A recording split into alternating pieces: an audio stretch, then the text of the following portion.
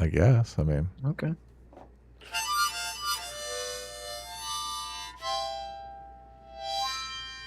Hey now! It's your boy PSA Sitch here with another Sunday show with everyone's favorite, the guy who just started watching Game of Thrones 10 years after it's been over. what are you? I'm a Brendan. little late, but I'm there. Come on, I'm late to the party, but I'm still having fun. Better late than never. Adam is finally he's actually into season 2 of Game of Thrones. It's incredible. It's Halfway through incredible. season 2. Yeah, I know all I about know. the crazy shadow baby. That Yes. scene is so freaky. Isn't it? Yeah, I was watching it on my phone, Mm-hmm. and my wife looked over at me. She's like, What are you watching?" Because I'm just like horrified. The baby's like crawling out. I thought your wife was like, "Are you watching porn on your phone? What is happening here? No, it This was is like going in a bad direction." it was a horrified like ugh. It's Mm, just so mm. crazy. You know what I'm Right. talking about. I know what you're talking about. Yeah. With Anyway, enough of this. Shadow Baby. Enough of this 10-year-old television show that nobody cares about. Let's get on. Everyone cares about it. What do we want? Oh, I guess maybe because there's a new House of Game of Dragon. Thrones out. Yeah. Yeah. All right. First of all, thank you so much, our surrogate father, Daddy J Mac, for the Mhm. 50 gifted subs. Yeah. Thank you so much, Jay. Very nice, Uh, EJ. Thanks. right. Anyway, today. So today we were hoping that today would be different. We were hoping that today would be the return, the epic debate, the epic struggle of Mahler versus Xanderhall. Hmm.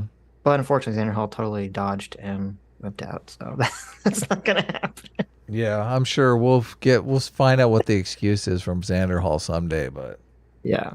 I think he was whining that he was like he wanted Mahler to come on his channel Mhm. and do a one-on-one, and Mahler said, "Why would I reward you for slandering me in a video by going on your channel?" we've Which is had a yeah, we've had a ton of people on the channel too that just, I mean, I don't understand why he's big scared to come on our channel considering Hmm. all of the lefties we've had on our channel, right? You mean the lefties we've destroyed, Adam? I mean, we had Big Joel on and we didn't really destroy Big Joel. I mean, I guess it's a point of view, isn't it? The last yeah, okay. We had the Surfs Lance, we had Matt Binder on, we've had Destiny on, obviously Kyle Kalinski's been on, Dylan Burns has been on. I also want to mention like TJ, Ben Burgess, yeah. A lot of people. Xander Hall does this thing where he responds to a message and then just he quits responding, which is totally unprofessional. I mean, all of the Right. Big Joel has never left me hanging on a message. Like Lance has never left me hanging on a message. Matt Binder has never left me hanging on a message. Destiny has never left me hanging on a message. None of these people. I mean, Xander Hall, if this is going to be your thing, I mean, you got to respond to messages, dude. Mm-hmm.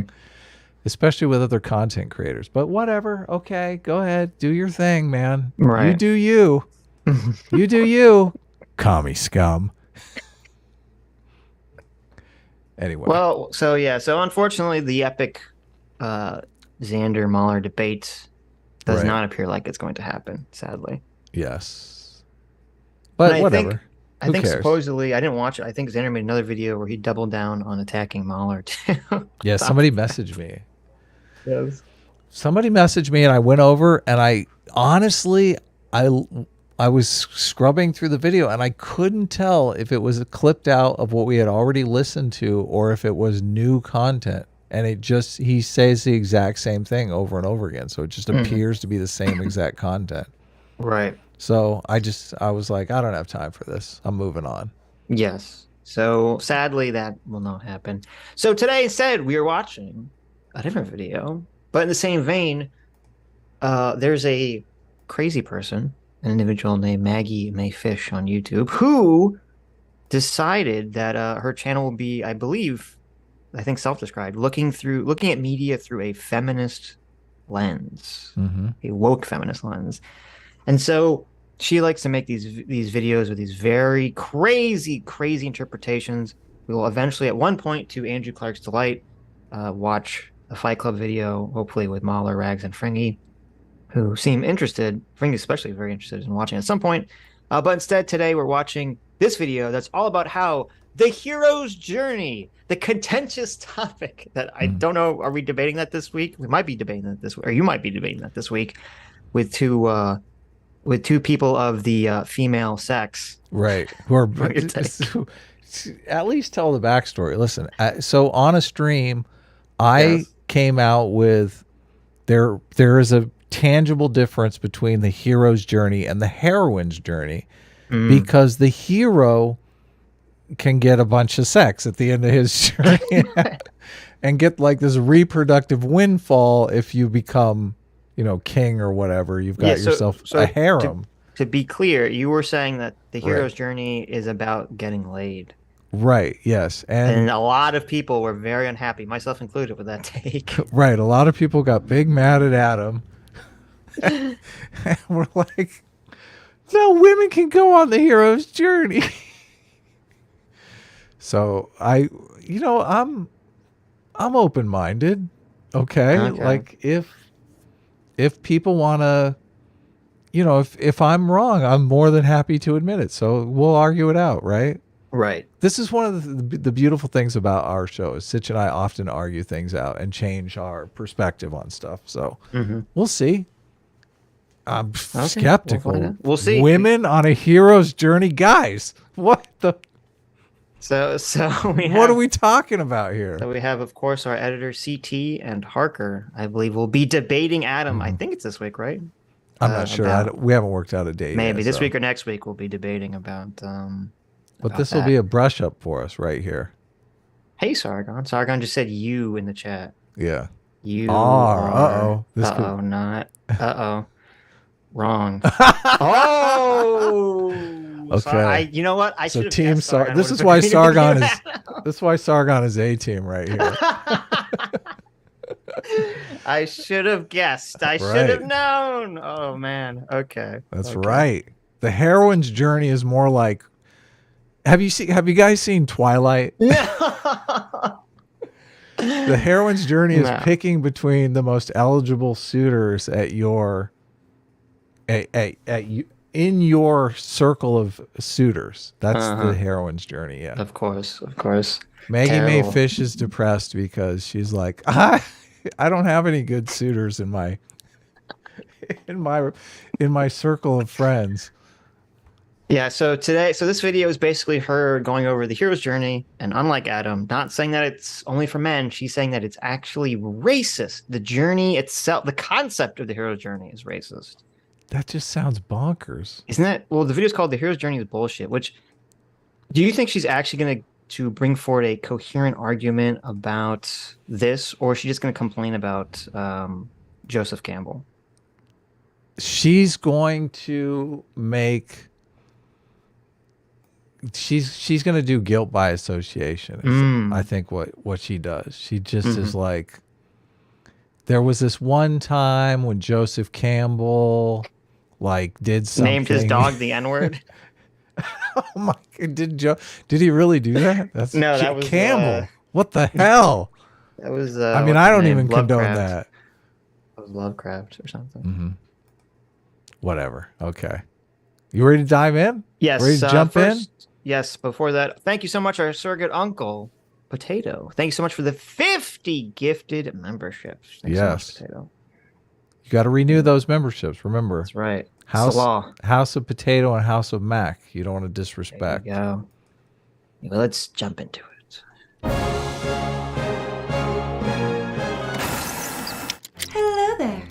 I actually did see you because I am an all-seeing being.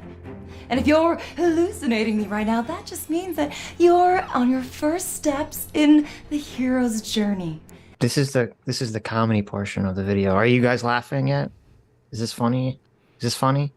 I mean, I mean, it's not bad. Okay, maybe I'm just being a hater. I don't know. I have a soft spot in my heart for artists. Yeah. So okay, this is very much like an artist. I'm gonna make my video artsy. I mean, I like it. Okay. Am I wrong? Okay. She's that's doing fine. her impersonation of the manic pixie dream girl. Right. Oh, I forgot. You're like super into that, so that's what's happening here. You're just she's won you over like a siren. She's alluring you, Adam. You have to fight it. You have to think with your brain. It is ironic that the manic pixie dream girl is a stereotype that most feminists despise. Yes. They're like, oh my God, every movie has a manic pixie dream girl in it that just caters to the whims of the white, straight male protagonist. Rawr! Right?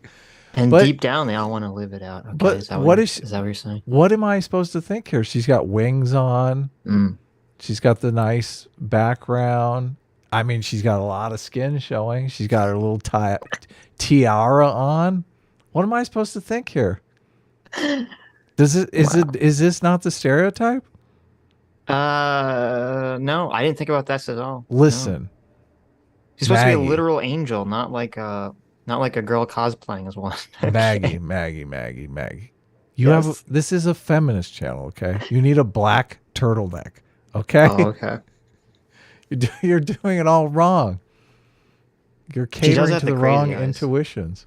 She doesn't have the crazy eyes. The crazy ex-girlfriend eyes. Like, just the eyes are too big. You're like, oh man, I don't know what's happening here.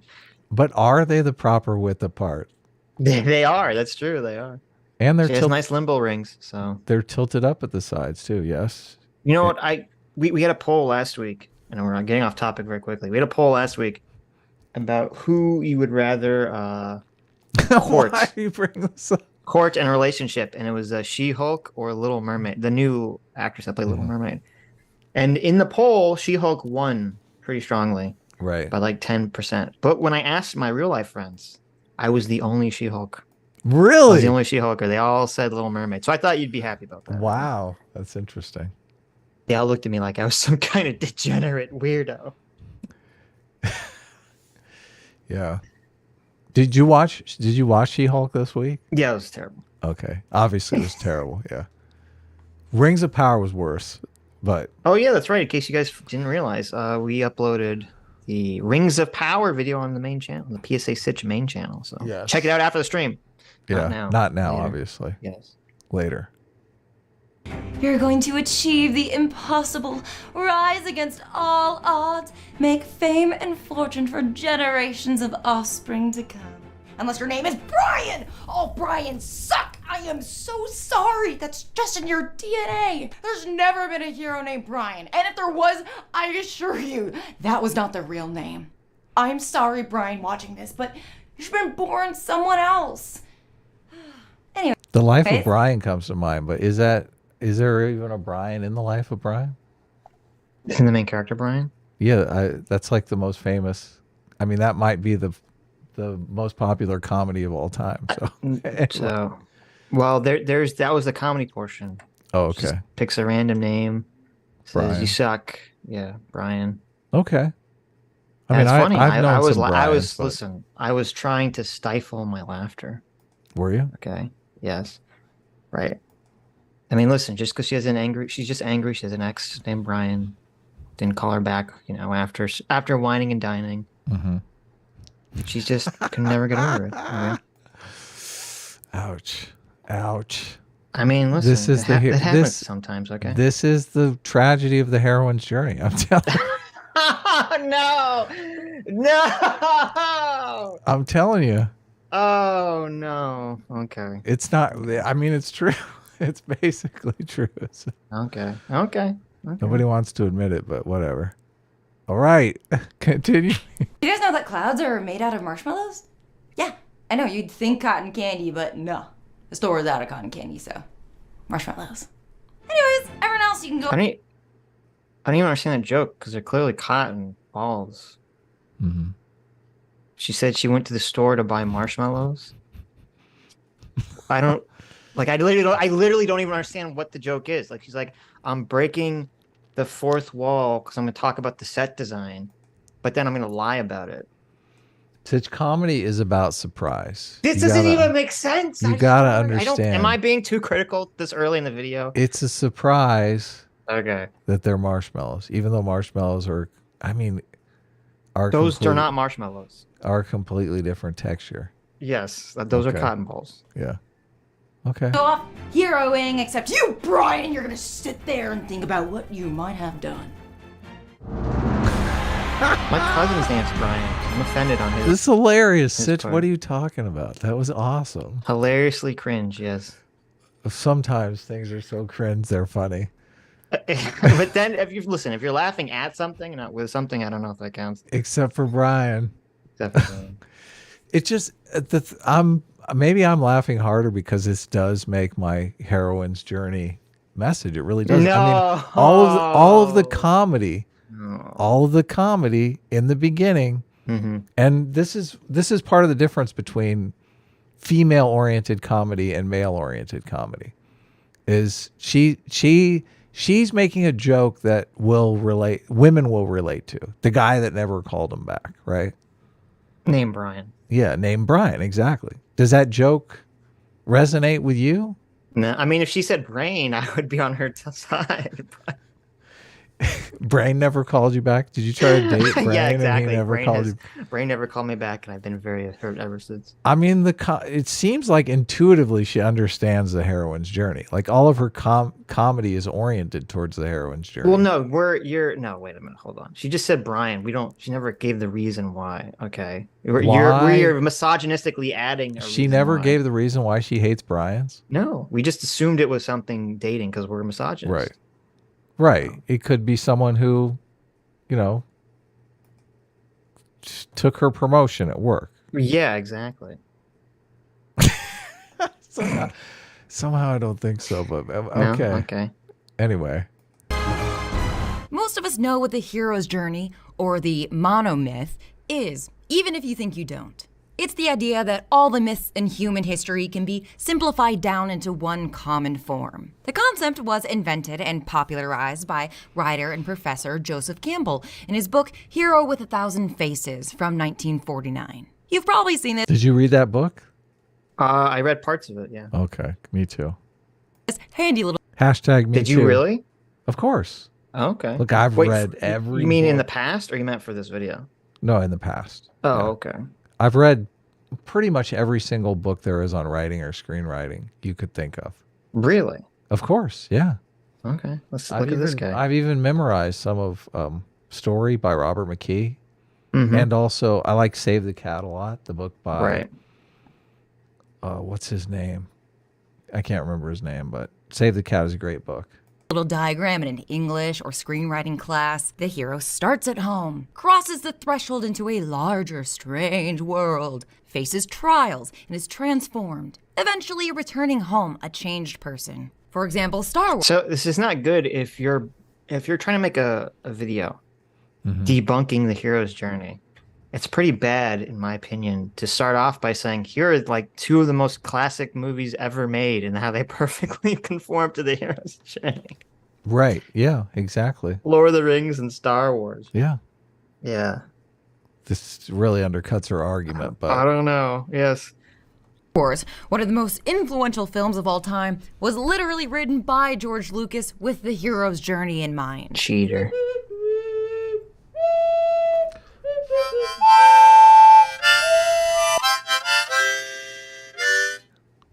what? You know, I was going to make fun of her for randomly playing on a musical instrument, and then now I realize I can't. Now I realize I can't, Adam. I gotta learn and Star it's all Wars. your fault, okay? I gotta learn Star Wars on the harmonica. That'd be pretty badass.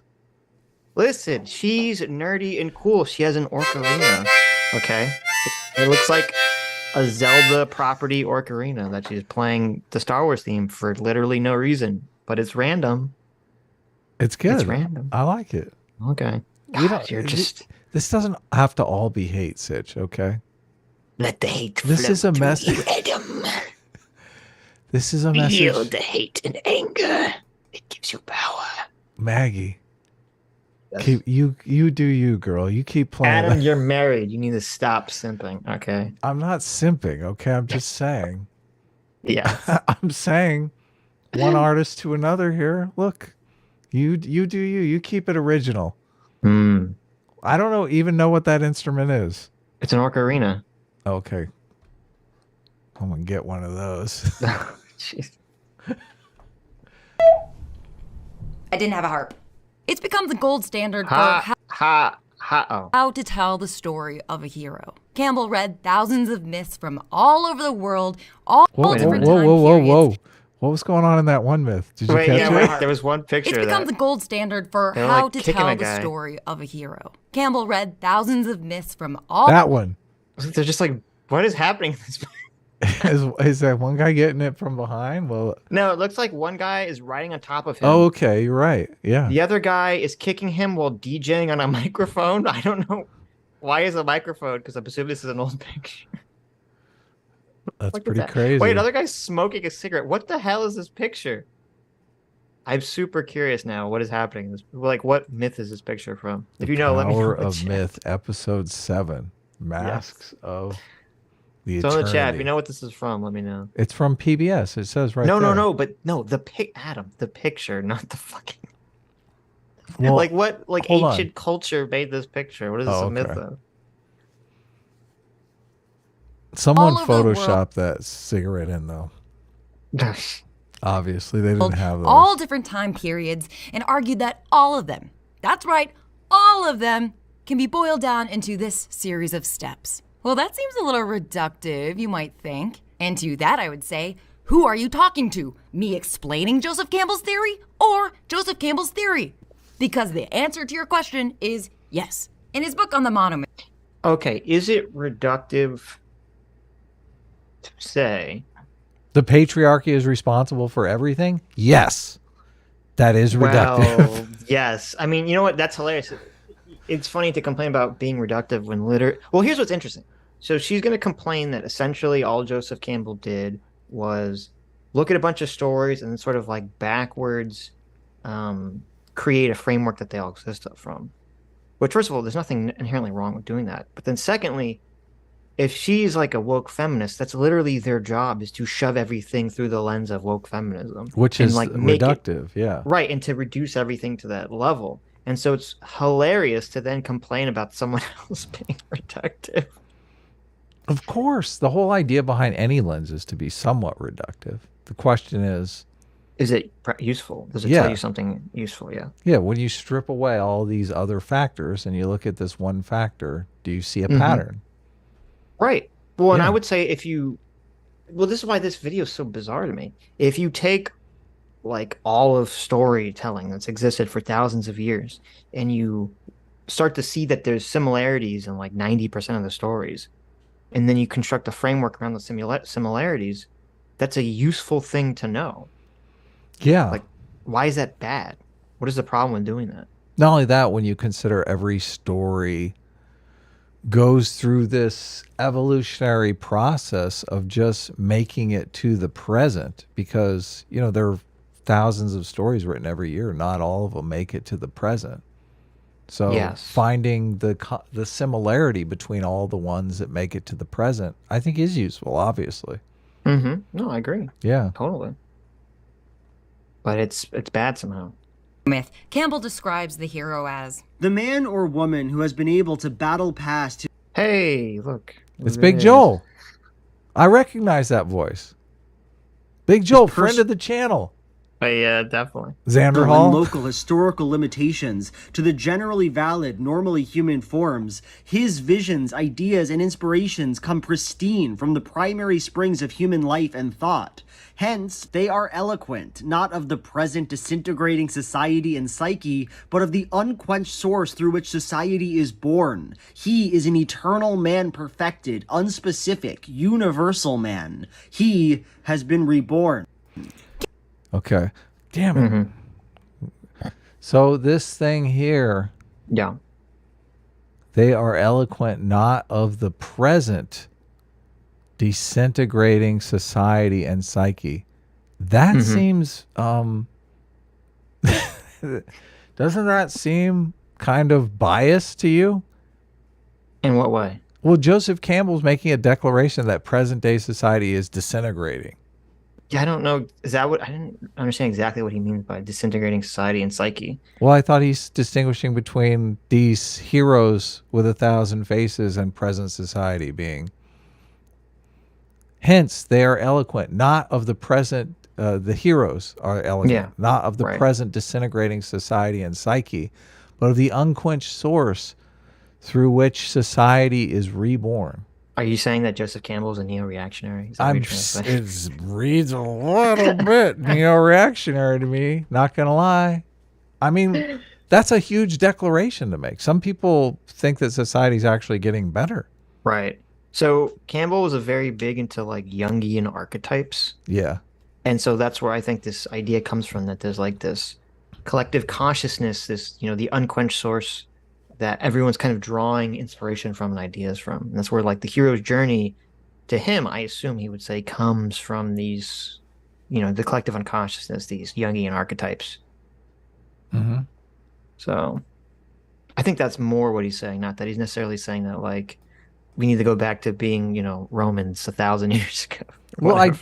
I do think society goes through ebbs and flows where they like Right. heroes and then they like anti-heroes. They just Right. kind of oscillate back and forth. Obviously, is Joker a hero or an anti-hero? No. Yeah. I don't even know if he's an anti-hero. He's like a dreg. Mhm.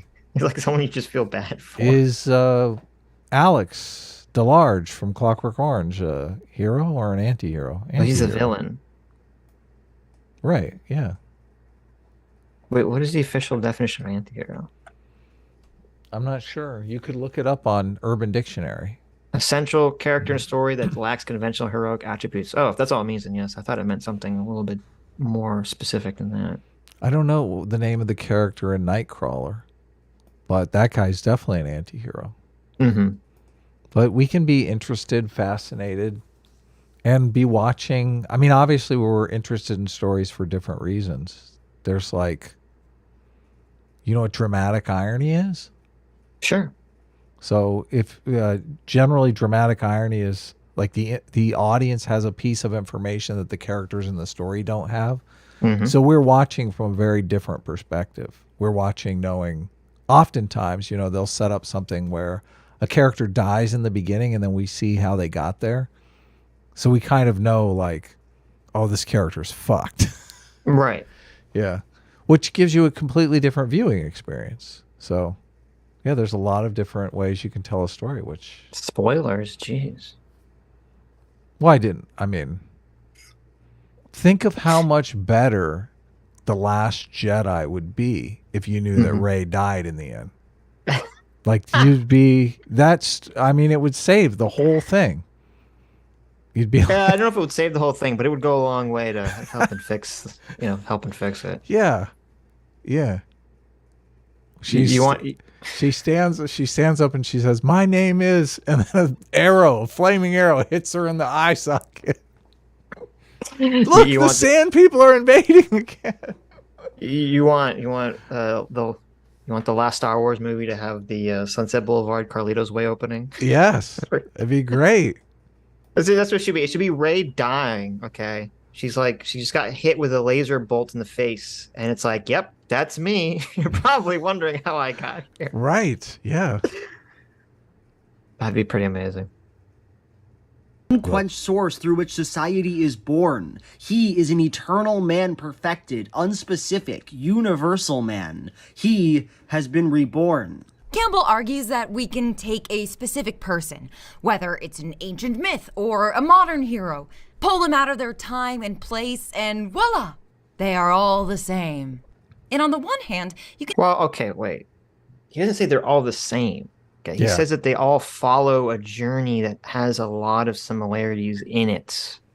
And that, see, and here's why this is weird to me. Yeah, that's If you can look at thousands and thousands of years of human society and see that humans are telling the same story again and again and again, that tells you something useful about human nature, doesn't it? hell yeah, it does. Yeah, it also tells you why people are interested in story to begin with. Right. Yeah. So, I mean, he brings it up. The character arc is an essential part of the storytelling because that's the journey that changes you. Right. Well, So, but- I but- wonder.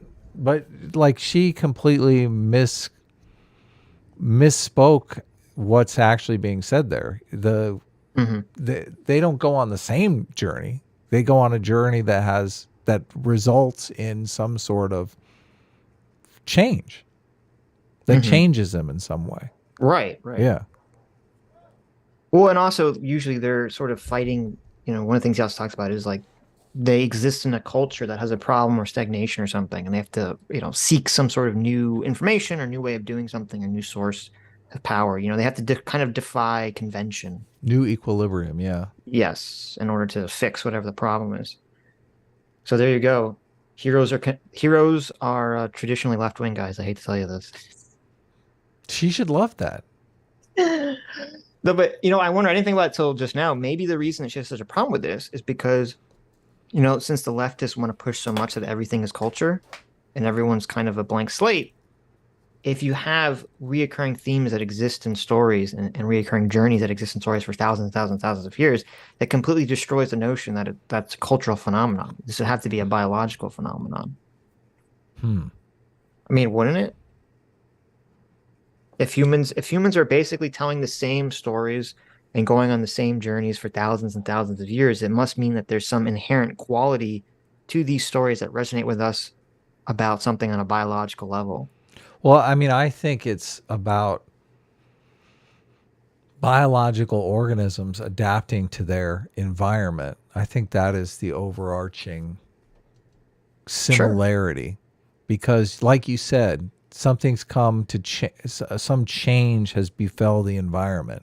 Right. And you need to adapt to that change. Yes. Like all stories are about adaptation. Like the whole idea that there's a character arc is saying something is wrong with this character right now, and they need to adapt to survive, to thrive even. So yes, but that's what makes every story different, is the adaptability thing is what changes. But the thing that stays the same is you're adapting to some new circumstance or situation. That's what's universal. Right.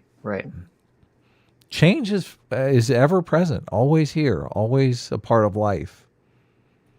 There's a thing that I've said before. Like one of the reasons why I think like a lot of young people today don't have the kind of respect for the elderly that they once did and was once probably useful and necessary, is because we're in a situation where our technological environment is changing so quickly that elderly people didn't even grow up in the same technological environment. So therefore they're absolutely useless for information and how to navigate this new situation. So I think that's so weird because for most of human history, if you needed help with something, you needed wisdom. Yeah, you go to the elderly. You'd find some old person or your parents and you'd be like, I need help doing this, solving this problem. And now, and maybe this is a lot of why, when Haidt talks about how it's weird because this is the first generation that's been raised off of entertainment from people their age as opposed to adults. Right. Kids are creating content for kids. And it's weird because it's like, this is, more so now than ever, kids, they don't see their parents or the elderly as sources of wisdom. They see them as like fucking left behind. They see them as like they don't understand shit. Well, your parents never faced an internet mob, so they don't really know how to respond to that. Like, what advice can they give them? I mean, the advice that they give, it seems somewhat pathetic to me. They're like, can't you just turn it off? Well, that's not going to stop people talking shit about me. Like a light switch. I mean, sometimes you do got to just turn it off, Adam. You have to step back? Yeah, step back, put it on the shelf. Okay. Xander Hall. I was doing Book of Mormon. Don't face your problems, Xander Hall. Okay. No, that's true. Come on, Xander Hall. I'm only playing. Not up. Come debate Mahler. Listen, we'll be very nice. We won't interject. We'll just moderate. You and Mahler can just hash it out. Why aren't you content farming us? Haven't you learned anything from Destiny? That would be great views for you. Okay, you can simulcast on your stream. We won't care. It's fine. Simulcast. I think my grandpa used to say that. Okay, excuse the fuck out of me. Was simulcasting a thing? at one time. You can see this as a way in which we're all united in our humanity, that no matter the culture or time, there are certain truths that we uphold. But Yes, exactly. See, what's the problem, Maggie? What's the problem? That certain truth is, and you, Maggie, being on the left, you should know this. It's change. Change is Yeah. unavoidable. Right. the universal truths that Campbell suggests just happen to be dripping in his own biases, fantasies, upbringing, culture, and the now extremely outdated white hetero male Christian worldview of someone raised in early 20th century America. Okay. I'm listening. You think she's actually gonna to back that up? No, of course not. No, Look, okay. I watched this video, I think like 3 or 4 weeks ago, and it's still emblazoned in my memory. It's so terrible. It's all just guilt by association nonsense. It's like it's not even really a fleshed out argument. In other words, woof. In his writing about the history of humanity reciting stories, Campbell uses words like normal and generally valid. Uh-oh. He said something is normal. Oh, yikes. Let's read this Big whole oof. thing.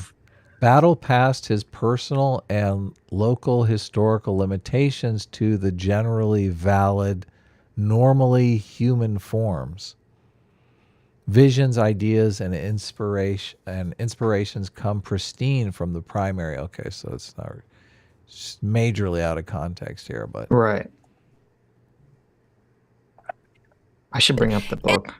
I have it on the you? internet machine. why do you want to do that? Sitch I don't wants to like dig in. Well, it's funny because I know what triggered her. Okay, because very early in the book, I think it's like in the introduction, he's like, this book was written in like the 50s. So he's like, oh, from like the hallowed halls of Cambridge to like the most goofiest, witch doctors in Africa.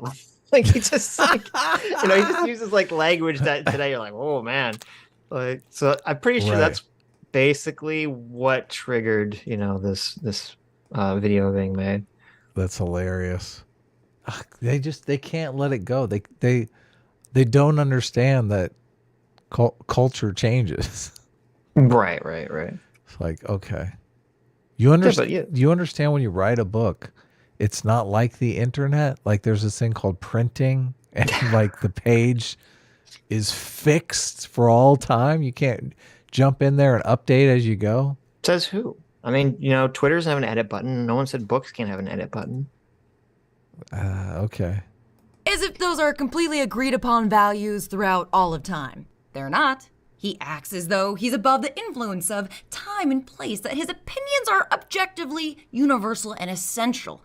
This is the problem why this video is so terrible.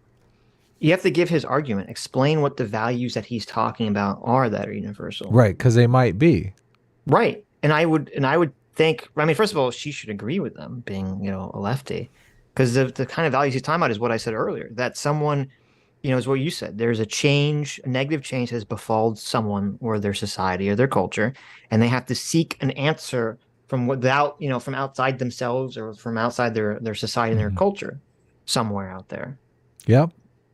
And Yeah. that seems to be pretty universal. And as you said, I think it's universal because that's literally evolution. You adapt it's like not, physical evolution, but it's the same conceptually. Cultural You have to adapt evolution, or die. Yeah, adapt or die, essentially. So Yeah. A new reality. You have to face it. like, okay, I'll read you this to you. This is literally the first sentence of the prologue. Whether we listen with aloof amusement to the dreamlike mumbo jumbo of some red-eyed witch doctor of the Congo. Yeah, Or she's not read- gonna like that. She's I know. definitely not gonna like that. Or read with cultivated rapture thin translations from the sonnets of the mystic Lao Tzu. Now and again crack the hard nutshell of an argument of Aquinas, or catch suddenly the shining meaning of a bizarre Eskimo fairy tale. It will always be the one shape-shifting yet marvelous constant story that we find, together with a challenging, persistent suggestion of more remaining to be experienced than will ever be known or told. So there you go. First paragraph says, red-eyed witch doctor, mumbo jumbo. Right. The mumbo jumbo. I love this sentence. With aloof amusement to the dreamlike mumbo jumbo of some red-eyed witch doctor of the Congo. Right. Why are his eyes red? I don't know, because he's doing drugs. Smoking the peace pipe. Yeah, exactly. That's what, see, but, you know, she reads that sentence and it's just like, oh, this book goes in the trash can. He did a racism. Right, right. Oh, God, it's so... that's got to get her to the core, too. Just like, Yep. how dare you? This is being taught in Ivy League schools? How dare you? I know. How dare you? And then they throw Eskimos under the bus, too. Wow. Yeah, weird Eskimo visions, yes. Yeah. Because they're up there doing drugs, too. I mean, when you don't have late-stage capitalism, you have a lot of extra time to do drugs. Right? I don't. What kind of drugs could Eskimos do? Is it? They don't have access to anything in like the Arctic that would cause drug effects. They don't have like lickable frogs. Yeah, there's not a lot of plants. Yeah, there. So is I there don't know, some unless you can get high and, LSD like, seaweed? Can you like smoke whale blubber or something? I don't know. Yeah, they don't really have any intoxicants, do they? Right. I'm not sure they ever did. Could they Maybe there's even something in it, listen? I'm not even sure you can make like hooch because you like how do you ferment it? You're living in a fucking icebox. That's a good question. I guess you got to put it in the fire. What the hell? I don't know. Maybe, yeah. What the hell? Eskimos are the most sober people on the planet. Well, okay, what? Explain this to me conceptually. Okay, humans walked across the land bridge. Okay, from Russia to North America. Right. Yeah. Who the fuck is in like the north? It says, you know what? I'm gonna stay here. Yeah. They're like looking around. It's just ice as far as you can see. You can't grow anything. It's like the sun is like completely gone for half the year. You're like, you know what? And some of the other humans are like, listen, we're gonna keep going south. We have a feeling that down south things will be better. And then there's some of the humans like, no, fuck that. I'm just gonna live here, a frozen wasteland. Yeah, they end up in the grasslands with the buffalo. It's where it's nice, temperate climate all year round. Yeah, could you? Oh my God, could you, Matt? You walk from Alaska to like South Dakota or Texas or Arizona. You're like, this is paradise. Like, what the fuck? I mean, I can just imagine them saying, okay, who's going to go back and tell the rest of them? Yeah, right. God, nobody. Poor decisions. Okay. Nobody's going to go back and tell the rest of them. Right. More buffalo mushrooms? for us. Maybe they had. People are saying that maybe they had mushrooms. I don't know. Do they have mushrooms? Mushrooms? Fermented seal droppings. I don't know. So they have this. They have that problematic alcoholic gene. Well, but wouldn't that mean? Oh, that's why they have it. That's exactly why. No, but a lot of Native Americans, not just like Inuits, have that though. They've never been exposed to alcohol. Right. That's what I was gonna say. Isn't that why they? Well, wait a minute. Does that mean that Native Americans never had alcohol? I thought almost all cultures like independently learned to ferment drinks and stuff. I guess not, right? Yeah, I guess. Well, like I said, gene. It seems technically impossible to ferment stuff in. No, I mean, right, you would have to make like a hot box and keep it hot right, for but I'm talking about like Native Americans weeks. I'm talking about Native Americans in America, not like in Canada. Yeah. I don't know. Like they could have grown that stuff. Sure. Some Native Americans produced weak. Some Native American tribes produced weak beards, wines, and other fermented beverages. They were only used for ceremonial purposes. Well, there you go. Though it looked like it was more Central Americans that did that, not North Americans. Though it says the Creek and the Cherokee use berries and other fruits to make alcoholic beverages. Huh. Oh, nice. Though it says it was more mild than European alcohol at the time, so maybe that was a problem. Who knows? Anyways, let's continue. Not. He claims that a hero is perfected, unspecific, universal, as if heroes have been made on an assembly line for thousands of years, instead of each saying something specific about the time and place they originated from. This is so weird. This is such a straw man. It's both. It is both. Yeah. Of course it's specific to the time, but there's a generalization, there's a generalized pattern of Right. embracing change and conquering whatever dragons that change kicks up. Right. Is this video just literally motivated by hatred of not accepting everything as cultural influence? Yeah, basically. That's what it feels like. Okay. A third article. Campbell often assures us that every myth has one objective reading and point of view. But even with a passing knowledge, I would like a citation for that. I didn't read the whole book. I didn't have time, but I didn't see that. I didn't see him say there's literally only one reading of every story that ever exists. Yeah, that's a little out there. Yes, it's kind of crazy, but I don't know. Maybe he said it. Who knows?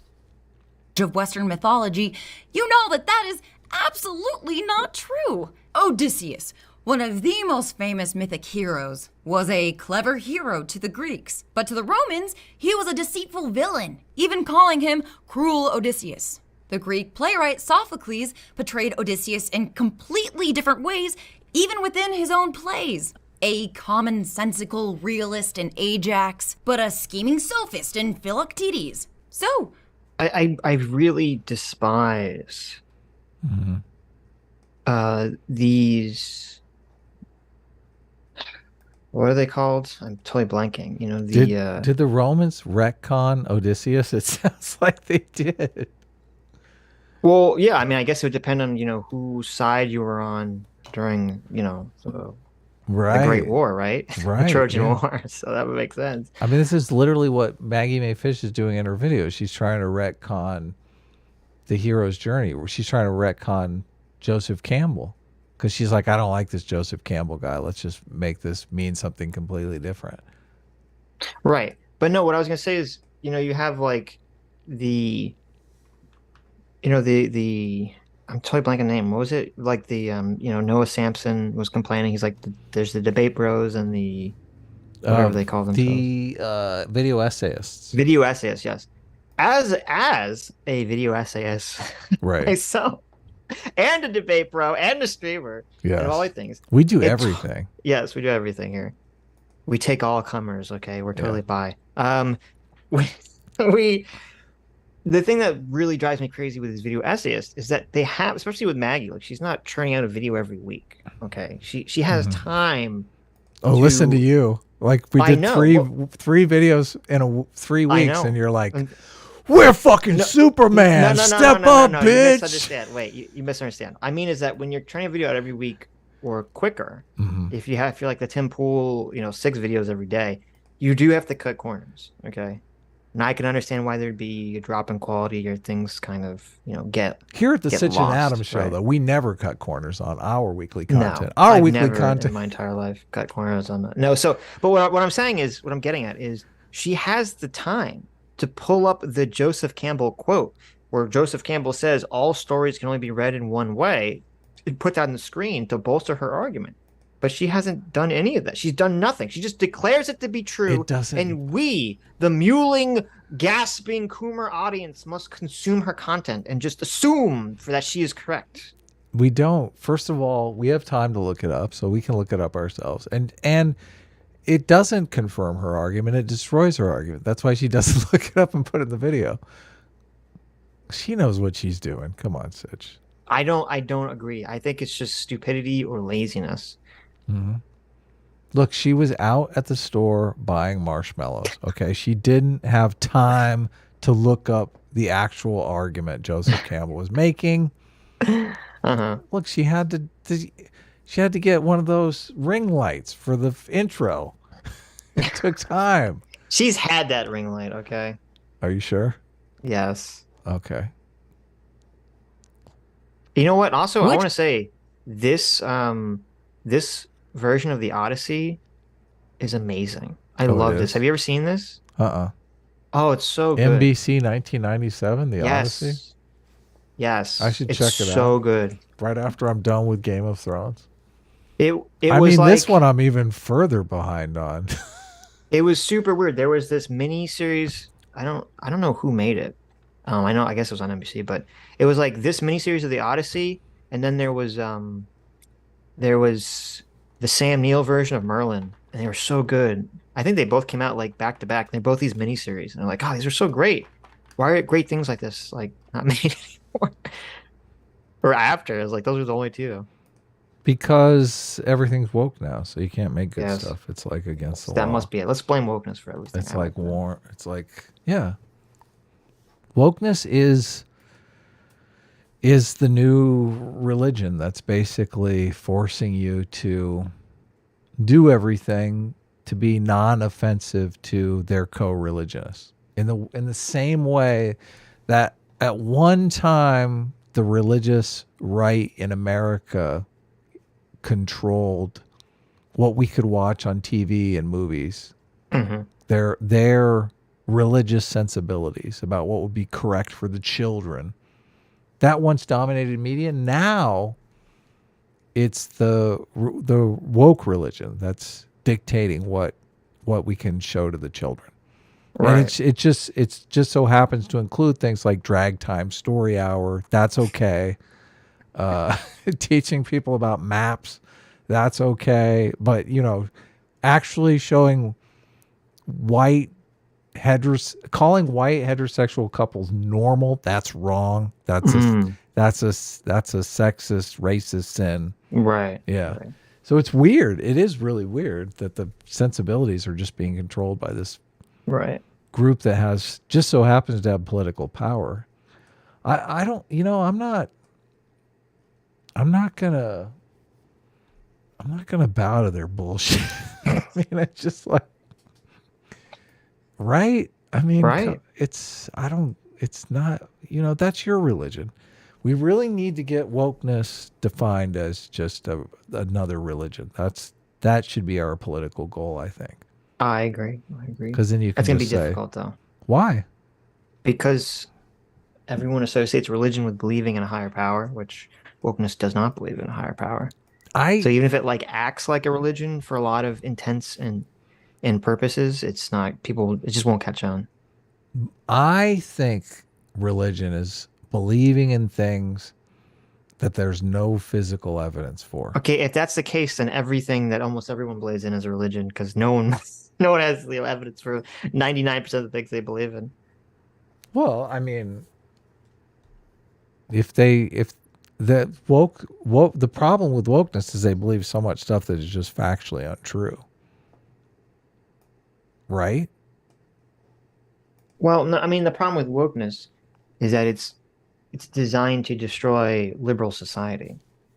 That's the Right. problem with wokeness. Well, I think inadvertently because they believe No, a it's bunch of stuff intentionally. that's What do you mean? that's untrue. No, I see. I don't think the untruth element is the key element. Because you could say, I mean, there are useful fictions. We've talked about this. There's useful Well, fictions. look, there are two types of people Mm-hmm. who are. I mean, I don't necessarily know that I buy into the postulation that you're making. You have this idea that wokeness is designed by Marxists to destroy society. That's true, but at the same time, the people who are adopting wokeness as a religion do not believe that. They believe wokeness is going to give them the promised land, basically. They see it as utopian. They don't see it as destroying society at all. They see it as the opposite of destroying society. They see it as making society perfect. Okay, well, hold on. There's two types of woke people. Okay, there's the ignorant. Well, there's three actually. There's the people that use wokeness just for cynical purposes, which is like almost every politician. Right. That uses Yeah, wokeness. to They drive don't have- people to the polls, to right, get to them drive to people vote. to polls, or not even politicians, but a lot of people on Twitter or even on YouTube will use wokeness just to attack other people they don't like, or to Right. gain. Like Campbells is a perfect example. She's all like she used wokeness to gain $100,000. And 150,000 Twitter followers. Right. which she didn't have. I mean, she had like 1,000 Twitter followers 2 months Right. ago. Yeah, and I believe that's purely cynical. So that's one person. That's one type. The second type of woke person is the person who is just sort of like the idiot, vaguely left person who is just like, well, I don't want to be racist or sexist, and this is Right. what they're saying racism, sexism is nowadays. So they just kind of like follow along Right. mindlessly, Of or course. they're just reacting to. They're like, I don't like right wing people, so I have to take the opposite stance on any issue that right wing people take, essentially. Right. And then there's the third group of people who are the people that do know what's actually going on with wokeness, which I think is the smallest group percentage wise of all these people, who are the people who are the communists or the socialists, and they do understand that woke ideas come specifically from socialist ideas, which are aimed at tearing down liberal society that we all live in. The liberal society that we all live in, liberalism. Right. And those people, yes, what you said is true. They do believe that if you tear down this, our current liberal society, our current capitalism, that they'll be able to create a utopian of communism, obviously. But they still believe in tearing down what we have. They don't disagree with me on that. They just think that I think that what we have now is, or not, maybe not exactly what we have now, but I think having a capitalist liberal society is the way to go. And I think that's a good thing. They just think that capitalism and liberalism is inherently a bad thing. That's the disagreement. Right. But as they're you not disagreeing said, that they're trying to tear down society. as you said, there's like, they are the smallest group of people. Yes.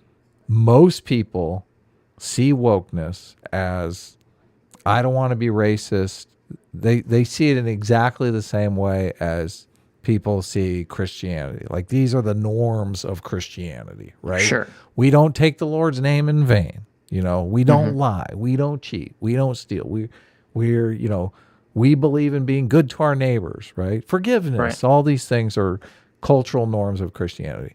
Well, there's cultural norms of wokeness too that are like, LGBT people are to be celebrated, and we got to teach kids about gay people like when they're 5, and if you're not, it's not enough to be against racism. You have to be actively against racism. You have to be an active ally, or you are racist. Like, all of these are the norms of wokeness. Now, people don't embrace those norms because I'm a communist and I want to see late stage capitalism like grind, tumble to the ground, right? They embrace those norms because that's the cultural norm. That's the religion. That's just everyone to get along with everyone. That's what I do, right? So, but those people don't. I mean, if you tell them that that cultural package of norms has anything to do with Marxism, they look at you like you're insane, like you're a conspiracy theorist. Right. So I don't understand why it's useful, which I mean, I agree with you that that's the origin point of them, but I don't think it's politically strategically useful to say like, oh, you're being led around by Marxists. Here's the problem. You're right in that it's a lot of mainstream people's reaction. If you say that it's Marxist, they will look at you crazy because we've been basically being not dog whistled. We've been cry wolfed about Marxism for 60, 70, 80 years. So that when it finally shows up, people are kind of deaf to the cry. But I still think the thing is that can change as long as enough people, there's a tipping point. Once enough people adopt that language and start calling it Marxist, it would take hold. It just requires enough people to do it. And the thing is, and the reason why I think it is useful is because that's how you shake people out of it. People don't understand, like, the aha moment is, for a lot of people, they don't understand, like, well, why is it that the left used to be so pro free speech? Why is it the left used to be, based on individual rights and all these other things? And then suddenly, in the last, 8 years or so, suddenly that seems to have all gone out the window and been replaced with this weird shit that seems to be very anti all these left-wing principles that we lived under for decades. And that the aha moment is because for decades, the left was living under liberal principles, and now it's being subverted by Marxist principles, and just people just don't realize it. And I do think that that knowledge and that understanding is inherently useful, is extremely useful. And I do think that would actually wake people up from the kind of woke stupor. If somebody, okay, if a large person could correctly associate wokeness with Marxists, I do think that that would destroy wokeness almost overnight. If it became like widely known that woke ideas literally come from, socialist ideas, that would destroy it. Because then every time you have, someone wants to bring up some woke shit, every time you have, some company that, they want to send you to some woke, race, sex trading thing, as soon as that's associated with Marxism, everyone's like, I don't know about that. I don't know how I feel about this. And it would allow people to speak out against it without being labeled, or being able to fight back against the label of racism and sexism. Yeah, I mean, I'm just going off of my gut intuition, as I'm assuming you are, unless you've got some sort of peer-reviewed study that shows, like, this is some sort of poll numbers that show. No, of course. Do you think, well, I'm just asking, yeah, of course it's my intuition, but I mean, do you think if people widespread understood that wokeness was Marxism, no, you don't think that would have any effect? I think, first of all, as soon as you bring up Marxism, you're preaching to the choir. And well, we're talking about two different things, though. You're saying that it's too difficult to associate wokeness with Marxism, which I agree with you is very difficult. But what I'm asking you is, if that association was made publicly, don't you think that would be incredibly beneficial for killing wokeness? No. Okay, so you don't even agree with that element? No, I don't. Yeah. I think killing wokeness, first of all, the people who are embedded in wokeness are on the left. Mm-hmm.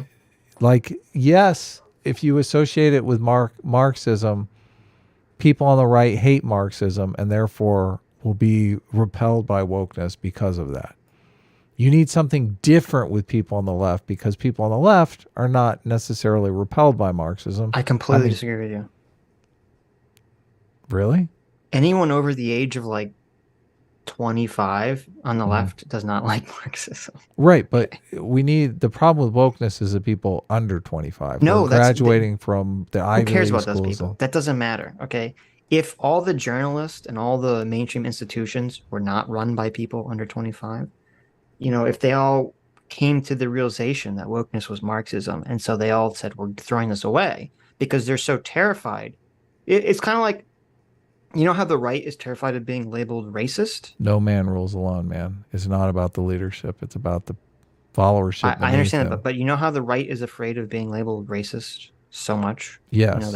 Okay, so the left, not as much, because it seems like, the idea of communism seems like, so fanciful. But the left, for many, many years in America, was just as terrified as being labeled socialist or communist as the right was being labeled racist. Yeah, I don't think that's a thing anymore. But it can be. I 100% think it can be again, 100%. And here's why I think I'm right about this. And you agreed with me when I said the three people that use wokeness, and I said the smallest group of people are the only ones that know what it actually is. The mainstream, liberal lefty type who doesn't, who wants capitalism, they're not a Marxist, they don't like socialism, and the cynical politician, he can't fucking run. You think the politician's going to be confident running on wokeness when it gets labeled a Marxist? The thing is, though, the person that you're talking about hears Marxist, and they feel the exact same way as someone who's familiar with the actual policing stats feels when they hear defund the police. They're like, okay, this is just insane left-wing drivel. They hear Marxism and they're like, okay, this is just insane right-wing drivel. Wait. They hear in their heads all of the right-wingers that are like, Marxism is everywhere. It's in our schools. It's under the bed. It's everywhere. It's everywhere, which is not Okay, Not the case. This question 1 and this question 2. Question Okay. 1 is, how do you associate Marxism with wokeness effectively? And then question 2 assumes that it already happened, and that if wokeness was associated with Marxist and the left accepted it, would that destroy wokeness or have a huge impact on wokeness, becoming weaker? So I'm only talking about question 2. I agree with you on question 1. Okay. I agree with you. It'd be very difficult, but I'm only talking about question 2, which is that if the association was made, if it was accepted by the mainstream, that the principles of wokeness did come from socialism. This is I do think that would go a long ways to waking people up from wokeness, essentially, and getting them to throw that shit away, because they don't want to be socialists. They don't think they are socialists. Right. Yeah, no. The people we're talking about think that, when they turn on Fox News and they hear people talking about how Marxism is everywhere, Marxism is in all of our institutions, Marxism is in the military, Marxism is in our schools, they're talking about wokeness as Marxism. They're making that connection. And the people on the left hear that and they think these people are insane. They think they are conspiracy I know, theorists. but that's question 1. I agree with you on question 1. Let's not talk about question 1. We're only talking about question 2. Okay. Which is that everyone accepts it. It's not just crazy conspiracy theory. Right. Everyone accepts it. They believe, yes. They're like, Marxism is bad. Yes, that's true. If Marxism was in all these places, that would be horrible. Yes, they believe that. So what is question 2? You seem like you disagreed. You were saying that even if there was an association that the mainstream accepted between Marx or socialism and wokeness, it still wouldn't have an impact. Well, I do not think that connection is that.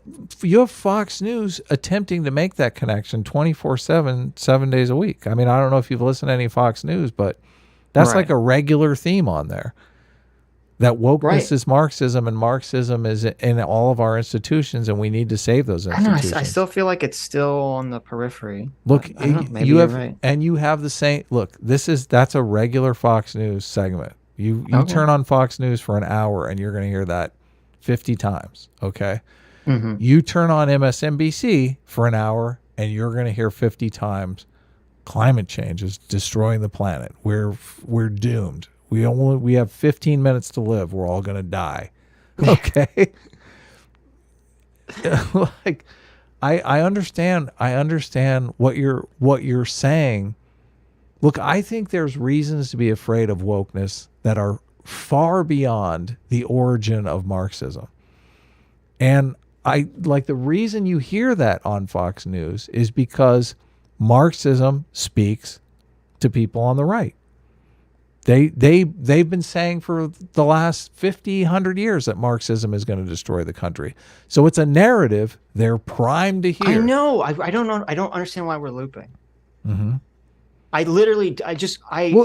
It's driving me crazy. I literally agree with you on question 1. I was only talking about question 2. Right, but you seem to think, like, okay, so tell me the details on question 2. How do you make that connection to the people that you want to make that connection? That's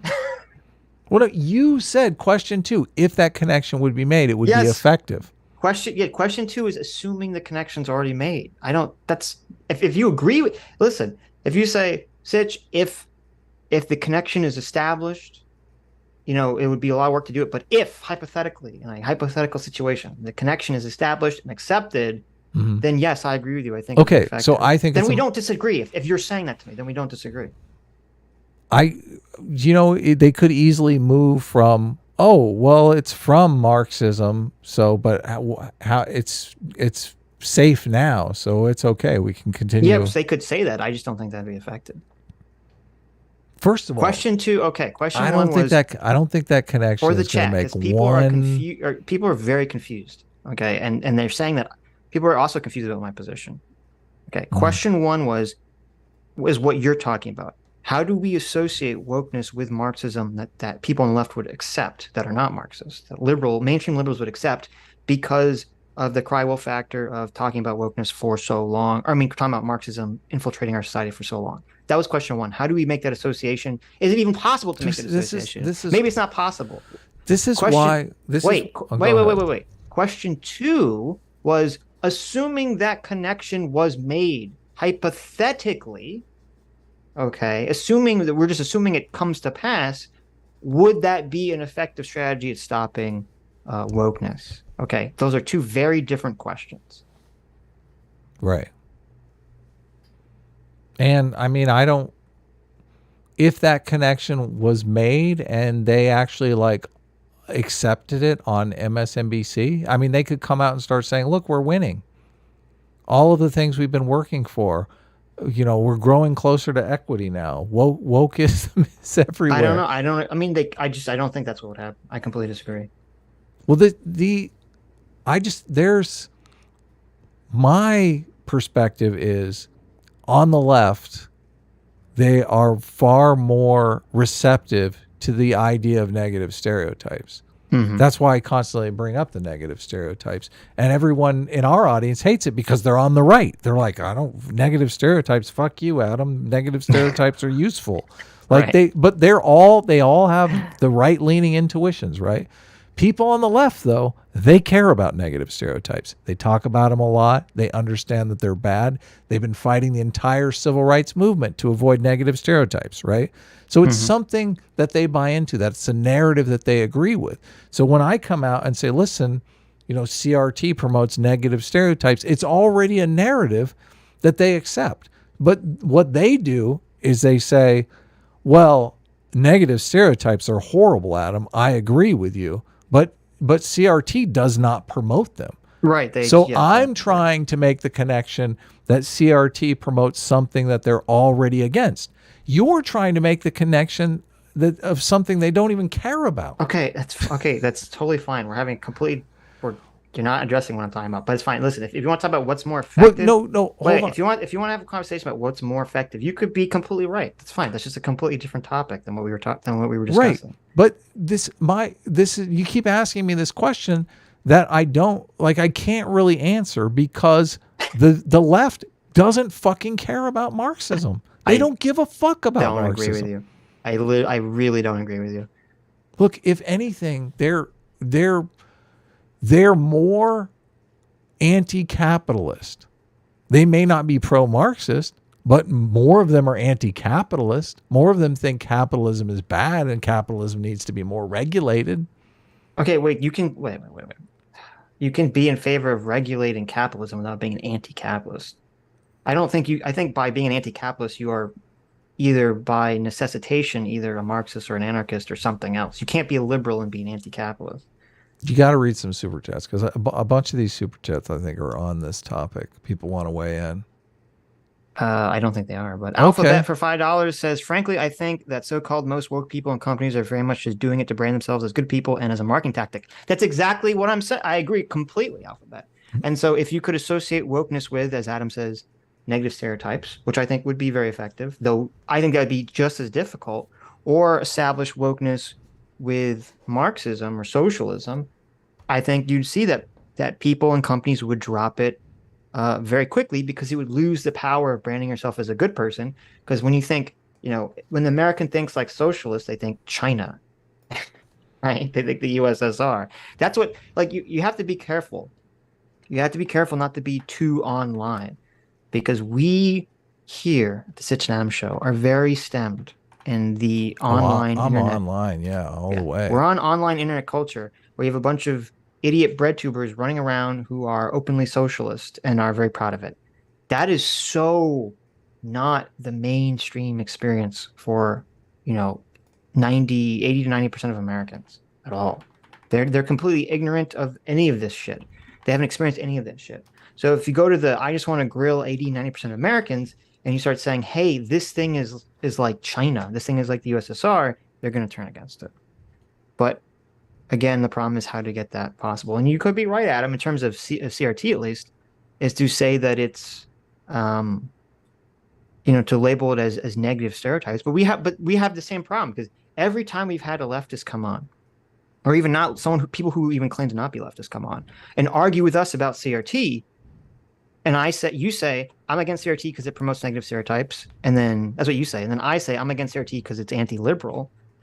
Just they never accept it. They just obfuscate and pretend that that's not the case. First of all, the people we're arguing with online are already invested in CRT in a way that they're not really our target audience on this messaging. We're trying to message to the people who are, only looking at CRT at a surface level. So they're not invested in it. They're not working on their master's thesis on CRT. Right. So they're more easily persuadable. And the question is, are they persuadable on the negative stereotypes or the Marxism thing? They're not. They're not persuaded. I disagree with you. I think they're not persuaded because they buy. It's like the people that have the wrong impression about Jordan Peterson. They get some weird, incorrect idea about something, and then it becomes polarized in their mind. It's like, oh, it's only the evil right wingers like DeSantis and these other people that say that CRT is this racist or this other thing. And the problem is that so much of journalism right now is so garbage. Is such hot garbage that there's so many mainstream articles that are written that just say something like, CRT is just just looking at the historical inequities in society through the legal lens. And then people will just say, well, I read a New York Times, Washington Post article about it, so it must be true. And they just eat that up. Yeah, no, I agree. So. Yeah, the mainstream controls the narrative on that. Yeah. Maybe we should move on, but still love fighting with you, man. Obviously, I won that round. Okay. The chat was universally against you, so. No, I don't think so. I saw a lot of Adam is missing the point chats. If we're doing appeal to the mass here, I'm not sure about that. But. Well, the thing is, I think if you put up a poll, obviously our chat would be more in favor of the Marxist thing. And I see people in the chat saying this. They're saying, listen, Sitch, we've been telling you forever that it's Marxism. Marxism is going to destroy America. Those people are wrong. Of course they're going to be. Right. Listen. Course they're going to be invested in that. No. I understand that. But I've been talking against those people too. Those people are arguing with me about the crying wolf thing. Those are people that are saying, no. Yeah, we haven't been crying wolf. Right. When we were saying that the Marxists were coming for the last 100 years, we've been accurate. It's like, no, you weren't accurate. I'm sorry. I hate to tell you. I hate to break it to you. You were not accurate. You might have been accurate at some specific points in American history, but obviously you have to accept that just like the left uses racists as a cudgel to smash the right on everything, like there was a time period where people were super fucking racist. And that's where sort of the weapon of calling people racist developed. But then people stopped becoming racist, but they still use the weapon of racism as a cudgel. It's literally the same thing as communists. There was a time period where people were a lot more openly into communism in America, 60, 70 years ago. But then that went away, but the power remained to still use the cudgel of calling, especially on the right, people calling people on the left a communist and hit them with that cudgel, so they'd have to run away from it. So, that's what was happening. I mean, there was a time period, this is crazy. Like, you guys might not even remember this. Maybe you're not even old enough to experience this. There was a time period in like the late 80s and 90s where calling someone a liberal, like liberal was a bad word. Calling someone a liberal was basically like calling someone a communist. They would try to run away from that liberal as much as possible. But today, if someone on the left calls someone on the right racist, that stings in a way that it doesn't have the same effect if someone on the right calls someone a communist, because everyone on the left just laughs it off. Oh, ho, ho, there are no communists. Oh, ho, ho, ho. Right, but you accept that, in, I don't know, the 60s. Yeah, no. It was like, it was the inverse. Yes. Calling someone a communist was like, holy shit. And calling someone racist was like, eh. Yeah, everyone's racist, right? Right, but what I'm saying is that these things ebb and flow. Yes. Okay, they're constantly going back and forth and changing. Well, but I'm reading the room, and you're not. You're basically saying, "Oh, we got to call these people communists." We got to change the flow. That's what I'm trying to say. Well, you're trying to change the room. Racism, but you're trying to change the room. Right. You're trying to make people afraid of communists. We're back to the other conversation, but it's fine. We'll move on. We'll move on. Why do you care? About what? People come here to hear us argue. So as long as we're Well, no, at I just each don't want to other's- loop. I'm fine arguing. I just don't want to loop again no and again and again at looping. the same point. We're Okay, not there looping, was though. looping. I Look, could see I it. brought a brand I've seen the new movie Looper, Adam. Okay. I see you, Bruce Willis. You're coming for me. Look, I brought an entirely new point about the asymmetry of calling people communism and communist. And yeah. So when you say communist, everyone's like, ha, there are no communists. There you go. Snoopy is right. Sitch is a higher being. Be silent, plebs. There you go. I agree with that. That is a true statement ever said in this chat. Anyways, One is the objective truth of the myth of Odysseus. Ironically, one of the actual consistent themes of the Odyssey is that there is no objective retelling of events. It is the storyteller who is motivated to tell the tale in a specific way, for a specific reason, to a specific audience, with a specific goal in mind. It's so weird because, like, I understand she chose the example of the Odyssey because depending on what side you were in, like, you know, the Trojan War and stuff, maybe you look at Odysseus as, you know, good or bad. But the Odyssey is, like, literally one of the most, like, conforms to the hero's journey story. right. A guy leaves his home to go to war, that goes on this crazy fucking journey with all these magical beings, literally all just an attempt to get back home. Like the Odyssey is almost like, I mean, there's a reason the Odyssey, like, that we still use this word, like, holy shit, he went on an Odyssey. Like, that's a reason that word is still with us. It's just, it almost perfectly conforms to the hero's journey. This is like one of the worst examples for her to possibly use. But it was for a very specific people at a very specific time. We don't understand it now because it's completely irrelevant to our. I mean, didn't they just remake this as? I mean, they just remade this. The Odyssey was remade as a modern movie. Yeah. What movie was it? Did they remake the Odyssey recently? Yeah. Here, I'll look it up. Go ahead. But I was gonna say also, like, another, you know, Noah's Ark, Jonah and the whale. Like, that's like almost the perfect hero's journey. You know, the God's like, hey, go do this thing. You know, the rejection of the call, gets swallowed by the whale, goes on the journey, needs to seek out God again, goes back, does a thing. You know, it's just, come on, Maggie, make an argument here, please. Oh, brother, where art thou? That's it. Oh, yeah. Loosely based on the Odyssey. Yeah. Sort of, loosely. Well, I'm just saying, like, hold on. The semi-remake of Homer's The Odyssey was a film that on paper probably shouldn't have worked. Oh, brother, where art thou? Yeah. Anyway. And although Joseph Campbell likes to see himself as the ultimate objective voice speaking for all of humanity, at the end of the day, he too is simply a storyteller, motivated to tell his tale in a specific way, for a specific reason, with a specific goal in mind. Uh-oh.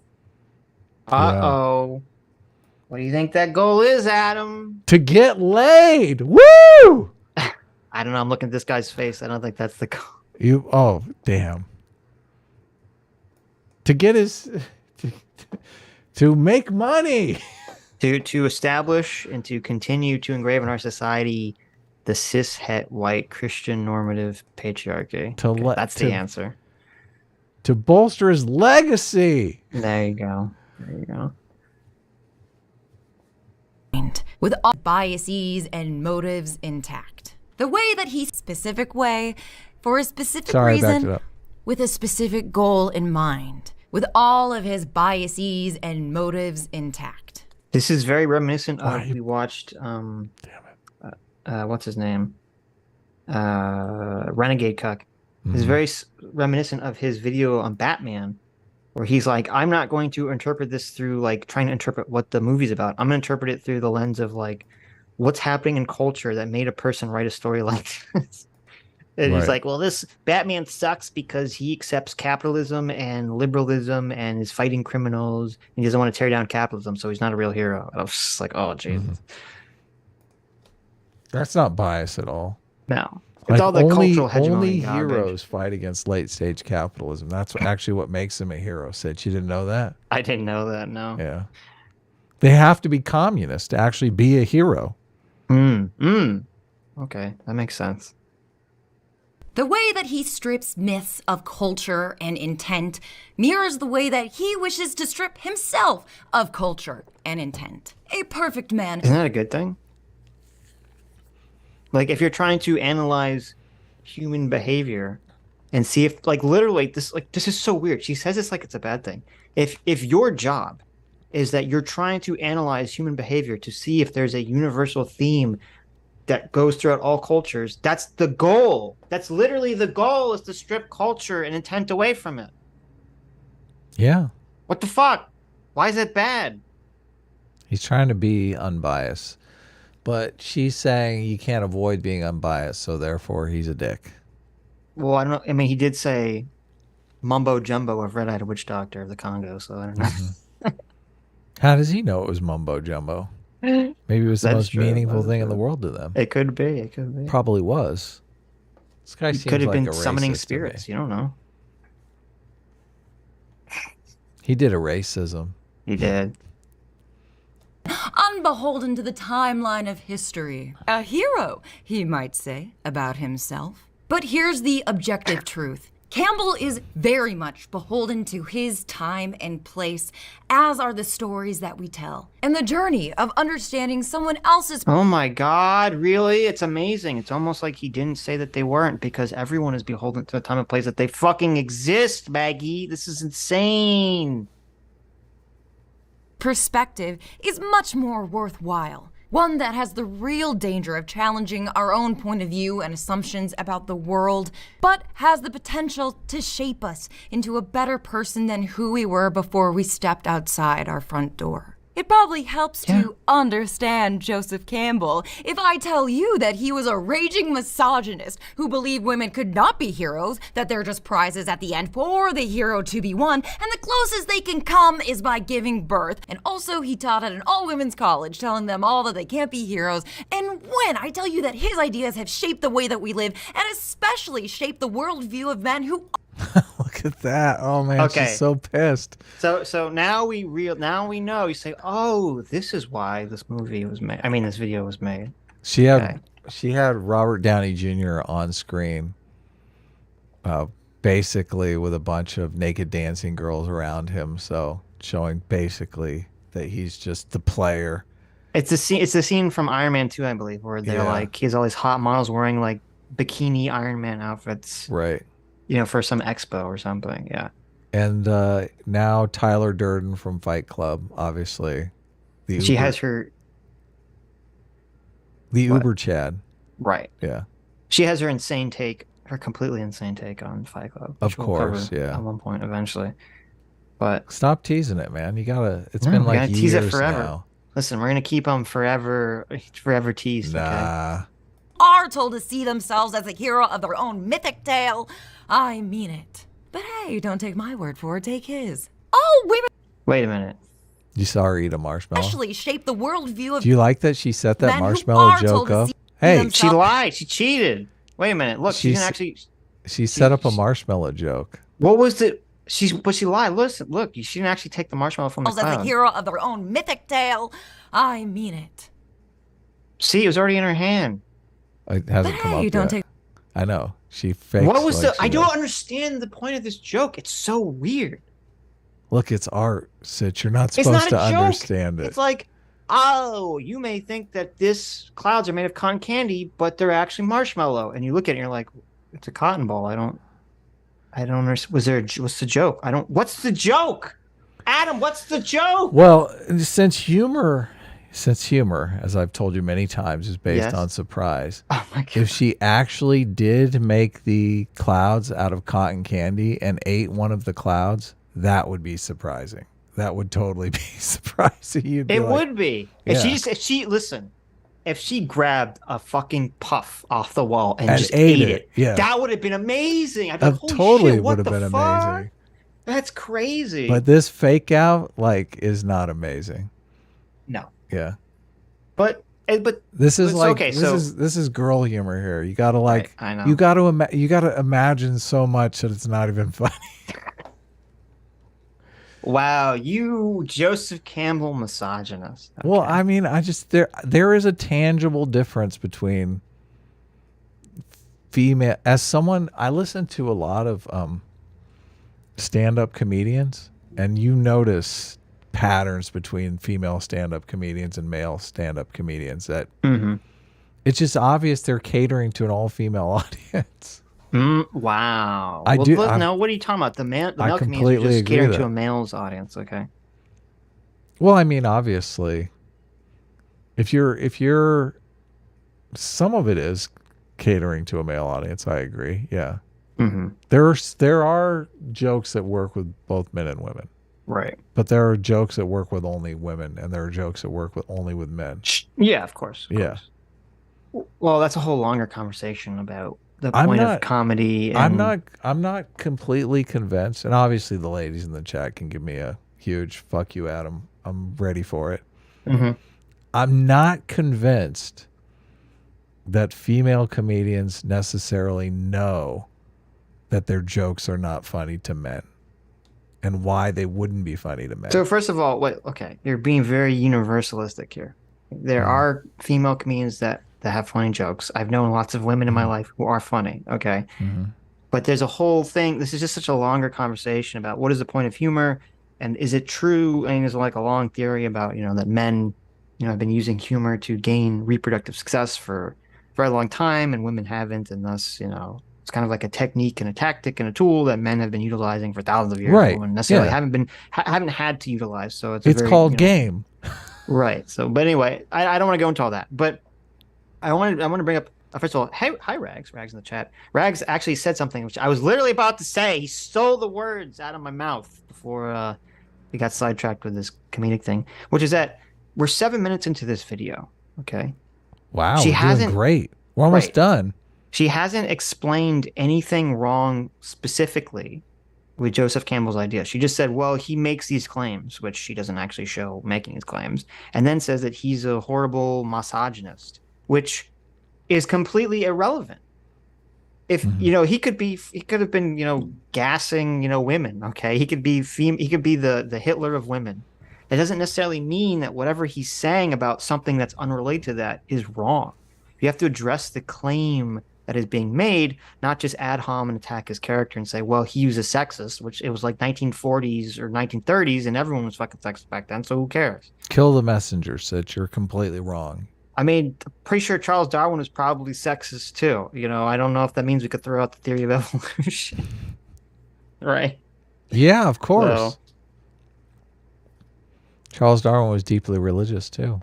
There you go. What an idiot. I mean, let's continue. Take my word for it, take it. Yeah. Are you The happy mar- about that pause or something? What's Well, happening? no, the marsh. It just listen, Maggie. If you need help, look. First of all, comedy is on the Y chromosome. So if you need to reach out, look already. How much more amazing would it be if? Why not just get cotton candy for the wall? That would be a hilarious joke.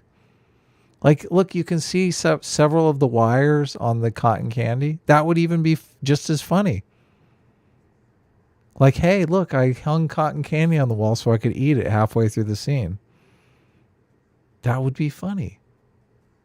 Not a marshmallow. Is. There you All go. women have to do is stop looking at the boys and wondering whether they're in competition with them.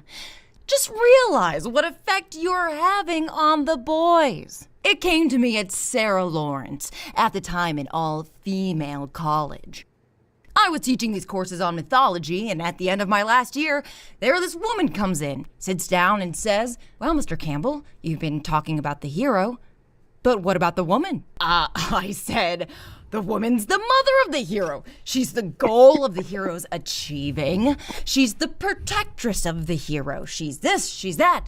What more do you want? She said, I want to be the hero. So I was glad that I was retiring that year and not going to teach anymore. Oh, women, can you believe it? That is hilarious. That is What does this have to do hilarious. with? This had nothing to do with the central argument, though, at all. Nothing, no, but it No. is funny. It is funny. It's like, listen, he's a sexist in the 50s. Okay. He is a sexist. Yeah, he Yeah, totally is a I don't care. sexist. I've seen Mad Men. I understand how people were, at certain time periods in American history. Like, come on. Yeah, it Actually doesn't. attack the idea, though. Yeah, we gotta have a little substance of the argument, Maggie. Right. I mean, I agree. He's a giant sexist there. I personally find it hilarious because I mean, it is pretty funny. you want to be the hero, huh? Well, that's fine. I want to, I want to find this passage. Why? She doesn't give a page number. Oh, page 93. Do Thank women you. really want to be the hero? Be honest. Wow, look at Adam over here. No, I Look at fir- Adam over here. We first got of our all- own Joseph Campbell.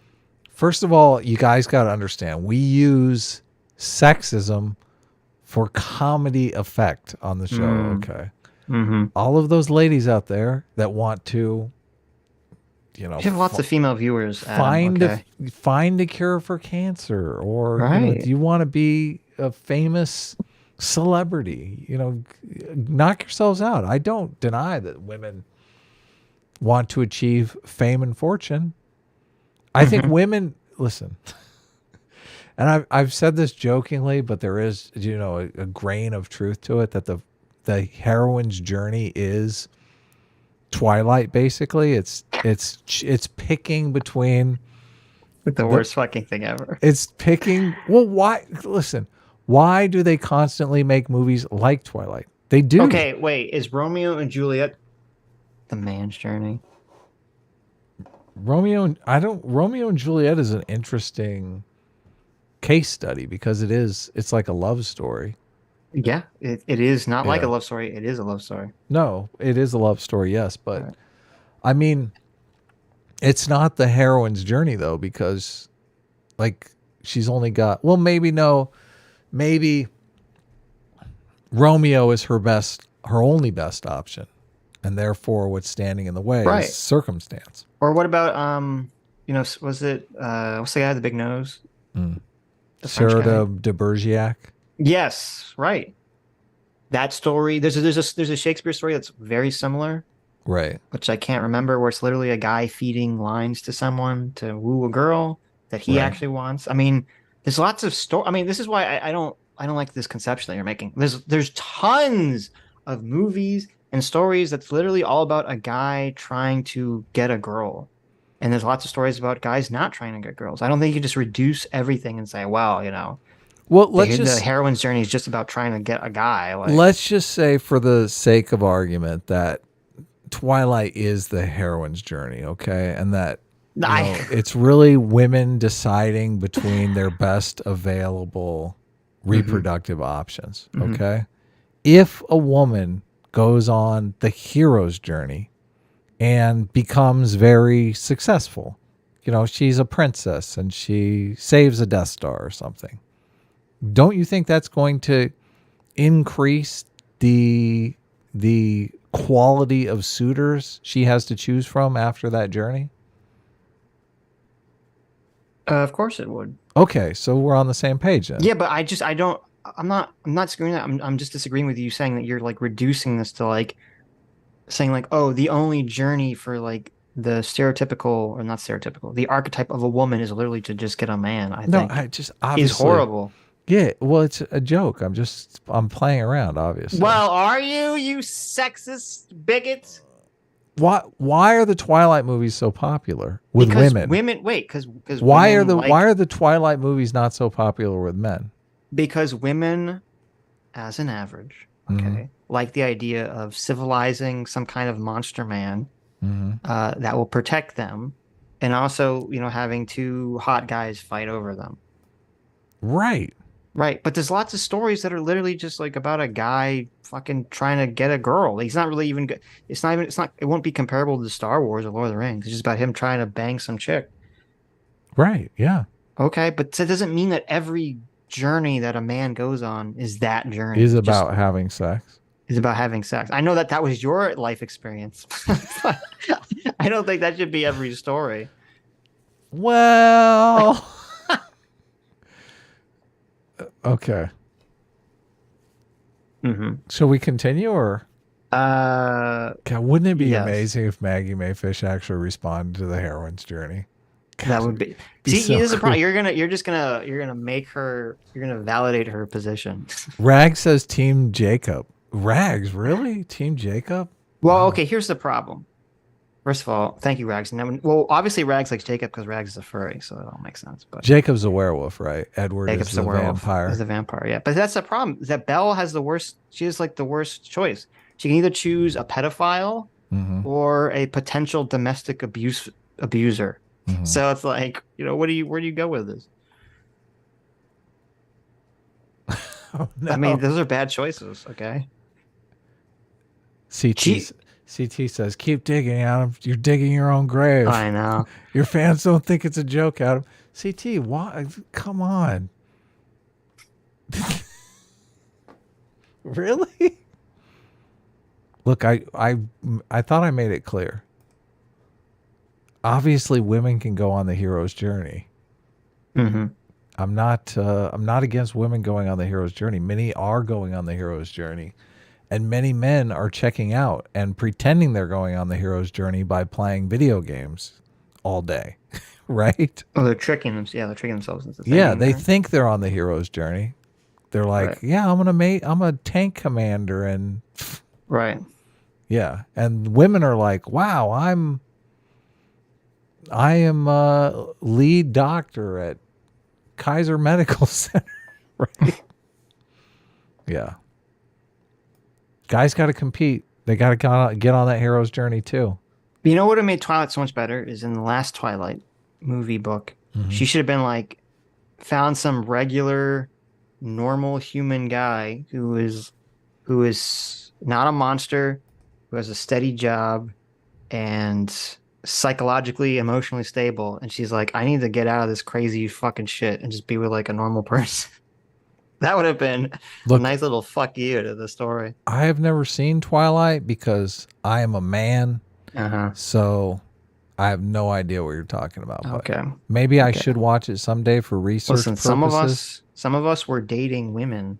Some of us are not like elderly men. Okay. So some of us were dating women when those movies came out, and it was like impossible not to be dragged to these fucking terrible movies by your date. So So what is this? Dr. Beast Hunter in the chat says, that isn't a hero's journey. That's a job, Adam. There's a difference between a job and a career. Okay. If you're the head of some medical center or something, I'd say you've engaged in something we like to call a career, where, you become a respected member of the community. oh my God. And, do you disagree or? No, I was laughing at chat. Rag says Adam's in touch with the pulse of the modern gamer. And then Sargon says women's careers are just the same as men playing video games. It's so bad.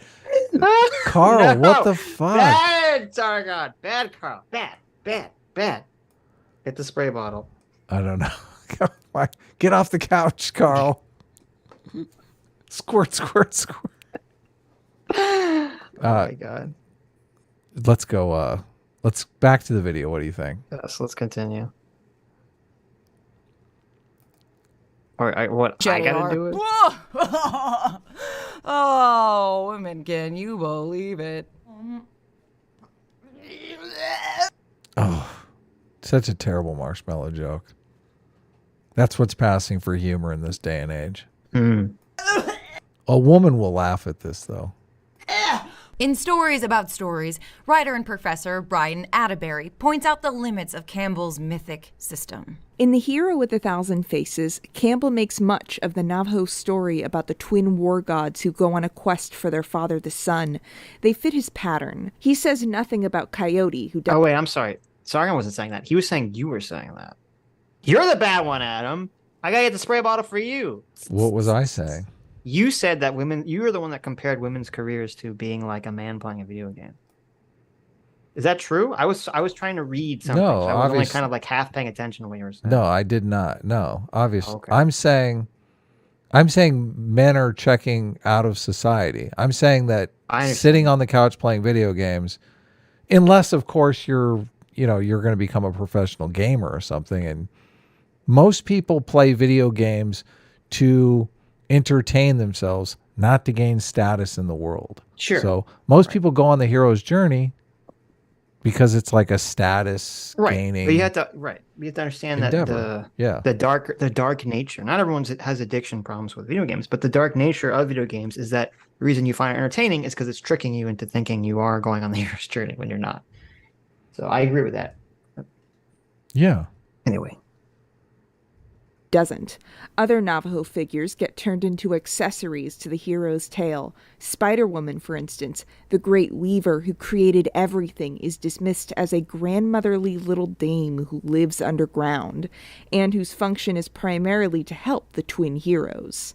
I cannot stress how much this little graph has shaped the world around us. It's used in Hollywood today as the only objective template for every story. Not true. That's not even remotely true. What is she talking about?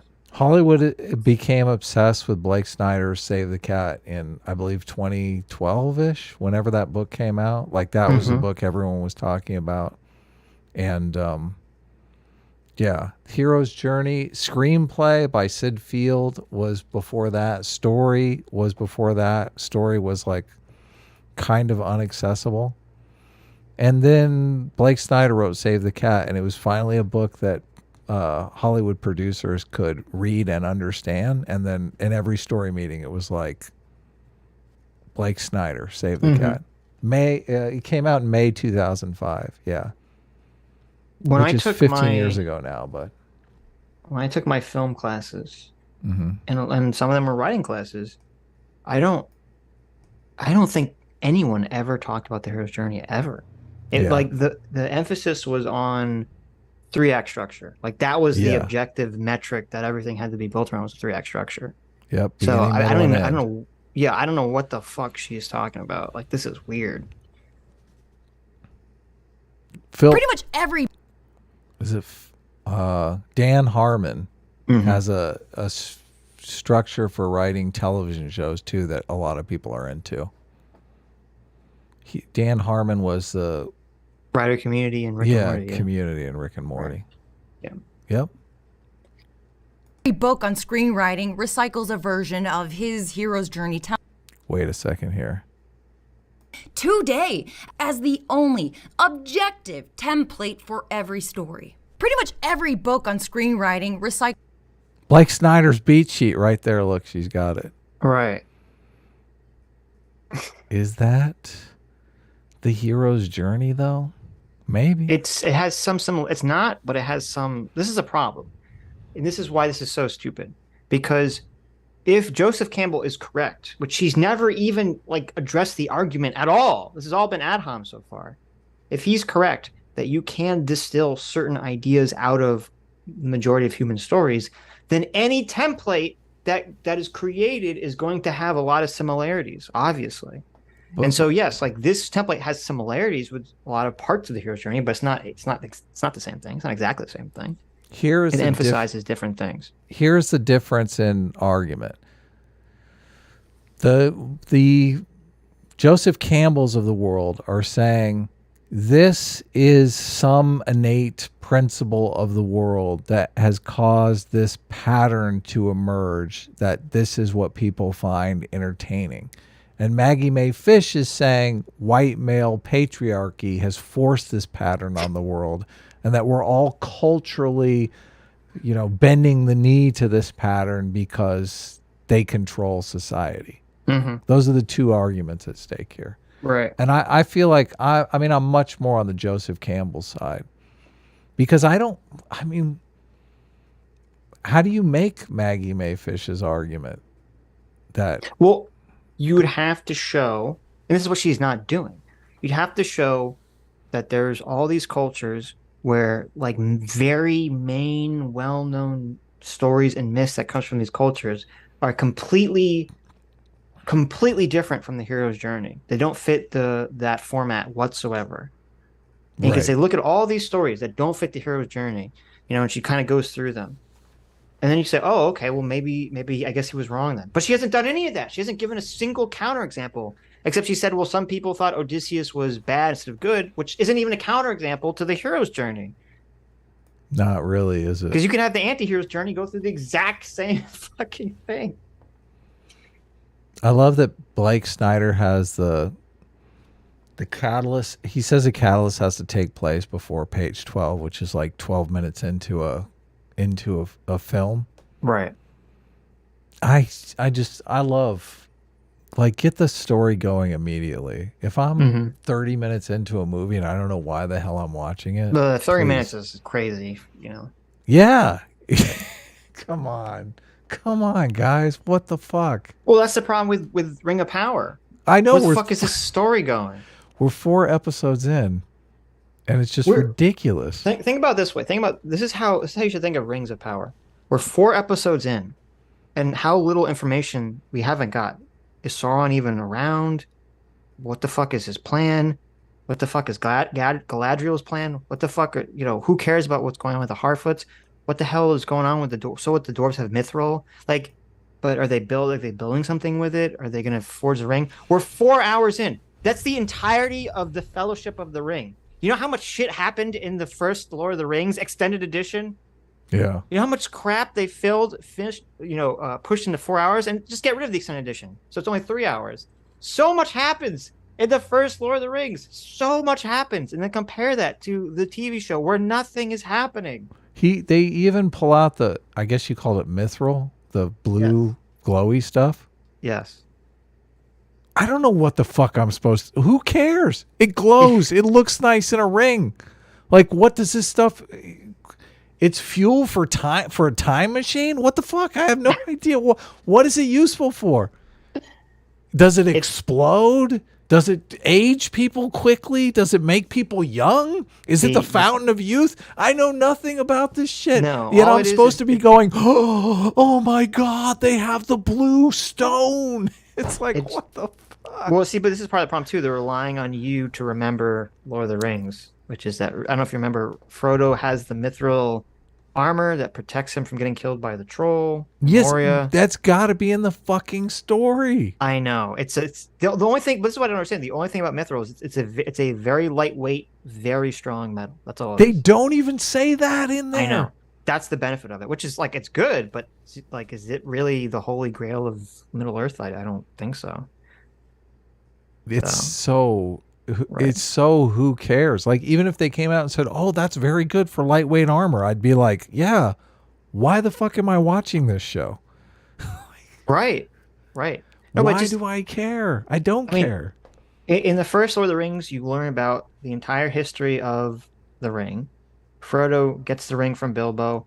Frodo learns about the dangers. He leaves the Shire. We meet Gandalf. We meet Aragorn. We meet Legolas. We meet Gimli. They get chased by Ring Wraiths. We learn about all the shit that's going on with the elves. We go visit Elf Town.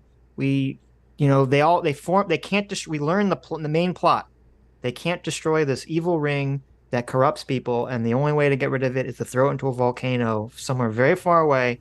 So they're all going to go on a mission to go do that. They go on the mission to go do all that. They go through a bunch of places. They go through a mountain. They fight a bunch of monsters and a demon. Gandalf fucking dies, and then Boromir dies.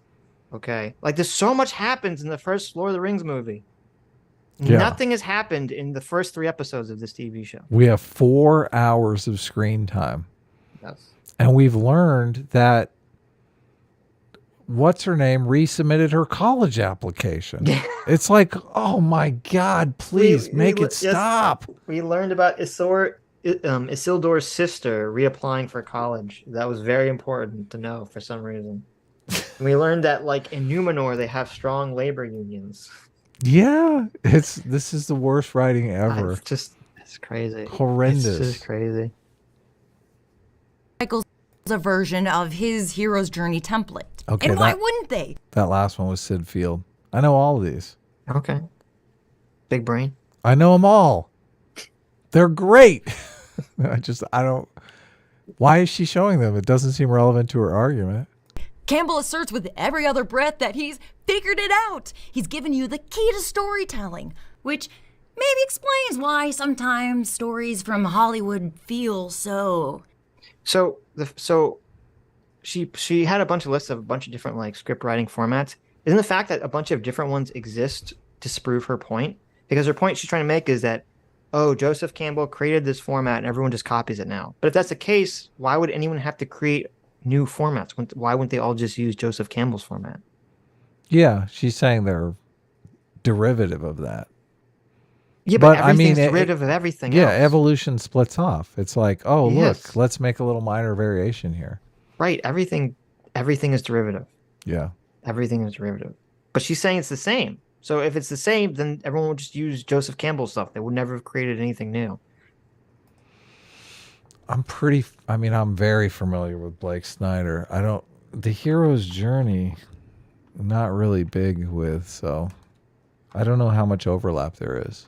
And also, it's dumb for her to say, oh, everything feels samey. And she has this picture of all the Marvel movies, which are all horrible. Well, first of all, they're not all horrible. Okay, fuck you. Some of them are good.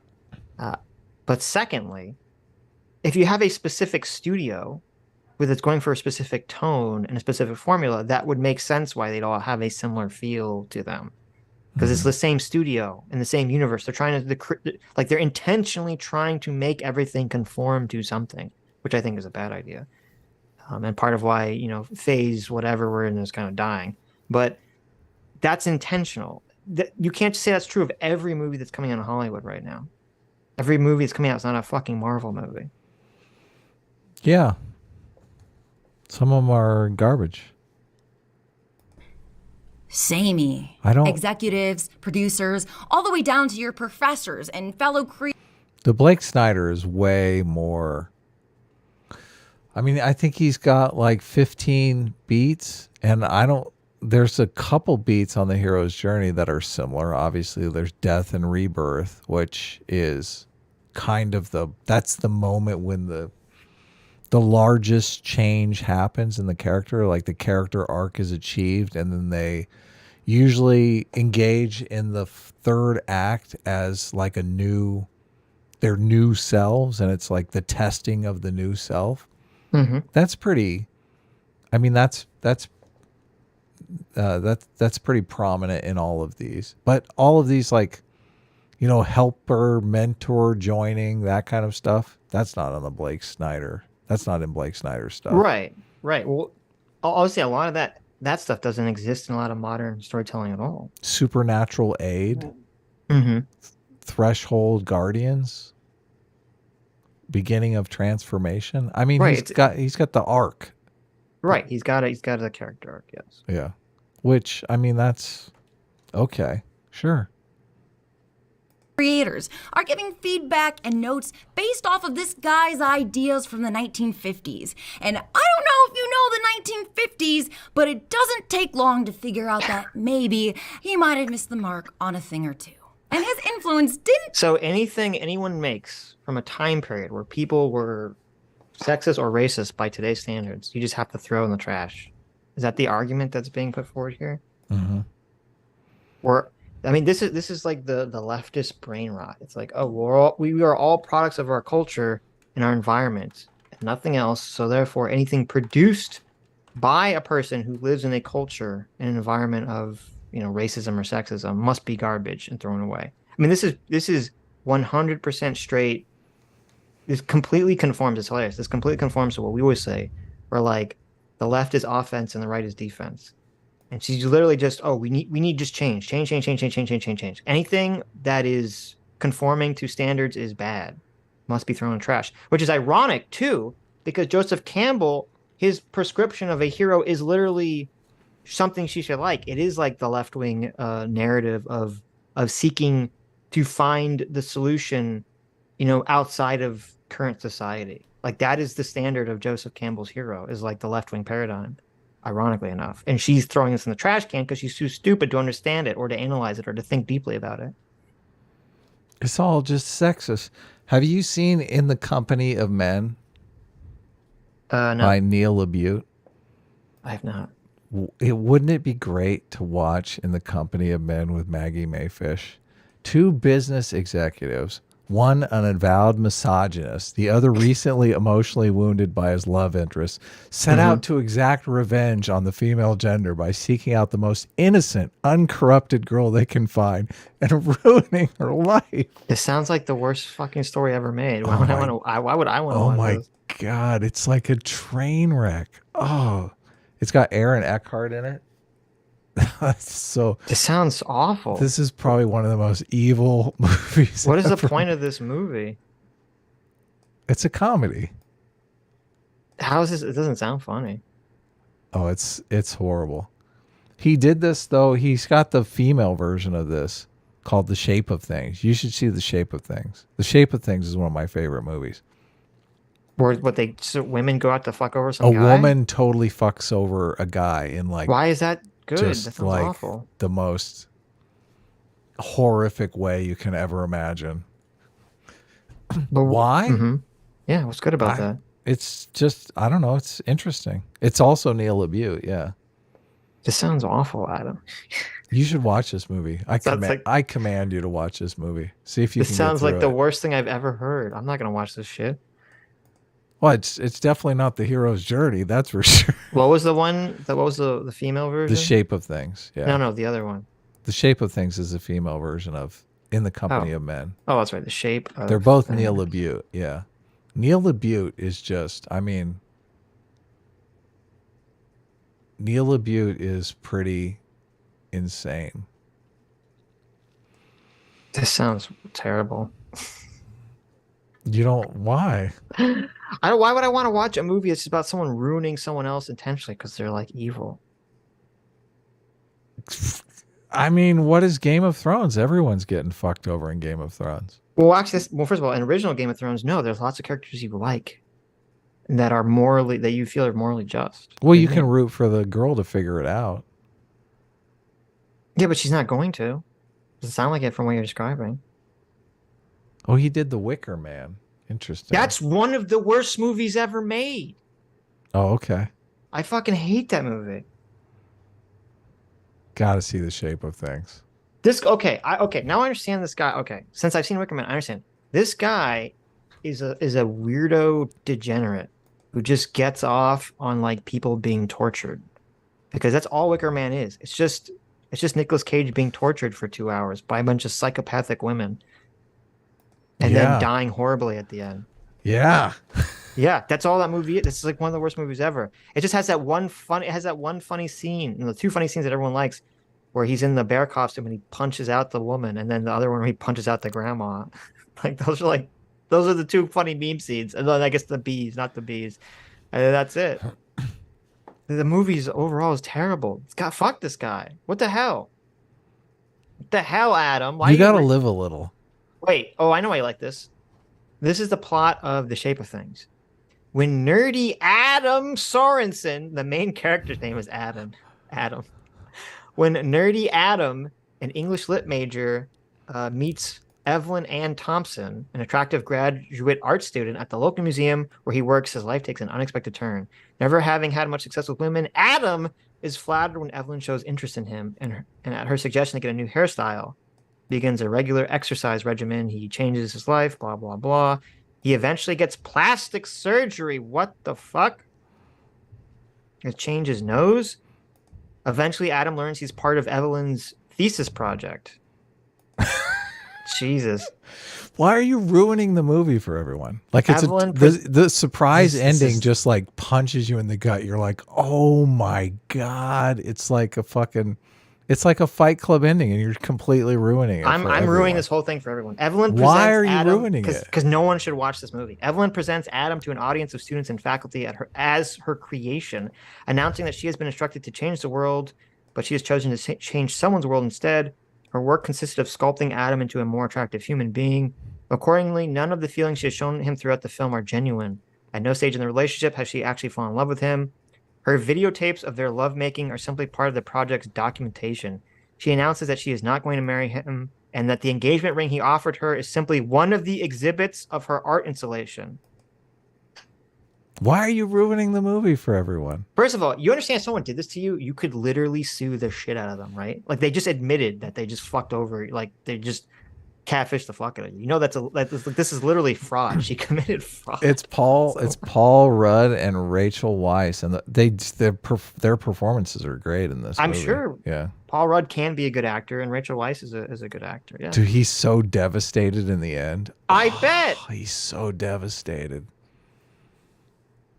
And she's such a fucking bitch about the whole thing. This is like a situation where this is how she gets murdered. Hey Maggie, reach out to us. Let's watch this movie together. I will give you.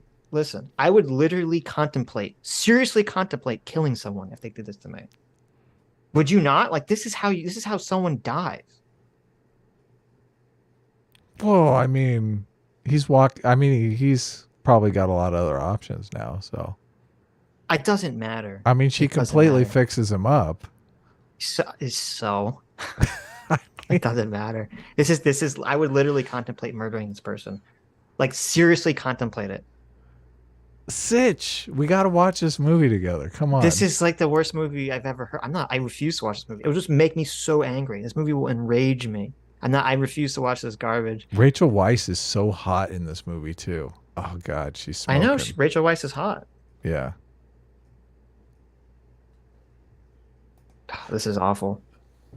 So Adam introduced. I'm angry just thinking about the concept of this movie. Well, I refuse to watch watch In the Company of Men. You'll feel better. Yeah. No. Oh, okay. That'll make me feel better. Yeah. Okay. He does threaten to sue. She brings up cheating. Oh, was he cheating on her or something? Oh, maybe. Look, it's a movie. Sitch, relax. I would rather watch Air Bud. You're right. I'd watch anything over this shit. My God. Just stop at Hollywood storytelling. Campbell's ideas affect our everyday lives. What we're allowed to become, how we see ourselves, how others treat. Wait a minute. Look at this. Look at this. Okay, What'd she just throw in here? She's got like a Trump clip in here. What's going on? You have to look at the choices of clips she chooses.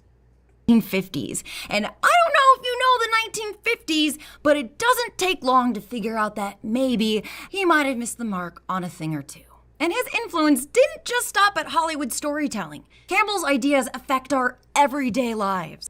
Okay, so she's saying that Joseph Campbell's so bad that whatever. Okay, she hasn't even explained what, but she says his hero journey is influencing our everyday lives. She hasn't explained what part of the hero's journey is bad yet, except for the fact that she's claimed he is personally a misogynist. She hasn't explained how the hero's journey itself is misogynist or bad. Okay. Hold on. Spoiler alert. She never does. This video is insane. How does this video have like 300,000 views? This is idiotic. This video no, has it's 100,000 views. 100,000 views. Okay. I checked it ahead of time. Right. People are seeing through this garbage.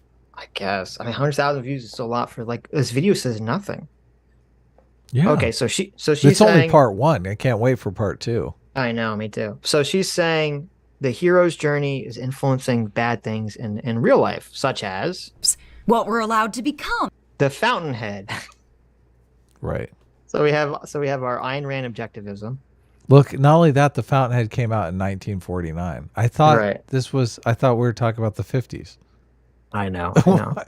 I'm willing to bet that a movie made in 1949 had nothing to do with the 50s. I would assume that this was made absent of Joseph Campbell's The Hero with a Thousand Faces. Right. That Ayn Rand, I don't know if she was, maybe she was, I don't know, but. How we see ourselves. Okay, so we have Andrew Tate. Andrew Tate controls my life for 24 hours. Right. So she's blaming Andrew Tate on the hero's journey. Crap has something to do with the hero's journey. Okay. What the fuck?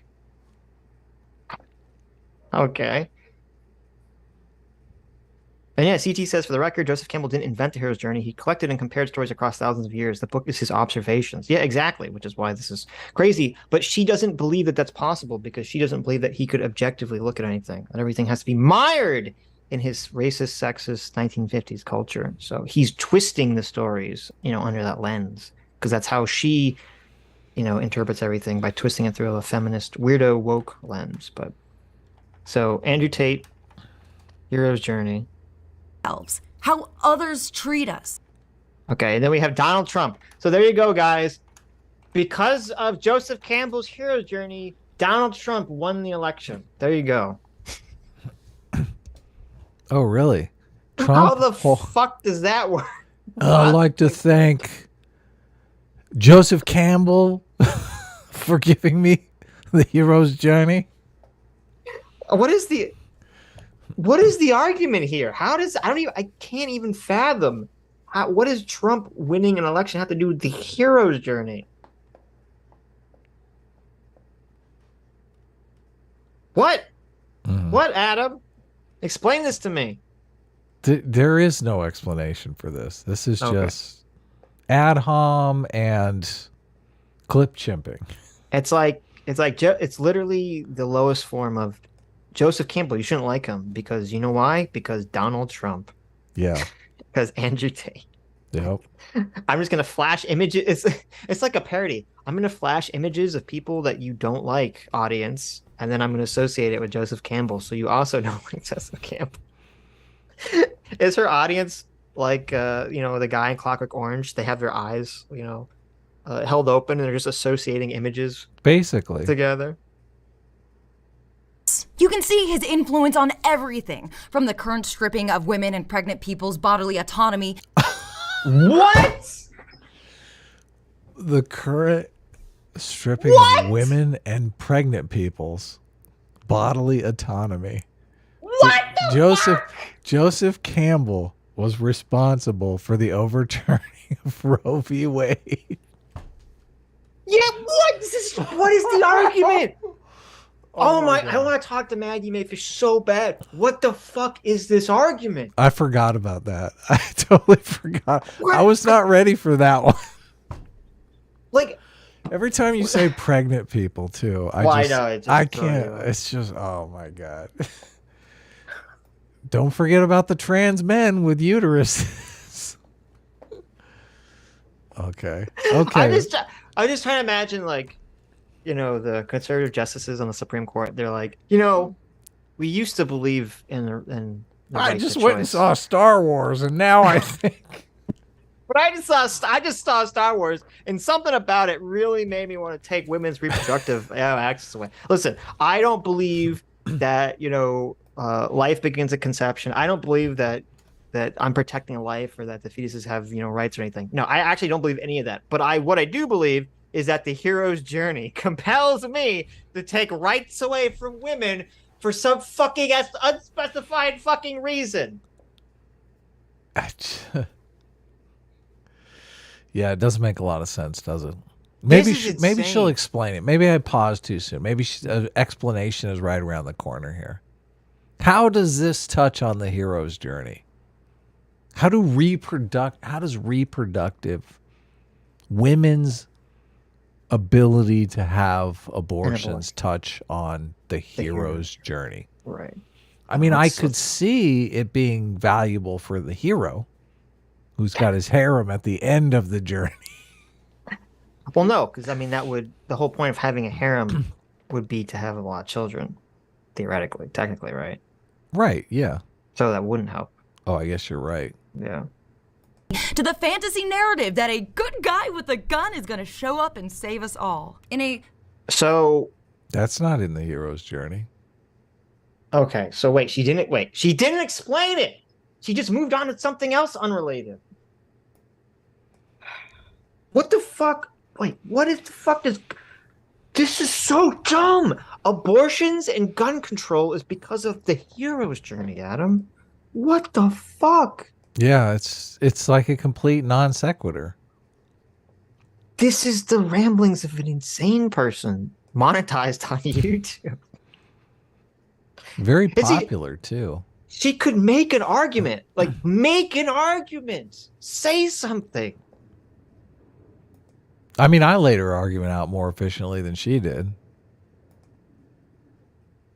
And also, listen, I've never seen 1920 Zorro. Okay. Mm-hmm. Deep lorist of the stream will know that I used to be that little Sitch when he was like 3. Used to be a big Zorro fan. Didn't they make a Zorro the Gay Blade? Zorro the Gay What? Blade. Yeah, I thought, didn't they? Wasn't that oh, it is. Yeah, 1981, Zorro the Gay Blade. You Was don't it know like about a this? gay parody movie, or do they mean gay like not in that context? It's a comedy where everyone thinks Zorro is gay, but he's like, I'm not gay. It's so weird. Okay, I never heard of Zorro this. the Gay Blade is a 1981 American swashbuckling comedy film from 20th Century Fox. I see. Yeah. Couldn't get away with that title, not. But anyway, what I was Zorro gonna the say Gay Blade is fucking hilarious. It is so I funny. should watch it. Yeah. But no, what I was gonna say is, it's so weird because she used the clip of, for example, of a guy with a gun will save you, and she used a clip of Zorro. Zorro, who is one of the most iconic people associated with fucking swords and sword fighting. Why would you use that clip? Why wouldn't you use like the Punisher, or what's it called? The Revenge, the Charles Bronson movie. Oh my God. Death Wish or something, or RoboCop. I don't know. There's like a million movies you can use of people shooting people, shoot them up. There's a million movies with guys with guns. It's just so weird that for her example, she chose a person who's most associated with fucking swords. This would be like if she said, oh, and a guy with a gun's going to save you at the end. And she shows a picture of Luke Skywalker. And you're like, wait, what? Mm-hmm. You're like, I guess there was a part in Star Wars 1 where he shot people, but Luke's kind of associated with the lightsaber. Like, what the hell, Maggie? I don't know. It's just weird. It's just a weird thing to do. Yeah, it doesn't make sense. It's not, like I said, non sequitur. Just. I guess she wants the visuals to be as incoherent as the ideas in the video, but. Very real and tangible way, he has limited our imagination of who and what makes a hero. Okay, so Campbell's ideology, or Campbell was a little shit. right. So we're almost 10 minutes in. She's made all these claims. Will we actually get an explanation for any of this gobbledygook? Thank goodness this is only part 1, because I feel like there's a lot of things to tie up in part 2. Oh, yes. What's that movie in the background there? The She's Star got- Wars. Oh, that is Star Wars? Do you not Okay. recognize that? Yeah, I do. That's the little guy that sits on Jabba's tail. It is, yeah. I thought it might be Dark Crystal because some of the characters yeah, look very same similar. But you're Muppet, right, yeah. it is Star Wars. To know the man's work, we should first take a look at the man, Joseph Campbell himself. That's all you've been doing. What are you talking about? That's this whole video. He's a sexist. He's always bad. It just doesn't make any sense because, the guy who invented penicillin, I mean, he could be a sexist, racist piece of shit, right? But he still Yes. invented penicillin. That doesn't change Right. the invention of penicillin. Right. Exactly. Exactly. So I don't understand. You could say, you could use this to bolster, anything ambiguous in his work. Say, this is where he's coming from. So this ambiguity could be ironed out. This could be what he meant because this is where he comes from. But she hasn't even really set up his work or No. what his work stands for, I mean- or means, or any of that stuff. Karl Marx was racist Yeah, he was and big anti-Semitic. racist. Yeah. I mean, that count for you? What about that, Maggie? Or I'm sure. Listen, I'm sure the guy that invented fire was a real piece of shit. Okay. Yeah. He's a woman beater, raper. I'm sure the guy who invented fire was some kind of horrible murderer, rapist. Because he was like a cave person. I'm sure he was not a great guy, but it doesn't mean he didn't invent fire. That we should say, well, fire sucks now because the guy who invented it sucks. Or the guy who figured it out. Not even the guy who invented it, the guy who figured it out, really. Because that's really what Joseph Campbell's doing. He's not saying he's inventing anything. He's saying he's figuring out something that already exists. Which, Right. if you want to say that that's not true, you would have to bring, counterclaims of that. You have to bring evidence of that. You wouldn't just get to say, well, he's a sexist, so he's wrong. Yeah. What did he believe? Did he believe it? This is an easier question to ask than to answer because Campbell himself was extremely inconsistent in his own views. Campbell grew up idolizing Douglas Fairbanks, the silent movie star from films like Robin Hood and Zorro. This is probably why that's why Campbell she used it, considers okay. himself a maverick. I see myself as a maverick. If there was a machine, Campbell would totally rage against it. He's against rigid structural systems, just like the hero outsiders of his childhood soaps. How in heaven's name are you going to find your own track if you are always doing what society tells you to do? I also spent a year teaching in a boys' prep school. Those who followed their zeal, their bliss, they have led decent, wonderful lives. Those who did what dad said they should do because it's safe, found out it's not safe. It's disaster. So there you go. Well, she should love this guy. You got Joseph Campbell. He's a big lefty. Big old lefty right now. Nice anecdote. So why she not like this guy? She should. Whatever. But this quote is in the middle of a 300-page book about his extremely rigid hero cycle structure, one so innate to human nature that supposedly no one has ever crafted tales that deviate from it. She's like this. She's so stupid. Such a straw man. His structure is a structure about that, though. That's like saying, well, Marxist wasn't a revolutionary because he laid out a specific structure in his book, Das Kapital. Das Kapital. It's like, well, what the fuck are you talking about? Like, are we going so far? It's just like, is she like that President Sunday guy? Like any sort of structure, if you're in favor of any structure or any institution, you're automatically right wing. Like if you're not just a pure anarchist, you're a right winger. If you're not with us, you're against us. We have. He often repeats societal norms from his time as immutable. Of course, we have a clip of Birth of the Nation. Very famous, one of the first movies. A very racist movie. Oh, it is? I never seen Birth of the Nation. Yes, the KKK saves everyone at the end. Oh, really? Fuck, that sucks. What a racist piece of shit. Yes. Why is, this was written by Joseph Campbell? What does Joseph Campbell have to do with this? Nothing. Okay. I don't think so. I mean, she's just showing it to associate him with like a bad thing. So. Oh, okay. Truths, things that are now completely outdated. Everything from gender roles to gender expression to compulsory heterosexuality. Even Protestant work ethic are all Compulsory heterosexuality. What does that have to do with Joseph Campbell?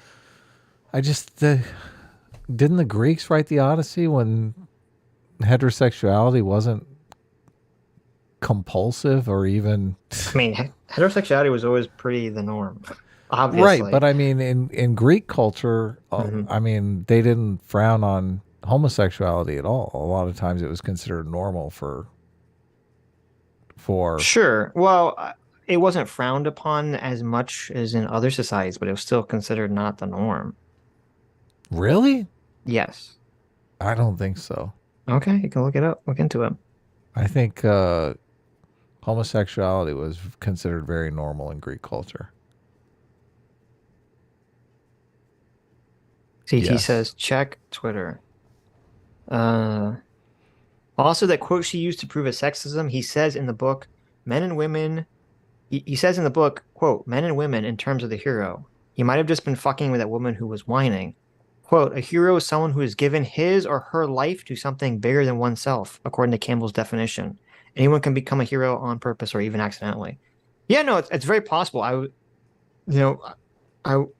unfortunately I couldn't read through the book fully because we're doing editing for Lord of the Rings and stuff, but I wouldn't be at all surprised if that one quote that she lifted was completely out of context, because in the parts of the hero's journey I did read, he does say that the hero can be both a man or a woman, so he doesn't make some clear distinction. Yeah, baby, you can be a hero too.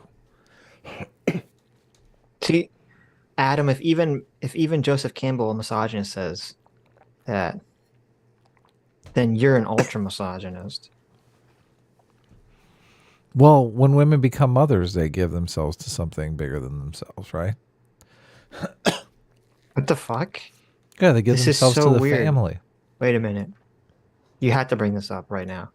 Okay. I don't know how Andrew Clark magically found a commercial that Maggie May Fish is in for some bizarre reason. What is it? I don't want to say. I don't want to spoil it. You're gonna have to do the thing where it's like we can't watch it and then watch together. You're gonna have to On you Twitter. have to do a thing. It's a link to a website, so you're gonna have to do your magic so we can watch it together. This is so bizarre, and it kind of is hypocritical that she was in this commercial 2 years ago. Just send me a screenshot of it. We don't have to watch it. No. We have to watch it. You don't understand. It's not on YouTube. Search No. for it on YouTube.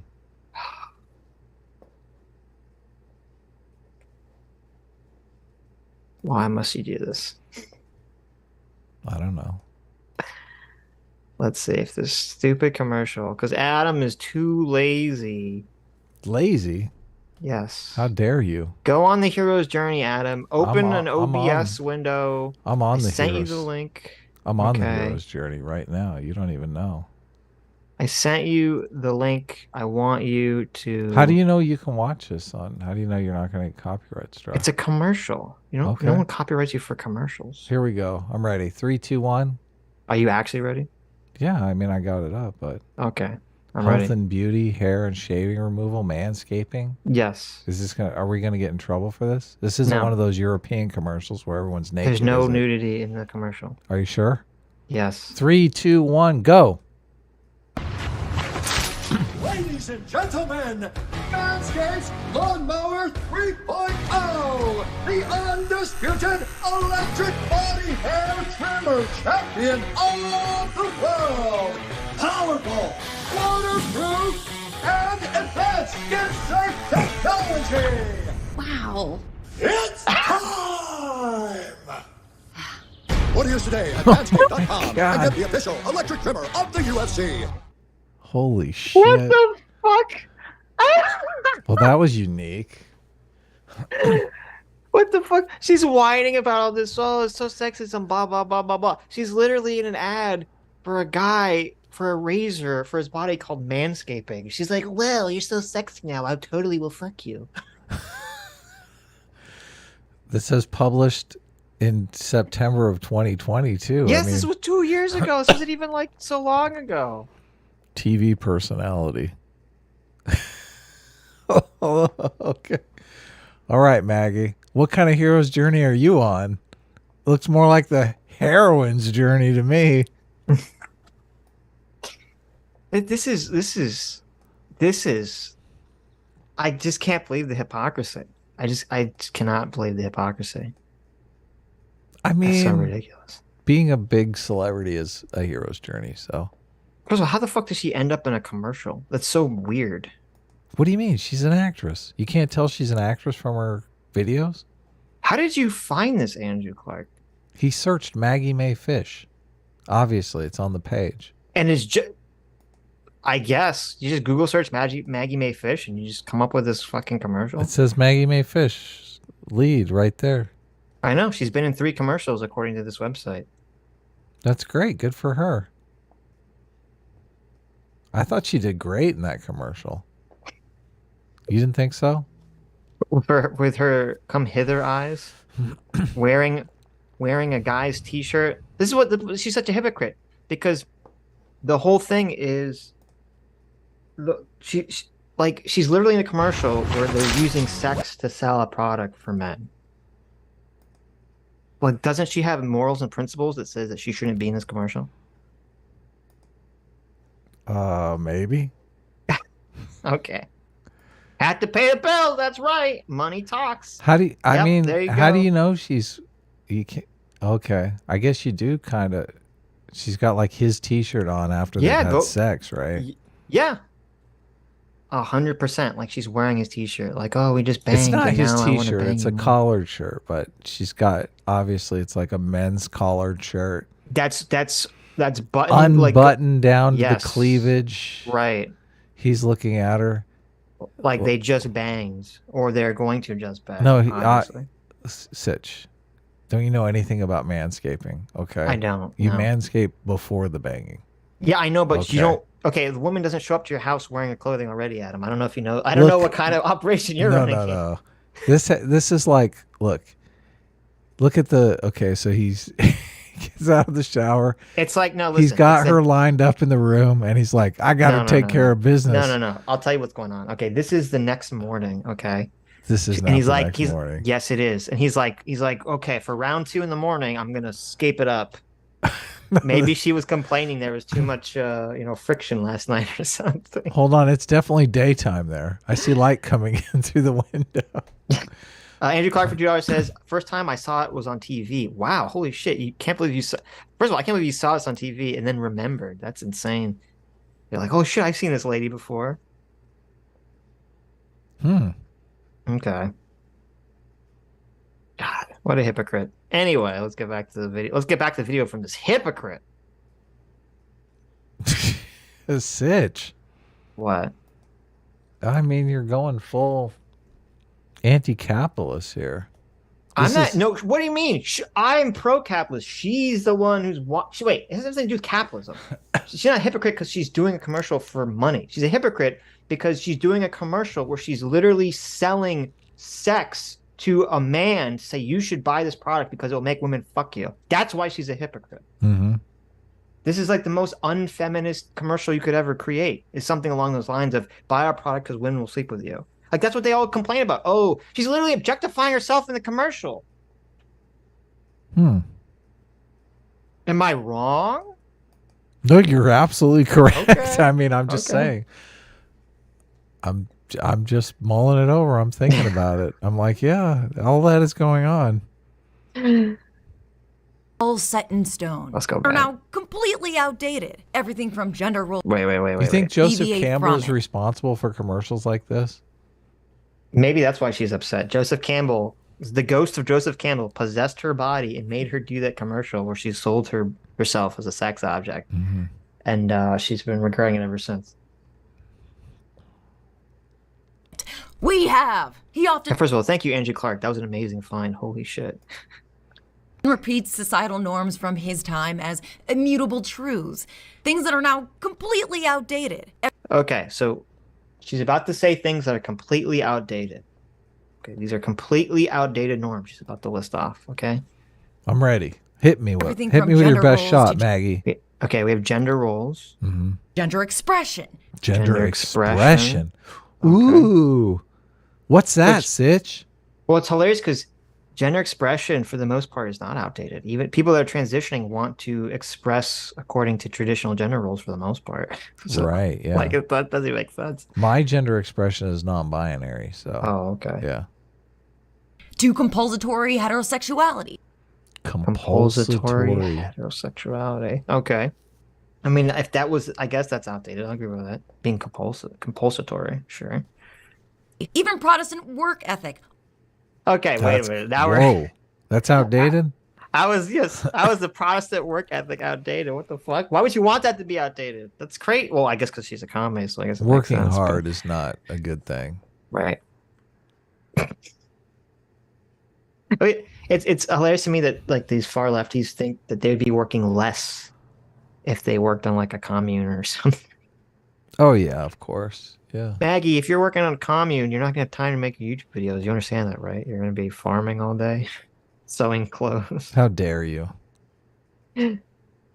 Are all set in stone. He insists that he and the heroes that he recognizes should rebel against these systems, while also reassuring himself and the heroes that he recognizes Yes. that the world is actually perfect and What? doesn't need to change. What?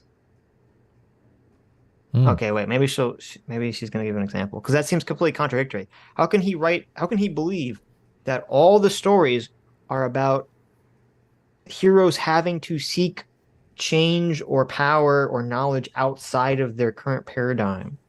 How can you believe that and then also say the world is perfect and doesn't need to change? Those are completely contradictory ideas.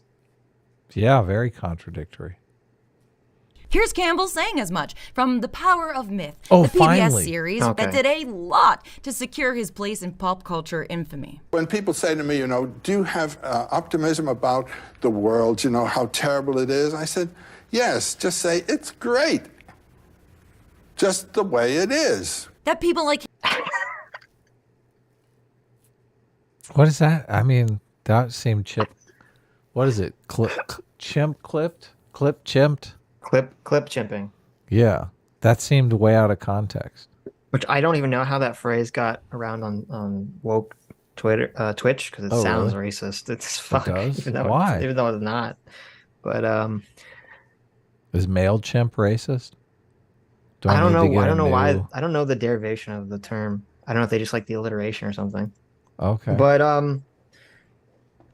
so the context, which we don't really understand, sounds like someone saying that the world is a bad place. He's saying I'm optimistic about the world. Yeah. Okay, that's it. He's saying I'm optimistic about the world and the way it is right now. Currently, things used to be worse. That's all you better. got? That's all. That's it. Okay. Okay. You're gonna put this one out of context quote, which you're not gonna explain the context to, against his life's work about the hero's journey, which you were just shitting on. Okay. Okay. Adam likes to pretend he doesn't like my okays. He loves my okays. I do love. Well, I've never pretended that. I love them. What are you talking about? The power of my okay. It's so good. It's a perfect response to someone who's full of shit. Okay. Oh, okay, Maggie. Okay. I should have had that okay. I did okays in the Ring of Power video, but they weren't the okays. Yeah, you got to do the okays. You really do. They weren't the okays. They were just regular okays. Okay. Okay. Yeah, there you go. Okay. Kim should work within the systems. I don't think it would help you to change the system, but it would help you to live in the system as a human being. What system? Yeah, what is he system? talking about? Exactly.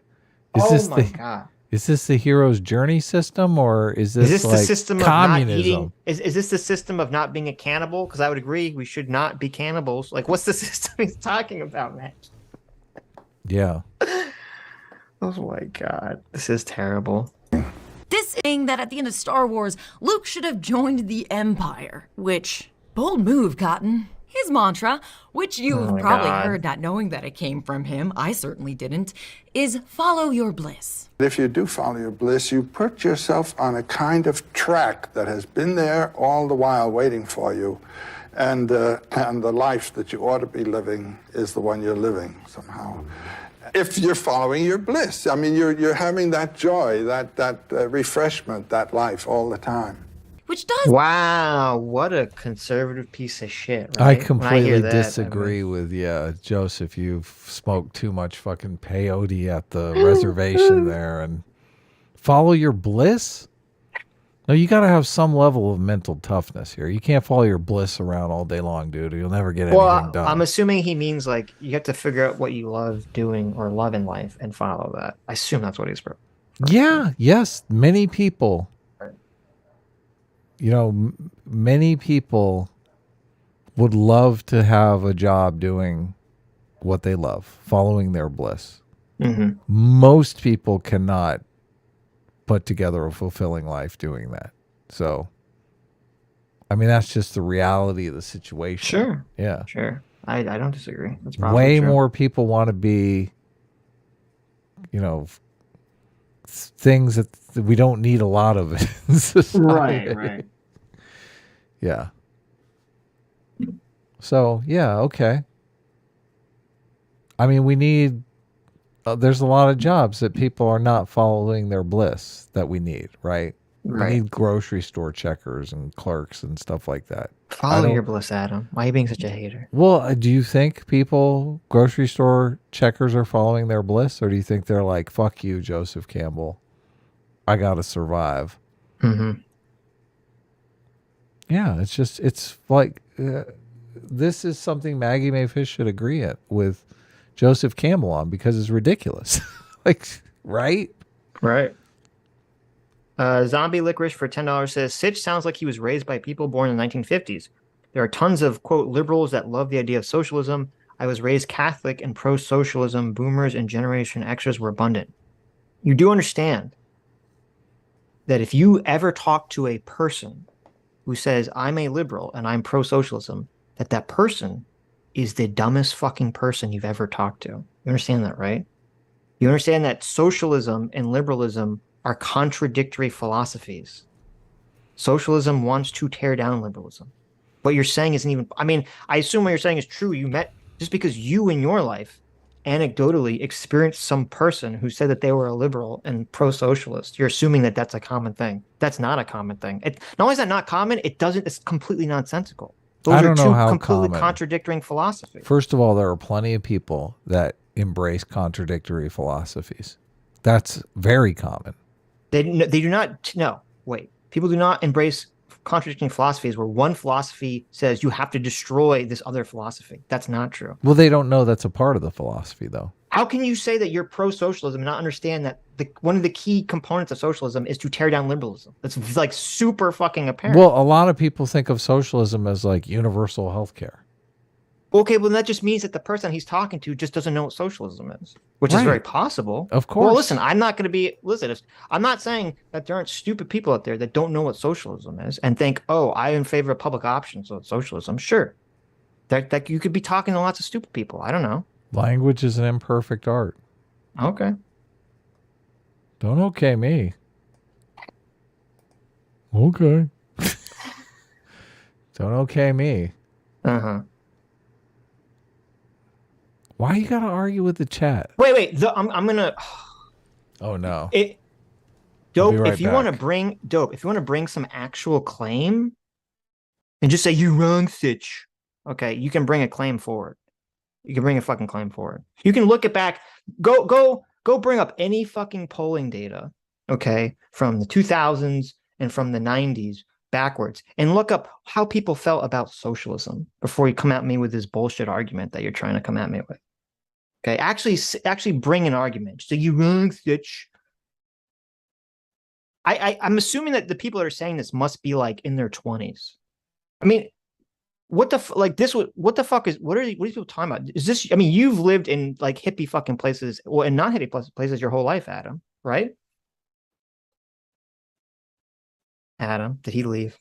He fucking left. He's like, Sitch is arguing with chat, so he's gonna dip out. Wow. Okay. Wow.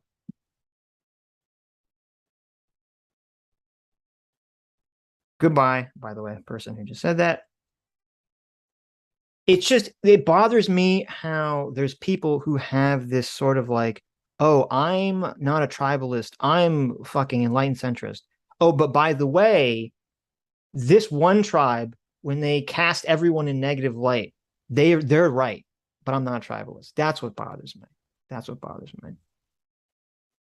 What's up, socialist? I asked you a question, but you left. So I said I'll be right back, but oh, I didn't hear it. I said were you've busy lived in a yelling at bunch the of chat. you've been in a bunch of left-wing places your hippie entire life. towns, of course. And you yeah. lived in a bunch of not left-wing places your entire life. Of course, Okay. yeah. Was there some magical majority of liberals running around calling themselves socialists that you've ever interacted with? Sure, yeah. There is. Of course, yeah. Okay. I feel like you're saying this with a very sarcastic tone of voice. No, I mean, No. they don't shy away from calling themselves socialist, I think. Mhm. But most people, you'd ask them, well, what does that mean? What is a socialist? And they'd be like, I don't know. Okay, so you're just saying that there's stupid people that don't know what socialists are that identify as socialists. Most people will not answer as clearly as you and I do. Socialism is the understand that. abolition of Private rights. property. Yes. Right. And then they'll come at you and they'll go, listen, I'm a smart socialist and you're a dumb person. You don't even know the difference between personal property and private property. And I'll Okay. be like, you're a dumbass because I do know the difference because Right. I've argued with fucking idiot socialists Yeah, okay. continually. Dope. You understand that if you say Adam is correct, you're saying that you're wrong. Because what Adam is saying is not what you're saying. Adam is saying that there's a bunch of fucking idiots out there that don't know what socialism is that identify as socialist. Yeah. Of There's course they not do. actually a person who identify. It's not like you go to these breadtuber people who are actually socialists, who identify as socialists. They don't identify as fucking liberals. They hate liberals. They hate liberalism. What are you talking about? This is such a crazy argument. And the problem is, it does trigger me because you have a bunch of people who want to pretend like they are outside the system. They see the matrix and they just want to. They're like, oh, I'm so glad that you're fighting like left-wing propaganda. But then they just want to suck up like a fucking a Hoover vacuum. They want to suck up all the right-wing propaganda and assume that that is fucking true. Well, I think a lot of the people who call themselves socialists would just do it to trigger the conservatives. They'd be like, "Oh, conservatives hate socialists." So Yeah, nowadays, I'm a socialist. Nowadays, sure. Yeah. This is a relatively recent phenomenon. Okay. Mm-hmm. The idea this is like crazy, and like Brain and these like fucking people that have their heads up the right wing propaganda ass. Brain is a saint. Okay. Yeah. Okay. Whatever. It's like, oh, in the 90s we were just swimming with fucking socialism. It's like, what are you fucking talking about? Well, I don't know what anyone that says that didn't actually live in the 90s. Okay. They didn't actually live in the 90s. Anyone that says that. Mm-hmm. So. I was going crazy in the 90s, man. I was following my bliss, which meant doing a whole lot of drugs. Well, there you go. There you go. I got to stop talking about that. People in the comments were saying somebody in the comments called me a burnout, and I was like, what the fuck, a burnout? I don't really think of myself as a burnout. Nowadays I rarely smoke weed because I have to work on the comic all the time, and I draw a lot faster when I'm not blazed out of my mind. So, Brain, you're a pussy ass bitch who I've invited you to come on a million times and you always refuse. Look, he doesn't always refuse because he wants to sit in the chat and give us money, which is great. Why? Which is fine. Look, we all have a role to play. Which is literally the only reason I fucking tolerate Brain. Why? I like Brain. Because he says constantly like the dumbest shit ever, and he refuses to ever like explain any of it. Actually, there was one time. What was it? Wait a minute. There was one time he said something. Adam was on the hero's journey in the 90s, following his bliss. Wait, see, no, this was pretty the thing. much. He left a comment, and I was like, "What the fuck?" Brain actually had a coherent, articulate. Yeah, thought. I read that comment on. And I said, Brain, why can't you have coherent, articulate thoughts in the chat? Why can you only have coherent, articulate thoughts in comment sections? Okay, what the fuck? And even in most of your comment sections, you leave garbage comments, by the way. So. Nah. Stop insulting our fans. I will not. I will insult the fuck out of them. Stop insulting valued members of the Sitch and Adam community. No, I will insult everyone I want. Okay. Brain how come Brain does Brain have a wrench? No. How come Brain doesn't have a wrench? Because he's never gonna get a wrench. So. Okay. Look, Brain has been a member for like 5 months. Brain became a member forever ago. Well, okay, wait a minute. So what? Should we sell out our principles just because someone gives us money, Adam? I mean, no, obviously not. But I like what it's good. Brain keeps us honest. Brain gives the counter. Brain doesn't keep us honest. Okay. People who leave actually good comments where they say, well, I disagree with X, and they explain it. Okay. That can keep you honest. You say, okay, well, maybe this person's right. Maybe I missed something. But just saying like, no, you're wrong. You're stupid. That doesn't do anything. It does literally nothing. When a bunch of Zoomers come in who literally just like have grown their first pubes, think that they know the way American society has been existing for the last. This is the problem, and this is what the leftists do, and it drives me crazy. Every idiot person assumes that whatever the current paradigm they're living in now is the way things has always been, and it's so remotely untrue.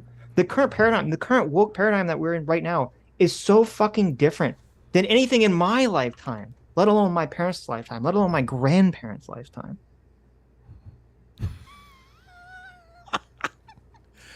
Okay. Brain for $2 says, Sitch so mad liberals, in quotes, liberals, are cool with socialism, rolling on the floor laughing emoji. Liberals, I mean, not liberals as in what we call liberals, not, descriptively liberals. But this is the problem, and you're playing into it very stupidly. I am? Right now, okay. Because you're trying to be funny. But this is the problem.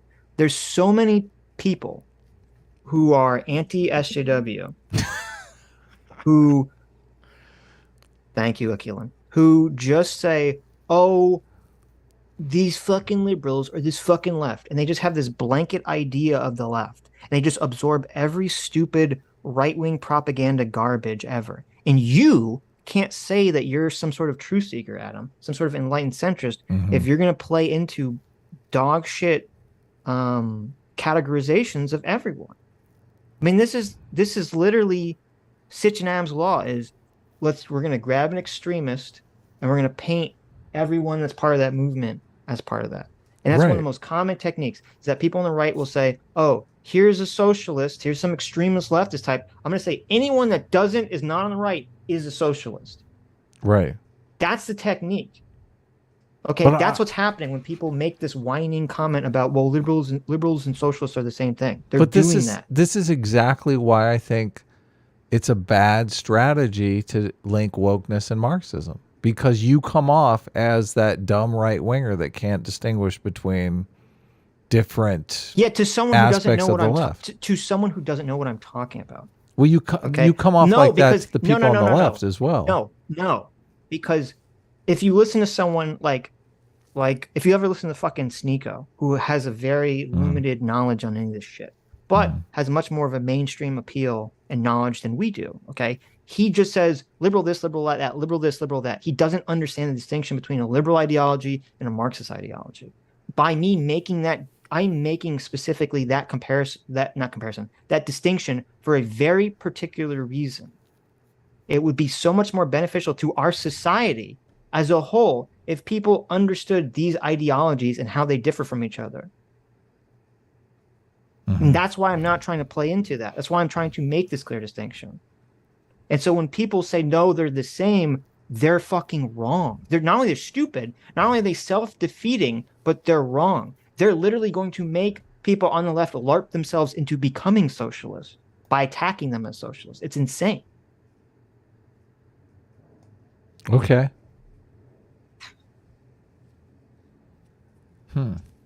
I mean, so much of it is based on just the perception of the individuals, and we're arguing over, what is the greater number of individuals, I guess. So like I said, I don't think people are upset at being called socialist, especially if they're not socialist. And I don't think they mind. That's because they think they hand wave away like, oh, no one's a socialist. They don't think it's a real thing. That's why they don't care about it. Right. I agree. No, hold on. You understand that that's completely different than what we're talking about. People in the chat are saying, and what you sound like you were saying was that, oh, if you call liberal socialist, they don't mind because they don't have a problem with socialism. That's a completely different idea than saying, oh, people on the left don't mind being called socialists because they don't think socialist is a thing. They don't think that they're real. Right. Those are not only that completely different, those are literally opposite ideas. True, but they lead to the same outcome. They don't care about being called socialist. No, yeah, they lead to that same outcome, but they lead to a completely different context than what the people what some of the people in the chat are trying to lay out. Some of the people in the chat are trying to lay out the dumb, simplified, everyone on the left is a socialist, idiotic argument. Okay. That's what they're trying to lay out. You can't form. Did you take Brain's wrench away? Of course I did. The moment that you gave it to him. Oh man, that's he didn't even get one chat. He had one chat. I saw it. Oh, that's good. That's funny. We tried, Brain. What is why is this the hill to die on? Let's move on to that. Is this the hill to die on? It is, because I'm not going to be here just to say, oh, look at how much I'm not going to be the disgusting person who pretends like they're a truth seeker, who pretends like they're trying to be anti-tribal. I'm not going to be the fake enlightened centrist who says, oh, listen, I'm outside the paradigms. I can see things the way they really are. I'm just going to shit on the left, and I'm going to eat up all the garbage the right gives me. No, you have to call out the dumb shit on both the left and the right. If you want to see reality, that's what you have to do. If you're not doing that, then you're just another sheep, and you're just deluding yourselves that you know some, divine wisdom. It's so easy. It's so incredibly easy for someone to say, I can see all the flaws of my opponents, okay, of the other team. The difficulty is saying, I can see the flaws in my own team. Right. So, I mean, I don't think I've said anything that is against that position. Like, I understand. I mean, I laid out the situation with Fox News saying night and day, wokeism is communism, wokeism is Marxism, and just laying out that position. But you buy into that position, so. Okay, you're not addressing what I'm saying, but it doesn't matter. Well, no, you're saying there are dog shit takes on both sides of the political spectrum. Of course, right. Of course. And I agree, there are dog shit takes on both sides of the political spectrum. I don't want to loop again. I don't want to say the same thing. I know why. I know you're not addressing what I'm saying. So. Well, what are you saying? I want to address what you're saying. Well, even Dope I'm arguing with. He says I'm talking to the rightoids in chat. We're making this argument. What argument are the rightoids making? Okay, I just said it. I don't want to repeat it, but whatever. We'll move on. No, say it one more time, just real quick. Dialogue always. Shut the fuck up. You have no fucking clue what you're talking about. You literally have no fucking clue. You really don't want to come in here, Dialogue always, because you will become the avatar for my rage, which everyone in fucking chat will be so happy that you will suck all the anger away from the chat towards you. Dialogue, I'm sending you the link right now. No, this is why Dialogue always is a dumb fuck. Okay, here I am. Don't be attacking. Mean. Don't be mean listen. to Dialogue. No, I'm going to be so fucking mean. This is how Dialogue. This is how you know. Wait. First of all, read his super chat so people understand the context. Dialogue here. always for $5. Thank you for the $5. Says watching Sitch 2.0 argue against Sitch 1.0 is actually hilarious. Okay, Dialogue always has no fucking clue about anything I believe, regardless of how many times I say it. He lives in a fucking bubble. And this is how you know that Dialogue always has literally his head up his ass about me, and how he's completely so emotionally his elephant. Just like mine right now, but I can actually see what's going on. His elephant blinds him from reality. Okay, here I am. Can I send him the link? You don't care if I send him the link? No, you don't send him the fucking link. Oh shit. Here I am, because we're gonna move on after this. Oh, here I am attacking the right wing narrative.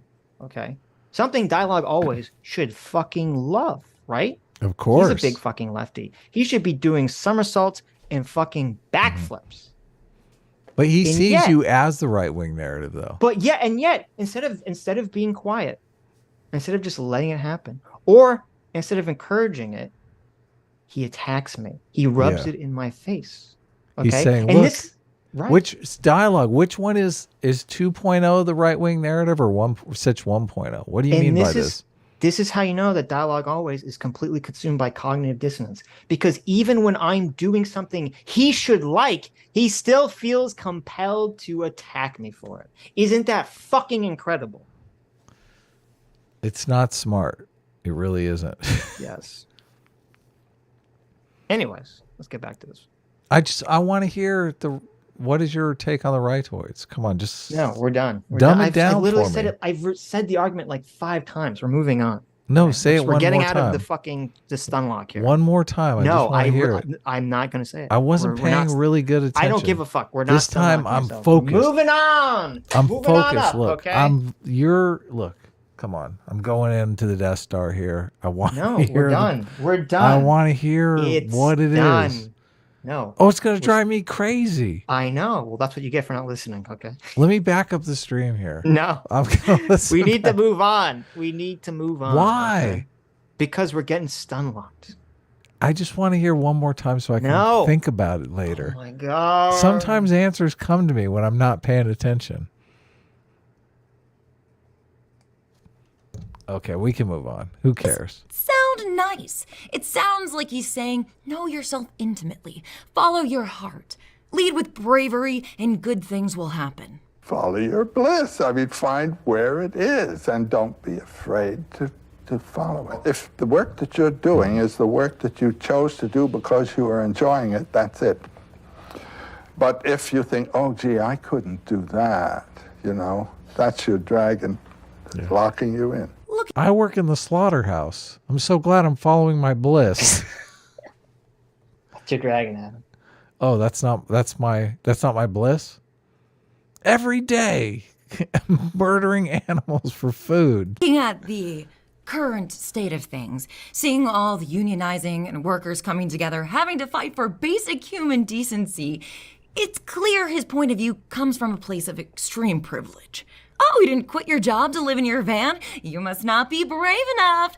Never mind that you have a kid and you probably need to keep your health insurance. His framework for bravery is exclusively for those who have the social mobility and hard power, cough, cough, cough, white men, to make selfish choices. He never examines further than this. He doesn't entertain the nuance that your follow your bliss could be someone else's, my mom couldn't stock the refrigerator this month. Campbell is arguing that if you're stuck in a dead-end job that you hate, well, that's entirely your fault. You're just not being heroic enough. You're failing on an existential level to live your life the right way. See, this has nothing to do with the structure of the hero's journey. I know. Look, It's all ad homs. Yeah, it's bullshit too, because the whole reason that the hero's journey is something successful is because it's escapism for people who do work dumb jobs and fucking don't, obviously they need some sort of mental stimulation. So it's a compelling either inspiration or wish fulfillment role. Yeah, of course. This is why Fight Club is so popular, because people can relate to the fact, hey, we all work dumb jobs, and this is how we escape from working those dumb jobs. Right. Yeah. And they have that sense of, they feel like their life is devoid of meaning. Well, and also you go to the dumb job and you can talk about the cool movie you watch with your bros at work. Yeah. It's not all terrible. Right. But because Joseph Campbell has a positive mental attitude, that means that the hero's journey is wrong. Well, she hasn't really made a compelling argument yet. No. It's an individual problem rather than a structural problem. Oh, no. There it is. No. How dare Joseph Campbell be a dirty liberal, a dirty libtard and looking at things on an individual level instead of being a fucking structural socialist. Wow. Okay. Yeah. So bad. Systemic issues, Sitch. It's a systemic problem. The only way to escape is to follow his series of steps, which is pretty convenient for him because he doesn't believe that we need to fundamentally change anything anyways. Don't get me wrong, Campbell has faced hardships, like when he was unemployed for 5 years during the Great Depression, and wait, am I reading this correctly? He didn't need a job except dog sitting for a friend, and he had the free time to read for 9 hours a day? Wait, let me read this. Let me actually read this thing. I don't know what she's talking about. So during the years of depression, I had arranged a schedule for myself, and you don't have a job or anyone to tell you what to do. You've got to fix one for yourself. I divided the day into 4 4-hour periods, of which I would be reading in 3 of the 4-hour periods, free one of them. Jesus, that's a lot of reading. What was he reading? Mm-hmm. But getting up at 8 o'clock in the morning, by 9, I could sit down to read. That meant I would use the first hour to prepare my own breakfast and take care of the house and put things together in whatever shack I happened to be living at the time. Well, it doesn't sound like he was living the life of luxury when he refers to himself as living in a shack, but I don't know. No. Okay.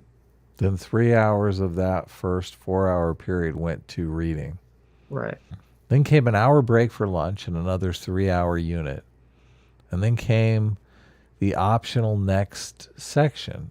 It should normally be 3 hours of reading and then an hour for dinner and then 3 hours free and an hour getting to bed. So I'm in bed by 12. Yeah, this is his. I can't wait to read this. Oh my god! This book, I'm so glad this was put in a book. This really sounds like like a man who didn't have a hero's journey, and that's why he likes. You missed the last paragraph. It gets paragraph? wild here.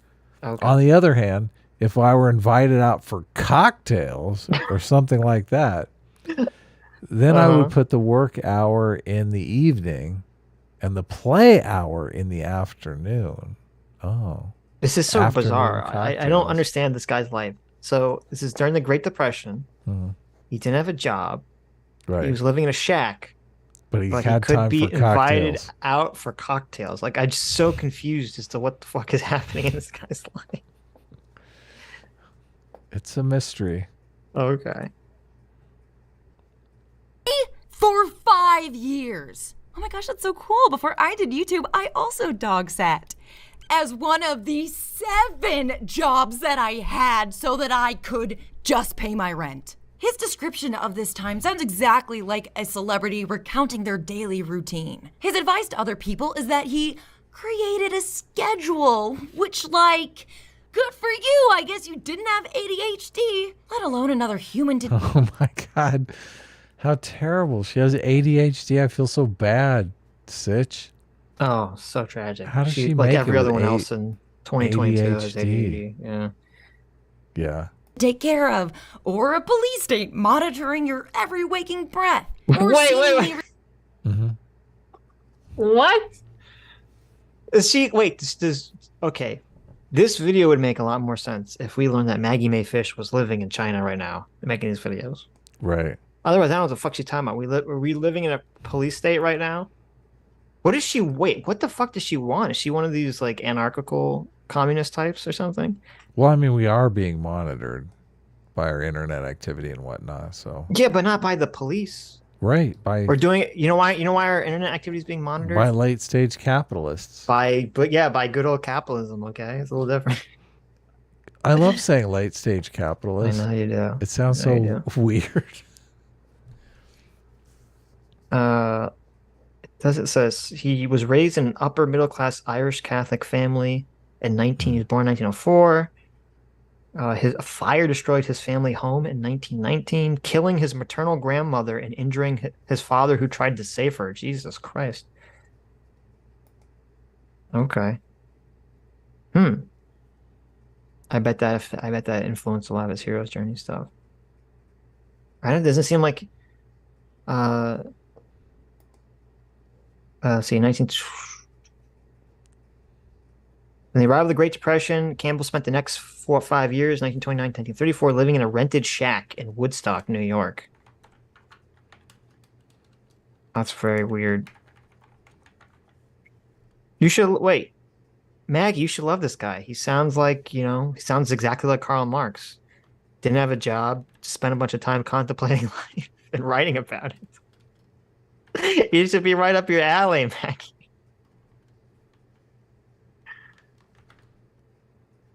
Anyways. Responsibilities other than going to the occasional cocktail party, which he did include time for in his schedule. Brendan Gill, a journalist and associate of Campbell, criticized him in 1989, saying, "Far from being spiritual, it is intensely materialistic. My old spellbinding friend is preaching a doctrine similar to that which Ayn Rand voiced in her novel The Fountainhead." Gill went on to compare Campbell's do whatever makes you happy idea to the selfishness and greed of Reagan, Thatcher, and Wall Street yuppies. The most conspicuous members of our society. So Joseph Campbell is responsible for, okay, here's the things that Joseph Campbell are responsible for. Donald Trump, Andrew Tate. Yeah. Gordon Ronald Gekko. Reagan, Gordon Gekko. The 1980s. So 1980s turn to neoliberalism was because of Joseph fucking Campbell. What? This is insane. Is Joseph Campbell living under every rock, behind every tree, turning everything into late stage capitalism, as Adam likes to say? Like, what the fuck? It just sounds funny when you say that, doesn't it? It does. It does sound funny. Because it's so stupid. For lack of a better word, is good. Already, we're not starting off on a great journey together. But it's not only the big ideas that Campbell contradicts himself on constantly. It's even small details like, are computers good or bad? He recounts this tale of President Eisenhower going into a room full of computers. He puts the question to these. What does this have to do with the fucking hero's journey, Maggie? Nothing. Holy shit. All of this is an argument that you should consider the source. Look, she's basically saying he got all of these things wrong, so therefore the hero's journey is probably wrong too. I'm sure Albert Einstein, if you asked him about ice cream flavors, he would get things wrong. I'm sure if you asked him about, I don't know, sociology, he got things wrong. I'm sure he didn't know lots of stuff outside of whatever the field of his study was. Okay. This is so fucking irrelevant to everything. You know what Isaac Newton said one of his greatest accomplishments was? What? Dying a virgin. Yeah, exactly. There you go.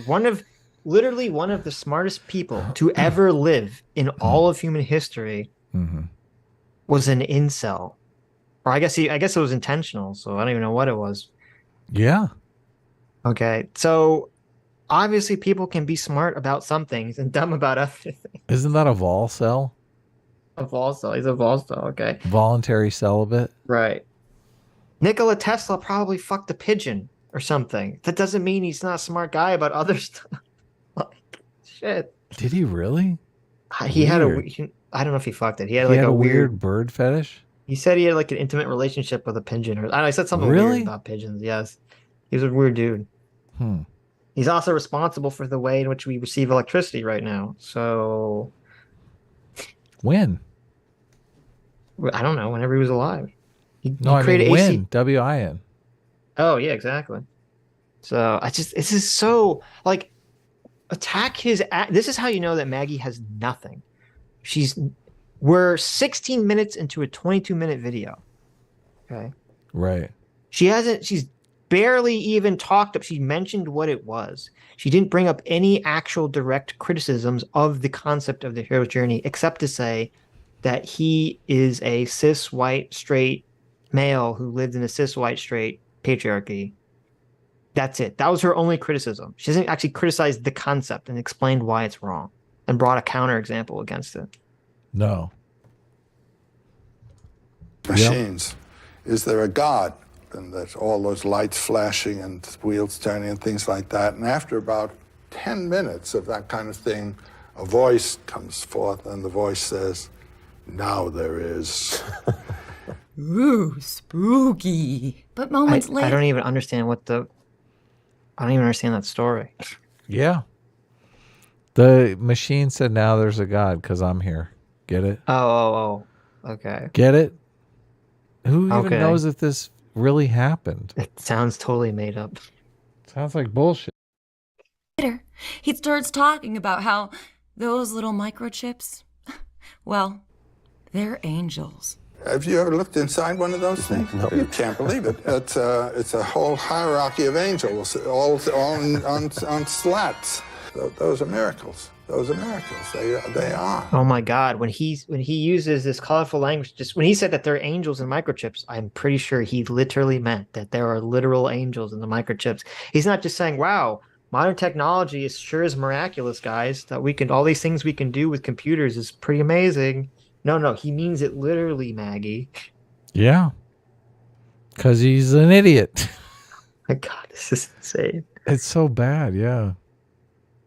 So, are computers good or bad? Well, if they're challenging my worldview of a God in heaven, I am God here. They're bad. But if they're doing what I want, they're tiny, tiny little angels. Are you an angel? Is the machine of society bad? Or is it proof of man's greatness? While he criticizes the machine and speaks of the individual fighting against the state, and this is the threat to our lives. We all face it. We all operate in our society in relation to a system. He also romanticizes the massive New York skyscrapers that epitomize the cold, inhuman machine of American capitalism. You can tell what's informing the society by the size of what the building is that's the tallest building in the place. The temple was built right in the center of the city. Yeah, I mean, this was the proper organization. That's the spiritual center from which all flows in all directions. And then the Capitol was built right beside the temple. And now the biggest thing is the office building that takes care of the affairs of both the temple and the political building. That's the history of Western civilization. That's hilarious. Wait a minute. I love that. That's a great little story. Yeah. What's her problem? Wait, what's her problem with that story? That's the history of Western civilization. I really cut this down because he keeps jizzing about skyscrapers. In New York now. So wait, she's not even understand what the fuck he just said? He was like, okay, so we used to put religion at the center most important. He's saying that whatever, okay, she's literally, wait, Maggie Mayfish literally didn't understand what he just said. Yeah. Okay. So she says he's talking about fighting the system, but since Maggie is a dirty communist, she's upset that he's not attacking the system she wants. He's not attacking. Well, I think he actually is, though. He's that's what's kind of funny. He might be sort of is. So, and she's for example, she says, okay, here's him talking about, being excited about tall buildings, which triggers Maggie because tall buildings represent capitalism. Well, not always, though. See, because he says I know. there was a time Right. when the tallest building was the church, and that was the system you were fighting against. Right. And then but wait, you the left something Capitol out. rose up, and then you were fighting, it was, what's the guy that goes to Washington? What's that movie? Mr. Jones. Mr. Smith goes to Washington. Mr. Smith goes to Washington. Yeah, then you're fighting the government, and now you're fighting Wall Street. Yes, the office, which the office, the administration that takes care of all that stuff. So she totally missed that element, and she totally missed the element, the first part, which he said, what society dictates as most important can be measured by how tall the building they build to represent that thing. Yes, or to house that thing. So he's saying that society used to say that religion was supreme, then it said government was supreme, and now it's saying like administration business is supreme. Like yes, is the supreme God, and that's what we're rebelling against. So he literally would say something that you think that she would be in agreement with, but she just can't understand because she misses the entire point. Yeah. Right, because she's so poised against everything he's saying because she's like, well, he's sexist, so I have to fight him on everything. It's sad. It is sad. It is sad. Because you're missing the entire point of what he's saying. Yeah. Right. The debate. The guy he's talking to this guy's a giant lib too. What's his name? I can't remember. I don't know who that is. McWarrior? Oh, I can't remember his name. Chad will tell us. It is over who can build the tallest building, not to praise, but to build the tallest building. Yeah, and they are magnificent. We are financial. Bill Moyers, that's it. Mm-hmm. Power center, and look what we can do. It's a kind of virtuosic acrobatic stunt. Ah, yes. I am so inspired when the beautiful Chicago skyline is interrupted by a phallic Trump tower blocking the view of Lake Michigan. Brendan Gill directly compared... I mean, what does she want? Does she want society to be like feckless and hiding in caves? I mean, what... Isn't it nice to be able to have a big, thriving metropolis that has lots of things going on? I think it's cool. I guess she doesn't like... wasn't it nice when we decided every city and town in America deserved a movie theater and we could all share culturally in this thing called movies? That's a thing, right? Well, so the issue is like, okay, you know how a lot of people, they look at Rings of Power, they see the race swapping, Little Mermaid, they see the race swapping. And to them, in their mind, that's like a symbolism of like wokeness, taking holds or winning another victory. Right. And so she looks at like every time she sees a tall building, it's like in her mind, that's capitalism winning another victory. Okay. So she's like, oh, all these tall buildings, this is capitalism and liberalism winning over our society. How terrible. She just wants to go back to the Shire. I guess. I don't know what she's sounding like an anarcho-communist at this point, which maybe she is. I don't know. Joseph Campbell with the character Rourke from Ayn Rand's The Fountainhead. The creator lives for his work, says Rourke. He needs no other men. His primary goal is within himself. The man who attempts to live for others is a parasite in motive and makes parasites of those he serves. 2 years before The Fountainhead was published, young Campbell was saying at Sarah Lawrence, the artist, insofar as he is an artist, looks at the world dispassionately, without thought of defending his ego or his friends, without thought of undoing an enemy, troubling neither with desire nor loathing. What the fuck? What is he like a big Fountainhead fan or a big Ayn Rand fan? Well, this isn't from Joseph Campbell's book. This is from someone writing about Joseph Campbell. The Faces of Joseph Campbell by Brendan Gill. Yeah. Right. I don't understand what So they're accusing him of being is the man who attempts to live for others is a parasite in motive and makes parasites of those he serves. He literally said that the hero's journey is about becoming a part of something bigger than yourself, which is the opposite of being a parasite. Right. Yeah, so I don't get that. Well, no, but see, okay, they're conflating a lot of things that don't make sense. Because I would say, and I would assume, fucking this is in Campbell's book, and I would assume everyone agree, that the classical hero's journey is there's a problem that often it's not just something you're facing, but like everyone is facing some problem. You know, like especially in the more classical, like mythical hero's journey. There's some problem that's facing your community and you have to fix it. Or I mean, you can even go like if we go to examples, okay, Lord of the Rings. The problem of the ring isn't just like Frodo could probably live his entire life. If he just gave the ring to Elrond, he could have just fucked off back to the Shire. And maybe eventually Sauron would have got the ring, but Frodo would probably be dead by then of just old age. You know, why would he care? Or Luke Skywalker, you know, the galaxy's a big place.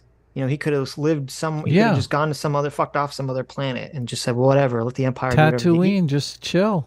Right. Like Han Solo is like, listen, I could, you know, just leave. Let the Empire be the Empire. You know, who cares?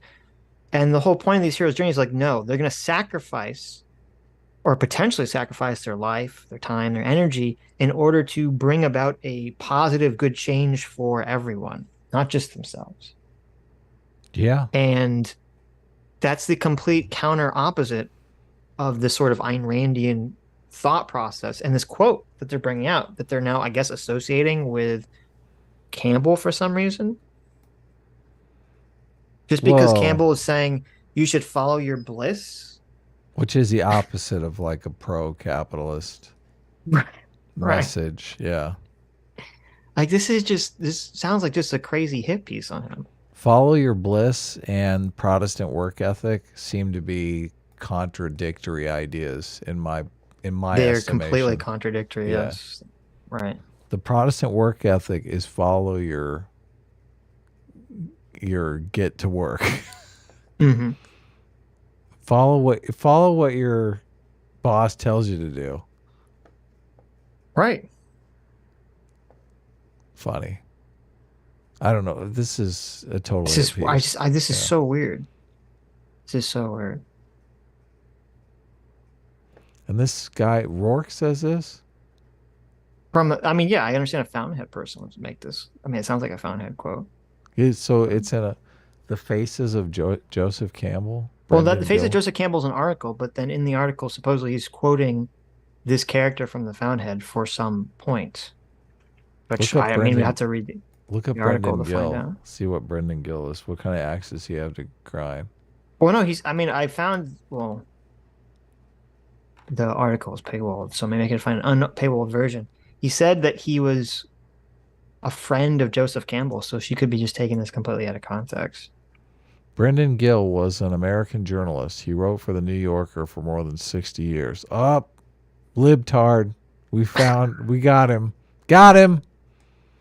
Gill also contributed film criticism for Film Comment and wrote a popular book about his time at the New Yorker magazine.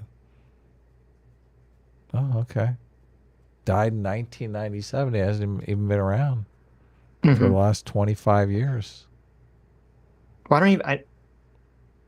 Let's see. Talks about. He says he was his friend, but then he talks about his bigotry. He said he was anti-Semitic. Who was? Campbell, according to this guy. Look at that. He despised. He liked Jung, but despised Sigmund Freud. Oh, That's wow. weird.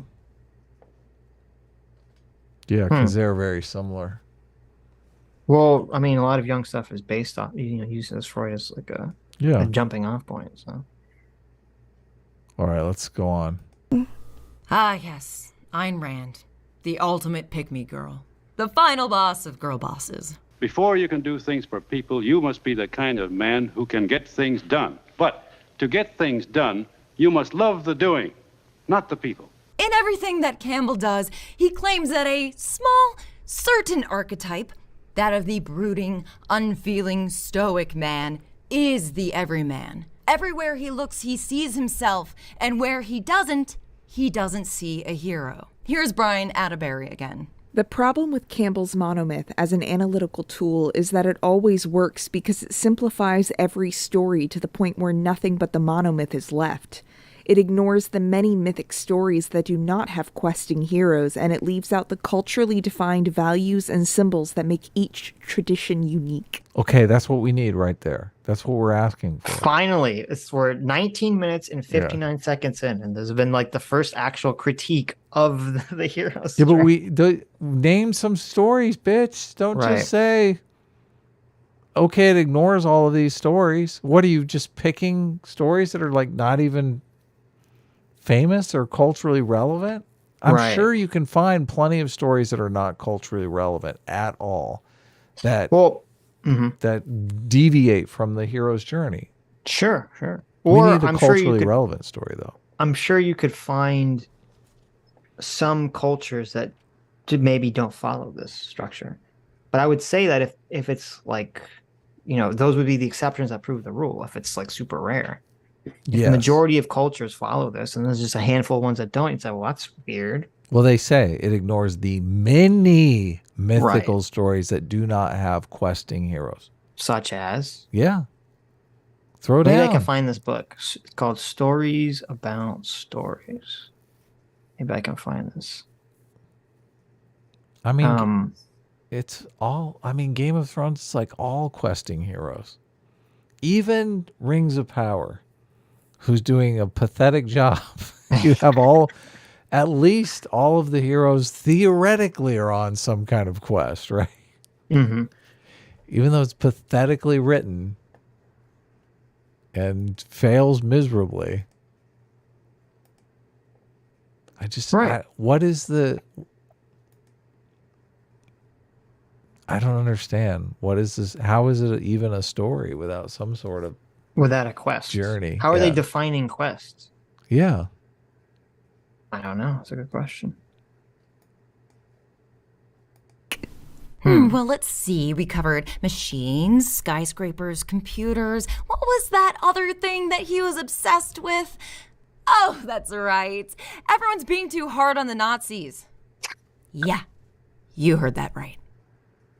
Okay, I'm gonna need an intermission to throw up all of those marshmallows that I ate. This is the comedy portion now. Isn't this funny?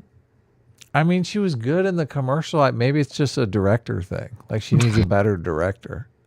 Is that it? Right. Somebody to tell her this is not good. Well, so in the commercial, she didn't write it. They just said, hey, come look like a thought in this doorway. And she's like, I could do that. Yeah. This is her own creative endeavor. So she did a great performance. But, I mean, they probably had 35 different performances to choose from. So Right.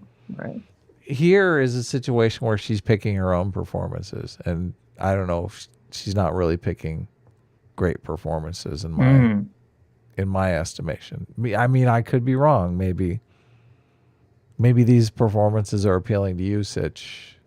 Oh yeah, I'm very appealed by these performances. So Joseph Campbell is pro-Nazi. I guess that's gonna Supposedly. I wouldn't take her word for it. That's going to be in the next video. I guess. Let's see. I mean, we've learned so much about everything in this video. You know, she couldn't cram it all in, right? She had to break it up. One thing that I love about making videos online is exploring different types of narratives, different voices, and different styles. And the best place that I found to do that is my streaming platform, Nebula. Made by It's always Nebula. They all have like a contract with Nebula to do ads for them. Mm-hmm. A paid sponsorship gig. Why is that? I'm assuming someone said that whoever created Nebula was like a big lefty or something. Oh, okay. Which I don't know if that's true, but I wouldn't be that surprised because you're right. It seems like all the bread tubers have some weird Nebula Curiosity Stream deal. So good for them. Sweet. I guess? Question mark? Well, we have another video, so we do have another video. Yes. Let's read some super chats just for we'll fun. read some super chats. What do you think? Let me get the other video queued up first, though. Oh, okay. Fortunately, I can't find this book online. I'd have to buy it, and I don't care enough to do so. Yeah. Just to see if she's correct about. The book is obviously like some kind of hit piece that she discovered, right? Well, I mean, I don't know. Maybe the book makes a cogent argument.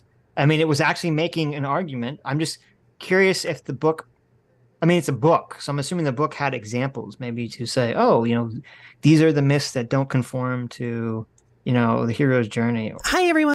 Or something like that. I mean, but she just didn't do any of that. Can you just Google myths that don't conform to the hero's journey? Let's see. Myths that don't conform to the hero's journey. The man behind the myth. Should we question the hero's journey? It's always funny, and I don't know if this is the case, but it's always funny when we watch one of these videos and then we just stumble upon an article and you're like, oh, they just stole everything from this article. Right, yeah. Did you find the article that they stole I don't know, everything maybe I'm just from? saying. Let's see. That does happen often. Mm-hmm. Blah, blah, blah. Campbell's monomyths, theory about myth and folktale. No one cares. Uh-oh. Uh-oh. So this is an article called The Man Behind the Myth. Should we question the hero's journey? It says, wait. Oh, I wonder if this is where she got it from because it's going over a lot of the things that she said. Yeah, you found it. It says, so they're comparing it to a guy named Patrick Rankin. Okay, in the wake of World War II, I'll just read this. In the wake of World War II, Campbell's monomyth, a theory about myth and folktales, presented an attractive, simplified narrative pattern as a prescriptive tool to the public, with a global spin born in part from Campbell's early interest in Native American mythology. Unlike many of his predecessors, he engaged with numerous non-Western sources, shifting some focus from Greece and Rome. Wasn't that a good thing? Is that what she was complaining about? Greece and Rome, non-Western sources. Well, no, he's not saying shifting some focus from. I said it means like away gotcha, from. Yeah. Right. So he's going east and. Right. But also he said interest in Native American mythology, which would be have nothing to do with that. Patrice Rankin, a classicist at the University of Chicago. A classicist? Is that someone who's like classics? Studies the classics. Oh, see, I thought that was someone who was paid to be a classist. You know, they're like they are paid to walk around and complain about poor people or something. Yeah, that's true. Tells us that Campbell's book emerged, quote, in the context of the American and British Great Book movements, so it's right in the sweet spot of Western canon. In this context, I actually like Campbell because he elevated non-Western myth. Okay, that's a good thing. Rankin recognizes that the monomyth created a more inclusive model. Wait a minute. I guess she didn't take this article. This article is shitting all over what she's saying. Oh wait, there's a but though. But one which came at the cost of complexity. Most myths where monomythic patterns can be analyzed in different ways for many different functions. To create his hero, Campbell had to depend upon the fallacy of incomplete evidence, otherwise known as cherry picking. I don't know what that means. At least I know in this context. These sins of contextual omission allowed Campbell to weave an attractive narrative that found particular favor with his white mid-century audience. Echoing the ethical egoism of Ayn Rand's The Fountainhead, whoopsies, I think we published found only it. a few years earlier. Campbell sold the public on a vision of the individual hero unfettered from community or history. Okay, that's why the commies are so pissed about it, because they hate the individual. Everyone needs to be working for the group. That's interesting. Luke doesn't necessarily go on his hero's journey because he's worried about his situation. He's worried about saving the princess and the plans. In the galaxy, yeah. Yeah. So, Right. I mean, what is it? But What are they talking about? The individual? Okay, I understand what they get mad because, like, even though Luke is part of a squad and the squad is responsible for blowing up the Death Star, Luke gets all the credit because he's the individual person that did the act. I saw they get Chewie mad that, wearing like, a medal. Luke, but this is where their brains turn to mush, because they're like, I understand the concept. It's like, okay, yeah, if Luke flew his X-wing alone into the Death Star, he couldn't blow up the Death Star. So they say, well, then every single person on that mission should be held to the same standards. And they get mad that no, the person who actually did the actual thing, like Luke Skywalker, gets held to the higher standards. Which you can argue about that all day, whether that's fair, whether that makes sense. But the reality of the situation is, if you think that's a cultural thing, you're wrong. That's just the way human brains work. It's easier for a person to fixate either their love or hatred onto a specific individual. And so that's why you see this tactic so many times from your politicians, where they try to, instead of just attacking a group, they want to make a person represent that group. Yep. So it's like, oh, if you're on the left, I hate everything about Donald Trump. I mean, I hate everything about the Republicans. And so they say, well, we're going to make Donald Trump like he's the face of this movement, right? Of the Republicans. Right, exactly. He's like the person that you should direct your ire to, this individual. And so, I mean, that's just a way that kind of people conceptualize information easier. It's hard for us to say like, well, we're going to uplift this whole group. It's like, you can sort of do that, but you want to fixate on a specific person, because as we learned from our Jordan Peterson videos that we criticized endlessly, the quest for establishing hierarchies is in fact a natural biological quest. So, but they'll never accept that. He gave a post-war readership a seemingly timeless archetype for America's unique brand of, quote, rugged individualism. He also helped to create a niche for the intersection of pop culture and pop psychology, paving the way. Uh-oh. Ready for this? I'm ready. I'm sitting down. He also helped create a niche for the intersection of pop culture and pop psychology, paving the way for less savory exploitations of narratives by people like Hitler. Jordan Peterson. No way. No. They even throw Jordan. They even throw Jordan Peterson under the bus. Oh, what? No! Hilarious. Joseph Campbell is responsible for Jordan Peterson. Listen, I'm pretty sure Joseph Campbell is responsible for Gamergate. Okay, I'm pretty sure he did Gamergate. What happened? They even throw Peterson under the bus. Peterson I still have not heard any of the stories. I know. Peterson has latched onto Campbell's use of archetypes and gender roles and interprets them as the meaning for saving humanity from political polarization. What? What? What? Did he say that? And so, wait, here's the proof of that, because I've never heard him say that. I don't think I've ever heard.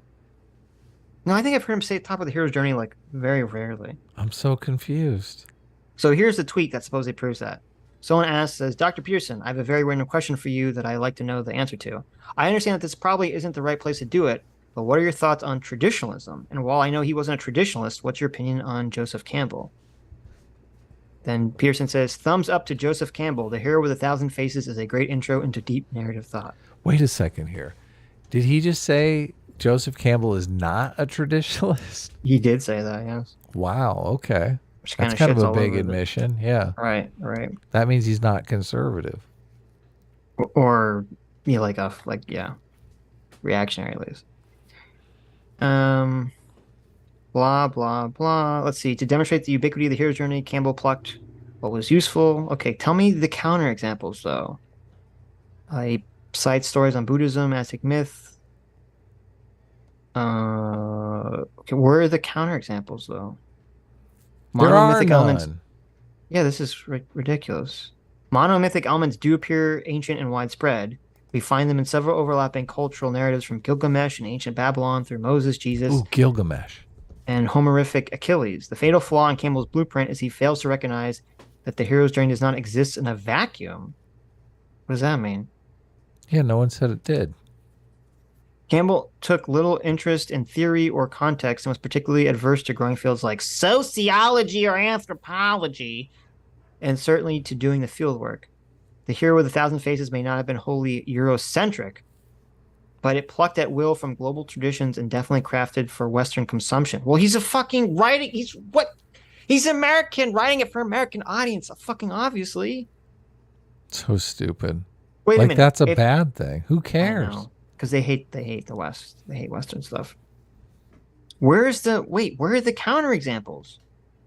There's no counter. They just say, well, he's bad because he did this. Well, what are the counter examples that proves it?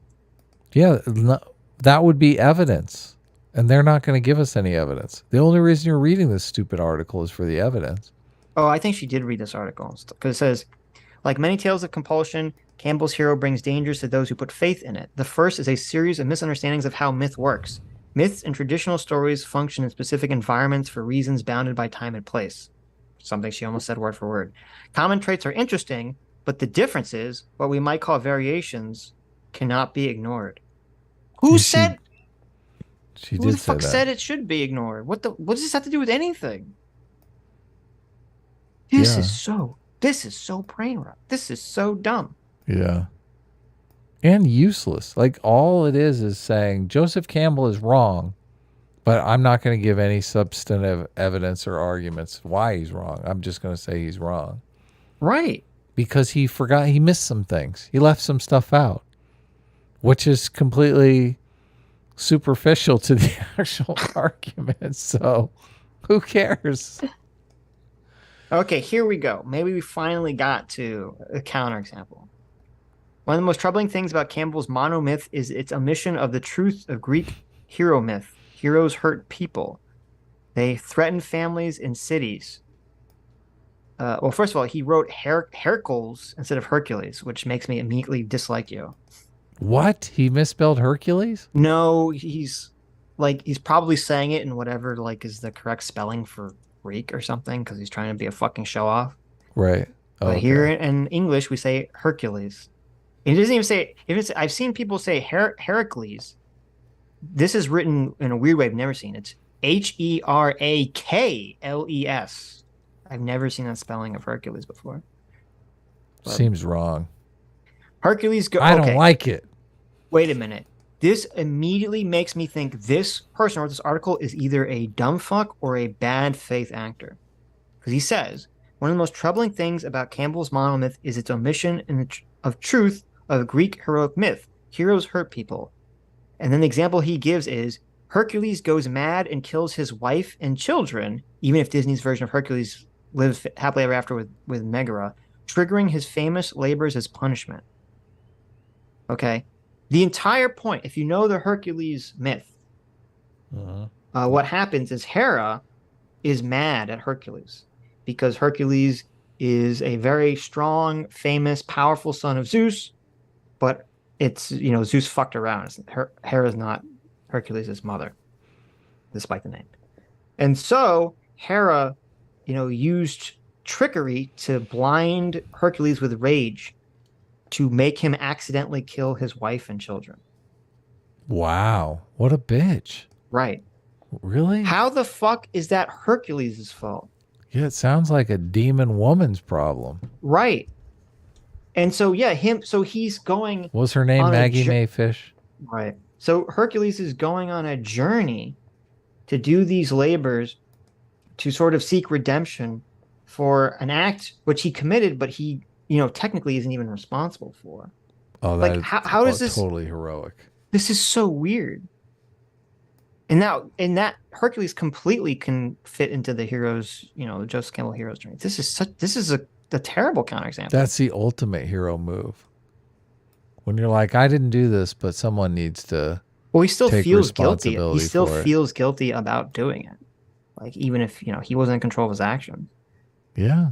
And I'm sure that if you were to look at it from like a more archetypical perspective, it's supposed to be like representing like, the husband either is, blind with drunk rage or has been, tainted by years of war or something. Like, I'm sure it has some metaphorical meaning beyond like a god literally makes him go crazy, right? Yeah. This is so weird. Okay. Then he complains about Odysseus, Odysseus returns home after losing his entire army. Well, it wasn't intentional. They died on the journey, only to kill 108 of his people and hang the enslaved women of his household. Wait a minute. I don't remember why he kills the women. I don't even remember that part of the story. He kills 108 people because they're all trying to steal his wife and his property. This is such a fucking garbage bad faith article. This is crazy. The monomyth encourages audiences to see themselves as protagonists in a great struggle, and all others are either helping or hindering their journey. The use of the monomyth is in a way nearly perfectly narcissistic. It invites the audience to focus on just one character, to see the world as serving the interest of one singular point of view. In the stories themselves, all their characters are helpers, objects, or obstacles in a hero's tale. No protagonists. So wait, first of all, that's not even true. Okay, you have... Well, there's usually a B story protagonist too, but right, but Game of Thrones is a classic example. Yeah, okay? ensemble cast. Yeah. One of the most popular stories till the terrible ending has an ensemble cast. The book is literally written from different characters, often conflicting characters' point of view. Okay, but even if... Wait a minute. Think about it. They're complaining that the monomyth invites the audience to focus on just one character, to see the world as serving the interest of one singular point of view. In the stories themselves, all the characters are either helpers, objects, or obstacles. Okay? You know who else does that? You know who does this? Who? Every single human being alive and how they live their fucking life. You're a helper. Thank you. I think of you as a helper, Sitch. Thank you. I want you to know Sometimes I think of you as a helper too. CT is an obstacle. Wow. And occasionally a helper too. I was gonna say a CT is always a helper. You can vacillate between helper or obstacle. So. Oh really? Yes. You're kidding me, really? Yes. Sometimes. First of all, CT. I'm joking. Obviously, CT is full-fledged helper. Yeah. That's painful. I'm an obstacle? How am I ever an obstacle?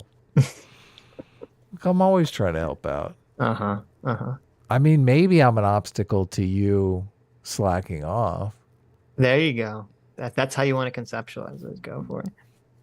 But no, this is just crazy because it's funny. This complaint to me proves why the hero's journey is true.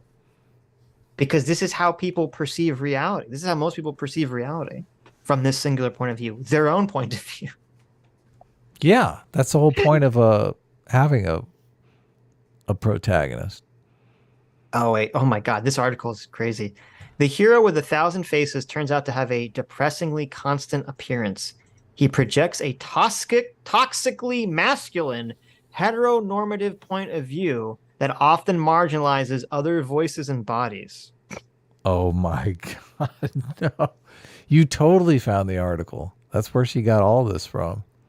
Despite some heroes of colors in the recent years, Campbell's narrative offspring have generally been white and male. When we make heroes of women, we often sidestep or mute their sexuality and capacity to give birth, as in the case of Buffy the Vampire Slayer, and render them essentially masculine. Wait, he just laid out a way. First of all, he just laid out a way. He put Joseph Campbell in a no-win situation. He put storytelling in a no-win situation. So if you have a story that centers on a woman and she's doing quote unquote traditionally woman things like, you know, having babies, right? Then that's sexist because you're saying that's only what women can do. But then if you have a story where the woman isn't doing quote unquote traditional female things like Buffy the Vampire Slayer, and she's not having babies, she's fighting vampires, well, then you're still a sexist because you're just muting her feminine characteristics and you're just making her a man. Yeah, you can't win. Exactly. You fucking can't win. Kafka trap. And first of all, only someone who's never watched Buffy the Vampire Slayer would ever say that Buffy the Vampire Slayer mutes her femininity. Yeah. That's so not true. She uses it all the time. Like, one of the major fucking plot points is her love affair with Angel. Well, she's in love with Angel. And then the love triangle with Spike. And then the love triangle with Riley. Oh my God, there's so many love affairs with so many people. She's getting it all over the place. Yes, she's always hooking up with people. This as someone who likes Buffy, you know, Buffy's not the perfect show, but I do like Buffy. Like, I think Buffy did a great job at not doing this. Buffy did not feel just like a man in disguise. She just felt like a normal human female who also was super strong and could kill vampires. But she didn't act like just a man in disguise. She was definitely acting like, you know, a woman. I could definitely understand a female character acting that way. She was not masking her femininity. So I completely disagree with all of it. This is crazy. She was a cheerleader in the movie. That's the ultimate playing. Well, in the movie, okay, so the movie Buffy was definitely a lot more feminine than TV show Buffy. I forgot about that. That's a good point. Because the movie was more like satire, like here's the last person you'd expect to be a vampire slayer. Like the very femme cheerleader named Buffy. Right. But she's athletic. Right. I mean, obviously a vampire slayer would have to be athletic. Right, but in the movie she's more like, she's supposed to be kind of like bubbly and a little airheaded. Yeah. And then in the show it's like, I guess that experience changed her. It's like she's lost some of those elements of her personality. He's become more like cynical and dark. So. So instead of Buffy the Vampire Slayer, it's Buffy the Thought Player. Okay, finally, here's your finally some counterexamples. Are you ready for this? Oh, yes. I've been waiting this whole article for these. These better be good. It's like at the bottom. Okay, these better be solid stories that we've all heard of that completely deviate from the hero's journey. This is not to say there haven't been challenges to Campbell's universalism. There are plenty examples of heroic narratives that run counter to the monomyth. For example, Frank Herbert's Dune. Dune? What the fuck? Bullshit! Bullshit! Dune is the ultimate hero's journey. What are they talking about? No. No, that's impossible. This doesn't make sense. It says Dune, for example, presents Paul Atreides. Yeah, Paul Atreides. He's the protagonist. Struggling against the force of fate and propaganda. How is that counter to his example? Yeah, not only that. I mean, he basically becomes Jesus in the end of the movie. What are they talking about? They literally have like a death and rebirth scene. Okay, wait, this is insane. Dune is 100% hero's journey. This guy has no idea what he's talking about. He says, it is not enough to put the heroic narrative through a diversity, equity, and inclusion workshop. It structures itself, assumes a particular worldview as dominant, and casts socially derived personalities as natural. Joseph Campbell's hero is ruggedly individual. It uses weaker people as instruments. and it has no room for collective action, for families, or for bodies that fail to conform. The aged, the disabled, or the sick. What? The fuck are they talking about? I mean, have they not seen Sling Blade? Well, okay, like you have George Lucas, who Forrest wrote Gump? Star Wars, okay, directly inspired by this. And that was the whole point of the Yoda character. You have this creature that looks old and frail, and not Right. like the great Jedi warrior you envision in your mind. Right, yeah.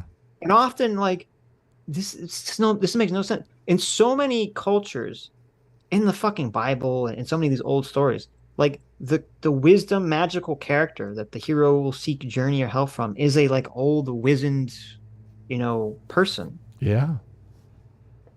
Unless I guess what they're complaining about, I know what they're complaining. They're saying they're complaining. Okay, this is so stupid. They're complaining that not enough stories are about old people. There's too many stories about young people going on adventures. That's what they're complaining about. They're like, well, where's the stories about like the old person trying to figure out how to use the cell phone to call their grandkid? I mean, there are plenty of those stories. I know there are. And they probably also conform to the hero's journey They too. do. Yeah, they do. This is so terrible. Oh my God. This is in recent years, Marvel Cinematic Universe has also looked hard at heroic personalities. Amazon, The Boys completely fits the hero's journey for the main character. The main characters. Okay, this article is just dog shit. I'm done with this article. I can't believe they said Dune. I know, that's crazy. So ridiculously the hero's journey. Not only that, like his mom and his sister totally support him.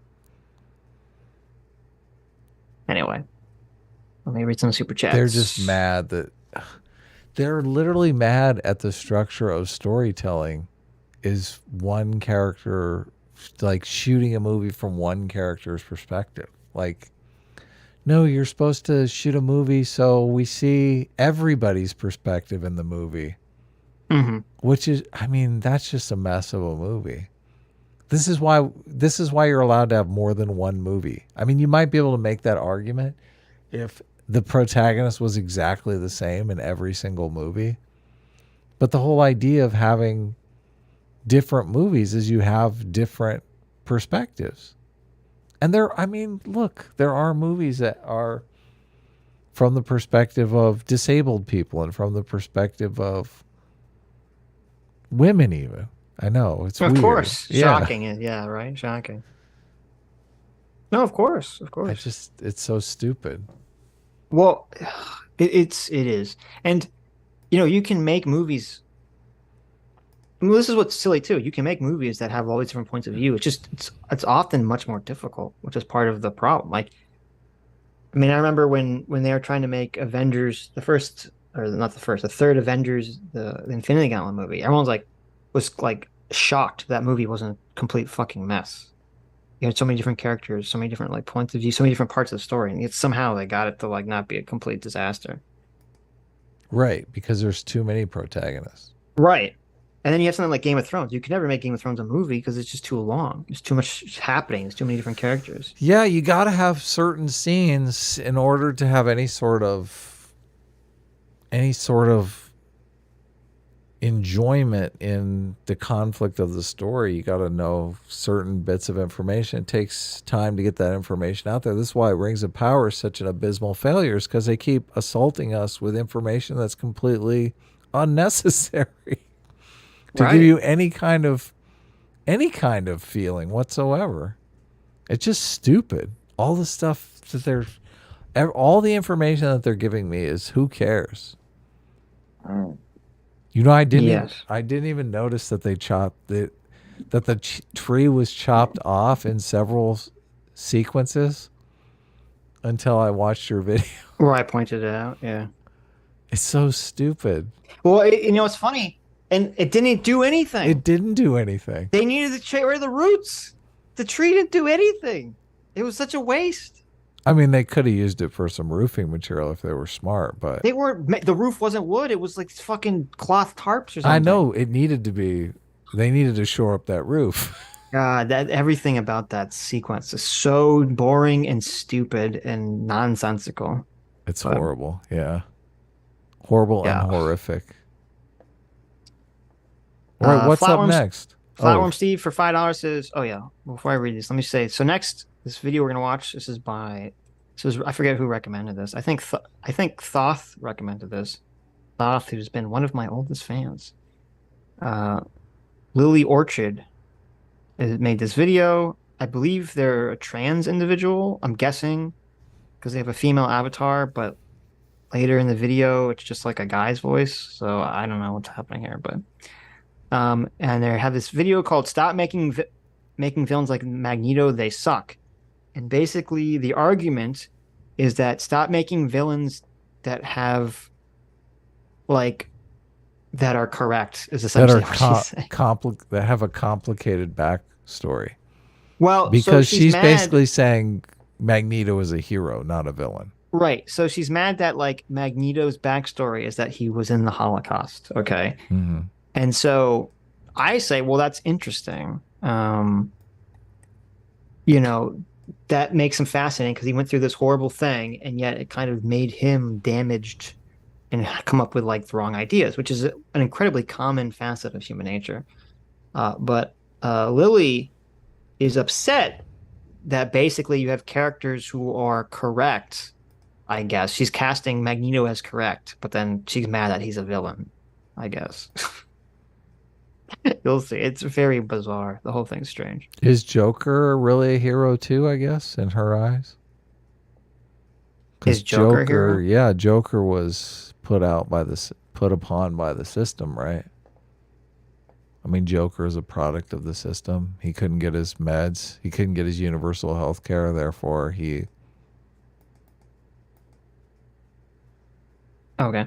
Flatworm Steve, sorry. I was looking at something else. I figured you were, but that's okay. I caught you. Flatworm Steve, thanks so much for $5. Says, just came back from my sister's wedding. Her husband is a very sweet guy and an amazing friend named Adam. There you go. Sweet.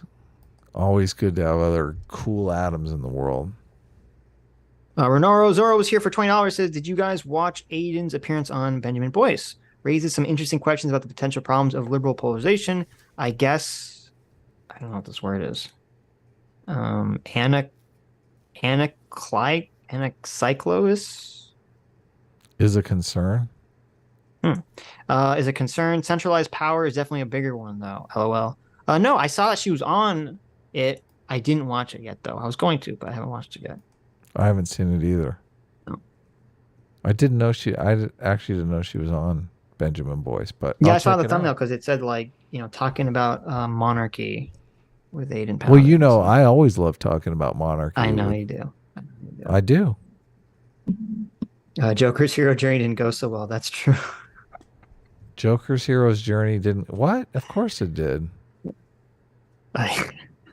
He's trapped in the dark night of the soul part. He accidentally made Batman. Okay, don't you remember?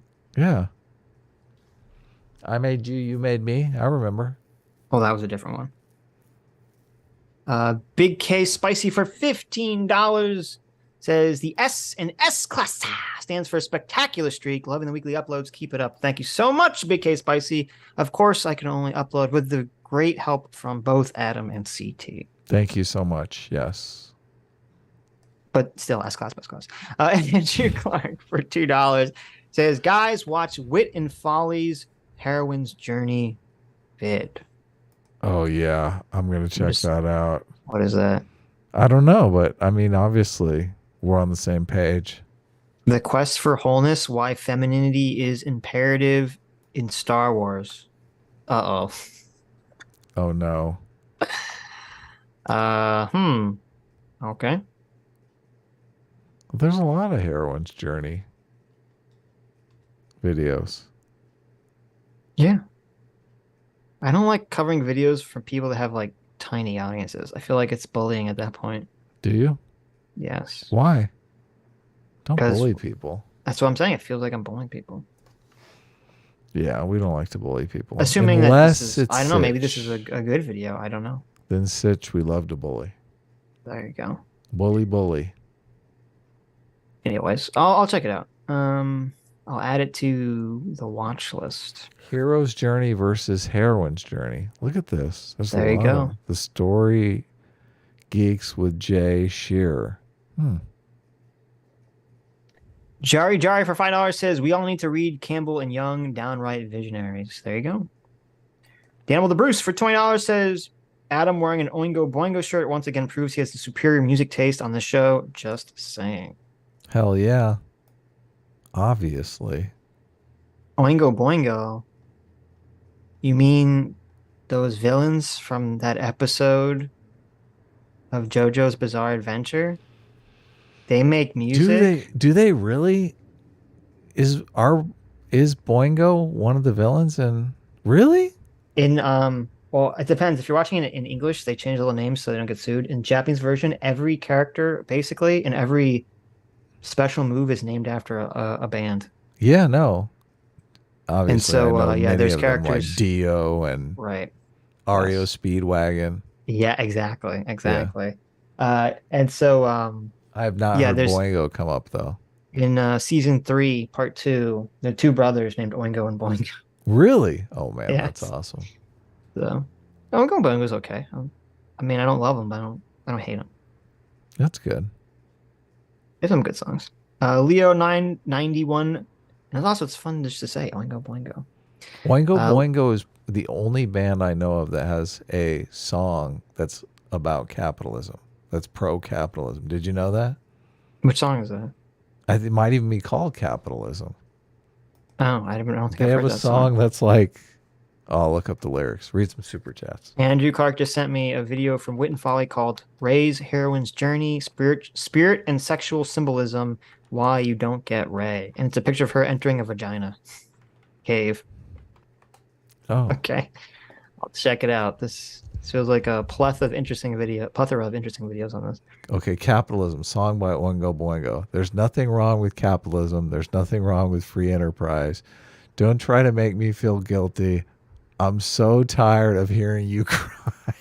Okay, so obviously Oingo Boingo is an amazing band now. There's nothing wrong with making some profit. If you ask, I'll say it's just fine. There's nothing wrong with wanting to live nice. So tired of hearing you whine. Oh, that's right. I forgot that. Danny Elfman was in Oingo Boingo, right? Yeah. I forgot about that. Yeah. About the revolution, bringing down the rich. When was the last time you dug a ditch, baby? If it ain't one thing, then it's another. Any cause that crosses your path, your heart bleeds for anyone's brother. I've got to tell you, you're a pain in the ass. You criticize with plenty of vigor. You rationalize everything that you do with catchy phrases and heavy quotations, and everybody is crazy but you. You're just a middle-class socialist brat from a suburban family, and you never really had to work. And now you tell me that we've got to get back to the struggling masses, whoever they are. You talk about suffering and pain. Your mouth is bigger than your entire brain. What the hell do you know about suffering and pain? You dumb fuck. Oh my God. There's this nothing is, wrong with amazing. capitalism. There's nothing wrong with free enterprise. Don't try to make me feel guilty. I'm so tired of hearing you cry. There you go. This will be our mantra against BreadTube. Yeah. How do you like that? That's good. How do you like that for a song? That's nice. Did you know? Do you have any question about where Oingo Boingo stands on socialism? No. I love it. What the hell do you know about suffering and pain? Yeah. You dumb fuck. That could be the best line ever written in a song. He totally nails it. Mm-hmm. You're just a middle-class socialist brat. Yep. Got him. Got him. See, some things never change. Yeah. Anyway, Leo91, thanks so much for being a freehold seeker for 2 months. Says ancient Americans did a very good job on the Arctic peoples. They did move a lot. Highly recommended. Also, rip Mahler's PC. Wish he was here. What happened to Mahler's PC? Did his computer die or something? Really? That That sucks. sucks. Didn't know that. Oh, that's unfortunate. Do you have a PC replacement schedule? What does that mean? Well, I usually try to upgrade my PC before it dies on me. I mean, I've had PCs die on me before, and it's such a painful situation that I usually try to avoid it. I try to build a new one before my old one dies. Do you do that or no? I don't do that. Okay. No. You just let it die, and then you're like, That would be smart. I mean, I've running only around. had this computer that I have now for like 2 years, so it's not. Oh, ready that's to die yet. nothing. Yeah. And it was a pretty. It has a problem with it, which pisses me off because I spent a lot of money on it, and I have to get someone who knows about computers to come out and figure it out. Because it's super weird. It's like should be like it's one of those, you go in the website and you pick all the parts, like put it together for you. And there's got to be some issue with it because whenever I do anything that's like remotely straining graphically, it like becomes so loud, and it really pisses me off because I literally bought and paid extra money for fans and a casing that were supposed to be extra quiet. Yeah. And yet something about it's like super fucking loud. Whenever Still loud? It must be your CPU fan that's loud. I think it's the graphics card fan. Oh, okay. You got little graphics card, little buzzer fans in there. No, there's like a fan on the graphics card. Yeah. But it's like a little one? You got to get a big one. No, it's a big one. It's a Okay. giant, super powerful graphics card, or it was 2 years ago. Oh, okay. So, but I don't know. That pissed me off. So it's got to be. And I'm wondering if there's some problem with it or something. Andrew but- Clark says it did. No EFAP yesterday. Oh, Yeah. that sucks. That sucks. Ouch. I mean, I rebuilt my last computer. I still have my other computer, so I feel like even if my computer died, we could still figure out how to do a stream. I want to get a laptop, so I should probably do that anyway. So in case the computer dies, I could always just. Because before Laptops this, are I had. garbage. Before this, I only used laptops, but I know. Laptops seem like they die. Switch to water cooling. Well, here's the thing. And I think maybe this is a problem. Maybe I've been doing this for 2 years. It has water cooling. It has fans and water cooling. But I'm wondering if when they shipped it, they didn't actually put any liquid in the water cooling part of it. So that could be an issue. Oh, ouch. Switch out. Well, if it's a GPU, that would be the thing. I don't know. I think it's the graphics card. I don't know if it's something I can switch out. I'd have to get. I know someone who's smart about computers to come and look at it, but I just haven't got around to doing it. Your buddy Adam's smart about computers. Yeah, but you're not here. You can't physically come to my We just do a FaceTime. house. I You guess. just put my face in the computer. I'll tell you what's up. Okay. Okay. Maybe I'll do that. That's not a bad idea, actually. What do we got here? The voice of Jay. If there was no water, your CPU would have caught fire long ago. I mean, that makes sense, but. The voice of Jay, thanks so much for 7. Canadian says, bro, Campbell says archetypes is non-specific, but Gilgamesh isn't Luke Skywalker. So what the hell, Campbell? This is because of white people. Yeah. Basically. go. Yeah, that's a good impersonation of Maggie Mayfish. Right. Oil cooling. What the? I didn't even know that was a thing. Just spray Orion. antifreeze in there. It'll There be great. you go. That's the opposite of what you want. Oh, yeah, you're right. No, antifreeze is a coolant, too. Is it? Oh, okay. Yeah. Orion9191, thanks so much for the 5 months. Membership says, just got married yesterday. Usually S-class, but with my participation in the marriage institution, got to go all A-team reign supreme for this week. There you go. Good for you. Yes. I like it. A-team loves the institution of marriage. You all need to get married. Find your soulmate and get married, for heaven's sakes. Stop messing around. Oh yeah, I'm gonna submerge my entire PC in oil. That's a great idea. Yeah. Great. Just put it in the know, bathtub. Yeah, rub it with magnets. Yeah, magnets have a magical cooling property. Yeah, thank you, Chad. Magnets make it run faster, too. Oh, of course, yeah. Yeah. Well, I mean, I guess it's true when your computer doesn't turn on. I mean, in a weird way, it's running faster, right? If there are idiots listening to the stream, please disregard what I said about magnets. You will destroy your computer. So Right. Look it up. It's a real thing. Okay, listen, I'm not going to go buy a bunch of olive oil and submerge my laptop, my computer in it. It's a bad idea. Alphabet for 5. Aussie Buck says, frankly, I think the so-called most woke people and companies are very much, I read that one, doing it to brand themselves as good people and as a marketing tactic. Very true. True. Very true. Take your computer to McDonald's and pay them $5 and let them dump it in the fryer. Ouch. Oh, there you go. I gotta turn. It's got the little LED lights, but they fluctuate in color. I gotta turn them so they're just red because that'll make it run faster. That's a good point. Or blue if I want to run colder. Redshift. Yeah. Sean Coleman, thanks so much for being a Free Will Seeker.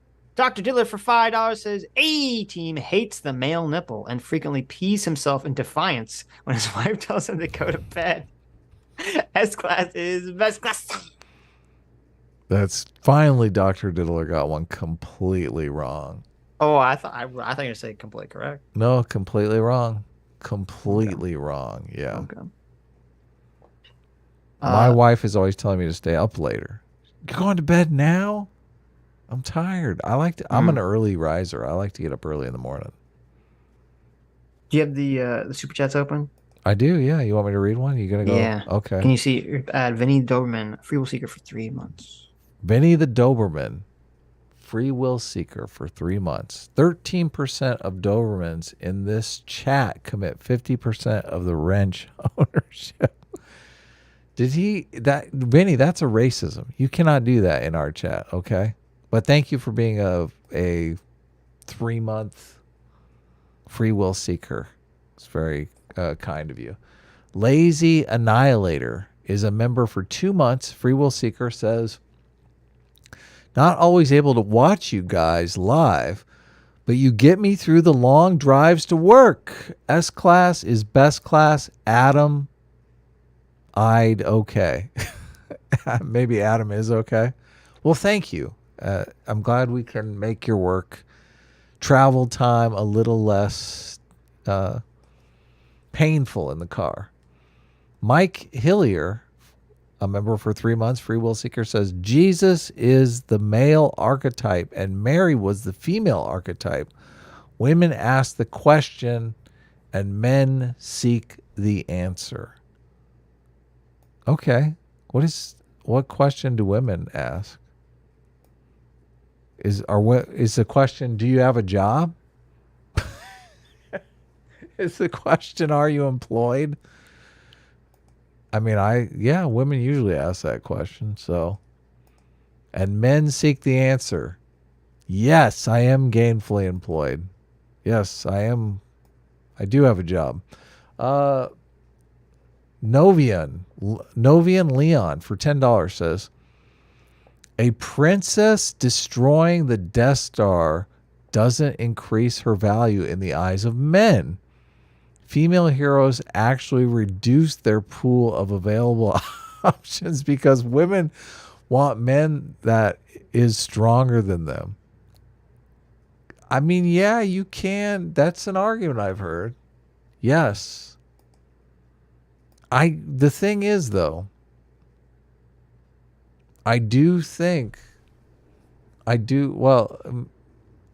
maybe they reduce their options in sheer numbers, but I do think higher status men would be more interested in them. So, I mean, I'm watching Game of Thrones. I think I'm on season 2 now, and it's a season where all of these rich dudes are throwing themselves at Daenerys, trying to get Daenerys to marry them. So obviously, they want her because she's got dragons. Naxalis for $10 says, Adam's skirt chasing mind does show a consistent bias in his opinion on how the sexes interact.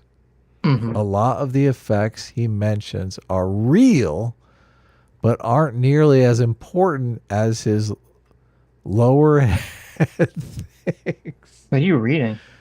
I'm reading a super chat. Naxalis for $10. You didn't see the super chat? Oh, Adam skirt chasing mine. Yeah. Adam skirt chasing mine doesn't show or That's funny. does show a consistent bias in his opinion on how the sexes interact. Yeah. Right. Gotcha. Not important is use your lower head. I like it. Did No, you I do. read? Yeah. Yeah. What were you gonna say? I mean, I admit I'm biased. Yes. I am biased. Did you read S Class is Best Class from Lazy Annihilator? Of course not. I skip every time there's an S class is best class. I just skip it. Did you skip the S Class or did you skip the whole chat? No, I read all of them. Okay. I'm up to Purple Brain. Purple Gotcha. Brain for member for 3 months. Free will seeker. Eye of the beholder. In the Netherlands, we still sing apt hero Piet Hein. About, I assume. Okay. Who conquered the Spanish Silver Fleet. In Spain, he's still considered a pirate. Interesting. There you go. Yeah. One person's hero can be someone else's villain. Right. But that doesn't change the architecture of the hero's journey. Not even remotely. Jordan Peterson did an interview with, I can't remember who it was some radio host or something. And she was obviously a feminist and going off on the patriarchy and this and that. And Jordan Peterson completely stumped her when he said, well, what about healthcare? Healthcare is dominated by women. Is it the structure that's patriarchal or that it's dominated by men? And she was like completely stumped. Right. Which is it's the same thing with the hero's journey. It's like, okay, well, this guy's a villain in this story, but a hero in the other one. But did the structure change? No, not even remotely. Yeah, the structure is exactly the same. You're just swapping out different characters in different places. So take that, Maggie Mayfish, and stop stealing your content from terrible article from leftist, communist, Trash, socialist blog posts. Yes. Who wrote this article? Sarah Bond and Joel Christensen. I don't know. We don't. Los Angeles Review of Books. Well, there you go. Fucking Los Angeles. We're doing scripted content now. I'm not going to the internet to get my rundowns of the show. Right. Yeah. Right. Like I'm watching the show and just making it up myself. Mm-hmm. I know. I'm sure I could probably go to the internet and get some rundowns of it, but I mean, it wouldn't really be. That's bullshit. Yeah. Yeah, it wouldn't be our material. Yeah. Peter Zoon Hein was a Dutch admiral and privateer for the Dutch Republic. During the 8 Years' War, Hein was the first and last to capture a large part of a Spanish treasure fleet, which transported huge amounts of gold and silver from Spanish America to Spain. The amount of silver taken was so big that it resulted in the rise of the price of silver worldwide and the near bankruptcy of Spain. Jesus, that's quite the privateering, as they say. Well, this is where, when everyone's morality was fixed on, as long as you take from other people, that's fine. That's the moral thing to do. Then all of a sudden that guy's a hero. But as soon as that changes, then that guy's a villain. He's not. Well, yeah. Well, I mean, a privateer is the government sponsoring someone to pirate from another country for some political reason, essentially. Yeah, that used to be fine. That used to be the moral thing to do. You're doing it for your country. Yeah. Right. It says during the 8 Years Dutch Liberation War from Spain. Well, listen, if they were trying to liberate themselves from Spain, go for it. Good for them. I'll be honest, I don't know much about Dutch history. Jack Spade, thanks so much for $2, says women can go on 83% of the hero's journey. What does that mean? Because, they make, 83% of $1. Right. That's a good one. That's a good one. That is So basically, they never make it to the end of the hero's journey. I like funny. it. I Yeah. like it. Aquarium PC? What the fuck? Yeah. Mineral oil submerged computer? What the fuck? His computer's in a fucking aquarium. What is this? This is amazing. Sounds fancy. It looks super cool. Holy shit. I like it. He's got like a little aquarium in his computer. That's so goofy. How is this a thing? Sure, is this expensive? I'm sure it is, right? It's gotta be. It looks really cool though. I can't Okay, wait. listen, I'll look into it. Alphabet, thanks so much for the 5. Aussie Buck says it seems that they want to say the culture is controlled from the top and the bottom up to give themselves an excuse to control it from the top. I mean that is true. That's part of it. That's part of it. Mineral oil doesn't conduct electricity. Oh, there you go. Yes, you were right, Zero Fox. But no, also it's because it fits in with their conspiracy theory of cultural hegemony. That's why the revolution hasn't come, because there's some top-down influence that's basically preventing everyone from accepting socialist and revolting. So I sent you a video to watch next. What is this? I think it would be great for the stream. I think people would be very interested. The heroine's journey of sexual awakening. What do you think? Did you watch this video? Or No, did you just get the title? I just searched the heroine's journey and it came Okay. up. So some of these I can't really tell. There you go. Oh, here's Frozen. Frozen analysis and symbolism. They got hero and heroine. Nova Leon for $5 says, I always thought Sitch was supposed to be the dark one, but Adam might be a sadistic villain in disguise. That is true. That is always the trick. Everyone thinks I'm the evil one, but it turns out I'm actually like the lawful good, and Adam is like the evil one. Not that bad. If we were to be on an alignment chart, I'd probably be halfway between neutral good and lawful good, and Adam would be like Chaotic somewhere- evil. No, Adam would be like Adam would 100% be on the chaos side. I was always chaotic evil. Whenever we played D&D, all my characters were chaotic I know, but I'm evil. saying like in real life. Yeah, aesthetically, I do like chaotic evil, but I would never be chaotic. Like I lose sleep. I can't screw people over. I don't. Right. I think Yeah. you're in like you're between chaotic neutral and chaotic good, I would say. Yeah. But It's just funny I'm a because you're so into prankster. like strong institutions and all this other stuff. So I do like pranking people, though. it's very interesting. It seems contradictory. Jordan Peterson's answers on the feminine hero journey. Do females have a story to follow? There's a Jordan Peterson clip on this. Nova Leon for $5 says another one. Ostracy, thanks so much for the $20 says this is regarding me screaming what about when she started blaming Joseph Campbell for Andrew Tate and Donald Trump winning the election. Sitch is literally broken. I love it.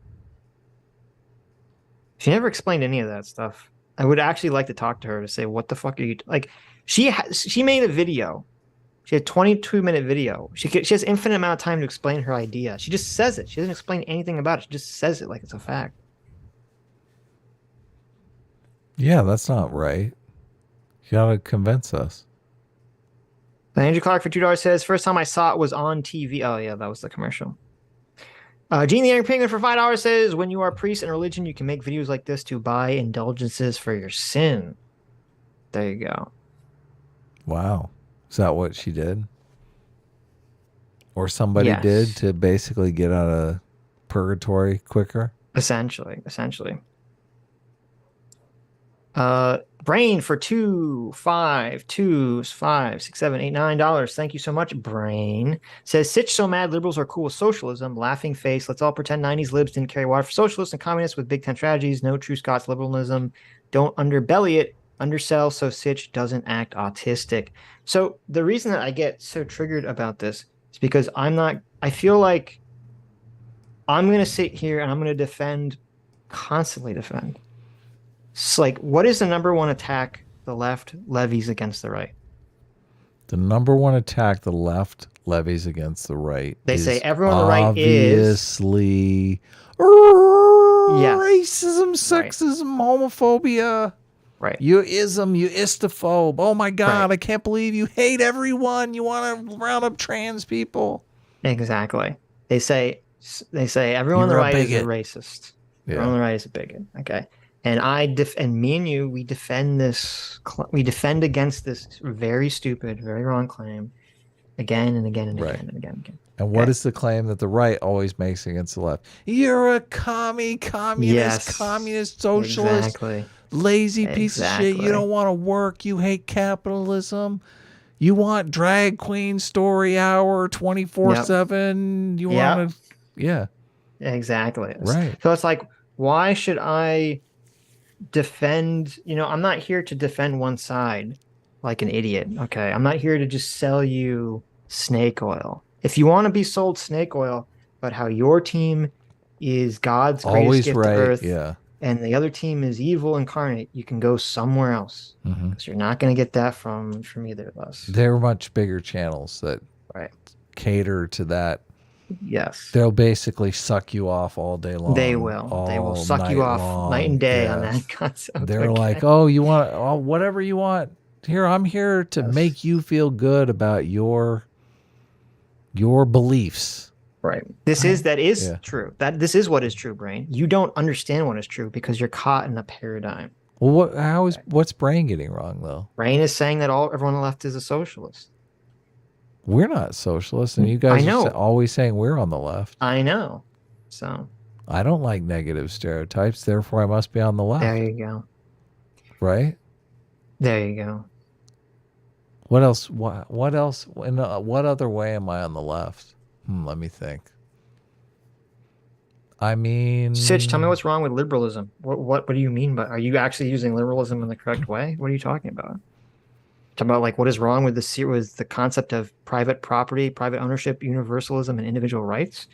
I don't think there's much wrong with that. I think the thing is that I think anything to extreme can lead you to bad outcomes. I think extreme liberalism can lead people to losing connection to the community and losing faith in something that gives their life meaning. Obviously, I mean that's part of what I think we're seeing right now. But I got my notes from our debate with Carl. Essential beliefs of liberalism. This really bugged me. Did you listen to any of that conversation with Wicked Supreme and President oh my Sunday? God, listen. I tried to watch. I couldn't watch either of them. So Wicked Supreme talked to or had a quote unquote debate with President Sunday, who yeah. we watched the video on last week. That was totally fucking crazy. Yeah. And it was about the video we watched. It was about the everyone who's a centrist is a right winger video. Right. And I literally couldn't make it through either debate. I had to keep couldn't pausing either. it, Yeah. and I would just rant to nobody. I was alone in a room just yelling at no one because I was so angry by what was being said in this conversation. Like in the second conversation, I don't know, maybe we will cover this during the week because that video enraged me. Yeah, we should Like, cover it because they're like, there's so much to say about it. Oh my God. he's saying, and it's completely unclear. Like I'm to the point where, if President Sunday wants to talk to us, I'm completely confused by, he's come up with a spectrum that's between like a statist and a no statist. Yeah, right? and a statist and an anarchist. And how does left and right map onto the statist, no state political spectrum? Because it seems to me people on the right are against the state and people on the far left are against the state. Like, how's that spectrum play out to you? That's what was crazy about what he was saying. Because, he's saying that anyone that's in favor of the state is automatically right wing, and anyone who's not in favor of the state is left wing. And I'm like, that's literally the opposite of what's happening right now. Yes. Yes. I was like, how come all I hear anytime I listen to Fox News, everyone talks about small government. Right. Why do they all say they're small government conservatives? Right. I guess so on that, I guess it's the spectrum is basically any state or no state. Is that the spectrum? I guess that wasn't the thing that got me so triggered though when I was listening to it. Right. I couldn't fucking fathom this. They were arguing about Kyle Rittenhouse. Oh, I know. Yes. And he literally brings up, you guys, you understand, I was like screaming to no one. He brings up the car source a lot. Yeah. Yes, he brings up how the two brothers, so those of you who watch this, I don't know if maybe if your new viewers don't know this, me and Adam, we watched literally every minute of the Kyle Rittenhouse trial, and we talked about it like endlessly on the stream. Yeah. And so was everyone at that time period. He brings up how the two brothers that own the car lot with their dad lied in court and said that they didn't invite whatever the guy's name is who ended up getting Kyle Rittenhouse to come to protect their car lot. And it was so frustrating because he brings that up as like quote unquote evidence to the fact that Kyle Rittenhouse and those people were not actually invited to it. Right. To protect the car lot. And so I was yelling, smugly too. And he does it so smugly, so stupidly. And I was so pissed because Wicked Supreme, obviously, he pushed back a little bit, but he didn't have like the wealth of knowledge that we had from watching the entire trial. I think he did, but Mr. Grohl just wouldn't let him say it. I felt like Mr. Grohl he had some cock-blocking him on it. He had some counterpoints to it. But yeah, you're right. Mr. Grohl then started the cock blocking on it because Mr. Grohl wanted to say, well, we can't know the answer to that. And that's bullshit. It was so obvious. It was so fucking obvious to anyone watching the trial that the brothers were lying their fucking ass off about that claim. It was so obvious. And I was just like, oh my God, how can you say this? How can you pretend like the brothers, like, it was just magic that these guys with guns just fucking appeared in their car lot. It was just magic. They just happened to drive Kyle Rittenhouse to the exact location they wanted him to protect. They didn't ask him to do it. They just happened to fucking drive him there and give him his fucking phone number. It was just, I was so livid that this was entering the conversation. President Sunday also said that they had no incentive to lie. And I was like, you dumb motherfucker. They had every incentive in the world to lie. Okay? If they hired people as security guards and they ended up killing people, that completely makes them partially responsible. Like opens them up to all kinds of lawsuits and all. Like civilly what the fuck? And criminally, they would be criminally liable if they hire Kyle Rittenhouse and he goes and kills someone and Kyle Rittenhouse is found guilty of murder. They would be potentially criminally and civilly liable. They would sue the car source. For. Yeah. I was like, how's this? Oh, it makes sense because he's like a socialist. So he has no idea how anything works. I guess. It was just crazy. Well, I don't know. It's weird because then he was willing to admit, or I guess concede, which I would say is admirable, even though everything else he was saying was crazy. He's willing to concede that Kyle Rittenhouse was acting in self-defense in the moment.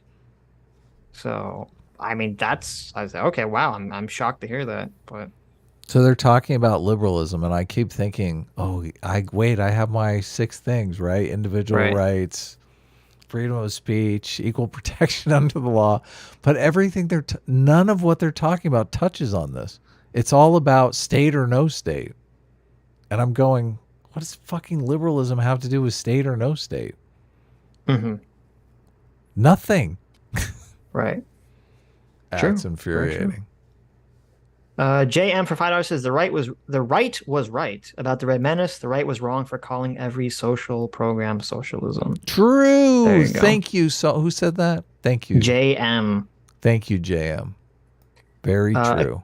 Akilan Naryanan Sawami. Thank you so much for the $100, Akilan. Yeah. Akilan says, insult me, Daddy Sitch. I think I mean, $100. What do you got? What kind of insults you got for? Obviously, you want some. I can't insult someone that just paid me $100. I know it's hard. It's difficult. It's hard. But, yes. Keelan, your name is just too difficult for me to pronounce. Yeah. Okay? Everyone knows I can't pronounce normal things correctly, especially names. Tifa, Sauron. I say every name wrong. How am I supposed to say your name right, Keelan? Are you fucking me on purpose? Is that what's happening here? Did you purposely make your name too long for me to say correctly? Narayana Swami. Come on, it's so totally easy. Oh, fuck off. Narayana Swami. What's wrong? I know you put that through like a Google thing, listen to it, and now I'm just repeating it because you can't read. It's just Narayani Swami. It's totally Say easy. it again. Say it 10 times. Narayani Swami. Uh-huh. Narayani Swami. Okay. Anyway. I'm impressed. Thank you. But here's the problem too with the whole McCarthy was right. McCarthy was like, even if McCarthy was incidentally correct about some things, he was literally lying, because he would say like, I have a list of 100 names of communists in the government, and then they're like, well, who's on the list? And someone find the paper that he had, and it's just blank piece of paper. Like, he didn't have a list of anything. He was just making shit up. He was just pulling stuff out of nowhere to gain political power. And actually, McCarthy kind of ruined. This is the problem. There's been like this weird whitewashing of McCarthy now, where if McCarthy was correct in that there were communists infiltrating, he did the most to destroy the entire credibility that there were communists infiltrating by being a fucking buffoon about it, because he didn't have any actual evidence to back anything up. He actually destroyed. If there were communists infiltrating, McCarthy did the best job ever to actually destroy anyone taking the Red Menace seriously. So no one should whitewash McCarthy. He totally fucked up. Chaotic Entertainment for $20 says, I'm always afraid that the reviews I publish will rub someone the wrong way because I often don't soften up my complaints, regardless of what social politics are surrounding the game. Canceled for being honest. There you go. Really? There you go. Yeah, it's tough. It is tough. You kind of you have to keep in mind. Well, or you could just say fuck it and do whatever. You kind of have to say fuck it. I mean, to some extent. Well, I mean, you want to be honest. Do you think we have obviously there are the people who do more partisan stuff in politics, like our audience is tiny by comparison. So, but right.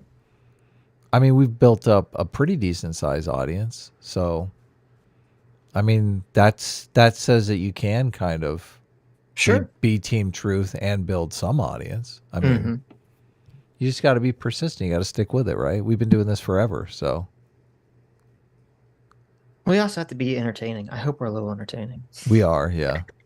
We got a super great comment on, I think it was our last Jordan Peterson stream, that the person said, I just found this on Twitter in some response thread, and I scoffed at the 9-hour video.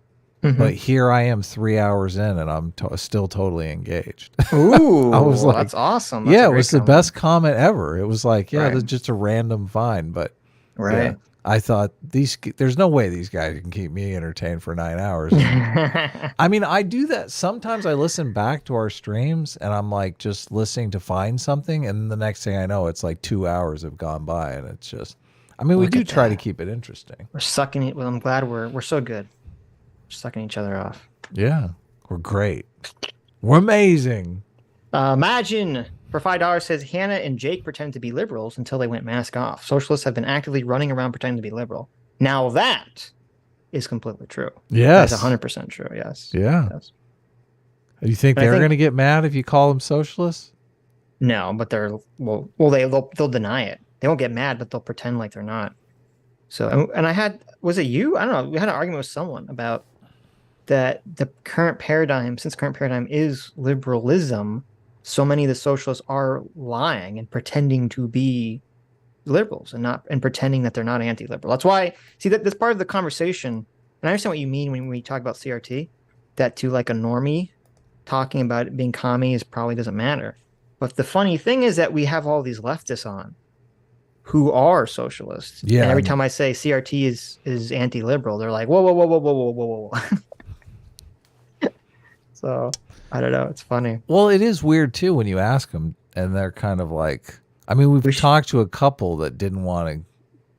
It felt like they were hiding their power level. We'd ask them the socialist question. Yes. You know, are you a socialist? Like I feel like if you're a socialist in this environment, you can just come out and say it. Like you're only going to get head pats, but they're still apprehensive about doing it.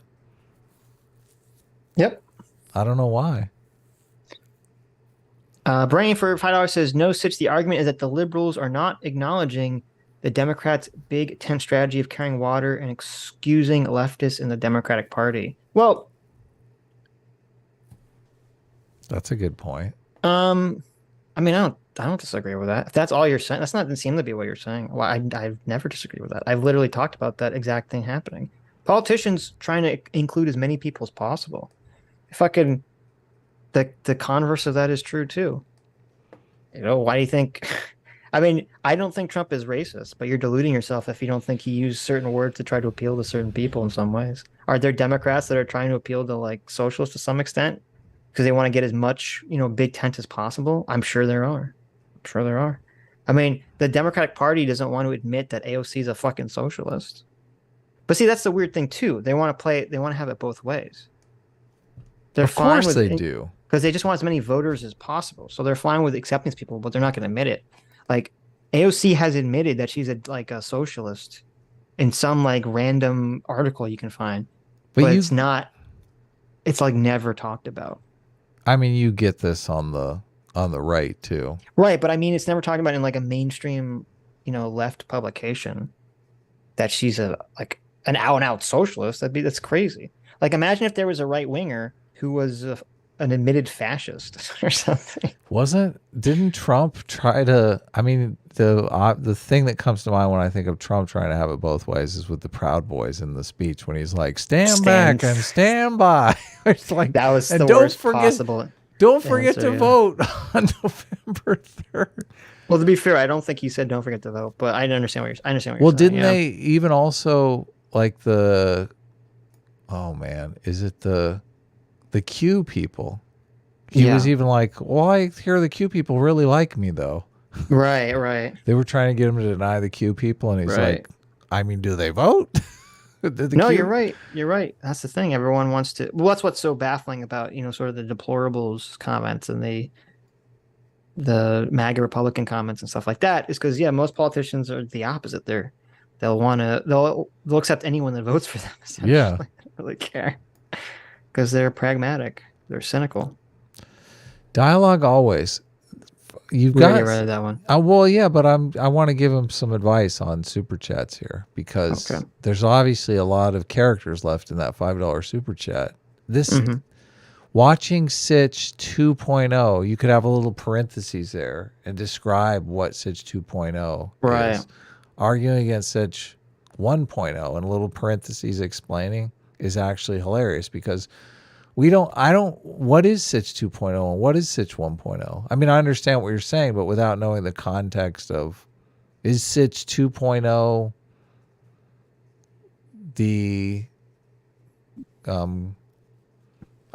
my guess is that you're saying Sitch 2.0 is kind of willing to call out people on the right, and Sitch 1.0 you would think is Sitch not willing to call out people on the right. But I mean, we've always called out people on the right. Yeah. So that seems like not really accurate. It's not accurate, listen, but Brain is here. I feel Brain is on the right. Okay. And he's here calling us out all the time. Like we go back and forth with people on the right all the time. Mm-hmm. Carl comes on the show all the time and we go back and forth with him. The whole show is built around, we'll talk to anyone, and I don't get that criticism. Right. Brain for $5. You don't get to run a show calling out the socialists on the left and in the Democratic Party while acting like they aren't at the same time. Clean your room. Right. That doesn't even make sense though. Here's the difference, and I don't. Maybe you don't understand this, Brain.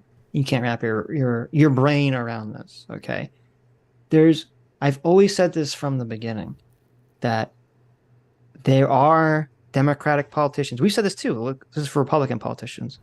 This is just selector theory. They will accept voters that they don't agree with ideologically as long as they get them to vote for them. They don't care. Yeah. Of course.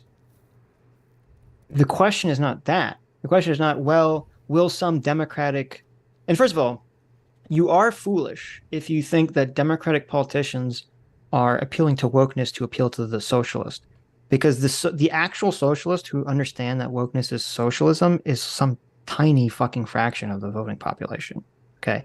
Democrats are not appealing to wokeness to appeal to like the 1% of socialists, who, by the way, are all like young people who are literally the worst electorate to come out and vote ever. Every time the Democrats, well, we'll this is part see of Bernie now that Sanders, they forgave the student debt. We'll see what happens. Well, we'll see, but this was part of Bernie Sanders why he fucking lost. He's all like, I can get the young people vote. Surprise! Yeah. Guess what, old man?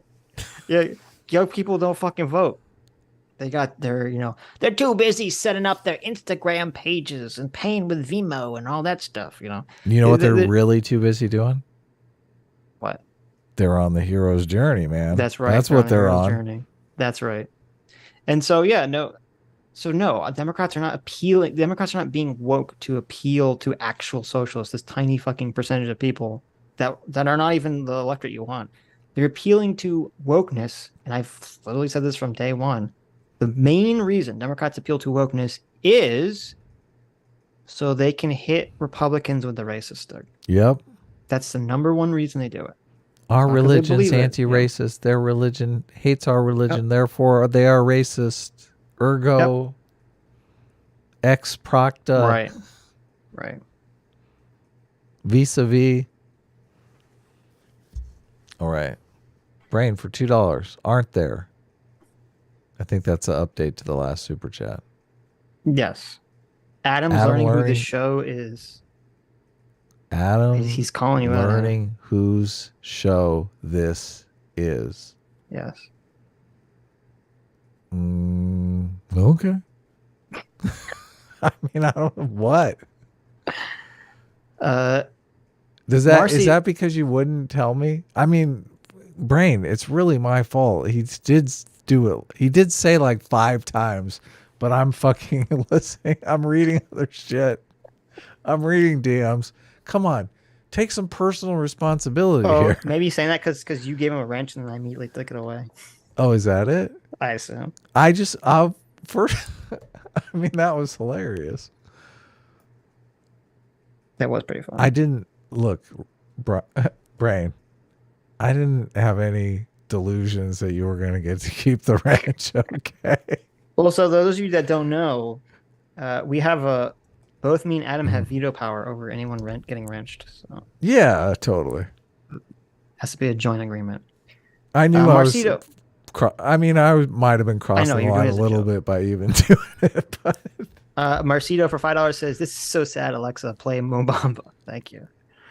Dola Maticus for $5 says, "Adam and Sitch, you should get Smud, Lit Devil's friend, on here because this woman is really crazy. Smudcast covers her once a month and she is not sane." Oh, I didn't know that. It's interesting. Oh, really? Yes. Dialogue Always for $5, who again doesn't even explain what the fuck he was talking about, says, first of all, thank you for giving us $10. Says, "I could care less if you're left or right wing. You sell bad arguments about the left and then get mad at chat for following your arguments." It doesn't even make sense to what the conversation was. You understand that, right? Well, I guess he's saying that he doesn't like my negative stereotypes argument, which, I mean, we've literally had that argument with him in person, and he denies that argument. I guess he also denies your Marxist argument. I guess Dialogue always agrees that the Democrats are broadly socialist or appealing to socialists, because that's what I was arguing about. So I guess leftist Dialogue always agrees with that sentiment. Or he's just so triggered by me that he's just happy to see me be upset, even if it would serve his own interest for me to be upset. So Dialogue always does not. I mean, we've had enough arguments with him to know he does not believe that our arguments are accurate. You keep arguing. He doesn't understand anything I say. Every time we have this conversation, every time I'm like, what are you talking about? And he says, this is your argument. I'm like, that's not my fucking argument. It's insane. Every time we've talked, every time we tweeted, he just comes up with some crazy shit that I'm like, what are you fucking talking about? That's not what I'm saying. Dialogue. It's crazy. Dialogue always does not believe that CRT is Marxist, and he doesn't believe that it perpetuates negative stereotypes. That's fine. He can be wrong about that. I know, but but not that's even what he's saying. Right, but he's talking about something more broader. Yeah, but A he's broader saying that we're giving people those arguments. No, go but- ahead. I keep interrupting. Okay, well, you. I don't know. I'm assuming he's talking about our broader conceptualizations of what the left and the right are.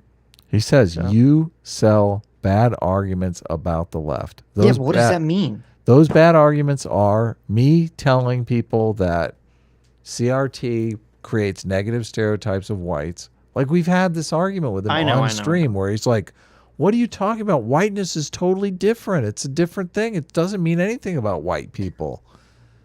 Well, and, see, and for you're saying it's Marxist. And he's like, what? Marxist? Of course not. It's just a legal theory. So I would challenge anyone. Go back to our 200 stream.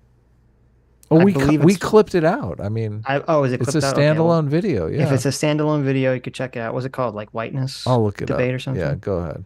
You can listen to our debate with dialogue always about whiteness. It's so infuriating because he'll say something and I'll address it and I'll bring up another point and then he just like either doesn't understand what I'm saying or ignores it and then just loops. I'm like, well, I just addressed this. What are you talking about? And he just keeps looping and it's like talking to a fucking brick wall and it's very annoying. So I'll challenge anyone to go listen to that, whether it's a standalone video. If not, it's on our 200 stream. There's a chapter, I'm pretty sure, for it. And to listen to that conversation about whiteness because it'll make your brain fall out of your skull, essentially. I mean, I disagree with dialogue always, but I think like he's a good person and everything. I mean, he's not. He can't interact with me. He cannot. He might be a good person, but he can't interact with me. Well, he doesn't. Like, there's no trust between the two of you, which is the problem. And I mean, it's not even trust. Like, I say something to him, and it like bounces off his face. I'm like, well, I don't know how to have a conversation. Yeah, because like he doesn't think you're arguing in good faith, which is no. ridiculous. But then you just extend. You can say, well, I don't think that argument is true because X. He didn't do that in that conversation. No, he would just say, no, it's this. And I'm like, no, I understand what you said, but this is what I'm saying. And then he just couldn't grasp anything I'm saying. Mm-hmm. Anyway, like I feel like in that conversation, and I'm pretty sure in that conversation, I literally reiterated his point back to him. He couldn't do the same for me at all at any point in that conversation. But anyway, let's move on. Chaotic Entertainment for $20 says, hang on. What did she just say? I'm pursuing a career of passion, risking a lot to do so, and she has a goddamn nerve to say, quote, well, it's because you got privilege, LMAO, she's serious? Yeah, of course that's what she's going to say. They always hate the go-getters. They hate the go-getters. And it's because they're not go-getters. They hate the heroes. They're jealous. That's what it is. I think a lot of this is jealousy. They're jealous of people who have sort of type A energy, motivation, and all that stuff to go out there and like, oh, I love it. Do something. I love being a go-getter. Yeah, they're jealous. Oh, I love it. Girl Sarah for $2 says, works video. 7 jobs, 1 per day, 5 hours a day. Yeah, what's up with this 7 job thing? I mean, right. And then all of a sudden she throws out, oh, by the way, I have ADD. Well, that's going to make like any kind of normal job much more difficult, don't you think? Right. Well, she's like, oh, he was able to sit in a cabin during the Great Depression, which I don't know what that. I mean, what does that mean? Was he being funded by his parents or something? Like, I don't even know. You're right. I don't know how he was making money, but he was also living in a fucking cabin. Okay, listen, Maggie. If you want to buy a wood shack, like a literal shack, not a house, a shack. Okay. And you want to spend all your day reading, I guess, and I don't even know if he had electricity. So all he had to do was pay for was food. You can go do that, Maggie. See how much you can live off of for 5 years. If that's really the life. If you think he's privileged for living in a shack, reading books all day. So I don't know. I don't know. But then it had the weird line about cocktails. So who knows? Maybe he's a fucking liar. I don't know what's going on with that. Brain for $2 says Joseph Campbell siphoned the gas out of my car. True. Yeah, that's accurate. That is true. He did. I think Joseph Campbell actually invented the concept of, global warming. Like global warming wouldn't exist if it wasn't for Joseph Campbell. Like he made it, he willed it into reality. Joseph Campbell is responsible for global warming, isn't he? Yes. Because he's so full of hot air. Yeah. I'm pretty sure Joseph Campbell caused the Fukushima nuclear reactor to melt down. Oh, yeah. It's got his fingerprints all over it. Right. I'm pretty sure, guys. I'm like 99% sure that Joseph Campbell flew a plane into the World Trade Center on 9/11. Yeah, he was, yeah. Like, he was like, listen, guys, I'm making the ultimate hero's chair. He was Pan Am Flight 93, right? He's the one that went down in the field in Pennsylvania. Yeah. Oh, God. I'm pretty sure that when they, you know how people were saying it was weird that when they killed Osama bin Laden, they just threw him into the ocean? Yeah. You know why? That wasn't weird. No, it's because when they killed him, they pulled off his mask and it was really Joseph Campbell. Oh my God. They're like, we got to get rid of it. Yes. All of SEAL Team 6 was like, I love Star Wars. Why did you do yeah, they said, oh no, because the SEAL Team 6 is all like a group of very masculine alpha males, right? Yeah. And so when they peeled off Osama bin Laden's face to reveal Joseph Campbell underneath, they had an existential crisis. Yeah, of because course. They only joined, the SEALs because of all the heteronormative, ultra masculine alpha male hero journey stories that they read growing up. And here, their metaphorical father lay before them. Yep. The traitor. Right. The hypocrite. They're like, rescue my father in the belly of the whale. You're going in the belly of the whale, motherfucker. Watch So that. they're like, listen, no one must know of this dark truth. We must bury this secret for the good of all mankind. Specifically mankind, not womankind, mankind. And so they dumped Joseph Campbell's body into the ocean. Man only kind. Yes. Andrew Clark for $2 says, Maggie, now do this analysis on Karl Marx. Yes, exactly. That'll never happen. That'll never happen.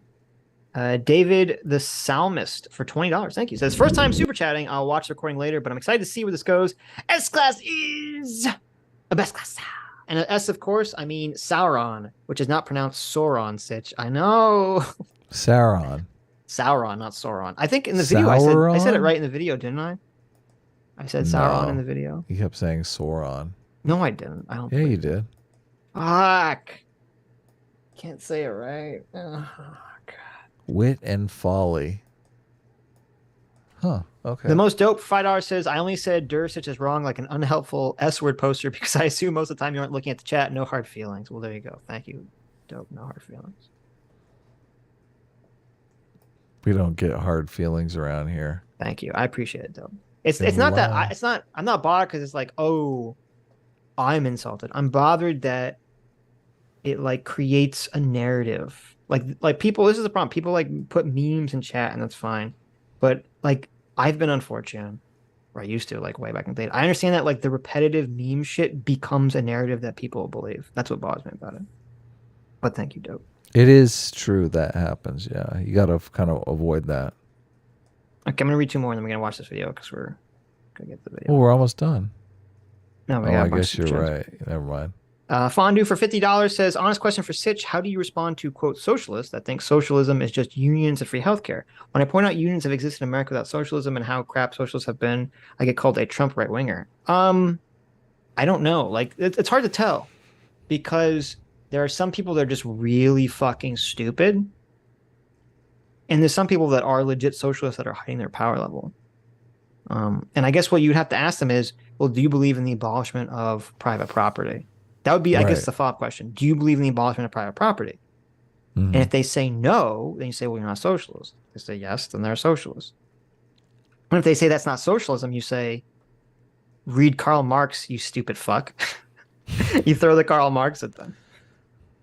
Don't call him a stupid fuck, though. You're I would probably call him not a going to win stupid the fuck. argument that I way. think you automatically win the argument when you call someone a stupid fuck. If you're on making Twitter. a response video to them, definitely call them a stupid fuck. There you but, go. you know, There if you go. you're actually trying to win them over, avoid that. Mr. Guest 01 for $50. Thank you so much, Mr. Guest says, I apologize for doing this to you all, but Adam's voice is identical to Dr. Drew. Is it really? I mean, I don't notice that, but I don't think so. I mean, I kind of like Dr. Drew, though. There's a slight similarity. I think it's the Californian-ness Oh, of yeah. it. Dr. Drew's totally California. But I don't think you sound identical, no. All right, let's get into this video. What's taking let's so get into long? this video. Look, Everyone, please support our videos on Patreon. The link's at the end of the video and Okay, in the I down there turned that part. so Thank loud. you. You're lovely. glass of water with Lily. Oh, look at that. That's the Lily's name just of- kicking on the couch. There you go. That's the name of what? The channel? No, the type of video. Okay. Whatever. I mean, who cares? I'd rather have a beer, but stop making villains like Magneto. They suck. Ordinarily, I lean into the topic of the video in these things, but I don't have a way to lean in because it's kind of infuriating, but also darkly hilarious.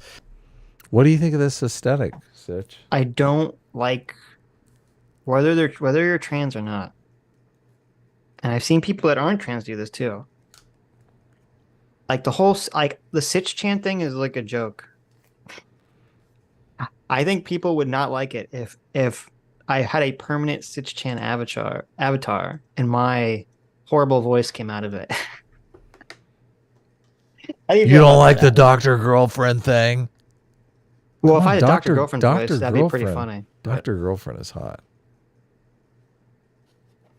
Dr. Girlfriend, but Dr. Girlfriend's hilarious. So Right. it's supposed to be a joke. Well, I'm going to evaluate this video on the arguments and the content. I'm going to leave the whole transgender thing out of this. I really don't feel like me too. I'm just saying. I don't feel like it's saying necessary. It's not necessary, but it's hard to ignore with the whole. I mean, I didn't know she was trans because I've seen other content creators that do this that are not trans that just have like the female avatar with a guy's voice coming out, and you're just like, that's weird. Oh, really? Okay. Yeah. Well, this aesthetic harkens back to 2016 to me. You know, Armored Skeptic videos. Look at Adam shooting shots at me. Wow. Well, I mean, you're not doing this in your current videos. I think No. you've updated for the I times. see. I have evolved. Is that what you're saying? I mean, I still have a Sitch on screen right now. Yeah, but it's just part of the show. I mean, it's not a Okay. big deal. Okay. It's not like animated. I mean, occasionally I turn the smoke on for the cigar just for fun, right? I mean, I put the cigar on. The only animation happening here is me There you go. messing around. Being corn, yeah, it's terrible. But this is part of the aesthetic, you know, the cartoon avatar in front of some background. No, you're right. It feels dated. It's true. Okay. It's true. You're right. You're correct. Yeah, aesthetically, that's the aesthetic I was asking you about. Yep. Look, you gotta constantly reinvent yourself, okay? True. You're only as good as your last project. Wow, it's a little hurtful. Gotta keep moving ahead. True. So instead, I'm just this picture of Bonnie with a knife. Ain't she cute? Alright, let's talk about some annoying shit. May the Bond give me strength. So there's a sentiment among people that villains are always better when they're complicated and sympathetic. It's become a part of fandom's growing tunnel vision in that they believe that there is one objectively best set of tropes for a story, and if they can find it, then their mere presence will make the story better. So, it's weird that he says fandom. I'm sorry, she. I don't know what the fuck Yeah, this I person's know. pronouns is. Look, you no. gotta put the pronouns in the. I don't know what the fuck this person's pronouns are. I know. Help us out in the chat. We don't want to do a racism. Yeah. Racism. What is it even called? Transphobia. We don't want to do a transphobia. Yes. I don't know what the fuck this person's. Look, regardless, this show individual, some respect, okay? Mm. Yeah, let's go with Zer. There you go. That should solve everything. I mean, you can go with they, them pronouns. I think usually that's, he works too. Well, I don't know. There's two people named on the channel, so I don't even know who's talking. Right. Maybe this is not Lily. Maybe this is the other person. Oh, you're the right. channel says Lily and Michaelia Orchard.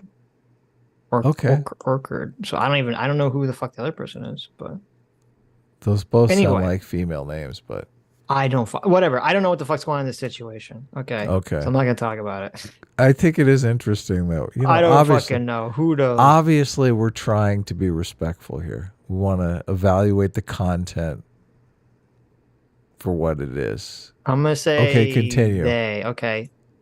Michaela Orchard has pronouns in their bio, but Lily does not. Okay, what are the pronouns? Well, the other one's pronouns are she, her, or they, them. Okay, she, her. This is so complicated. Oh my god. Look at this. I hate it. Whatever. Oh no. This level of complexity, wait. you think it's good for society? Okay, she does have Lily Orchard does have she, her pronouns. There you go. So we're she's all the way out. Okay, so we're she's. It's so gonna we're being transphobic by calling out the voice. Okay. This is very difficult. Though I don't know, the voice in the beginning was like a different voice. That's why I was confused. The voice in the beginning was obviously someone who was trans, who's trying to do like a female voice, and then that went away. So I didn't know what was happening. Anyway, they gave up halfway through. Yeah, I don't know what happened. I have no clue. Anyway, so. The weird thing is to say that, I don't know, maybe this is weird in like some fandoms. I'm not involved in this stuff. This is more like a Hollywood executive. So Hollywood people are trying to like figure out like the perfect formula for the script. Yeah, you want to make the story interesting. Right. What makes stories interesting, Sitch? Right. I mean, I would agree that, sometimes villains being more sympathetic makes them more interesting, but they don't always have to be. Sometimes you have villains that are just pure evil, like the Emperor from Star Wars. But see, Star Wars is a great example because you have both the Emperor and Darth Vader who are both pure evil, but then you find out Darth Vader used to be good, so it makes his character more interesting. Yeah.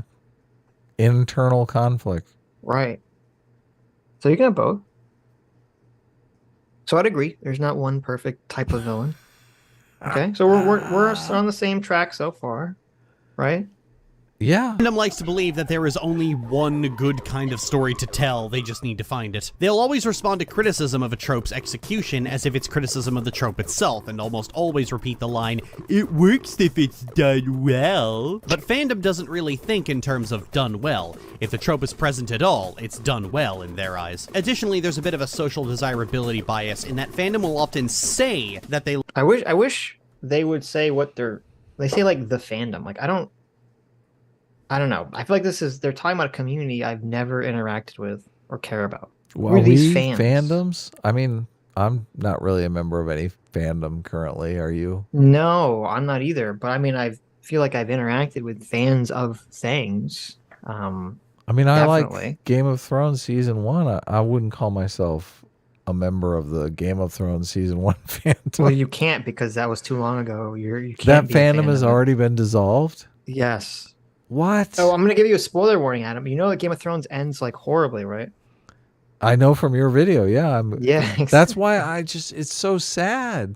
I know. It's so sad. The writing falls apart. It's so good right now. Well, because the writing is all from the book. Right. And then they material. Right. So they were like, we'll just make up some stuff. We know how to write characters. We're Hollywood. We've been writing these characters for 5 years. We can totally do it. Yeah, we understand how humanity works. Right. No, they live in a dream world.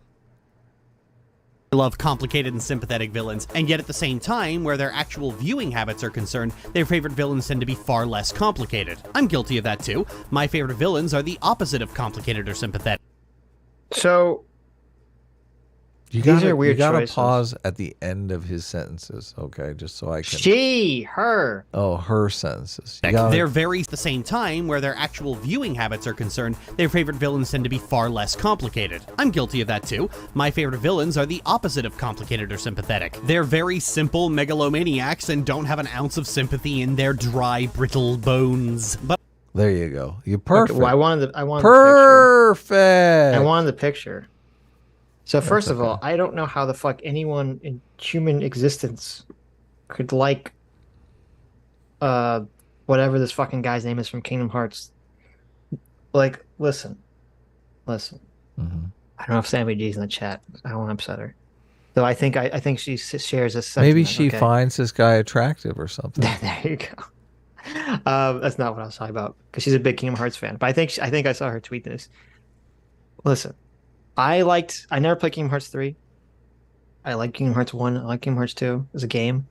The storyline is so dog shit. It's like the storyline of Kingdom Hearts is so garbage. It's baffling. Thank you, Xenort. Xenort. The storyline for Kingdom Hearts is so bafflingly bad. I don't imagine anyone saying that Xenort is like one of their favorite villains. It's just so weird to me. I don't know. Well, they might be trying to be contrarian, pick some villain that nobody's ever heard of, or no, he's people know who Xenort is. But well, then the second one is weird too, because that's Arthas from Warcraft, who, it's true, he becomes a completely single-minded evil villain, but when you play him originally in Warcraft, the whole thing is about his descent into becoming a villain. He literally starts off as a holy paladin on the side of justice, and he becomes corrupted and becomes evil. And so, to me, that's what makes his character interesting, was the transformation. Right. Like, there's a reason that once Arthas becomes... So Arthas starts off as a holy paladin. Basically, he basically he's basically like Galadriel on a path of revenge, ends up making a series of horrible decisions where he keeps becoming darker and darker, more angry, more revenge obsessed, until eventually he gets possessed by an evil sword that makes him become the Lich King, which is I'm not going to get into the whole backstory, but it makes him like actually evil as opposed to just like a guy. He becomes possessed by this entity. And there's a reason that when you look at Warcraft, the story of Arthas basically ends when he becomes the Lich King.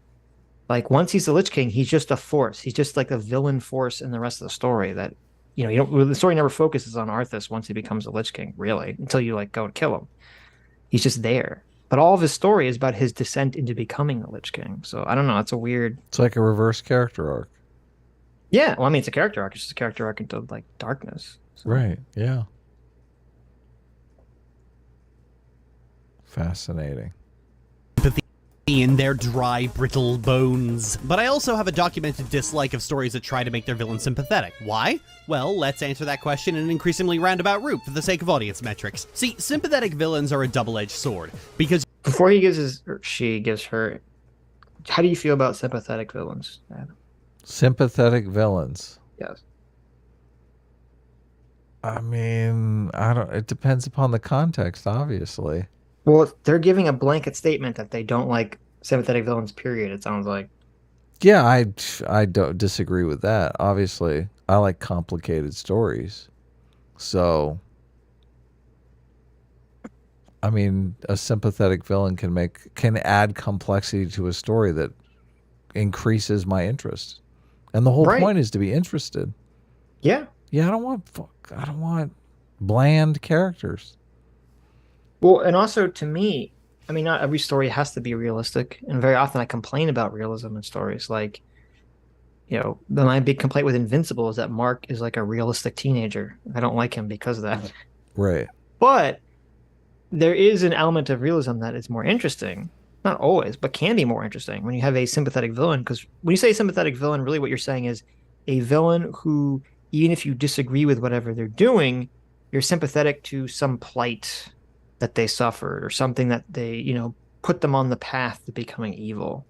You're Right. empathetic towards, that. You're like, oh, it sucks that this happened to you. Right. And to me, I think that's interesting because that's more realistic.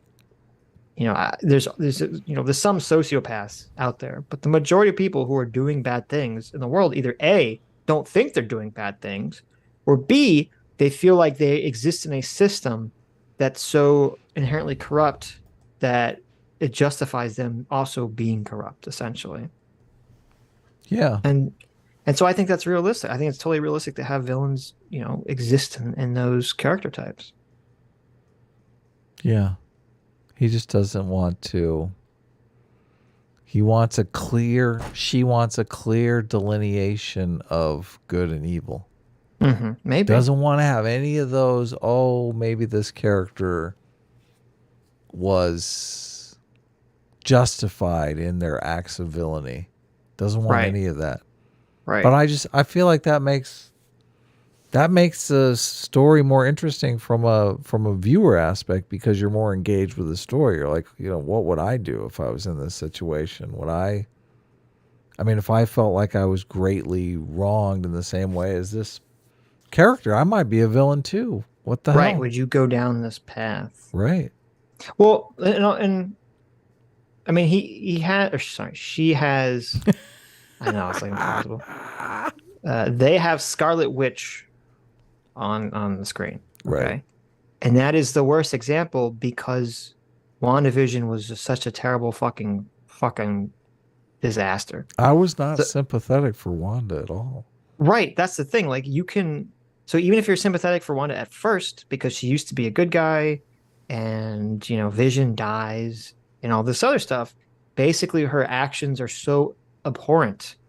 Here's the problem. Her actions are so abhorrent and she never accepts responsibility for the shittiness of them that she loses all sympathy at that point. You're like, oh. But, so let's stick with Marvel though. Here's a good example. So originally in the comics, Thanos' reason for wanting to get the Infinity Gauntlet and eliminating half of the life in the universe was very, very stupid. Okay? It was because he was literally in love with Marvel's personification of death and felt like she would love him because she was cock-blocking him. Felt like she would love him if he killed off half the population of the universe because that would, increase the amount of death in the universe and the balance of life was too high or something. Wow. Okay, that's really dumb. Sympathetic. Yeah. So then they said, okay, in the movie, we're not going to do that because it's stupid. And so they said, okay, well, in the movie, Thanos actually, he believes that, there's this problem with resource distribution and that there's just overpopulation is going to kill everything off. Which I hate. Okay. I hate that. Yeah, but that's better. That's so much better than he's in love with fucking death. It's right? It is better, but it's still a totally leftist perspective that we're going to run out of resources. Yeah, but wait a minute. But that's good because first of all, why do you hate that? Because he's the villain. I guess Thanos is a leftist who thinks. But that to me, that makes that's part of, and this is why I think. Because he's wrong? He is totally wrong. He is totally wrong. Yeah. But the movie's not even addressing that question about whether the movie's only addressing the question of whether the action of killing off half the universe is wrong, not the question of whether people will use up all the resources. That's not even addressed. He does it for climate change. Right. That's never addressed in the movie, which is fine because the movie doesn't want to be political. But that's part of why Infinity War was so much better than Endgame. Because Thanos in Infinity War seemed like he was, I don't know if you want to use the word sympathetic, but he seemed complicated. It didn't seem like he really enjoyed killing people or doing horrible things. He had a goal that he thought would fix the universe, and he was going to do everything possible to manifest that goal. Right. Yes. And so you're like, oh, this is kind of interesting. He doesn't just seem like he's like, yes, I want to kill people because it's evil. Yeah, those characters are lame. Right. Well, they can work sometimes. Like Sauron is kind of one of those characters. Nah, bullshit. Okay, whatever. But then in Endgame, it seemed like Thanos lost all of that sort of interesting depth to him. He seemed like he was just like, oh, I'm just evil now. So, I don't know. That's what I'm saying. Thanos is in Endgame for 5 minutes. I mean, he's not even really in the movie. Well, he's in it for a little bit more than 5 minutes, bud. Oh, okay, maybe. But And she strawman this like, oh well, it works when it's done well, and it's like, okay, but that's true, or it can be true. It works when it's done well. If you only bring up examples of it being done poorly, well, I mean, then there's just done poorly. Wanda was done horribly poorly. We, the audience, are not sympathetic to Wanda's plight in WandaVision because what she's doing is so fucking horrible, and she doesn't accept responsibility for it. Right. It's not like you had that line of Walter White talking to Jesse. Yeah. Or Walter White, sort of a sympathetic person who's doing bad things, who says, like, he acknowledges what he's doing. He's like, all the people we've killed, all the bodies, that we've caused, like, if there's a hell, we're going to it, Jesse. You understand that, right? Right. Yeah, no, he has no delusions about what's going on. Yeah. But that makes his character interesting. It does. Yeah. Yeah. You can only make them so sympathetic before their status as a villain starts to be questioned. Let's take my all-time favorite example of this backfiring, Magneto. Now, Magneto is the main villain of X-Men, a story about the persecution of people who have a genetic mutation that gives them superpowers. It's a very... Damn you. That background music is just evil. Oh, I was literally about to say this. It's so bad. It is really awful background music. What's up with that? I know you never liked the music I put in my videos, but I spent so much time, like listening to the music to try to get that balance in the volume of the music, to try to get that like that balance of like, I want there to be music that like you can hear, but still not annoyingly taking away from like distracting and annoyingly taking away from what I'm saying. Well, it's hard to do. It's extremely hard very to difficult to do. And there's a wide array of musical tastes. So most people are okay with silence. Right. But like this would be the perfect example, because I'd always, like, if I had a song I wanted, but it had like a weird, like if it had some like weird, like very attention grabbing part of it, I would cut it out if I was going to use that in the background. Yeah, of course. So I think a lot of people just pick some random background music and they don't think about it. And they just throw it in and let it rip. Yeah, exactly. Magneto is the main villain of X-Men, a story about the persecution of people who have a genetic mutation that gives them superpowers. It's a very dated metaphor for racism in the 60s, and the films are a very dated metaphor for LGBT youth in the 2000s. I can't even focus on what I know. It's like... And you have to go back, because what they said is like, the most important part of the video, I know. I know. He's like, I finally got to the point. Here, let the music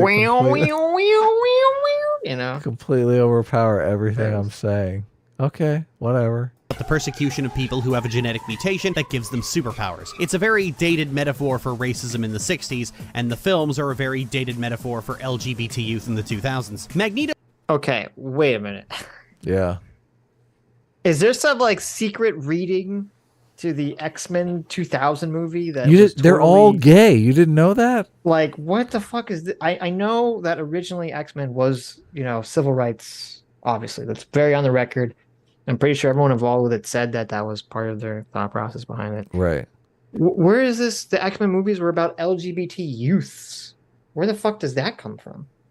They're all they're all trans. Wasn't there only one young person in the original X-Men? They made Rogue a kid. Wasn't everyone else an adult? Pretty much, yeah. Who else was a kid in the first X-Men movie besides Rogue? Yeah. Storm was an adult. Wolverine was an adult. Cyclops was an adult. Jean Grey was an adult. Yeah, Professor X was an adult. And all the kids were in the school, but they were just no-name characters off in the background. Yeah. Except for Rogue. Rogue was like... Except for Rogue. Yeah. They brought in Iceman later, but that was in the second one. And then they did some prequels where they were all young. Right, but that was late. That was completely later. That's when they were trans, when they were all young and trans.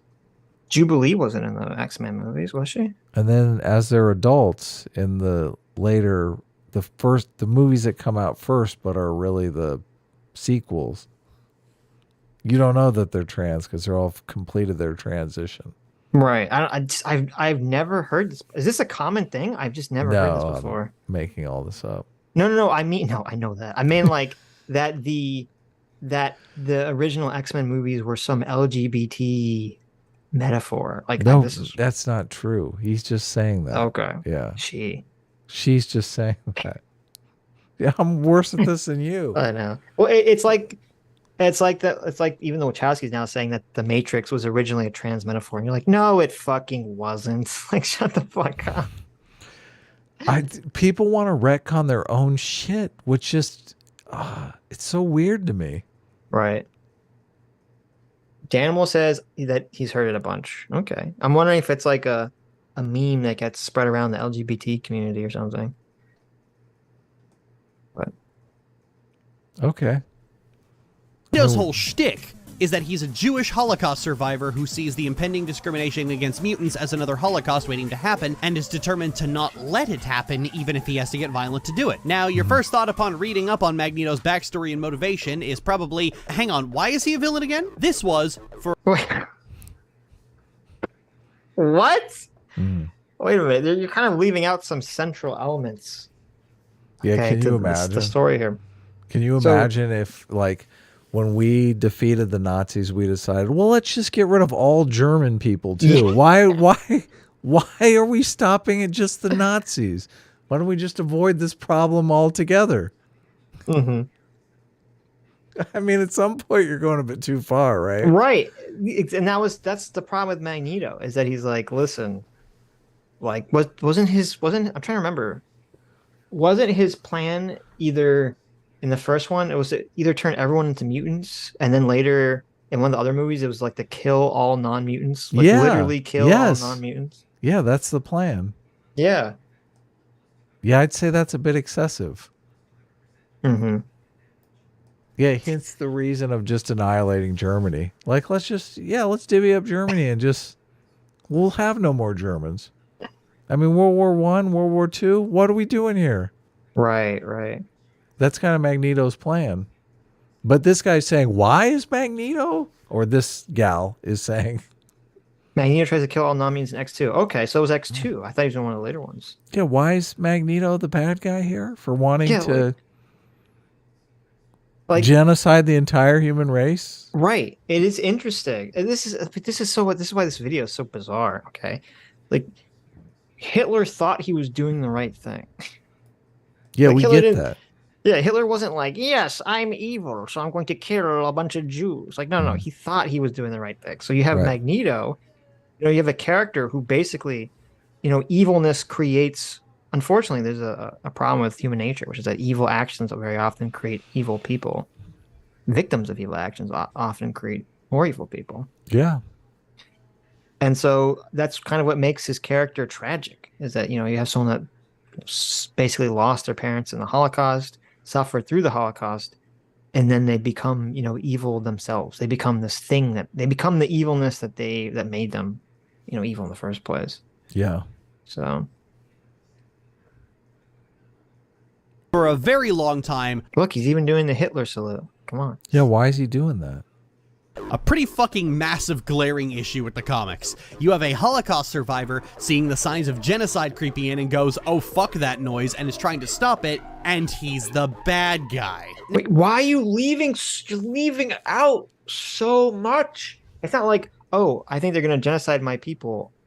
I need to stop this. It's like, oh, I have a feeling that at some future point that's not exactly clear, they're going to try to genocide mutants.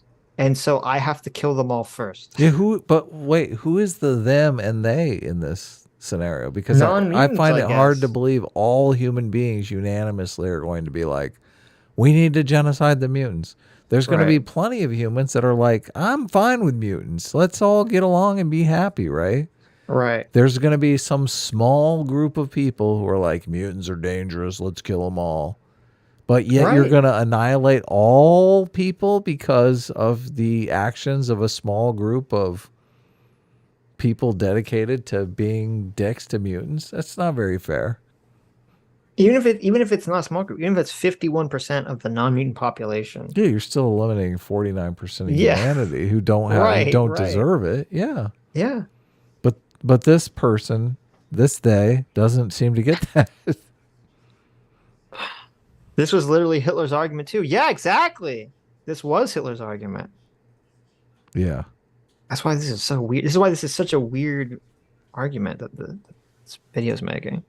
Now, while Magneto has been around since the 60s, this wasn't an established part of his character until about 1980, 10 years after the man who created him, Jack Kirby, left Marvel. And yeah, it does feel like something that would have been made after Kirby had left Marvel, wouldn't it? Originally, Magneto was just kind of a generic comic book supervillain, but also not. Again, X-Men was a dated metaphor for racism in the 60s, and, well, let's just say the rivalry between Magneto and Charles Xavier feels a lot like the rivalry that white liberals like to imagine existed between two certain historical figures. You know what I'm fucking talking about. Magneto's...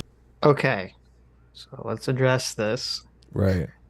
So he's saying, they're saying that that Professor X is supposed to represent Martin Luther King Jr.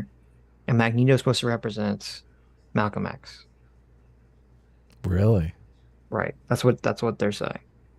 Okay. It is weird because he says it's an imagined rivalry.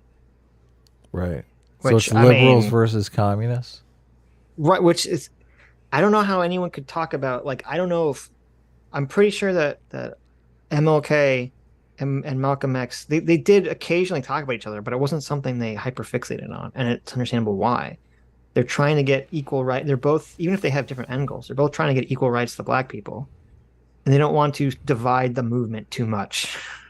Right. It's a completely strategic, like, we're not going to shit talk each other. Maybe once we get, once Martin Luther King Jr. gets what he wants, maybe that's when the shit talking starts. They start going, further past the post of what you want. But this is a very common thing that happens. And there was definitely a strong rivalry, I don't know if in between these two individuals, but there definitely was a strong rivalry between the two camps ideologically. Even if the figureheads of the movements didn't want to denounce the others too strongly, which I'm pretty sure Malcolm X has insulted MLK, and I'm pretty sure you can find that somewhere. But definitely people in the camps that are not really concerned about optics to the extent that the leaders are, were 100% shit-talking the other movement. The Malcolm X, the more, at least before Malcolm X changed, the more far leftist socialist types in the civil rights movement were calling, the moderates and the liberals a bunch of fucking wussies who would never get anything done. And the liberals were saying that all these crazy socialists running around are basically just going to provoke right-wingers into, becoming more racist or, never getting rights for black people, which is essentially what actually happened. When you remember, because there's some video that we covered, it was like Second Thought's, remember when Second Thought was advocating for violence? Yeah. And typical. Right, and we brought up, I forget what it was called, there was some study that was all about how if you actually compared it, nonviolent protests were more successful. Yeah, but wildly more successful, 75% more successful than any sort of violent riot or anything had a far greater chance of creating the opposite effect than what the people rioting as far as getting wanted. Policy proposals passed. Yes, yeah. right, exactly. Yeah, nobody wants the policy proposals of murderous, riotous mobs passed. No. Imagine existed between two certain historical figures. You know what I'm fucking talking about. Magneto's new-ish backstory is pretty bog-standard sympathetic villain fodder. Namely, heroes plead to the moral sensibilities of an oppressor, and trying to end systemic discrimination by force is a bad, naughty thing for meanie-poos. This is such a child's view of the complexities of life. There's a reason Professor X is listen, you have to work within the system. Okay, you have to get people on your side. We have to live together with these people, right? You can't murder your way to peace. It doesn't work. Right. There's a reason Martin Luther King Jr. said, means don't justify the ends. Means are the ends. Okay? You murder your way to the top, and you're standing on that pile of corpses. You can't enact peace, because everyone you murdered to get there along the way, the systems you created to murder those people along the way, are still what keep you in power, and you still need to feed them blood, essentially, to keep them going. So, and that's why Professor X is the good guy. That's why Professor X is saying, oh, we need to work within the system. We need to get people on our side. We need to coexist with non-mutants. And Magneto is saying, no, let's just fucking kill them. And then procedural fairness creates peace. Right. Yeah. But here's the real issue, and this is what this video is really about. Lily here, or whoever's talking, this individual that's talking, is mad that Professor X is basically trying to create a better world under the liberal framework of universalism and universal rights, and everyone being treated the same. And Magneto is saying, no, I'm a fucking revolutionary. I want to kill everyone who's quote unquote oppressing me. Yeah. I want to kill the oppressors. Which you understand, and this is why. Let me explain to this person why this is stupid. Okay. Why do the people not like the mutants? They're too powerful. Oh, right. So it's almost like the people that are not mutants are saying, hey, we need to go round up and get rid of all these mutants before they go and kill us. Right. And then Magneto's saying, we need to go round up all the non-mutants and kill them before they kill us. Yeah. They basically all have the same plan. Oh, look at that. It's almost the big problem with Magneto's worldview. That literally him and the people that are biased against him have the exact same idea about the other. And that's why you have Professor X saying, no, listen, guys. Listen, we need to all sing kumbaya around the fire here. You're both the same. You're both literally operating under the same fucking fear. Yeah. Why can't we all get along? Right, but that's too liberal. That's not revolutionary enough. What is this? You're just one bad day away from being me, Eric Killmonger, probably. Like, I mean, that would have to be a giantly bad day. To become Killmonger from Black Panther? I've had bad days and I haven't turned into Killmonger. That's true. What? What's this? Well, I was gonna say I've had bad days, and I never decided because I had a bad day that I wanted to enact a racial genocide. That's true. That never happened to me. Yeah. Yeah. I've had some pretty bad days too. The one bad day line, I believe, is from the Joker. I'd have to look it up. Oh. Not the Joker movie, but from Joker, the character saying that. I thought. Okay. Does he say it in Black Panther too? Oh wait, I just looked it up and there's a clip of... Oh, that's weird. There's a clip of the Punisher saying it's a Daredevil. Okay, I don't know. I thought it was from... Oh no, it is from Batman. I guess they just took it. That's weird. Well, there you go. It's from both of them. Oh, this. But see, they couldn't use Joker. Because Joker is a completely not sympathetic character. Really? Yeah, I mean, you don't Joker, like Joker? Well, classically, not the Phoenix, Walking Phoenix Joker. I mean, like Joker versus Batman Joker. I mean, you don't even know what the Joker's backstory is. That's part of his character. So he's so likable. There you go. If this does not scream tacit support of the status quo to you, you're clearly not paying attention. Oh no. Oh no. Did someone do a support the status quo, Sitch? Status quo. Oh no. Oh no. How dare they? Do you like who he flashed on screen? We need to tear down the system. Yeah, what's up with this? Trey Parker and Matt Stone and Trey Parker. Yeah, what's up with this? Well, because they're anti-woke, so I guess that means they're dirty status quoers. Are they really? I mean, I don't normally think of them as the status quo. No. Didn't they do a movie called Orgasmo? Like, these guys are status quo? This is a status quo now? Anyone who conceptualizes things like, well, you have to be either in favor or against the status quo. This is the epitome of bland, one-dimensional thinking. Mm-hmm. Like, you shouldn't be in favor or against something just because it's the status quo. There should actually be an idea within there. Because, like, how long does wokeness have to be the status quo before it's the status quo, right? Wokeness is the status quo. I hate to Currently, tell you. right. It Yeah. currently is, yeah. So how long does wokeness have to be accepted by mainstream before you rebel against it as you rebelling against the status quo? Look, all these speech prohibitions on Twitter and shit, they're just status quo. You got to understand, we're fighting the status quo here. Isn't Nick Fuentes, who wants a white ethno he's state, definitely fighting the even status if he won't admit quo. it? Okay. Yeah. If someone wants a white ethno state, aren't they not fighting against the status quo? I mean, They are very much fighting the status quo. Yeah. it's such a lame way of conceptualizing your politics. Yeah, I guess Glass of Water here supports Nick Fuentes, so Lily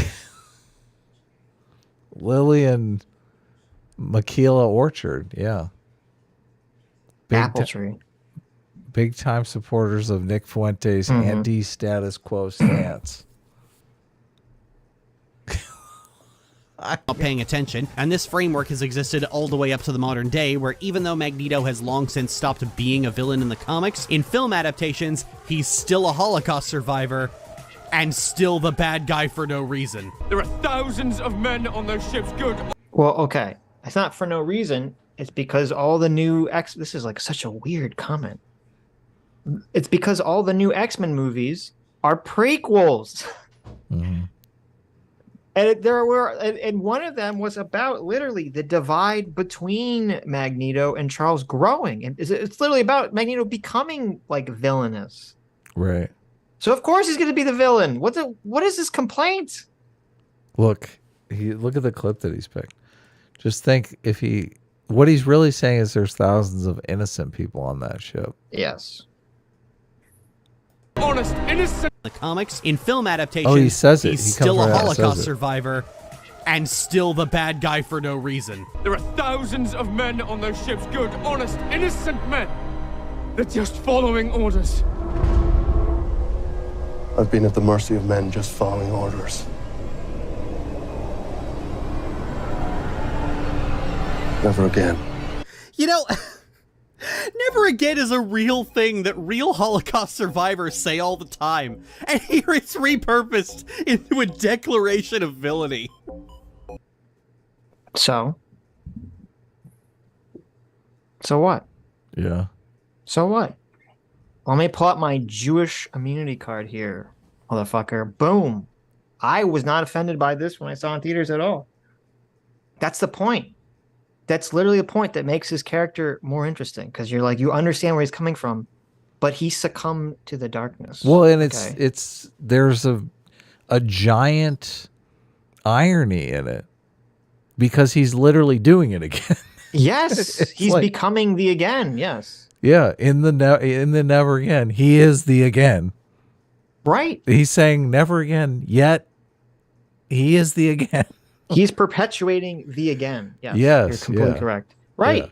I mean, he's fallen into the Nietzschean, he's gazed into the abyss, and the abyss has gazed into him. Yeah, and that's the whole thing. Right. And to me, and part of why I like characters like this, I think part of storytelling and the purpose of storytelling is to warn people about certain dangers and certain pitfalls that humans will often fall into.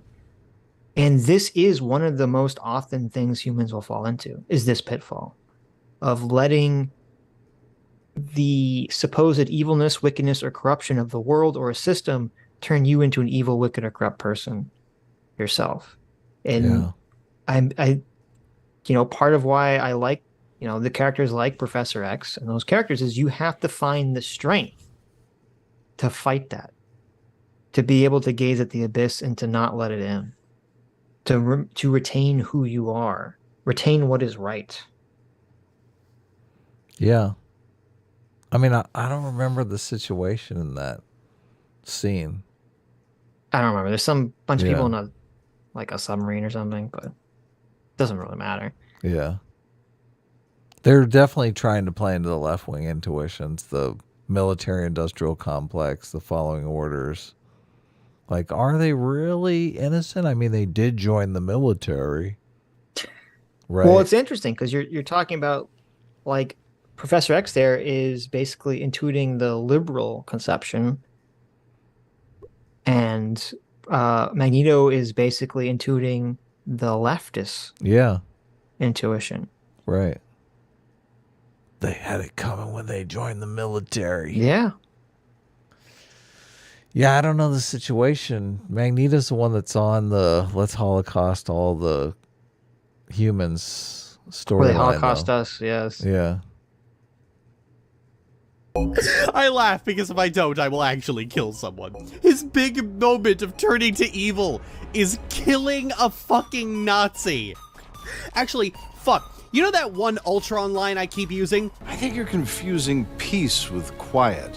But here's the great thing about that. That's a real thing that someone said when talking about the kind of attitude expressed by characters like Charles Xavier. It's so funny.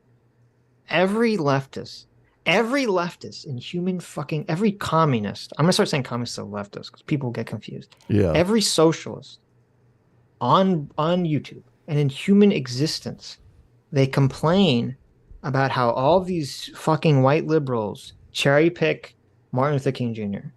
They whine about this endlessly. They wake up in the morning complaining about white liberals cherry picking MLK, and they go to sleep complaining that white liberals cherry pick MLK. And they literally do it more than any fucking white liberal in human history. They all go to the one time that Martin Luther King Jr. was at his angriest when he was in a jail cell. And he literally, in anger, wrote letters from a Birmingham jail. And he says this thing about the white moderate. And they ignore every other fucking thing he ever says. They ignore all the times he literally says communism sucks shit.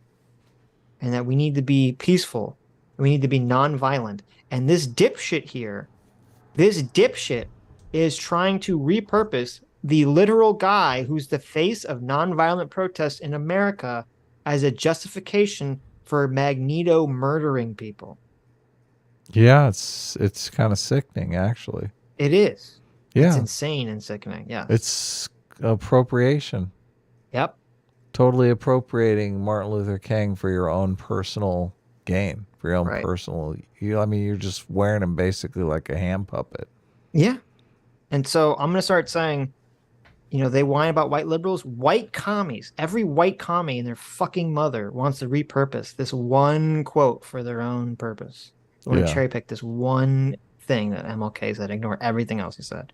So good job, white commies. I don't think he says it in the video. So just for those of you listening, you might want to know the quote. It's the quote from the Birmingham jail. The white moderate who's more devoted to order than justice, who prefers a negative peace, which is absence of tension, to a positive peace, which is the presence of justice. And he's complaining, what he was specifically complaining about was there was some group, I forget who, there was some religious church group that he was trying to get them to help with a protest.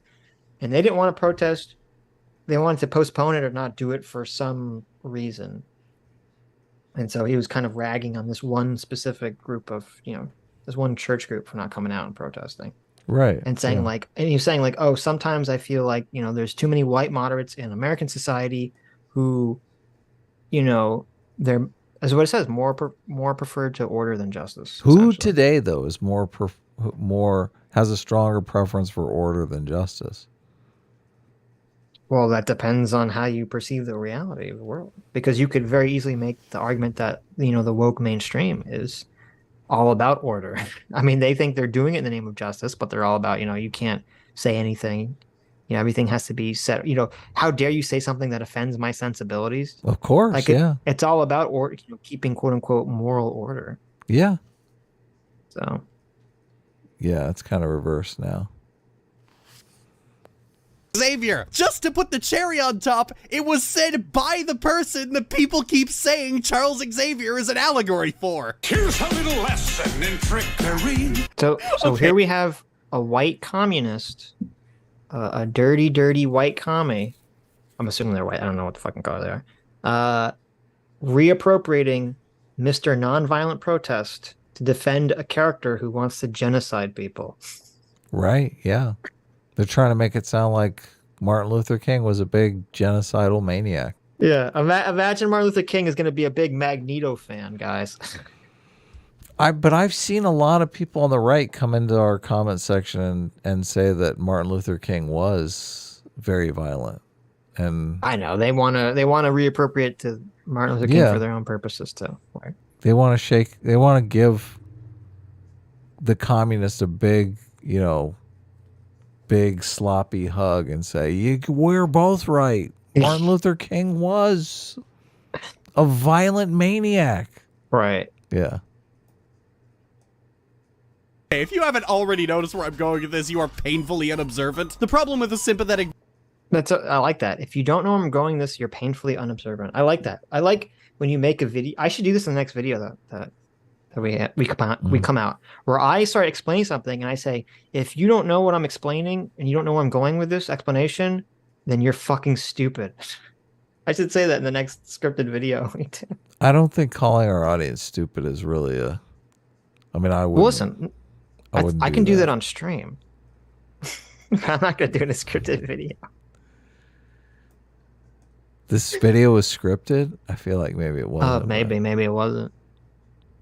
Villain is that you could only make them so sympathetic before the fact that they're a villain at all reflects extremely poorly on you as a writer. You can only throw so much sympathy onto them before it becomes a question of why they're a villain in the first place. In RWBY, the main villains are essentially anti-racism protesters who have a very good reason to be anti-racism protesters. That sounds based. What show is this? You said Groovy? There's no transcript for this. They made anti-racist the villains. I love it. What the hell is Groovy? Sounds like a very unwoke show. Groovy? What show is this, chat? I ain't never heard of this show. Oh, RWBY. Oh, that's how you pronounce it. I've seen that. I didn't know that's how you say it. I have never seen that show. It always looked lame. Ruby. Protesters.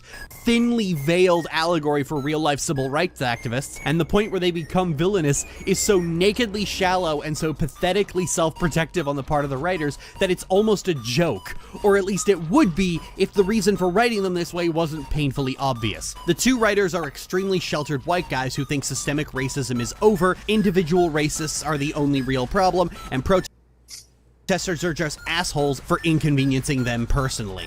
Good job. Wait. You did it. You waited till the end of the sentence. I know. Very professional. I like that.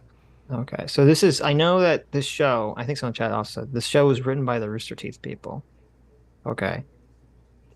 I thought the Rooster. I had some inkling. I don't remember this. I thought the Rooster Teeth people were pretty woke. Are they not? Like, is this person just like creating all this backstory for these writers, or is this all just like, is this real or is this all bullshit? I mean, it did sound like he really understands. I mean, when he says these two white guys only believe in individual racism and they don't believe in systemic racism, it sounds like, I know. It sounds like he might be a little biased. Wait a minute. The creator of the show is Asian. Yeah, I was wondering. There's like an Asian guy standing he talking there. About? An American-influenced computer anime web series created by Monty Oum and for Rooster Teeth. Sammy says it became trash in the end. The woke took over. Okay, so Ruby was one of their first TV shows. They became woke. Yeah, that's what I thought. They used to not be. Okay. So wait, was one of the... Because when I Wikipedia'd it... Oh, he died. The creator of it died after the first season? Okay, so the creator... Because when I Wikipedia'd it, the creator is an Asian guy. I was like, what the fuck are they talking about? So is that what happened? It got taken over by two white guys, and they just hate... They're just racist. That the problem? I mean, it's saying original network is YouTube.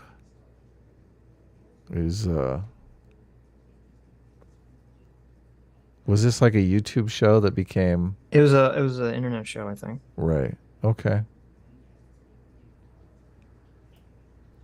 I don't know. I guess this person cherry picked, but whatever. This person, oh my God, this person must have lost their fucking mind at Bioshock Infinite. Holy shit. The plot, Adam, of Bioshock Infinite is there's a magical floating 1930s city Right. filled with like horrible racist people. Right. And Check. you're basically you've been hired to, well, just to make Clean a long out the story short. racists? No. You've been hired to basically rescue a girl who's being imprisoned in this floating city from the 1920s or 30s, whatever year. I forget what year it is exactly. Might be earlier. Floating And eventually cities. she has the ability, you find out, to open alternate dimensions like Rick and Morty. She can go to alternate universes where things are slightly different. Mm-hmm. And so you eventually go to an alternate universe where all the non-white people have rebelled against, the evil white racist people. But guess what? They're all just as bad. Now they're just racists. Now they're Right, all so- racist black people. Yeah, so the first half of the game, you're like fighting all the evil white racist people, and then the second half of the game, you're fighting all the evil racist non-white people. Yeah. Who are like all the people that used to be subjugated, and now they're like fucking going bananas, being super evil themselves. And so this individual would probably like lose their fucking mind over this. 1910s, okay, there you go. That's Holes typically for how it works. Unfortunately. Inconveniencing. Well, that was the whole point of Bioshock Infinite, was that violence and hate begets more violence. It creates a cycle of violence and hate, and that someone needs to go in there and break the cycle. That was literally the entire point of the game. You have to break the cycle of violence and hate. Something that this person would not understand because their brain has been saturated with socialist garbage, essentially. Right. It is kind of hilarious that, not hilarious, it's dark, that you have a bunch of, sheltered children who never fought in a war, who never fought in a revolution, never had to pick up a gun and end another person's life. And they're all like, all this rah, we have to revolt garbage. When the lights go off and you're fighting your neighbor with guns, and you're fighting the military with guns, you come back to me and tell me about the fucking revolution. Are you saying that they're just a middle-class socialist brat from a suburban family and never really worked hard? I mean, I don't know about the worked hard, but they're definitely a suburban brat. Yeah. Privileged, a privileged asshole who's lived a privileged life. They never had to live in a country that's falling apart because its institutions are so corrupt, and that there's like a fucking rebel leader who's, that's at war with the military. They never had to live in that situation. Yeah. So. You never had to dig a ditch, baby. Nope.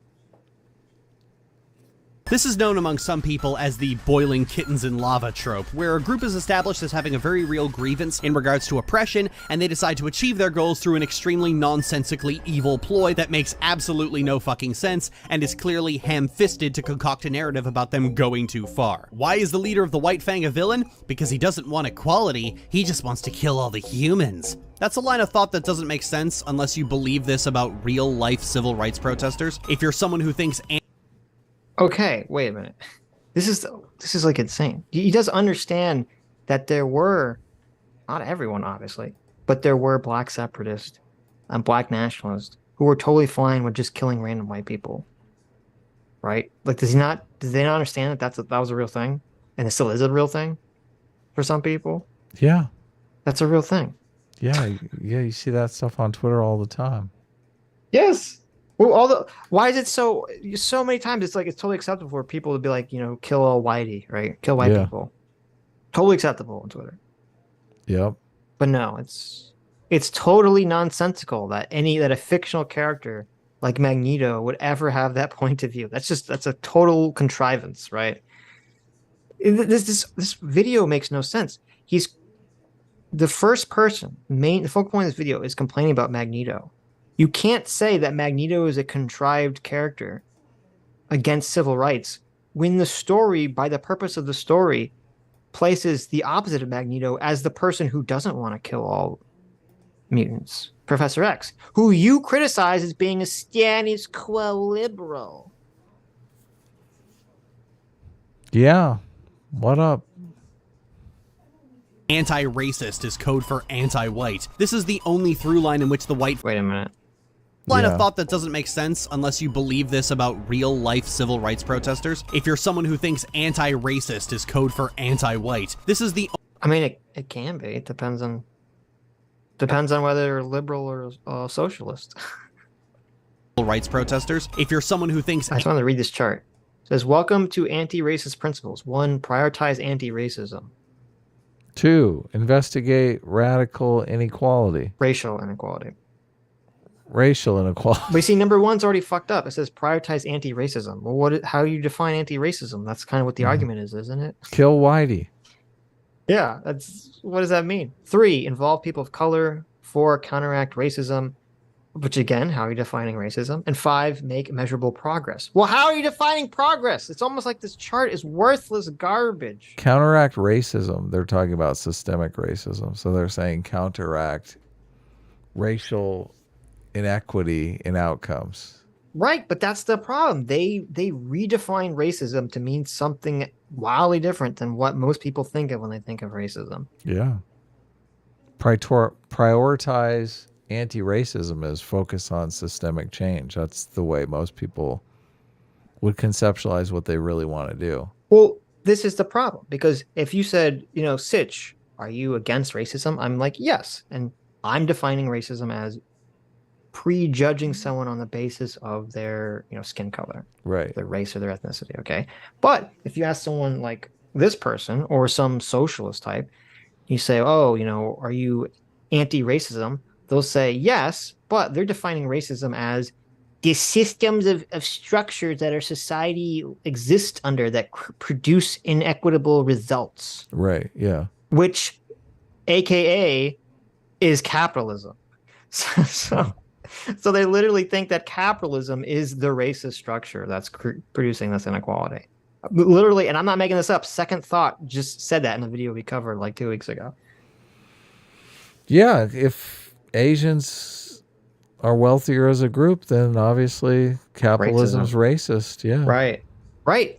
So yeah, it's not so simple. It's not simple. Just be like, oh, anti-racism. Or were you anti-racist? Answer the question. Yes or no. I mean, it's not my fault Asians work so fucking hard. Why can't they just take a day off? Anti-racist is code for anti-white. This is the only through line in which the white... Also, the smugness of the tone of voice is really, especially when you're saying things that are just so fucking like not true or complicated, it's not doing you any favors. Leaving the race component out of it. If people work harder, shouldn't they be more successful? No. I feel like they should be. No, should working harder be prohibited? Yeah, obviously. What a piece of shit. I feel like there's so few people in the world that want to work harder anyway. Like telling people that do want to work harder no is just such a piece of shit move. That sounds like you sound like an Ayn Randian Joseph Campbell, status quo warrior. That's ridiculous because Ayn Rand is like a taxation is theft type person. And I'm like, I believe in progressive taxation. I think people who make more should pay more in taxes. Okay, liberal. I mean, I don't want it to get too out of control. Mm-hmm. I do realize that wealth inequality does create a lot of friction, societal friction. I don't want it to get too out of hand, right? Right. But I see a bunch of people who are like, I really don't know that they're struggling, to be honest with you. Acting like, oh God, it's the end of the world. You can't say that, Adam. Why? They could be. You're just white and male, and you have privilege. Okay. Okay. I mean, I like how you say that so questioningly. You're like, okay. Well, I don't deny that I've had privileges in my life. I don't think. Sure. Okay. I get it. Okay. Well, I mean, I've been, I believe yes, that we want to live in a world where we extend those privileges to everyone. And I think, you could make an argument that it's a privilege not to have to consider your race. Like not to have to consider, people maybe judging you based on your race. Okay. Which, I mean, up until recently, I never really thought people were judging me on my race. Now, I absolutely do feel like people are judging me on my race. And I got to admit, not a fan. I'm not a fan. Yeah, it's not a privilege. So my idea was, I thought we were working towards extending that privilege to everyone, where everyone didn't have to worry about being, but evidently we're not. We're like, okay, let's just flip-flop it here. Now we'll make white people think, oh yeah, everyone's being racist against them because they're white. That's it. Well, it's funny because it's almost like there was a determination. Like it's too difficult to get everyone to not, to not be racist. So we're going to just take away your privilege by being racist against you. So now, nobody has the privilege. Everyone is just racist against everyone. Right. It's kind of like, in Incredibles, if everyone's super, no one's super. Right. If everyone's racist, no one's privileged. I guess you're okay. All right. All right. That's the way we're doing it now. Well, I mean, I think it's a sad fact of sort of a nature of the universe.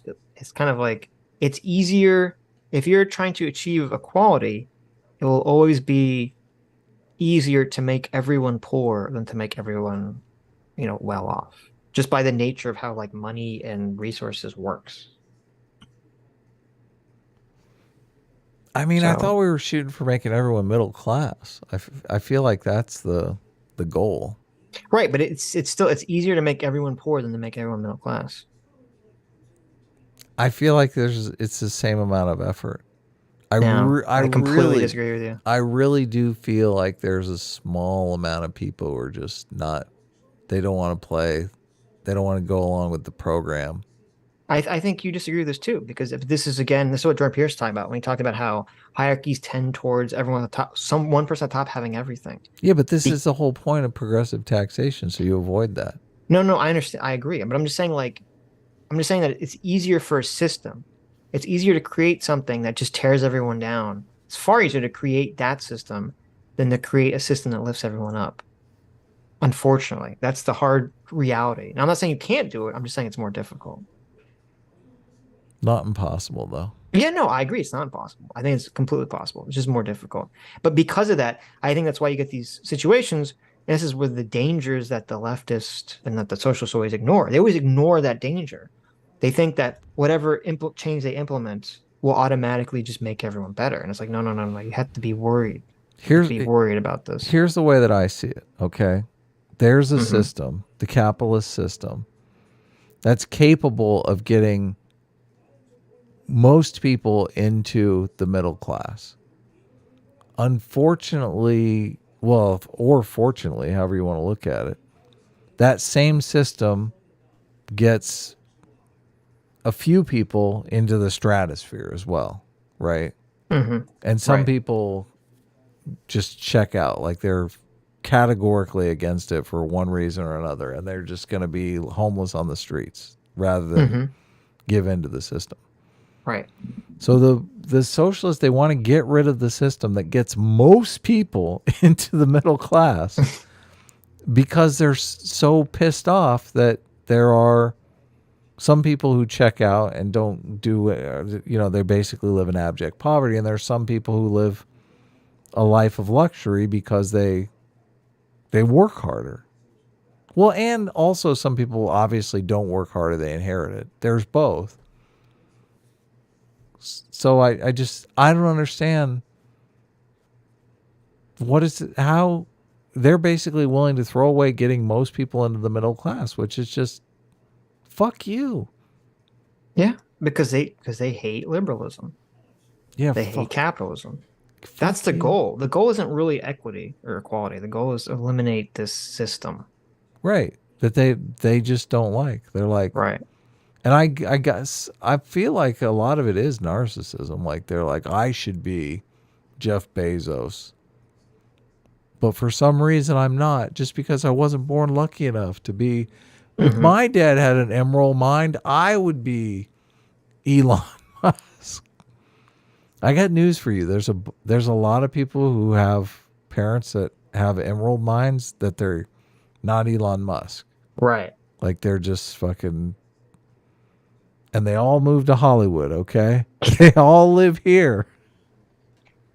There's in the anime Mob Psycho. I don't think you've ever seen it, Adam. Right. It's written by the same guy that did One Punch Man. Okay. There's an amazing scene where in the end of the first season, they're confronted. There's like this evil group. It's all about people with psychic powers. There's an evil group of people with psychic powers that are trying to take over the world. And basically, one of the main characters gets in an argument with one of the main bad guys, who's like an old man who has psychic powers. And he starts crying and whining about how because he has psychic powers, like everyone should just, like society and everyone should just bow down to his greatness and accept his greatness just for the product of his birth, not because he's done anything worth, of value to anyone. And like as he's doing it, like because it's an anime, he's like transforming into like a crying baby as he's whining. That's so awesome. I love this. Yeah, it's exactly what you were saying. It's like, and that's part of why I love Mob Psycho so much, because it's all about like all the villains are basically just people with psychic powers that think, because we're lucky, like everyone, society should just bend over backwards for them, even if they've done nothing to help anyone. I mean, this is a giant problem. There's so many people who are just fucking narcissists out there. Yeah. Yep, that's true. They're just like, I'm so great. The only problem is my dad didn't have an emerald mine, so that other like I'm stuck here, a poor piece of shit, living in an apartment in West Hollywood that my parents pay for. Right. Now nobody respects me. Right. But to be clear, like, obviously there are people who were fucked over in life or had it much more difficult in life. But I don't think most of those people are advocating for socialism. No, of course. Those people are like working 2 jobs so that they can buy their own restaurant. Right, like, right. I'm going to get out of this. Yeah, exactly. And then that's the problem is that's what you have to have. You have to have that idea. I'm going to get out of this. Well, and there's so much opportunity in the world. And I guess a lot of people are just, they don't see those opportunities as opportunities. They see them as like detrimental. The problem is, and we talk about this a lot with like, quote unquote self-destructive lower income culture ideas, is that if you have this sort of socialist mentality that everything is unfair and that you can't actually be successful, and you teach this to people, you're just breeding a bunch of losers. Of course, yeah. And this is part of what I think this is part of what Glenn Lowry's complaint about the black CRT community, is. Yeah. Well, not the black community, but just CRT. That CRT is basically breeding people to be losers, essentially. If you follow these teachings. And why would you ever want to do that? Because then you have people around you who are also losers, and you don't feel so bad about it. Exactly. It's the dark truth there. It's why that exists. Yeah. Socialism is a big time loser philosophy. Of course. Yeah. Of course. It's a philosophy by losers for losers. Yeah. I like that. That's perfect. It is. A philosophy by losers for losers. That's true. I like President Sunday is like the perfect example of it. Like we should have known. I mean, come on. He's a total leftist, isn't he? I mean, I was going to say, I think Karl Marx is a great example of that. Yeah, I mean, he didn't really build anything, did he? No, he just fucking sat around drinking in bars, whining about, the peoples, the masses, and what he thought was like true. And then he gets a bunch of money from his friend. Right. What the fuck did Karl Marx do? Nothing. Yeah. Yeah. Hegel was basically lived off his folks, right? They owned think so. a bunch of factories and stuff. That's probably Something why like he that. was writing so much about the means of production. He'd seen it up close. He'd been in his Right. friend's parents' factory so much. Oh, this is how things are made. Huh. Oh, interesting. Uh-huh. Hey, your parents are rich, aren't they? Yeah. That's pretty good. Fang We is should make that a show meme. Socialism, a philosophy for losers by losers. I like We it. should. I like it. Perfect. Perfect. The villain makes sense. And yes, you knew we were getting to it. Korra does this a lot. Almost all of Legend of Korra's main villains start at a good through line, but then some twist comes up that makes everything they said before completely pointless. Okay. Let's talk about a show that you've never seen before. I know. I love it. Let's Korra. Korra. Give me Korra- the down low. Okay. Korra is the sequel series to the very popular hit cartoon show Avatar: The Last Airbender. Right. Yeah. The arrows on the forehead show. Arrows on the forehead show. Yeah, you remember we talked about this. Yes. Yeah. I like And- culture. You like culture? You've never seen The Shape of Things or In the Company of Men, but That's true. whatever. I haven't. That's a true culture phenomenon. That fucking movie. I'm not criticizing you for never seeing it. I'm just saying. Right, yeah. Okay. When I was a kid, This is a show for children. Okay. No, I You know, were much yeah. too old for this show when it came out. yeah, when I was a kid, when you grew up, you stopped watching cartoons and you started watching movies. That was like the thing to do. Uh-huh. Now you just continue to watch cartoons. Look at Adam throwing down. Listen, I'm glass Yes. houses here, okay? Like the only reason I've paid for cable for 99% of the time I've had cable is for Yeah. Adult Swim. So Well, there you yeah, go. I'm You definitely a hypocrite. cartoon watcher. Yes. Okay, that's good to know. I've watched my share of anime, but I have not seen this. So Right. No, yeah. But so this is weird, and this is, I hate to say it, this is a completely fair point for this show. But it has nothing to do with ideology. It has to do with the fact that the people that wrote the show are terrible writers. So right. I said this, and I guess I'll say it again for anyone that, if you forgot, because you don't know anything about the show. So Avatar: The Last Airbender is basically exactly like Star Wars, the Star Wars movies, in that it was something that came out, it was incredibly popular. The creators of it got a big head and a big ego and thought when they went off and made the second in the follow-up series that they could go do it by themselves. And they revealed to the world that they're actually terrible writers and they can't do it themselves. And so the people that created Avatar basically, there are two of them.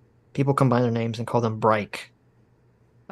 Basically, Breik relied heavily. It seems like they relied heavily on their head writer, Aaron Ehas, I think his name was. He was the guy behind Yes. why it was great. Oh, I love Well, it. we assume. I mean, we don't know, but we assume because in the follow-up series, Korra, Aaron Ehas is nowhere to be seen, and Korra's fucking garbage train wreck. Right.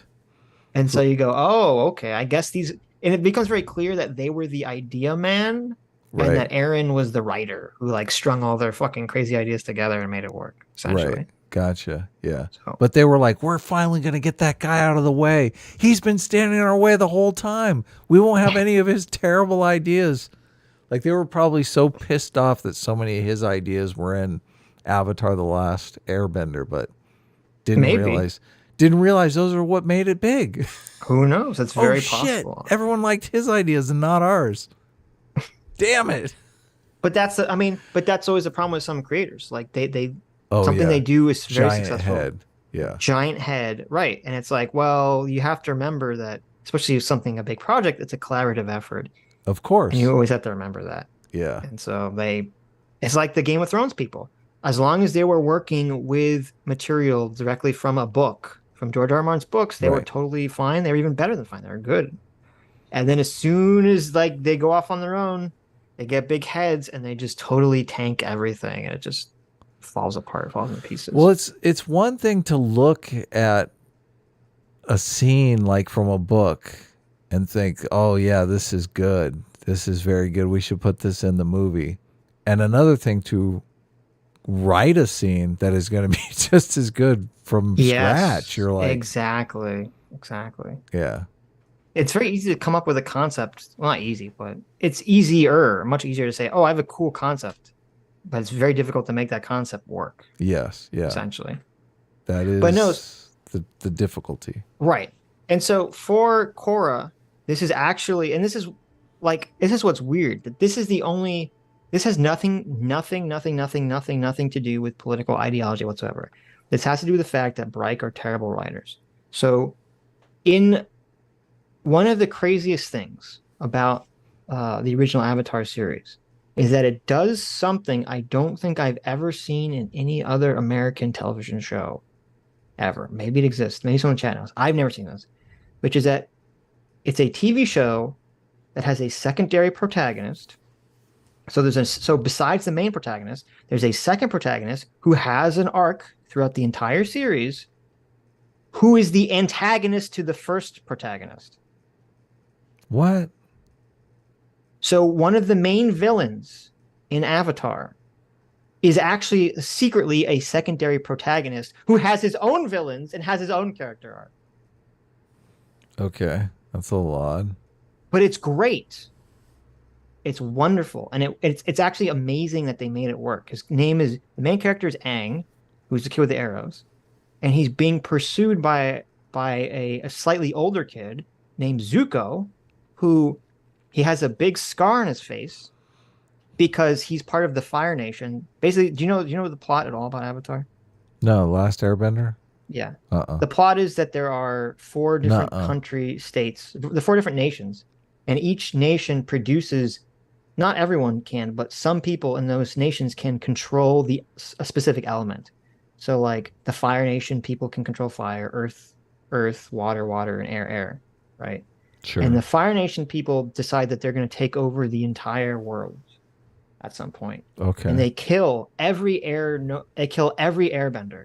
And except the last airbender, Except maybe? the last airbender, right. Oh, nice. And the reason for this is because every generation there's something called the Avatar who is born, who is a person who can control all the elements. Oh, wow. And they're the most powerful bender in the world. So they call the controlling of the elements as bending. And nice. They've always been tasked with basically balancing out, maintaining the status quo, balancing out the conflicts between these, all the different peoples, so that no one nation will destroy another nation, essentially. Right. Trying to keep the 7 kingdoms together. Right. But the way it works is, this is like kind of based off of the Dalai Lama, is that when the Avatar dies, they're reincarnated somewhere else. Right. And the reincarnation has all the past knowledge of all the other avatars. That's why they're so powerful. Even when they're a baby? No, they have to learn how to wield this and learn how to do it. Right. This is part of why the info dump. Well, this is part of why Avatar is so good and Korra is so awful. Because in Avatar, Aang has to go through all this work and journey to learn how to communicate with his past selves, where Korra doesn't. She just has to contemplate. She just has to be very sad and try to kill herself, and then the storyline unlocks the power for her without her actually working for it. Yes, but anyway, and the reincarnation cycle goes through a set pattern. It's going to be like, it's always a pattern of like, I forget the exact thing, but it's like air, water, earth, fire, air, water, earth, fire. Like it's always a pattern of who the avatar is going to be born into, like what nation. And so they knew that the next nation was going to be the air nomads, so the Fire Nation goes and tries to kill all of them in the attempt to break the cycle, essentially. Really? Why do they want to break the cycle? They don't like the Jesus character coming back? Because they can't take over the world if the avatar exists. Oh, he's too powerful. So this is their power play. Right. And so they basically kill all the air nomads except for the avatar, who manages to escape, but he becomes imprisoned in ice through circumstances, and he's asleep for 100 years until he wakes up 100 years later, and all this conflict is going on, and he's basically neglected his duties. Okay. So the main antagonist for a big part of the show is a character named Zuko, who is the son of the current Fire Lord. And because he spoke out against his father during not even his father, he spoke out against a general at a meeting, his father challenged him to a duel in which he burns part of his face off because the kid didn't want to fight his own father, and banishes him from the kingdom and says, you can regain your honor if you kill the Avatar or you bring me the Avatar, which is code word for, at this point, no one thought the Avatar even exists. So it's basically like he was sending him on like an impossible quest. And so one of the main antagonists is a villain to the antagonist. Is this guy Zuko, who's trying to catch Aang or kill Aang to, restore his honor. But throughout the entire series, it's about him learning, does he actually want to regain his honor with his psychopathic father, or does he want to go and find his own path? Does he want to, become a better person, essentially? Find the way. Right. And so it's crazy because you have a show that has a secondary protagonist who's the antagonist to the first protagonist, which I've never seen a show do that before. Yeah, and that so is pretty cool. It's super cool. And that's part of why people like Avatar so much. But here's the problem. I mean, it's in Serenity too, but I don't remember Serenity very much. But the antagonist in Serenity is like a protagonist.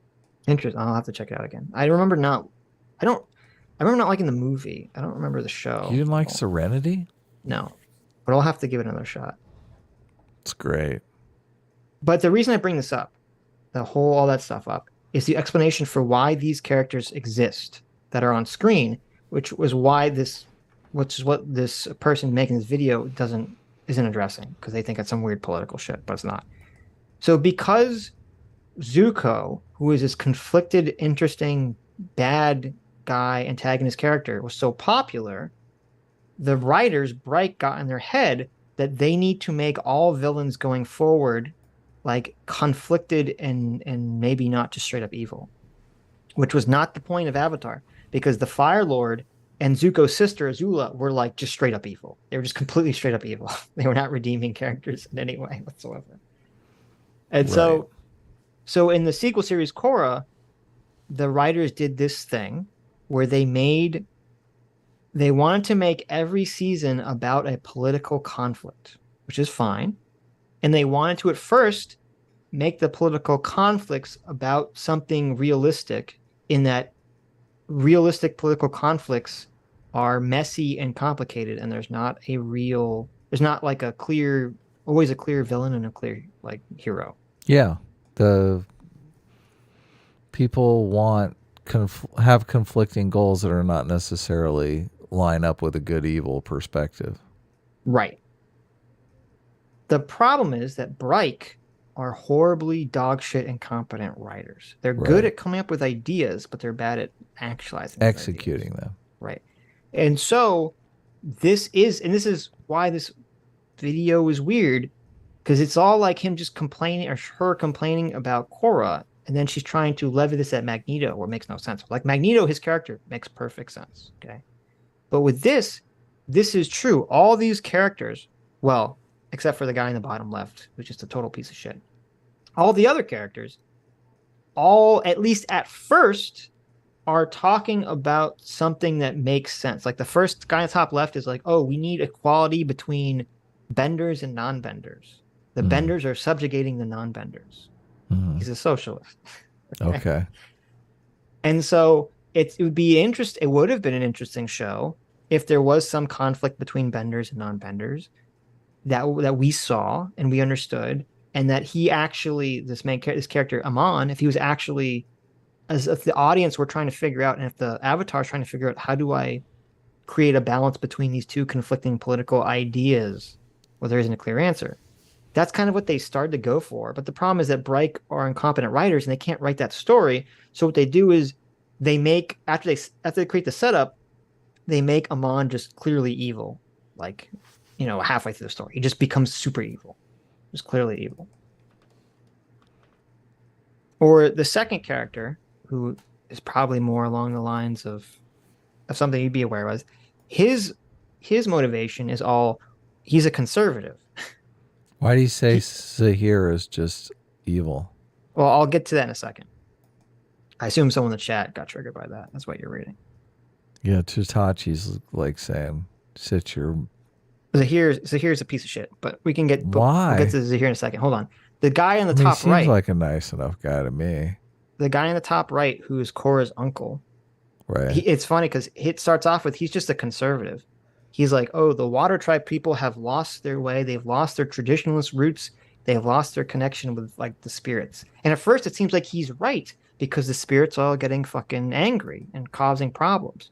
And so it would actually create an interesting conflict. We say, well, wait a minute. How do we balance people wanting change and existing in a new world? And how do we also balance not throwing away our traditions that have useful value and meaning in our lives? Oh, it's progress versus tradition? Wow. Exactly. Wow, okay. But then it turns out that the tradition guy's actually just secretly super duper evil and he was making all the problems in the first place. Mask off conservative. Right, exactly. Oh, okay.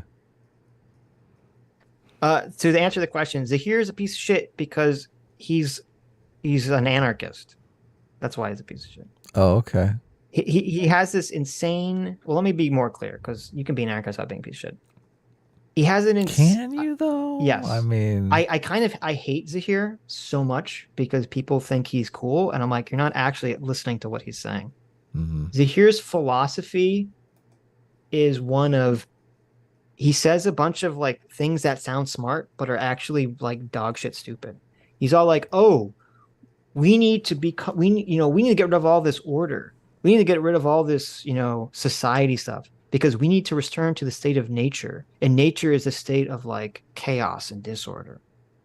That's his grand philosophy. We need to return to monkey. We need to return to a state of disorder and nature. Mm-hmm. And it's like, bitch, you know what disorder is? You know what disorder is, Adam? Disorder is chaos. You know what disorder is on a more fundamental level than chaos? Disorder is opportunity. No. Disorder is a ladder. Is that what you say?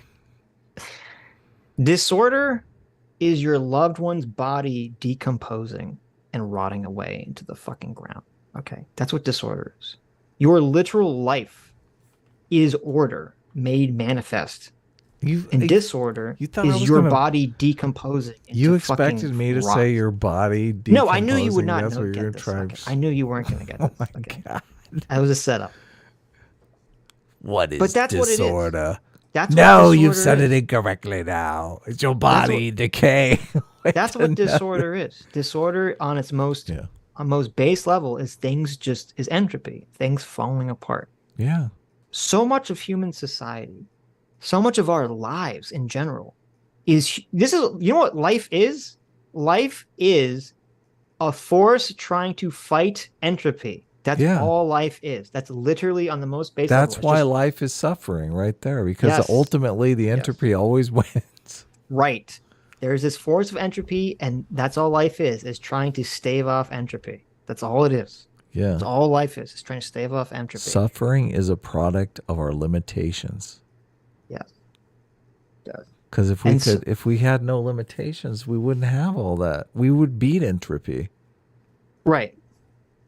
And so, to me, to have a character who's supposed to be some big-brained, enlightened individual, I don't care if a character's like a normal guy and he's talking about his garbage. And like, okay, fine, he's just an idiot. But this character who the show tries to pass off as some big-brained, ultra-enlightened, oh, he meditates, he knows so much about the world, big-brained individual character, basically sucking the dick of entropy.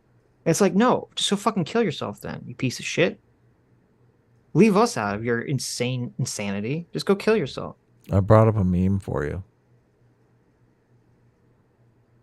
First of all, they've done it in the style of Obama's Hope and Change, which I do. That was Shepard Fairey is the artist that did that original thing. Shepard Fairey's the guy that did Andre the Giant stickers all over California. I don't know if you know this. Were there Andre the Giant stickers in Florida? No. I know what you're talking about. Shepard Fairey's the artist. Cool guy. He has shows in his studio and stuff like that. The just actually says, Sitch, are you going to bring up the fact that Zahir can fly? Or are you hiding that because he'd be Adam's favorite character based on that? Is that true? Just because he can fly, would that be make him your favorite character? Zahir can fly? Oh, that's he amazing. Can fly, yes.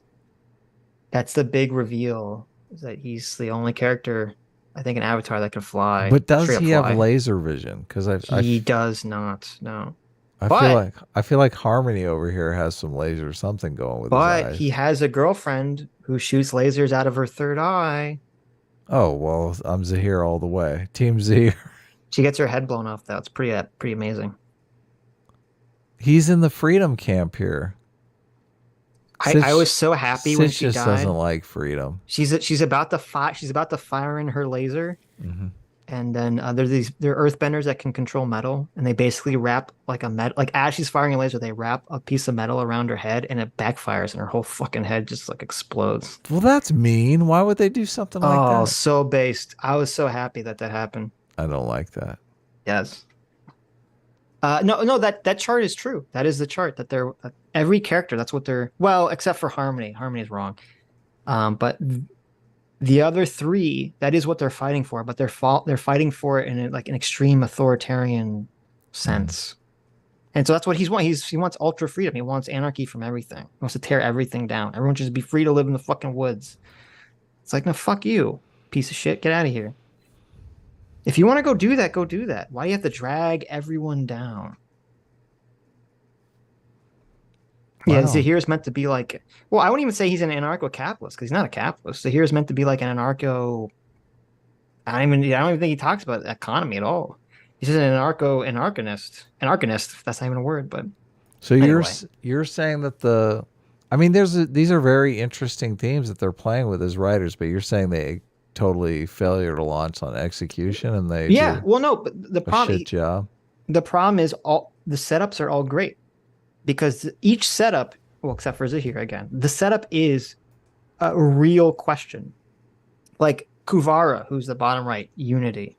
Okay, you have the Earth Nation. Basically, Korra takes place after Aang, the original character, is dead, and he's been reincarnated as Korra, essentially, and the Fire Nation basically fucked over the Earth Kingdom. And so the question arises, well, now that the Fire Nation has been defeated, should the Earth Kingdom go back to its original form? Or what if some of the Earth cities and city-states want to maintain their independence? No, fuck that. Well, that's the $1 million question.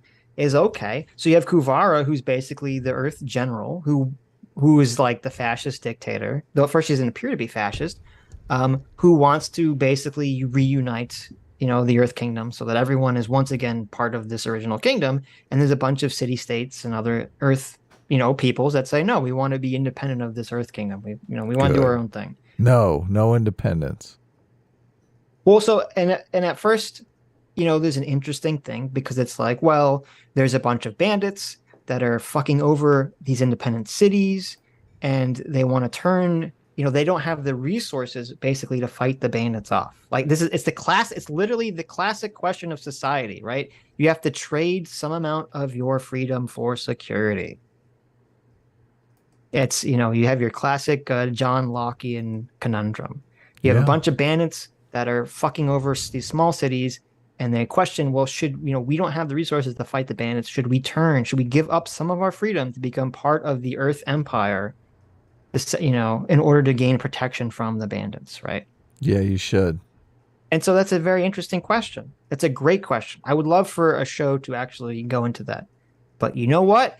Turns out, Kuvara was really paying the bandits to fuck over the cities in the first place so that they would join the Earth Empire. It was all a ruse. Oh, that sucks. I know. That's literally every one of these fucking villains. It's like, oh, there's an interesting thing. It's like, oh, nope, the villain was behind it all along. It's so dumb.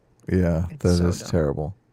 Terrible. So you're That's why White Core is a watching because of terrible this very interesting dilemma going on, and then you realize, oh, well, it wasn't really a dilemma at all. Some evil person was just yanking people's chain.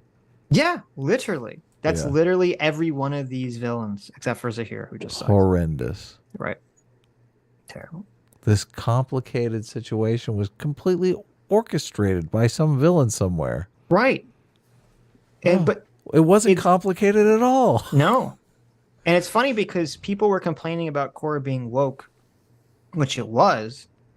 And it's funny because at the end, they had like, so the main characters, oh my God. So one of the worst parts of the first season is this horrible like love triangle between Korra and some other people. The name of the show is Korra? The Legend of Korra is the name of the show. Korra, giant robot. Go ahead. Korra fights a giant robot in the last season. It's like really stupid. What? It's really stupid. No. Oh my God, it's amazing. And so I'll tell you to look that up. I The can Korra read, giant robot. I can read the chat. Okay. I know what's going on. People know how to. People know what Adam likes. You Okay? want to know how stupid that giant robot is? That giant robot is supposed to be made entirely, or at least the outside part is entirely made of platinum. Oh, The entire nice. robot is made of platinum. I mean, it is a pretty good robot design. And it's funny, someone calculated. They said that like if that was real, that would be more platinum, I think, than exists like on our world. No way. Really? Like the size of that robot. Yeah, something about that. If that entire robot was platinum. I mean, it's pretty badass, Sitch. Why are you being such a hater? It's really stupid. It's really, really stupid. But anyway, I completely lost my train of thought. But no, that's what's going on with Korra. Just a bunch of interesting setup. But they're not doing it. Oh, I was gonna say, Bright. They're not doing it in Korra for political reasons. They're doing it because they're incompetent writers. They don't know how to solve. They ask an interesting question and they don't know how to solve that question. So they just say, "Oh, well, one side's just evil. That's how you solve the problem."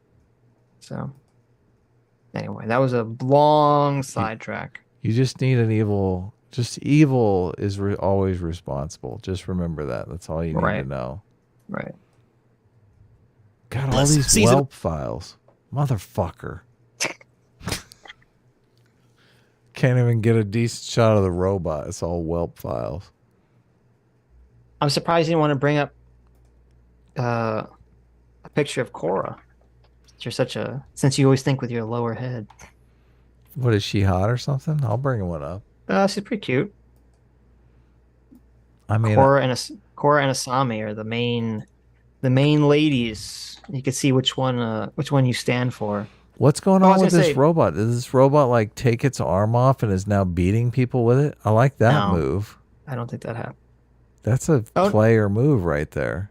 So at the end of Korra, I forgot what I was gonna say is, so even though Korra has been basically straight for the whole series, based on nothing, they decided to make Korra and Asami, the two female characters, be gay at the end of Korra.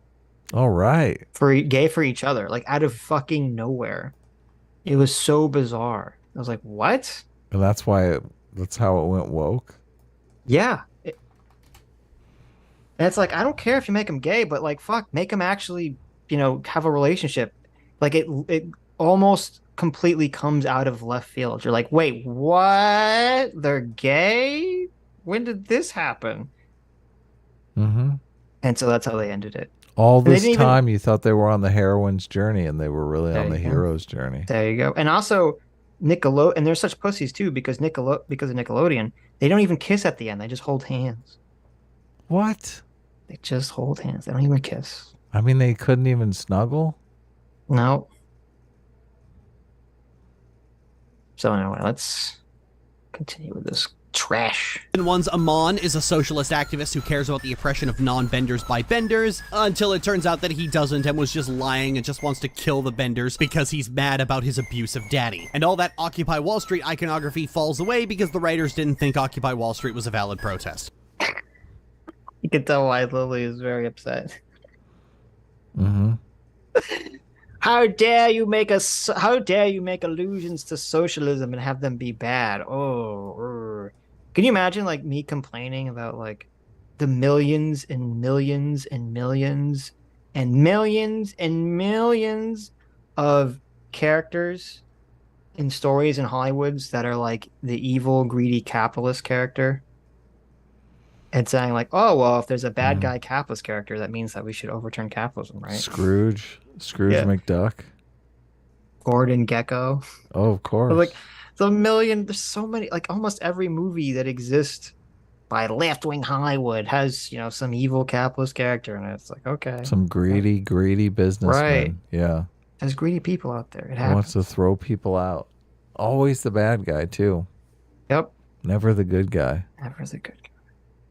Season 4 wants to stitch the Earth Kingdom back together, but doesn't want to restore an oppressive monarchy like everyone else does, and then declares that she is dictator of the Earth Empire and starts building a giant death robot. Oh Season my 2's God, the Una robot's wants to unify the amazing. northern and southern water tribes and return the art of spirit bending back to the people of the water tribe and reunite the humans with the spirits, and then decides to destroy the Avatar forever, surrender his heart to darkness, and become a giant thorny kaiju that shoots fucking chest lasers from his man titties. Almost every season it's like, this is an interesting concept to explore in regards to how the world of Avatar works and how the people there have to live their daily lives. And then they build a giant death robot and smash the city! All of them go, the status quo is bad, therefore commence genocide, like they got their political theory from fucking Vosh. I'm going to free you of your chains. First of all, I mean, that's pretty good.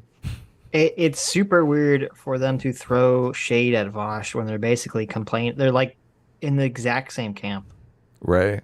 with the Magneto comment. So I don't even understand. It's like, be careful where you're basically throwing shade at yourself. You understand? Kind of.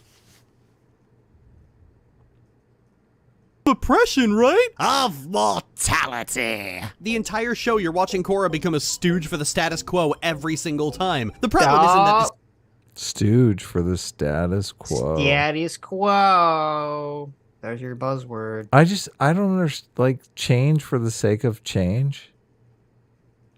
Is that really good? That's what some people think. I mean, it seemed to be what President Sunday thought.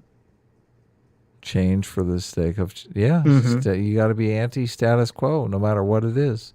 But what happens when you achieve the communist utopia? Is everyone just some Nope. status quo ding-dong bitch? Yes. It's a good point. I don't know. That's Well, where I we go mean- from there? Nah. That's Got to a go good back question, to... Adam. Got to bring back the monarchy. Yep. The status why- quo bitch thing, I'm not down Right, with. Are all the people advocating for monarchy? Or are they? I mean, they're not advocating for the status quo. No, definitely not. Yeah. Are they left wingers now? Are you advocating for the monarchy? You're really a left winger. Yeah. How does this work? I feel like bringing up Korra is cheating, because it's like, yes, this is true, but it's not. This doesn't exist for the political reasons of like the writers of the show trying to make some political point about fucking liberalism or something. I mean, it's not like they don't talk about liberalism or anything in the show. It's because they just wrote shit and they're like, oh, I want to have like complicated villains because, everyone likes Zuko. And then they just fuck it up because they're incompetent. That's all it is. It's not that complicated. It's not some like complicated thing. If you're like trying to start some next generation business, Mhm. back when Netflix was a revolutionary idea, isn't that fighting against the status quo? Or is that in the status quo just because they're working within the capitalist framework? Probably the latter. I mean, probably streaming kind of changed everything. Streaming is like that's not status quo. That's like the new thing. Yeah, but as you said, they're still operating under the capitalist framework. Right. So it is the status quo. Because it's the framework that defines the status quo, not the products and services provided by it. Sure. Sounds like, they would say that. I'm just saying sure because I don't believe that, but that's probably what they would say. look, social media is something brand new. Is Yes. social media like the status quo used to be? You didn't spend all day on social media. Like you talk to people in the real world, right? Oh, that's disgusting. Why would anyone want to do that? Well, yeah, if you're a dirty status quoer who likes social media, I guess. Mhm. I want to fight past the I'm not for the status quo, okay? Social like you media are. needs to get fucked. Well, that's part of the question. That's why this whole status quo shit is bullshit. Because it's like there's elements of the status quo that they like. Okay, I'm assuming that this individual likes the fact that they can, live in a house or an apartment or some place that they don't, that's theirs. They can go out and own something. I don't know. Maybe they don't want to own anything. Maybe they want to abolish all private property. I don't fucking know. I assume they're happy to live in a society where, they can buy a cell phone and they can look up anything they want on the internet, that they can go to like a McDonald's at 4 a.m. to eat food. No, I'm against the status quo. I want McDonald's to close at 6 p.m. Right. Yeah, I'm sure they're happy for the prices that they pay for all these things. I'm sure they're happy for the convenience of Uber and Uber Eats and Amazon and all these things that we all, they all complain about. That's another thing. Uber put taxi cabs out of business. Right. Is that status quo or anti-status quo? I don't know. This whole status quo thing is just a buzzword for them. Well, it's a way of saying status quo is like bootlicker. You're right, yeah. A bootlicker. You love the status quo, you bootlicker. It's an easy way to dismiss what someone's saying without actually interesting what they're saying. Right. You just like the status quo. Mm-hmm. Calling someone a Nazi, I guess, has worn thin. So they're like, look, there's like you need a different insult, a new insult. What if someone is for rounding up trans people? That's against the status quo, isn't it? Right. There's some things that I just think we should probably go with the status quo on. I mean, status quo is pretty anti-cannibalism, Oh, yeah, no. So, are we going to bring that back? I'm in favor of anti-cannibalism. Yeah, I think that's a good status quo. Mm-hmm. God, you bootlicker, you status quo motherfucker. You don't want to have cannibalism? Oh, you're so fucking pathetic. You don't want to eat people? Jeez, so lame.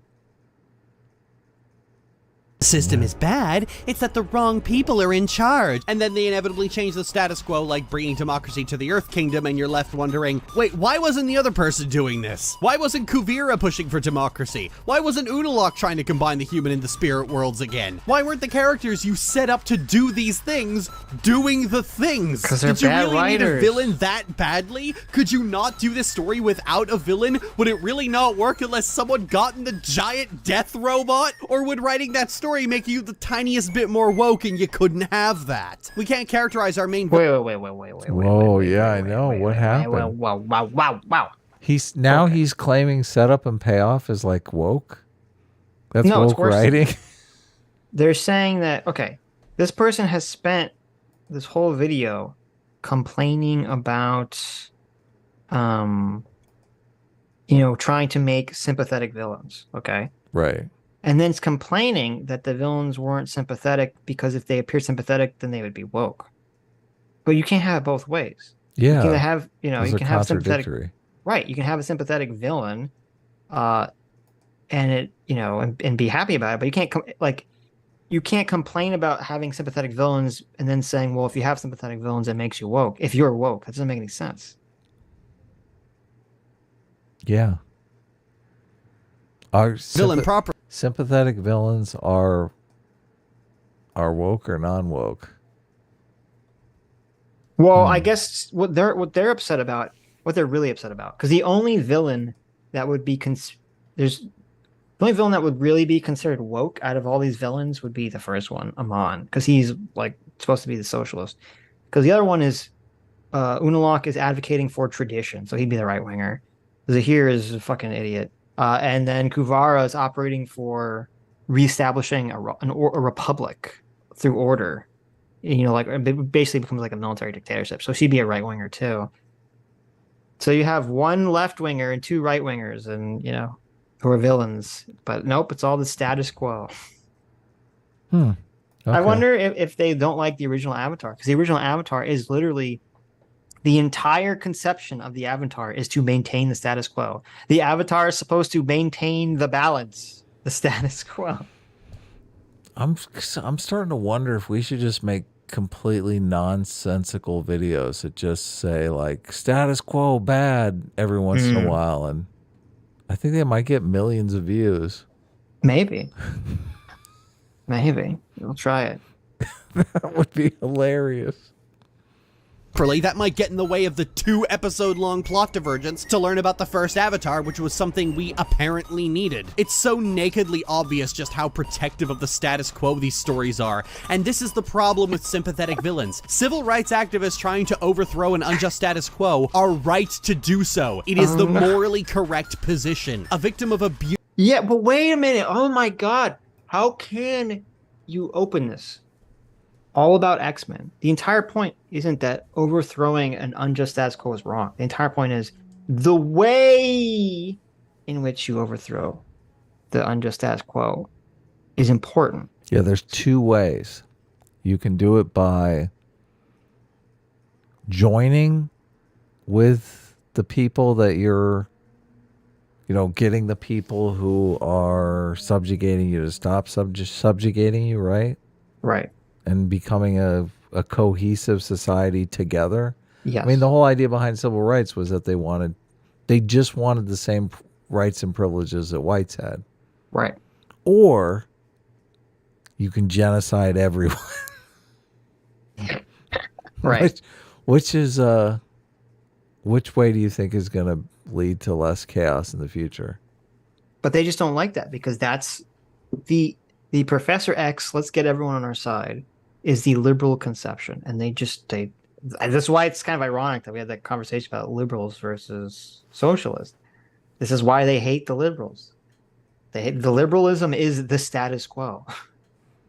Well, liberalism wins, we just had this whole fucking argument about the liberals and the socialists. Here's literally a socialist complaining about liberal status. The entire video is them complaining about the liberal status quo. Well, it works, though. That's the thing. Yeah. To other fucking Brit. Well, this video only has like 30,000 views or something. But because this is ridiculous. But anyway. Abuse, torture, or rape, trying to kill her abuser in vengeance is right to do so. And making these characters hop in the giant death robot so they can randomly do some heinous act of evil so you feel less guilty for wanting to bring them down is very telling about your priorities as a writer. You need them to hop into the death robot because without them doing that, nobody else would be on board with this crap. I find season 4 of Korra was probably the most telling because early on the notion that Kuvira was tyrannical was kinda up in the air. Even Korra wasn't on board with immediately smoking her. Everything she was supposedly doing was rumors. So I was honestly expecting the story to go, what? No, I'm not a tyrant, you idiots. Of course the bandits said I was. What else were they gonna fucking say? Which would have been interesting and led to some criticism of the main characters for trying to restore the same monarchy that had previously failed the people. You know, that whole Earth Queen thing that we all kind of forgot about last season because the writers were distracted fulfilling their torture fetish. Maybe talk about the fact that the United Republic is a literal conquered settler state. That would have been good. That would have been cool, but I guess that would have ended with a conversation instead of fucking Mechagodzilla smashing up a city. I guess that would have struck a... Listen, I don't disagree, but if you've watched 4 seasons of Korra, and the first 3 seasons, it's the same thing. The villain seems interesting, then he turns out to be evil. And if you get to season 4 and you're like, maybe this time will be different... Shame on you. Was it fool me once? Shame on you. Fool me twice. Shame on me. Fool me 4 times. Well, I don't know what to tell you at that point. Well, this is the problem with bad writing is like you start to lose all faith that the writer even knows what they're doing. I mean, I lost all faith in Korra about halfway through season 1. I was like, holy shit, this show. Right. And I was pumped. I was excited for Korra when it came out. I'm like, wow, like a new Avatar show? Oh, I loved Avatar. And this time the Avatar is hot? Okay, I can get on board with this. Yeah, when there's like a distinctive pattern in shows, it works. It's like setup, payoff, setup, payoff. Right. But as soon as you realize, okay, they're like all the payoffs don't have any setup and like they're not emotionally satisfying and there's like no, you don't have that setup payoff thing. You start losing faith that the writer even understands how shows are written. Right. Yeah. Well, the thing that like struck me in season 1 of Korra, which is why it was hilarious that they pretended to be woke, and woke people pretend like Korra's woke because they're stupid. Or some woke people do. Some of them don't because status quo stuff. But is because in the first season of Korra, the male writers of the show basically wrote the manosphere Andrew Tate philosophy of women. Okay. Mm-hmm. There's a love triangle between Korra and two brothers. One brother treats her like absolute dog shit for the entire like season. But Okay. he's like tall, dark, and handsome. Right. The other brother, who is like good looking, but he's more like a burly, like frat bro kind of aesthetic, Okay. who's completely nice and friendly and completely helpful and goes on a wonderful date with Korra and they have a very good time. Mm-hmm. She totally says fuck you to that guy and says, I want to be with your brother who treats me like utter dog shit. Right. So the whole season it's just like, oh, I guess negging works. Yeah, I mean, It was like, I remember watching. it's realistic. This is crazy. This is supposed to be feminist. Because I remember people complaining when Korra was coming out because it's a female protagonist. They're like, "Oh, is this gonna be like a feminist show?" And I'm like, "This is so not. This is like so anti-feminist." The fuck. What you're saying? You're saying it was realistic? Yeah, I said I did. Yeah. I know it might be. It might be, but Girls like the bad boys. They do. well, but the thing is too, it's not just he's not a bad boy at all. He's just a piece of shit to Korra. Yeah. He just treats Korra like shit. He's not a bad boy at all. He's actually the opposite. He's like a totally by the book, like everything. He's like a big nerd. Why he treats Korra like shit? So negging works. Yeah, it does. You should A try little it, too close. Sitch. There you go. Works How do you know great. I don't? Good. Show Is me that some how you examples. is that how you got married, Adam? You negged your wife into it? Well, I mean, I didn't use any negging on my wife, obviously. Okay. Come on. Mm-hmm. Mm-hmm. You don't Your want wife's to be. not listening, Adam. You can tell me. You don't want to be cruel to someone that you care about. You want to No, have a no, real no, no. Just to relationship get with. her. Just to get her. Once you're married, you stop nagging This her. is just for your thoughts. For your thought. I see. Your I thought see. patrol. I see. You just Yeah. nag the thoughts, huh? Your side bitches. This is what you do for your side bitches. Wasn't he mean to her because he knew his brother liked him? No. No. Why That's you? not true. I mean, come on, Sitch. You know how it works. No. I have Stop a lot to acting say. like I have you- so much to say about Korra. I regretted I never made a Korra video. Stop acting like you don't watch Nico videos. Please stop. Close to home for these two white guys. You see the problem, right? Sympathetic villains only work under a very particular framework, and that framework is about as moral and ethical as the fucking Lich King. If you're someone who thinks Wait. He said what is the framework that sympathetic villains work? Listen, if you think that it's morally right to burn down a city because you're being theoretically oppressed, then you've got a much different moral compass than most people, and you'll watch these shows and you'll think, wait a second, this is the good guy. That's the problem. That is the problem. Stories are morality plays. We're judging You're right. people's morality. Yes. And he's basically saying, wait, I got a very different morality here. Right. He's Status getting quo. all, and they're getting all butthurt about it. so. Right. But whatever. civil rights protesters go too far when they're disruptive, they aren't the villains of that story. You are. Like this is so like you could have an honest conversation about how oppressive a society can be and how disruptive can you be. Like, Nazi Germany. Obviously not every German is complicit, in being a Nazi. Most Germans are probably afraid. They don't want to die either. They're just going along to protect themselves and their families. And so you can have a question of, in those situations, what is the line? How much terrorism can you commit if you're like a Jew or some other person who's being persecuted by the Nazis against just like the general Nazi Germany? Or, it comes like with like the bombing of Dresden.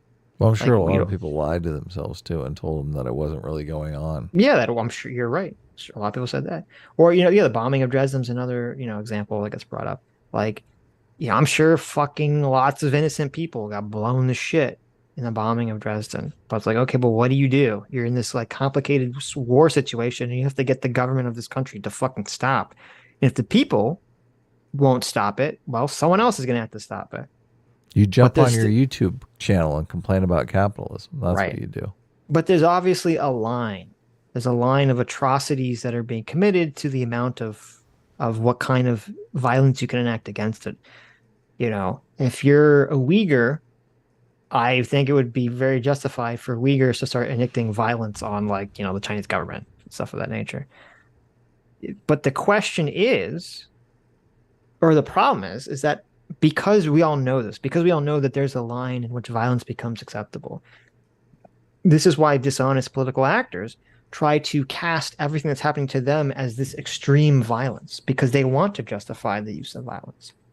And we live in this bizarre situation where, especially, I mean, it's up to some extent on the right, but it's far more on the left right now, where left-wing people, or specifically socialists, complaining that society is as racist and as bad as it's ever been, and that justifies like this violent revolution, essentially. And it's like, no, that's not real. That's not anyone's experience. Status quo, bootlicker. Right. I mean, they literally have to redefine. Our society right now is so not racist that they have to redefine racism to not include people's intentions.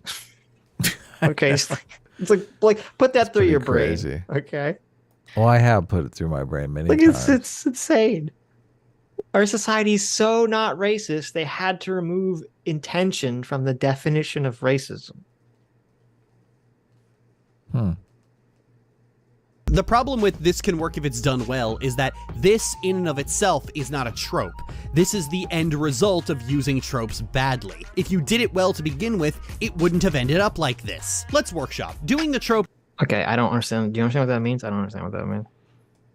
I wasn't really paying attention. Rewind it. Let me hear it. In and of itself, who think civil rights protesters go too far when they're disruptive, they aren't the villains of that story. You are. The problem with this can work if it's done well is that this in and of itself is not a trope. This is the end result of using tropes badly. If you did it well to begin with, it wouldn't have ended up like this. I don't know what that means. Yeah, it's completely.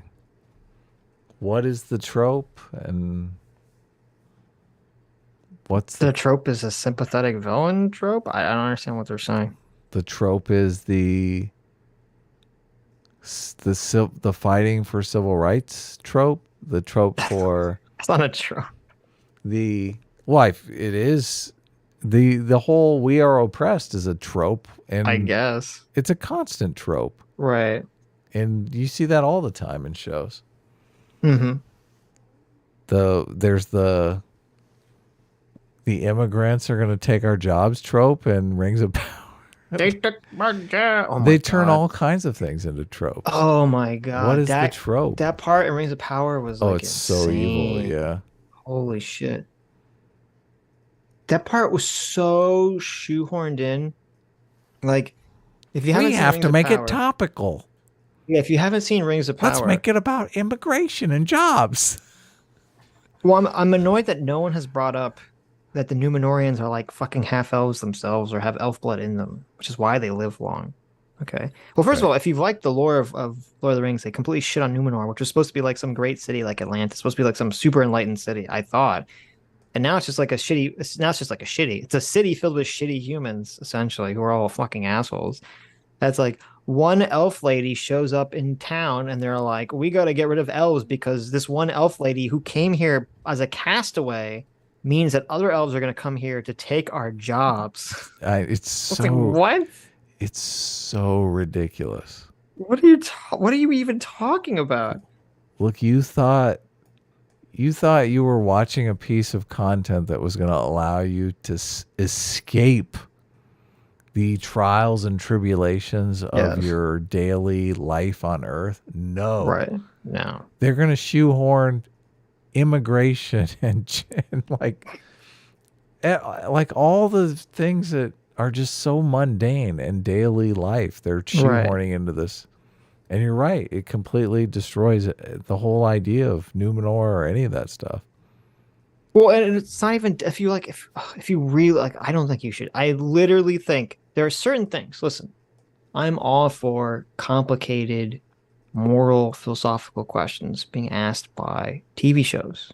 That's what we've just been talking about for like hours just now. Okay, but certain things I think shouldn't necessarily have current event specific issues. Yeah, because it's a fantasy. It's supposed to be escapism. Yeah. Well, not even just like, and Lord of the Rings is one of those things, and part of the reason I think Lord of the Rings should be detached from that garbage is because Lord of the Rings is sort of like the fantasy which all fantasy, medieval fantasies kind of stems from.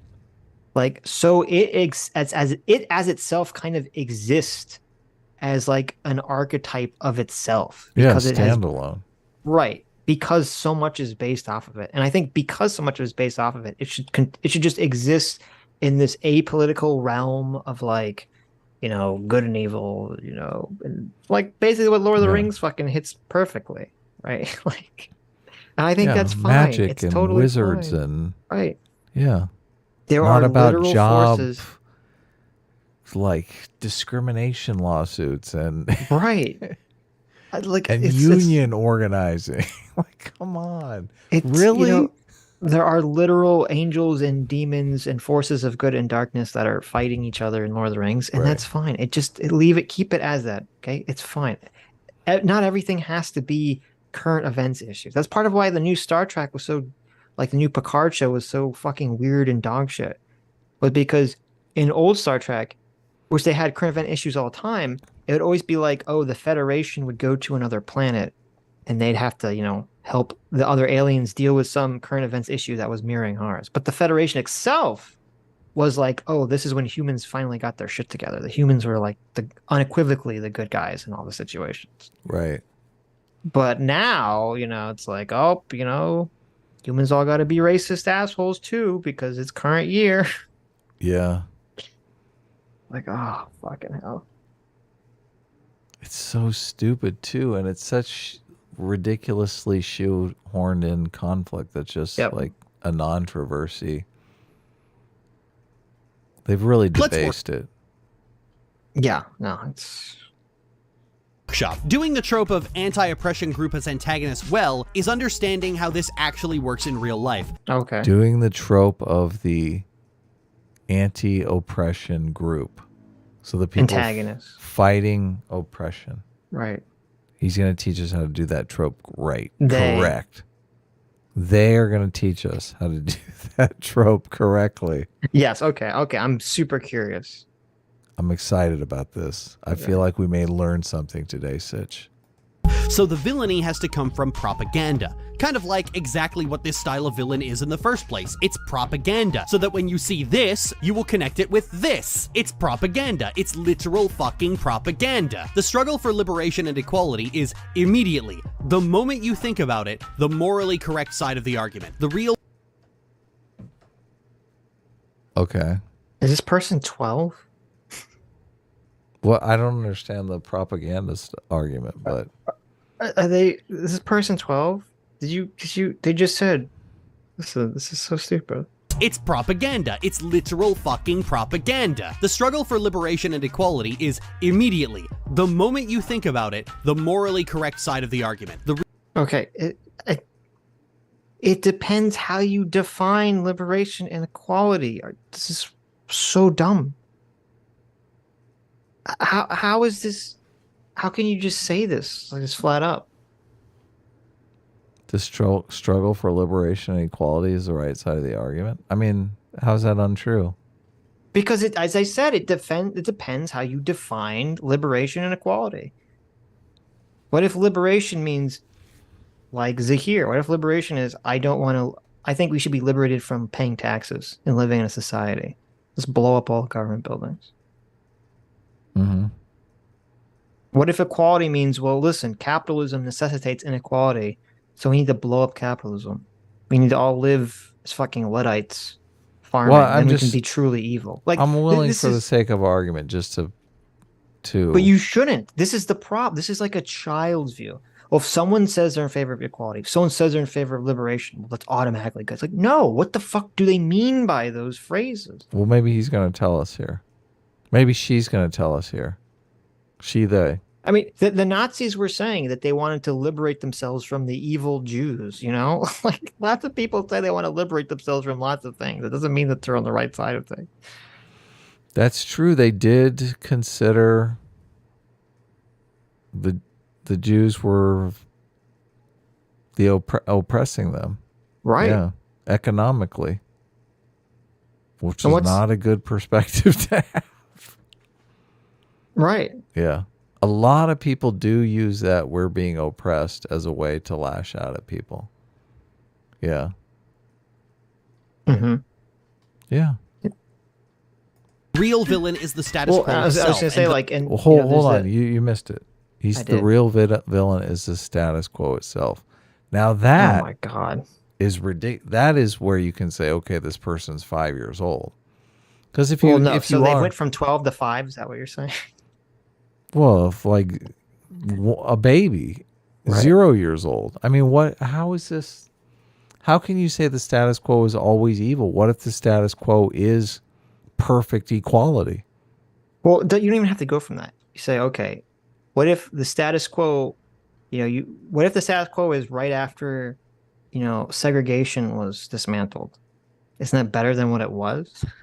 Is the status quo evil at that point? No, you got to go higher. But this is the problem. They want to compare everything to a magical utopia that doesn't exist. It's like, no, you have to compare it to what actually exists and say, no, look, we're getting better. Things are progressing. Right. Well, they used to be in some regards. They're sort of regressing in some regards. But they're regressing in a lot of regards because of woke shit.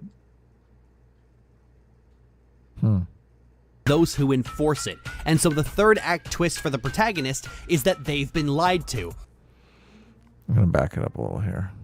Think about it, the morally correct side of the argument. The real villain is the status quo itself and those who enforce it. And so the third act twist for the protagonist is that they've been lied to, that they've been supporting an oppressive status quo, and that makes them the bad guy. Plot twist, the totally relatable main hero you can project onto is the one getting the redemption arc, and is actually going to redeem themselves by switching sides completely. That's the only way anti-oppression group is antagonist.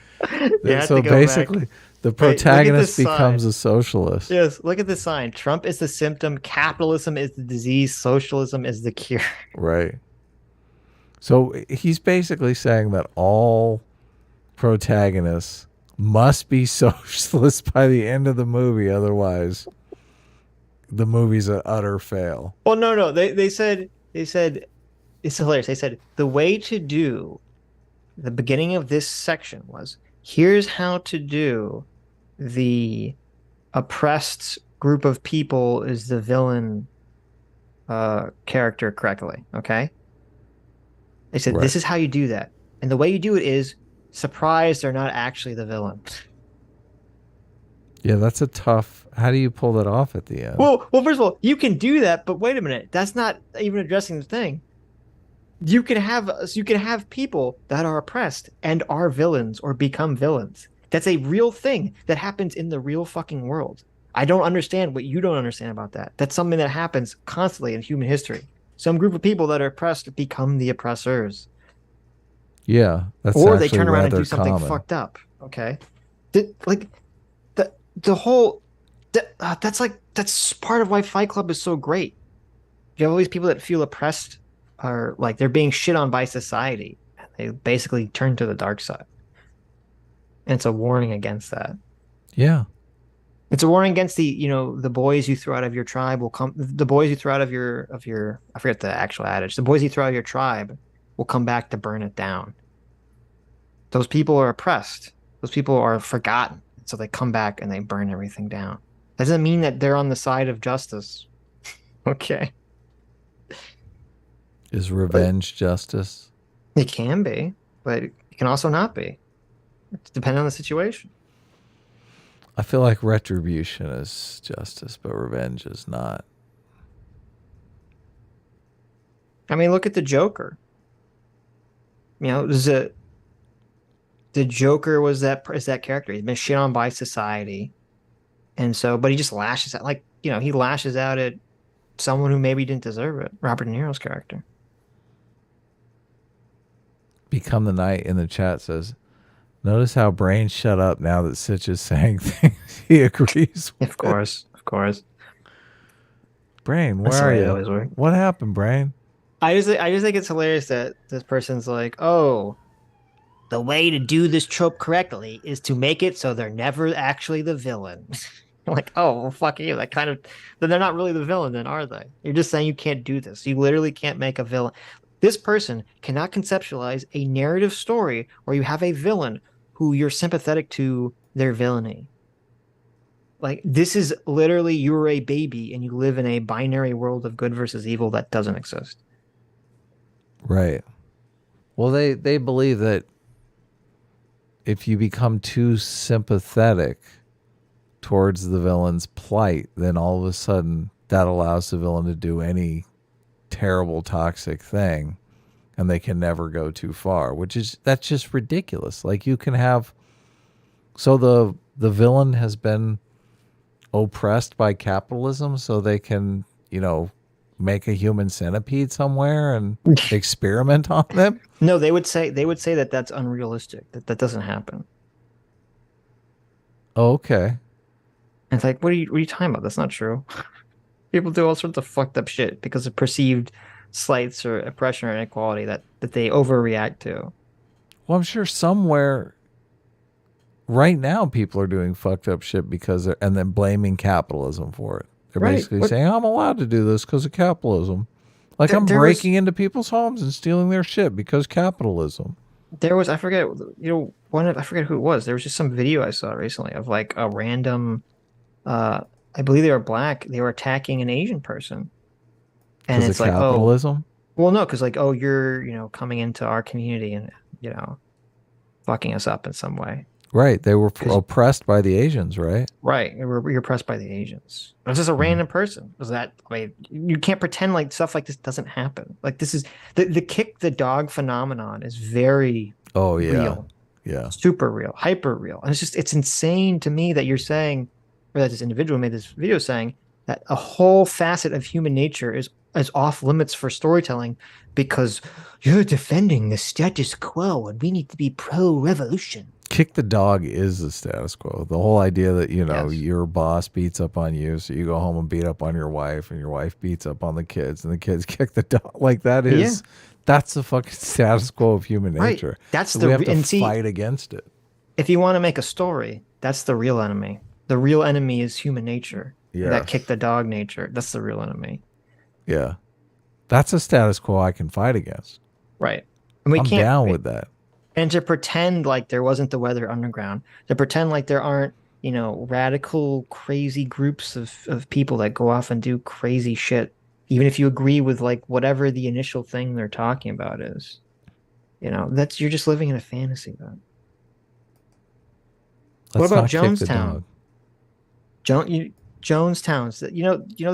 They were fucking communists. They were socialists, yeah. Yeah, they were wanting to live on a commune and be communist. Right.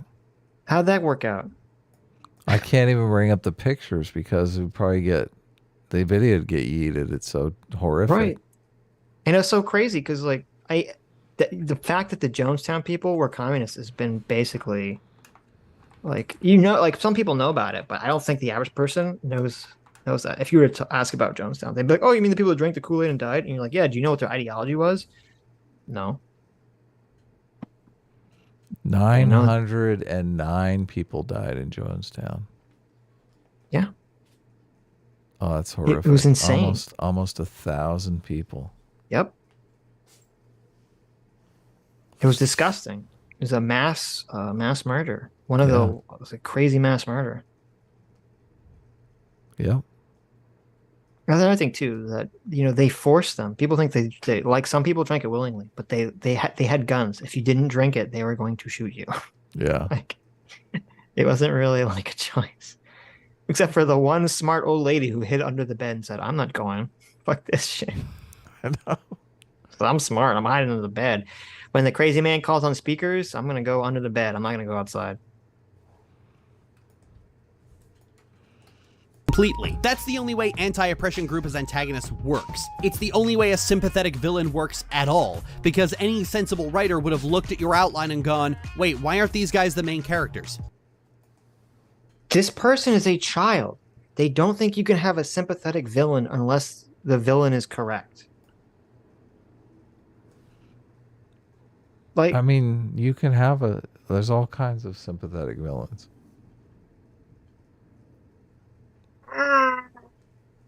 Mm-hmm. I don't know. I just feel like I'm repeating myself. This is so stupid. You can't make the anti-oppression group the bad guys unless you sincerely believe that being anti-oppression is bad. No, it's not the idiots. Anti-oppression. It's that they go too far. It's the yes. It's a response. Yeah. It's the tactics. Yeah. Okay. It's the tactics. So guess what? Unlike Movie Bob, there are bad tactics. Okay. There are many bad tactics. Well, if you had a conversation with this person in the context of, the punishment fitting the crime, right. in the context of something like criminal justice reform, they would be willing to say, okay, the punishment needs to fit the crime, right? You could get a concession out of them. And then if you move it over to this, okay, well, let's figure out when the punishment exceeds the crime of this capitalist versus anti-capitalist narrative. Mm-hmm. And I just feel like in every single case, especially in the Magneto case, it's like, okay, you've exceeded, like, killing the entire human race is a punishment that doesn't fit the crime. Right. Like, you've exceeded the punishment fits the crime narrative. Which, is the punishment fitting the crime the status quo? I guess we have to be against that. So, well, I'm assuming they would say, I'm assuming that's how the conversation would go. You'd say, well, you understand that it's not fighting the oppression that's the problem. It's how you fight oppression. Like, for example, kind of sort of related to the Magneto thing, but not exactly quite so far. You'd say, if you are anti-capitalist, do you think that means that you should be able to blow up a bank? Right. Yes. Right. Yeah. And they would say no. Not only they say no, and that's not realistic. Socialists don't go around blowing up banks. And you say, why don't socialists go around blowing up banks? Could it be because of the ethical norms that have been implemented by our liberal society? The status quo. Status quo that are generally non-violent? Is that the reason? Is it you don't blow up the bank because you're a status quo bootlicker? Well, that's what's so crazy about, like, this person's so naively ignorant because they're arguing against the very thing that would be used to destroy their argument, which is what you just so eloquently landed on, is that, well, if you don't blow up the bank, then you're just a status quo bootlicker. Right. Because you're following the status quo of the norms and ethics and morals that have been, fermented under liberal society. Right. So. How dare you? It's so dumb. And if you do believe that, then you are bad. The problem is that this idea of all villainy being nuanced and complicated has just never really been true. Evil people in real life will often just invent justifications for evil things they already wanted to do. That's true. Is it? Or did all these people, sure, I don't know about the history of, I don't know if all the people, but there's lots of evil people who do evil things and think they're doing good things. I'm pretty sure Hitler believed what he was saying. I don't think he just made it up. He's wrong. Yeah, obviously. I guess. As a Jew, he was wrong, but I think he believed it. I guess the perspective is, he's making it seem like these guys just wanted to murder millions of people. Yeah, on they're just lark. grifting. Yeah, they're just grifters. Yeah, which but I don't think so. I don't know enough about Mao or Lenin. But I thought Lenin was a true. I thought he was a true believer. I'm not 100% sure. But Mao organized the Cultural Revolution in the Great Leap he must. Forward. He must have been a true believer. He thought he was doing good. He thought he was doing good. If he literally thought that they could implement farming according to communist ideas, right, as opposed to this, competitive capitalist ideas. Yeah. I would assume that means he's a true believer. Talk not about just grifting. Talk about giving the middle finger to the status quo. Mao was Right. like, look at this. Yeah, no, I mean, you're right. This is why this part of this is crazy. Like literally, the entire goal of, the Great Leap Forward in Mao was to abolish the status quo. abolishing the status quo. Yeah. Destroy it. Annihilate it. Yes. Yep. And there's a point where someone crosses the line of evil so much that nothing they say earns them sympathy. Your wages are stagnant because your boss is a greedy little shit who only cares about increasing his big pile of money, and nothing he says can change that, and all of his hardships are worth laughing at. Oh my, this mask off, mask off, mask off. It's that simple. I don't know if you knew that. It's that simple. We had a huge mask off moment here. Yeah. Like your boss too. Maybe not even the owner of wherever you work, but whoever's above you is the guy who's defending the pile. Is this a side hustle? Is this a side hustle for Lily? Because I don't fucking know. Isn't Jeff Bezos her boss technically? What do you mean? Well, I mean, if they're a YouTuber. Oh no, wait, Jeff that's Bezos isn't on Twitch. YouTube. Yeah, it says Twitch. Yeah. YouTube is Twitch. Yeah. Yeah. Gee, I wonder why these stories are never done well. We could unpack why, but maybe we should just do it 1,000 more times and hope luck is on our side. The problem with my idea for these kind of villains is that they inherently make white viewers of any gender uncomfortable. Listen, I don't know what this person looks like, but that avatar looks pretty fucking white. Right. Okay. Okay, Whitey. You look pretty white, Whitey. I don't know. What makes me feel uncomfortable is the status quo. I just fucking, I hate the status quo. Yeah.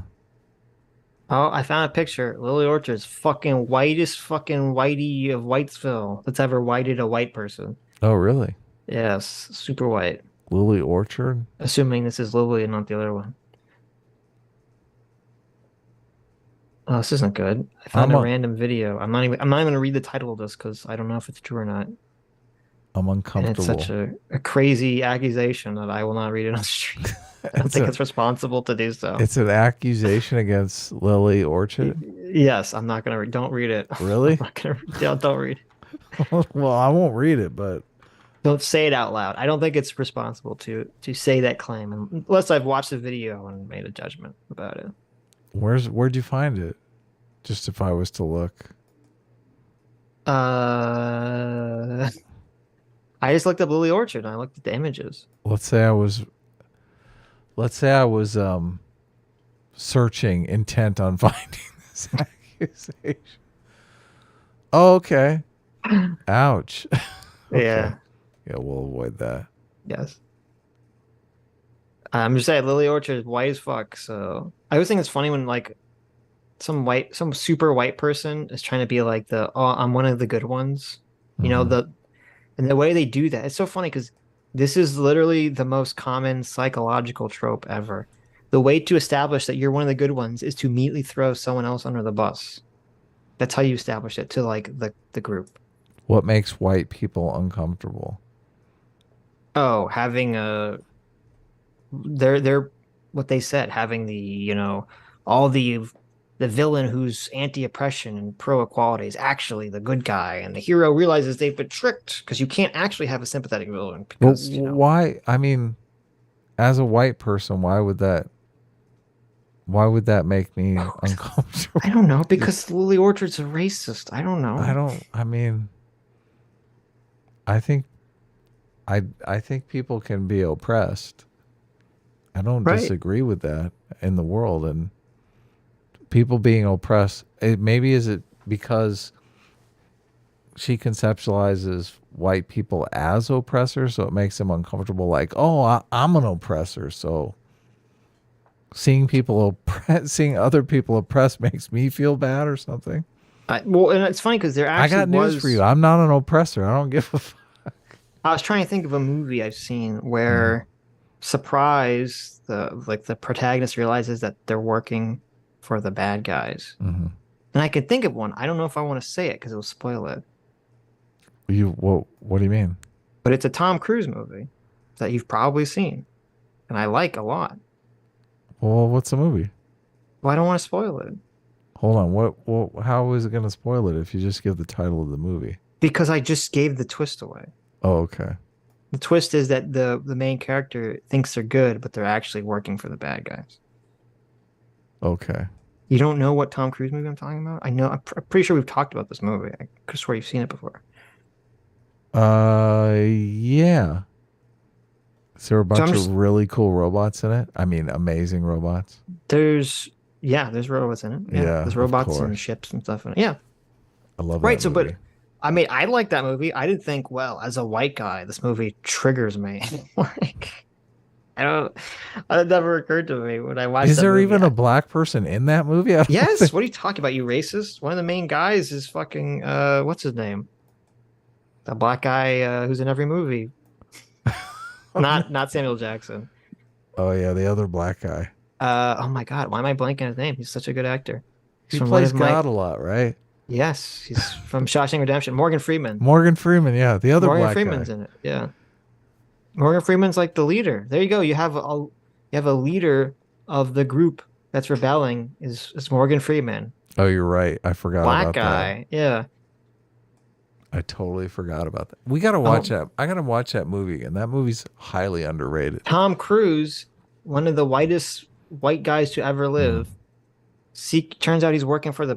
I know. There's almost no way that no one knows what movie. No, there's almost no way that no one doesn't know what movie I'm talking about at this point. But Did you know that movie is based on an unpublished graphic novel? I didn't know that. Did you know that? I said I did not know that. Oh yeah, It feels like it. Now that you say that, that seems very obvious. yeah. That's how that script feels. Never published graphic. That's too bad. novel. It's an interesting story. But Let us no, know I mean, in the chat if you ever figure it out. I'm sure like everyone knows what we're talking about. It's like it's so obvious. I mean, I can't really even remember the name of the movie, but I know exactly what movie you're talking about. Mhm. Man, I love that movie. It's science fiction in case you guys need another hint. Well, I guess the robots kind of gave the hint away. The right? robots gave it away. But no, I mean, I never saw. I saw a movie. I liked it. I never thought like, well, as a white guy, I don't like that.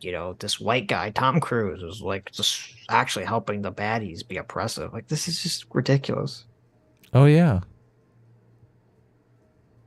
Twist ending for you. I gotta look up on movie tropes.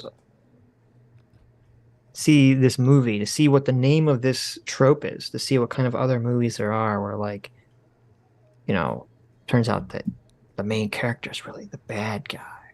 Because I can't think of that many. You haven't seen the new Top Gun, have you? I have not. No, I didn't really ever care about the original Top Gun. So Did you see it? no. Oh, I mean the original one I saw like a million years ago. Okay, yeah, me too. I didn't see the. I didn't see the new one. I wonder if I saw Top Gun in the movie theater. I can't remember. What's did anyone what are other stories? I know literally everyone's saying it's Oblivion. Okay, I get it. It's Oblivion. That movie's so badass. Death Note does not count. Death Note, you know that Light is the bad guy from like the first episode. Like Death Note's interesting because the protagonist is the bad guy, like morally, but he's still the protagonist. I forgot. I did forget Morgan Freeman was in it.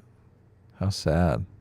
That's because you're racist. What's another movie where, you're the bad guy, or it turns out that the new Amazon Chris Pratt thing did. I don't know. I didn't see that. Where it turns out that the good guy is the bad guy?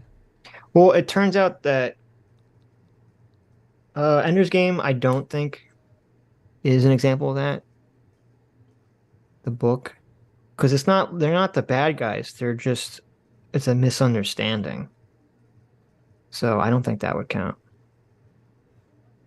Fight Club isn't that. Because it's like, he creates something that, I'm saying, okay, let's be clear. You have a situation where you're working for some group, some faction, and you realize throughout the story that your faction, your group, whoever you're working for, is actually the bad guy. That's what we're talking about here. Yeah. So, Atlantis, the Disney cartoon, maybe. Moon is kind of an interesting scenario where you're not really. I mean, Moon, not really exactly that. how but- about Alien, where you realize the company is the bad guy? Yeah, but they're not. Well, I guess it has to be against a group of people, though. The hit, because we're talking about Lily Orchard's comparison. Because it's got to be like an alien. They're not like subjugating someone, right? Well, I guess you have to add that subjugation element. You have to be subjugated. You have to be subjugating or fighting a rebel faction. RoboCop, sort of.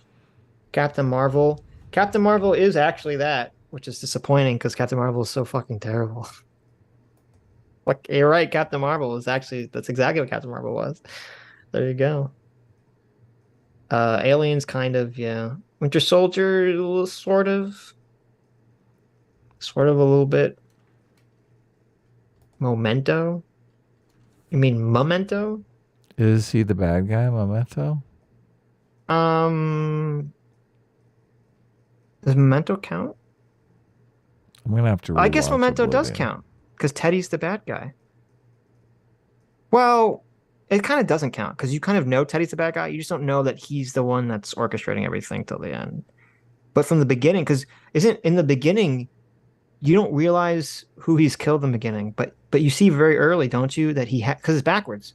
So in the beginning of the movie, you see he has the Polaroid that says, "Don't believe his lies." So you already know not to trust Teddy from the beginning. Do you remember that scene? This is a great scene in Memento, where he has that argument with Trinity. Trinity? She's not in Memento. Yes, she is. She's the girl in Memento. What are you talking about? Her name's not Trinity. Well, what's the actress's name? I can't remember. I don't remember either, but go ahead.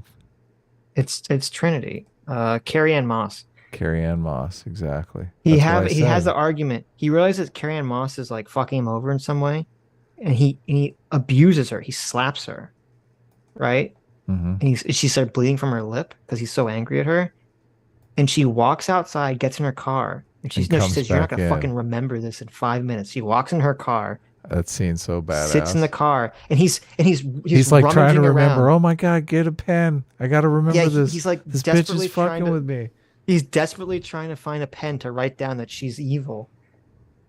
And he's like going through every drawer in her house to find a fucking pen, and he can't find one. And then she just comes back in the house, and he looks at her and says, "What happened?" And she's like, "Teddy abused me." And he totally, oh my god, that part of the scene is so like crazy. I was like, no, fuck.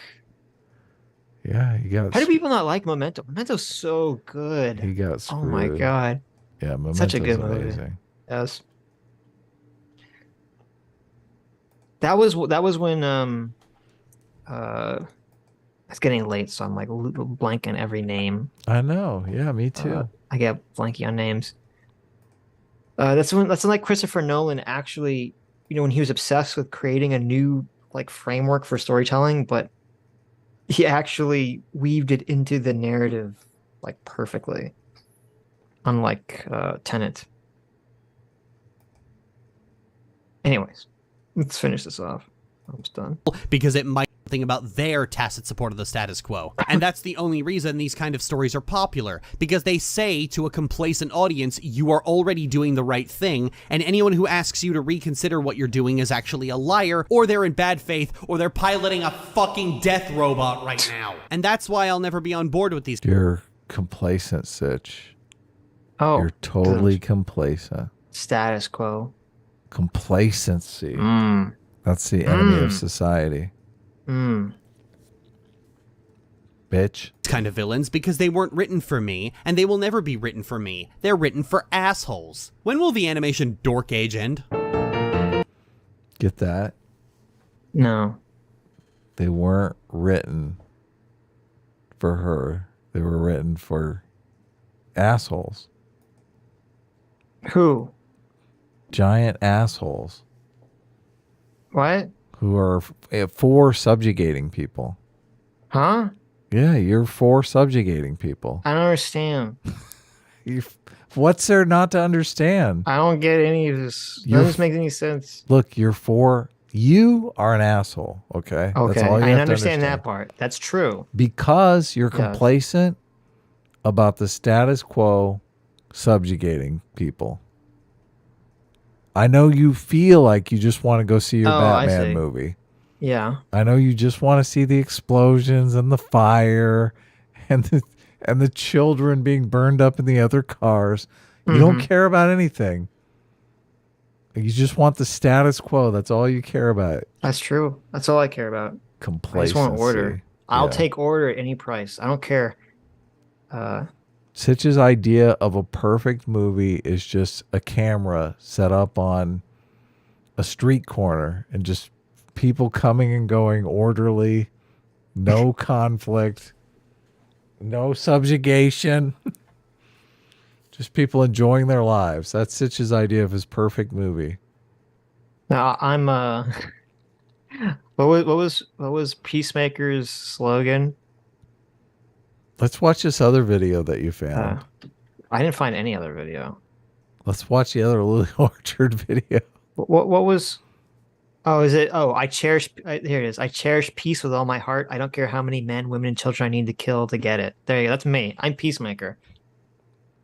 I'm so in favor of peace. I will kill as many people as possible in order to achieve peace. I love that line. Wow.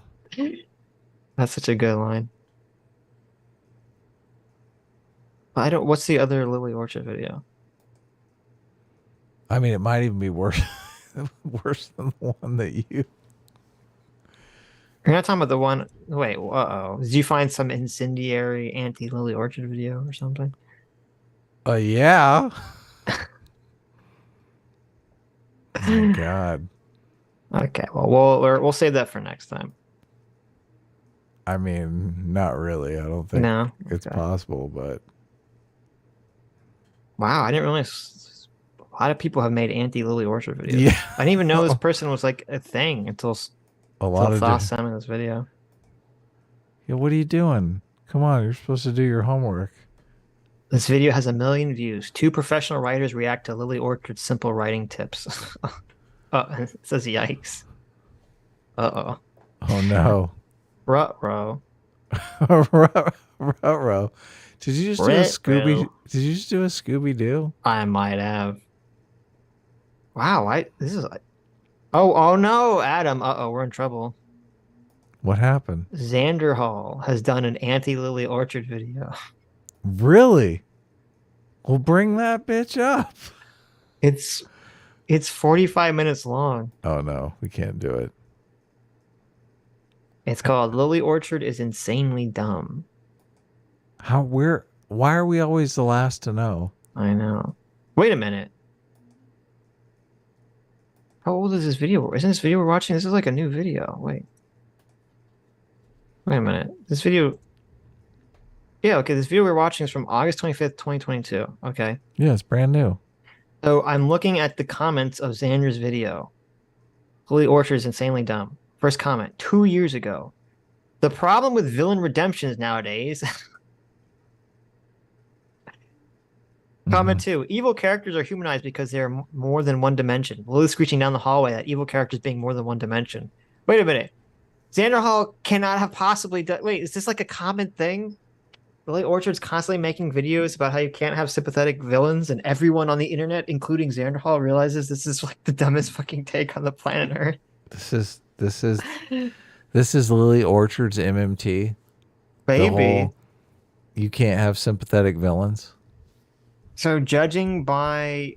So Lily Orchard apparently made the same video, or a very similar video, in 2019 about Steven Universe, a show I've never seen or cared about. And that's, I guess, what Xander is reacting to. Steven Universe is supposedly pretty good, but... That is not true. Steven Universe is supposedly super woke. And I'm upset that you would even say that. Oh, really? Good. Yes. You didn't know that? Steven Universe is supposed to be insanely woke. Really? Yes. Well, was there a time when it wasn't woke, and maybe it I don't transitioned think into so. wokeness? I think it was always woke. Okay. Are you sure you're not thinking of something else? No, I mean I've never seen Steven Universe, so I don't Okay. know. Yeah. Who told you it was supposed to be good? Why did you even think that? I think I saw a video that was some breakdown of it that made it seem like it was pretty good. Okay, wait a minute. I understand why. I understand why. Why everyone's shitting on Lily Orchard. 2 years ago, Lily Orchard made a video critical of ContraPoints Really? called ContraPoints Needs to Stop Spewing Turf Rhetoric. Oh, okay. I gotta watch this video. You gotta watch this video. Put that on the list. So Lily Bring Orchard. it up now. No, it's late. It's not that late. It's only 9:15. Okay.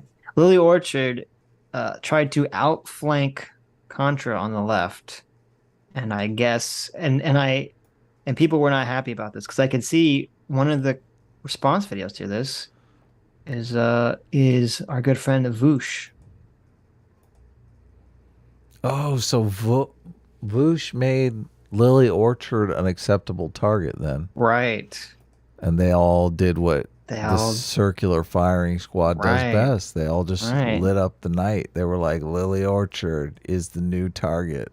Right. Interesting. Okay. So they made a video 3 years ago that got 7.7 million views called Steven Universe is Garbage and Here's Why. What the fuck? And they made a video, their core video, The Legend of Korra is Garbage and Here's Why, got 7.4 million views. That's crazy. What did? Lily Orchard made a video called The Legend of Korra is Garbage and Here's Why, and it got 7.4 million views. Okay. That's crazy. And that's why they're making more. I guess. I mean, their views are not anywhere near what they used to be.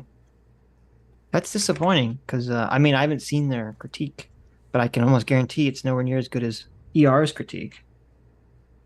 Of and Korra? I don't think ER. Yeah, and I don't think ER. I'm assuming ER's Korra videos did not make anywhere near. Yeah, no. I mean, they did good. They made like 2 million views, 1 million views. Okay, that's good. ER's too smart and edgy, I think, for like to get 7 million views on an anti-Korra video. Unfortunately. Let's see here. What? Steven Universe is garbage, and here's why. That's so if they think it's garbage, then because it's woke. I know he recently uploaded a new Korra video. I watched it. I was very happy to see ER return with an anti-Korra video.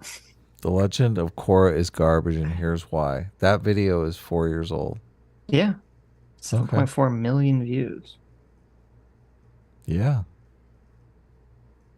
That's great. That's where most of these subs come from, is that probably that one video.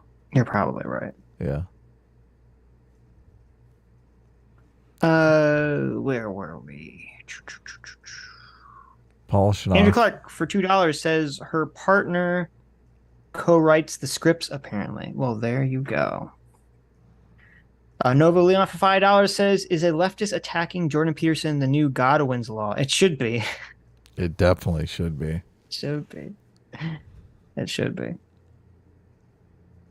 Should bring up the Hi, Wormhead everyone, Cam please- or something better to look at. Oh, really? I can just take it down. Look. Yeah. Boom. There you go. Soladoge driving the bus to Martha's Vineyard. What do you think of all that? Do you have a take on that? I was thinking that's like the political story everyone's talking about right now. That is. I don't know enough about it because so this is my understanding. So people on the right are saying, ha ha ha, we have all these illegal immigrants who are basically they're applying for amnesty, and they're waiting in these border states, and the border states have to put up with this. And all these states that don't have to put up with immigration are saying that they're sanctuary cities, and they're basically neglecting the plight of people in border states. And so if they're going to go and influence our politics, they should have to share the burden. So I'm going to send a bunch of, illegal immigrants awaiting to see if they're, fit for amnesty to some like liberal safe haven, like a rich liberal safe haven, like Martha's Vineyard. To hang out and wait for their court date or whatever. Right. That's the right-wing narrative. The left-wing narrative is that this is a political stunt that they're doing because they don't care about people. Well, I mean, obviously, first of all, it's obviously a political stunt. I don't think anyone should ever I don't think anyone's denying that. Right? Who's saying it's not? Of course, it's a political stunt. Right. The left-wing narrative is that DeSantis. These weren't even people from Florida. They were people from Texas that for some reason DeSantis somehow got bussed to Martha's Vineyard, and that they lied to the people about where they were sending to them, and they didn't tell anyone in Martha's Vineyard that this was going to occur, that there was going to be these people they need to take care of. And that so they're just scrambling around like, what the fuck? You can't just like drop like a busload of immigrants on our doorstep. Like, this is ridiculous. To scramble around. You have to let us know they're coming so we can call the National Guard.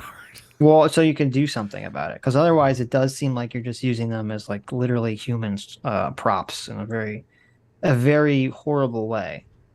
Because it's like, well, what do you mean? You're just gonna drop like people here? What the fuck? So I don't know the truth of that, because then I've seen counterclaims that say no, they knew where they're going, they informed people, blah blah blah blah blah. So I didn't look into any of it. I just heard like the random things that get talked about on TV. I see the random tweets and headlines. I haven't looked into it at all, so I can't form an opinion on it, except for that it's obviously a very good. The one opinion I can form on it is that it's obviously a very good persuasion from the right. It's a very good political stunt for the right. I don't know if it was morally just or not. I guess that's what I'm saying. So, Ron DeSantis, I guess he got $12 million. I don't know from where, but he says he's going to use it to do this and regularly. Mm-hmm. And he sent 50 undocumented immigrants to Martha's Vineyard, which is an island in Massachusetts, very wealthy island full of wealthy people. The immigrants got off the plane, and everyone on the left is basically, oh my God, you're using these people as pawns or whatever. Here, let us use them as pawns as well to show how caring we are in Massachusetts. We'll bake a big buffet for them, and then bus them off 48 hours later to a military base where they're welcome to stay, but it's not going to be very comfortable for them. Well, that's part of the problem. Where are they supposed to stay? Why aren't they just, don't they have jobs to do in Martha's Vineyard? Can't they just employ them? What's going on? Why can't they just stay? Even if they had jobs, Adam, where are they supposed to stay? You can't hire someone for a day job and that's enough money to, get a place to stay. Yeah, I kind of think it's brilliant as far as, listen, we talk about this often. Mm-hmm. There's the moral intuition for fairness cheating, which liberals, conservatives, libertarians all kind of have the same intuitions. It's an intuition about proportionality, right? Like, why are border states sheltering all of the responsibility so that people all the way up in Massachusetts can feel good about, oh, we let these immigrants in the United States. Right. That's a completely fair, logical. First of all, I don't even understand. This conceptually doesn't make any sense. I don't understand how this is even a state issue. Right. How is the federal government, how's the federal government not footing the cost of all of this? This should be a 100% federal issue. There should not be anything that the states have to put up with. Well, they're whatsoever. but they're evidently not supposedly, I know. and I don't know. We need to dig in on this because it looks like Biden has been flying people all over the place too. I don't know if that's just like a right wing conspiracy theory that they're saying nobody's talking about. Maybe the reason nobody's talking about it is because it's not really. Wait, shouldn't they happening. be happy if Biden's flying people out of border states into other places? Isn't that a good thing? Well, I don't necessarily know. Obviously, it depends upon where he's flying them to. Like if he's flying them all to vote Democrat in certain districts. Well, oh, okay. I see. Yeah. You're saying it's a conspiracy theory to make them vote. Yeah. Okay. I don't know Which is what I don't that's know not what's happening, going right? on. I Yeah. understand. Yeah. I have heard people say this though, but I do think, and this is the perfect example of it. Okay, I said this when Trump was running. Trump had think what you want about Trump, but Trump had a way of framing every issue in terms of fairness, cheating, which is the moral foundation. Like I said, most people are in agreement on, whether you're liberal, conservative, libertarian. Most people think, okay, I understand what's going on here, and I have similar intuitions about what's fair to most people. Obviously, the progressives... You didn't write a description for this stream. Are you paying attention to my story? I feel like maybe you're not. Oh, I just CT linked the artist who drew this picture that you have up. Oh, okay, good. So I'm putting in the description. artstation.com/JOSAN. You have your way. You have your way of doing. What ArtStation? But that's not the artist. What is she talking about? No, the artist is Deathburger. No, it's not. Deathburger is not the artist. No? That's ridiculous too. It is. I'm looking at the picture. The Yeah, Mutant someone by could have. Deathburger. Yeah, someone could have stole this artist's artwork with Burger. He's like I think he might be Mexican or South American. Well, I guess South American is not really. I'm just saying it's on this website. It says Deathburger is the illustrator. And nobody can ever take somebody else's art and upload it to a Wait, website. why? and But claim why are it's you? by How are you somebody else. basing? Okay, they have all these pieces of art that all have the exact same style. So what are you basing this off of? I'm basing it off. This is all art that I've seen you use before, so you should be familiar with this artist. Yeah, that's how I know his name is not Deathburger. What's his name? Well, I don't know his name, but I will look it up. Well, maybe Deathburger is just the moniker that he has on the internet. Maybe he has a normal name. Oh my God. Why are you so resistant to this? Because you're just probably wrong. Okay. Like 100%, like you're wrong on this. I can already tell. Why would you think that? I'm curious. Why would you think an artist that you just became familiar with 5 minutes ago, right, and an artist that I've been admiring their artwork and looking at for years, right, would be incorrect about the name being? Well, I wouldn't, because I know this is like a big site. Okay. I've seen the site, and I don't believe that they would allow someone to just Artist re-upload all. They would just allow someone to re-upload all of someone else's art illegally and then claim like they're the creator of it. Okay. What website is that? The ArtStation website. Oh, the ArtStation website. Okay. If I type in Deathburger, it's like the first thing that comes up. The piece of Is her artwork? name Josan Gonzalez? There you go. That's okay. That's Deathburger. That Deathburger is his moniker. Okay. That's what I told you. Okay, don't worry about it. So the artist is Josan Gonzalez, aka Deathburger. Okay, there you go. I put a link in the description. Anyways, do you remember what you were saying? Because I forgot. So his name is Deathburger as well? That's his like internet name, yes. Okay, gotcha. But his name is also Joseph Gonzalez. Well, that's his real name. His mama didn't name him Deathburger when she came out of the womb. I mean, that'd be pretty epic if she did, but So we're both right. yes, Mhm. sort of. What do you mean, sort of? I'll let you take that the both right on that one. Is his name not Joseph Gonzalez? It is. It is. Okay. You're correct. You're correct. What happens if you search Joseph Gonzalez? I would assume you would find his art. There you go. What were we talking about before that? I don't remember. Isn't it Josan Gonzalez? You're right, Josan, not Joseph. Okay. Right. Josan. Just to be clear.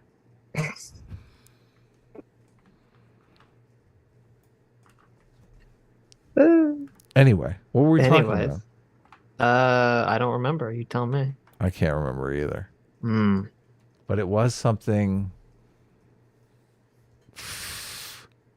It was something. I mean, I was on a roll. I was. You were. I was. I almost apologize to, for interrupting you. I got was almost distracted. to a point. Yeah. I'm I guess, so bad. I I don't know. apologize. That's okay. It's pronounced Hosan. You're right, probably. Well, actually, I don't know because I don't. I think it said he's from Spain. I don't know. Whatever. Anyways. Josan Gonzalez is an artist that has exploded onto the science fiction art scene. Yeah. We're talking about something about Martha's Vineyard immigrants, I assume. Oh yeah, we're actually talking about that story. Right. Yeah. So the left goes to the immediate Care Harm Foundation, which is totally just catering to progressives instead of catering to the entire political spectrum. Of course. Right. So they're thinking that other people are going to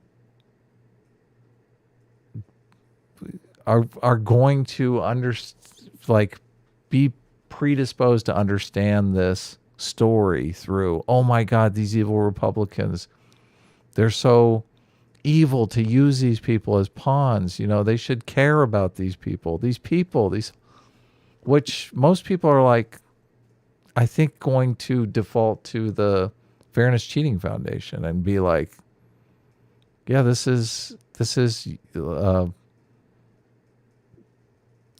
perfectly illustrating how your policies are affecting other people in ways that are not productive. Mm-hmm. Well, I mean, but the thing is, and this is part of the usefulness of Jonathan Haidt, you can't realize they're not going. You can't understand that you're doing this until you have verbiage to describe the process. So, because people are unfamiliar with Haidt and the moral foundations, all that stuff, they don't realize what they're doing. They don't realize that they're making this sort of useless care harm arguments to people that don't necessarily care about that. Mm-hmm. Right? Yeah, they don't, which is the problem. Which is a giant problem, don't you think? I agree. I mean, I wish everyone understood Haidt. Segfault, thanks so much for being a Freedom Seeker for 5 months. Says just now, Sitch, the mineral oil PC is cool, but don't do it. It's super messy and will look disgusting 3 months from now. It is effective, but there are better ways. Oh, well, there you go. Thank you. You saved me, Segfault. I don't want to see some gross-ass grossness on my computer. Where was I? Andrew Clark, thanks so much for $2. Says check Twitter again. Oh, was that the commercial you sent me? You also sent me some clip of like Hassan reacting to Maggie, which I didn't understand at all. Kavad just sent me Lily Orchard also wrote a Pokemon fan comic where two lesbians are in a love triangle with a Pokemon.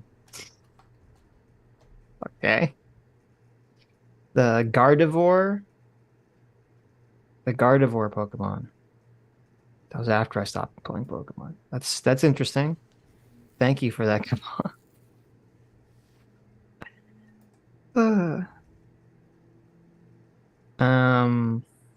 Why are you sending me these pictures, Adam? Just so you can remember to say she. Oh, okay. Did it work? Okay, it didn't work. It did. Why not? That's evil. The Nobody Guy for $10 says, I found you guys from Mahler and Neurotic. You guys are awesome. I'm watching your Lauren Southern Two Rabbits breakdown, and holy shit, I've never seen any debate like that before. Yeah, that was a fun one. That debate was insane. That was a good debate. Right. Sitch gets to eat crow. About what?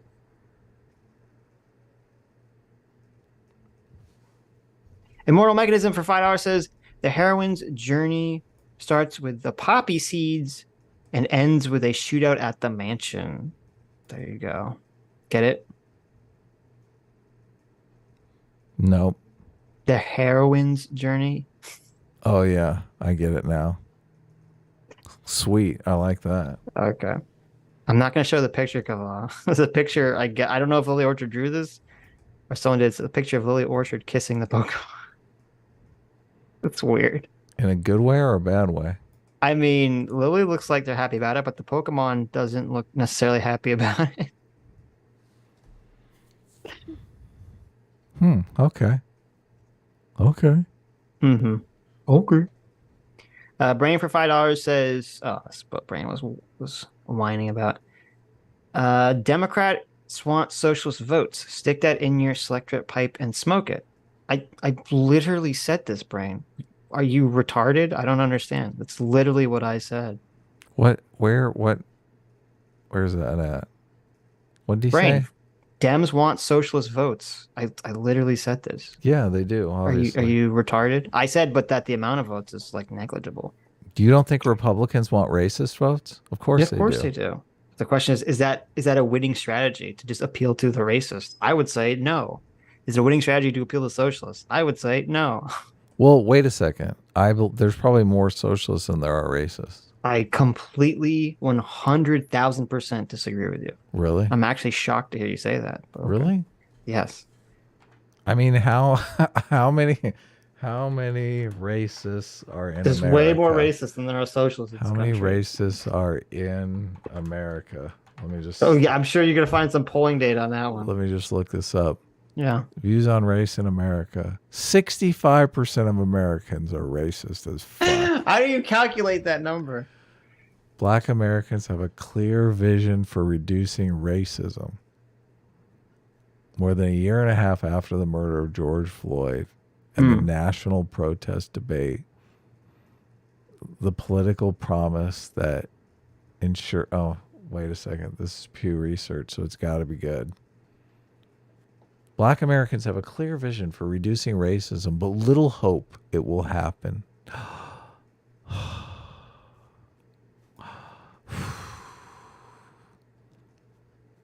More than a year after the murder of George Floyd and the national protest debate and political promises that ensued, 65% of Black Americans say the increased national attention on racial inequality has not led to change and improved their lives. And 44% say inequality for Black people in the United States is not likely to be achieved, according to newly released findings from the October 2021 survey of Black Americans by the Pew Research Center.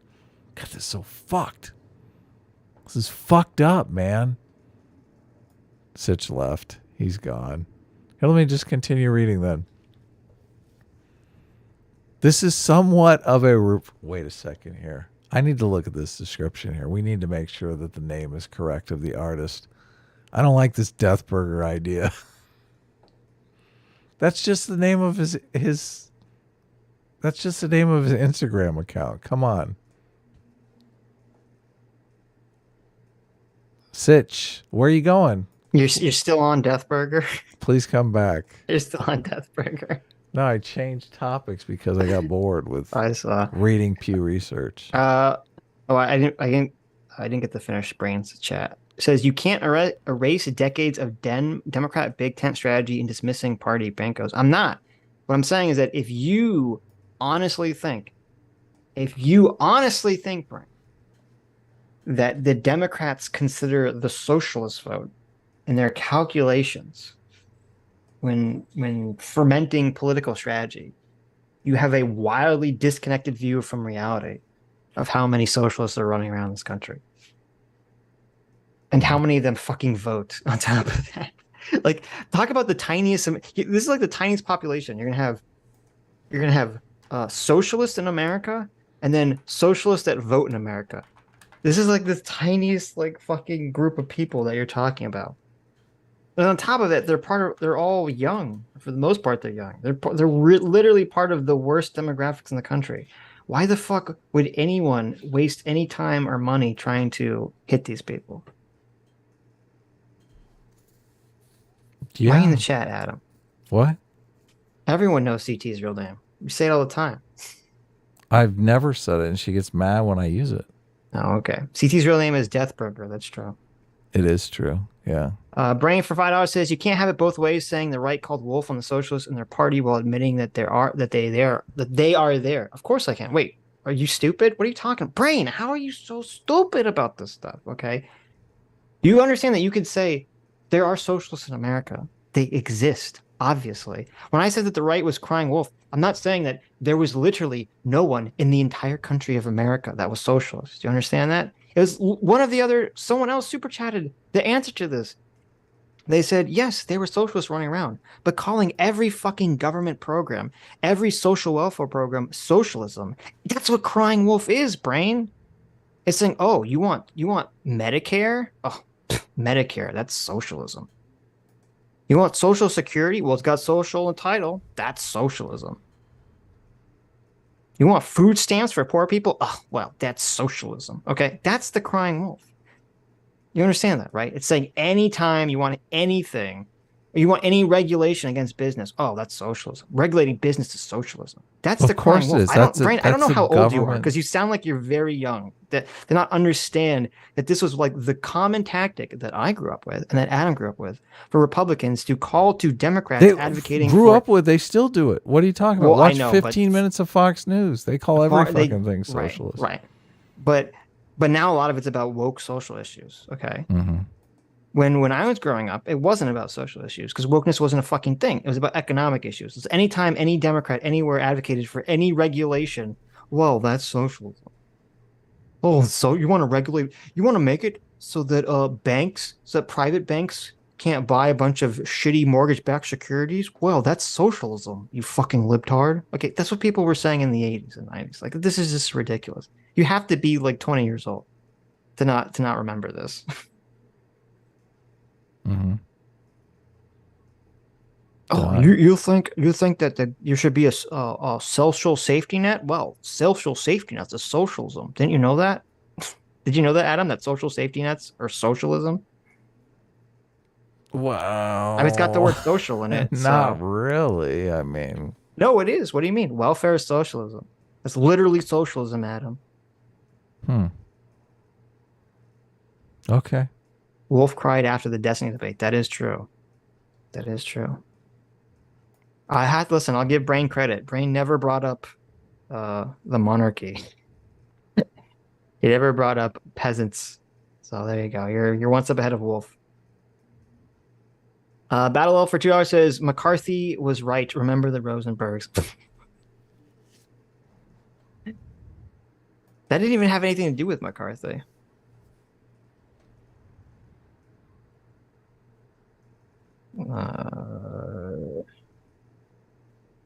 Thomas Harrington, thank you so much for being a free will seeker for 5 months. I can't believe I can't figure out whether or not there's more racists than communists. I feel like you can't. How are you gonna find that? How many racists are in America didn't yield very good results. Let's look up how many socialists are in America. See how many people. Actually, I would actually be curious. See how many. Democratic see if you can find Socialists of America. There are 94,000 members. That's literally, what is that? Like, is that how much of a point of a percentage is that of American population? But do you think 0.01%? How many people are in the KKK though? Do you think they have 94,000 members? Yeah, but I was going to say the problem with that is that I'm sure there's socialists that are not part of that, just as there's racists that are not part of the KKK, right? Yeah. Okay, you're right. You'd have to see like polling data for like people who identify as socialists, for the last 30 years and see what the numbers are. I would be interested to see that, but Thomas Harrington, thanks so much for the 5 months, says Adam turning into a sidekick. Adam turning into a sidekick to the PSA Sitch channel is a great arc. Also, the debate with CT over the heroine's journey a bit. A-Team are anti-heroes. There you go. I mean, Sitch has final say on anything. I'm just trying to facilitate a situation here where Sitch is like being productive, trying to be a good friend. So Battle of Triage says you're a towel with a heart. I don't know what that means. You're a towel? What does that mean? I'm a towel? What does that mean? I don't know.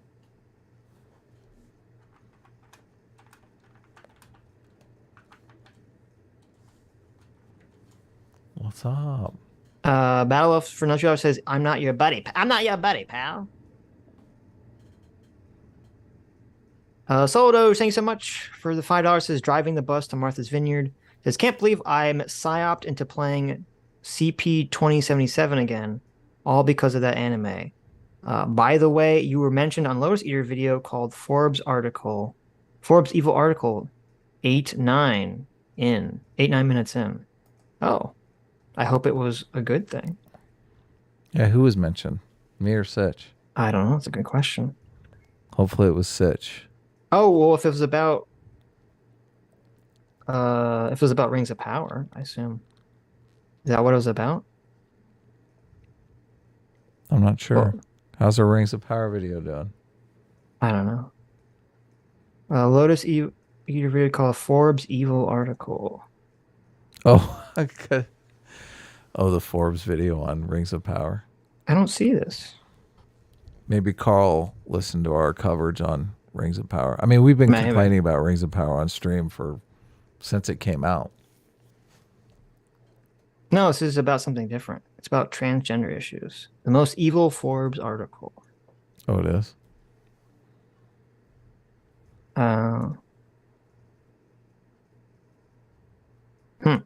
Okay, anyway, we'll look at this later. Does the whatever happened to the... Wait a minute. Is this a Chrome thing? Why do some YouTube videos have transcripts and some don't? Oh, it's on Chrome. What the fuck? On Chrome, why can I not see YouTube transcripts on Chrome? I don't know. That's weird. CT's really married to this Death Burger thing now. Oh, really? Well, I'm familiar with his work from like art websites and stuff, and that's why it's like I didn't find him through his social media shit. Mm-hmm. Mm-hmm. Yeah. It's fine. And now I want Adam. and now I I want to forgive you. use. Well, I mean, I'm technically correct, but whatever. Legacy for $5 says, to think people misrepresent X-Men all because Stan Lee wanted to not write origins to how characters got powers. Also, Iceman is straight in Marvel. Oh, that's right. Didn't they make Iceman gay randomly in the comics when he was straight? I'm negotiating a deal where I can actually use CT's real name just so I can so I can win a petty internet argument over this right Death Burger thing. Fondue for $5 says Tonkatsu Sinclair is pretty hilarious. I don't know who that is. Tonkatsu Sinclair. Oh, this is some VTuber. A contrast for 2 Aussie bucks says it's outdated like pixel sunglasses on characters. Ooh, Adam. Yeah, Rags. Jeez. Who would do such a thing? Wow. What do you mean? Wow. The cool people do laser vision now. Oh no. Oh, no. I found the reference. He says Adam and Stitch. Does he really? Yes. No way. Does. What'd you find it in the thing? Bring it up. Oh no. Bring that bitch up. Carl, you gotta get your guys in line here, Carl. I was in a bit of a split mind. You gotta get your boys in the line here. How dare they? Who have financial and political interests would have you believe. Why are we treating emergency cancer surgeries like they're cosmetic treatments?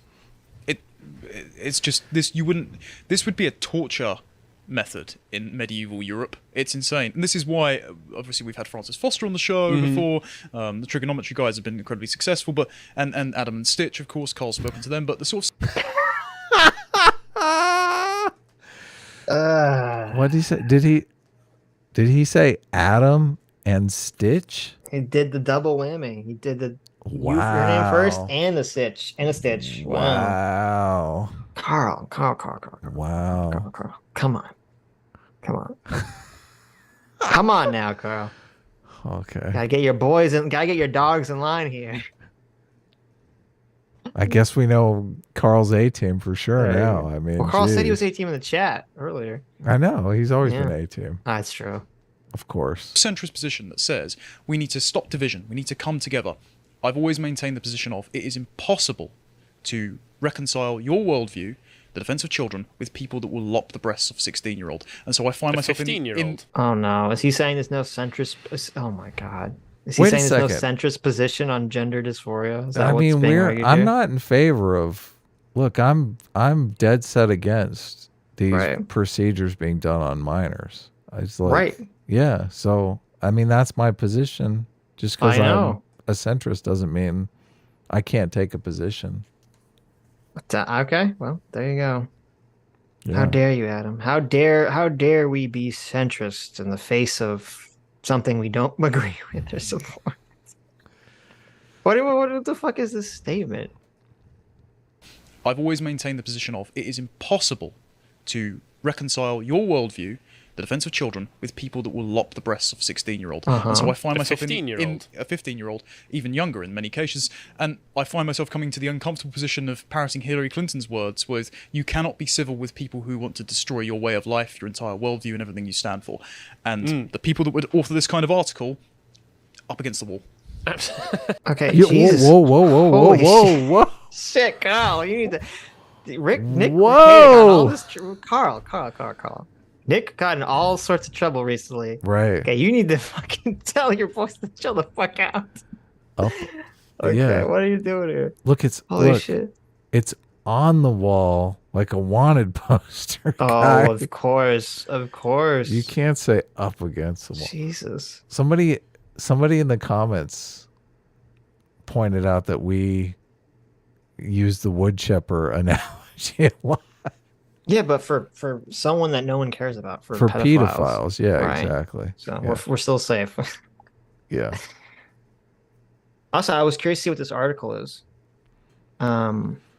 It's ex-trans activist Chloe Cole, in her own words, I'm autistic. Oh yeah, I read that one. She's basically suing because she was at the Tavistock clinic and they rushed her through, and it turns out she's autistic, but she went through all these radical procedures, and Well, isn't that now good she's then? like, I want my boobs and my hysterectomy back. Oh, when they say the article's evil, they don't mean like the article itself is evil. They mean the article's describing an evil thing that happened to someone. Yeah. Okay. Gotcha.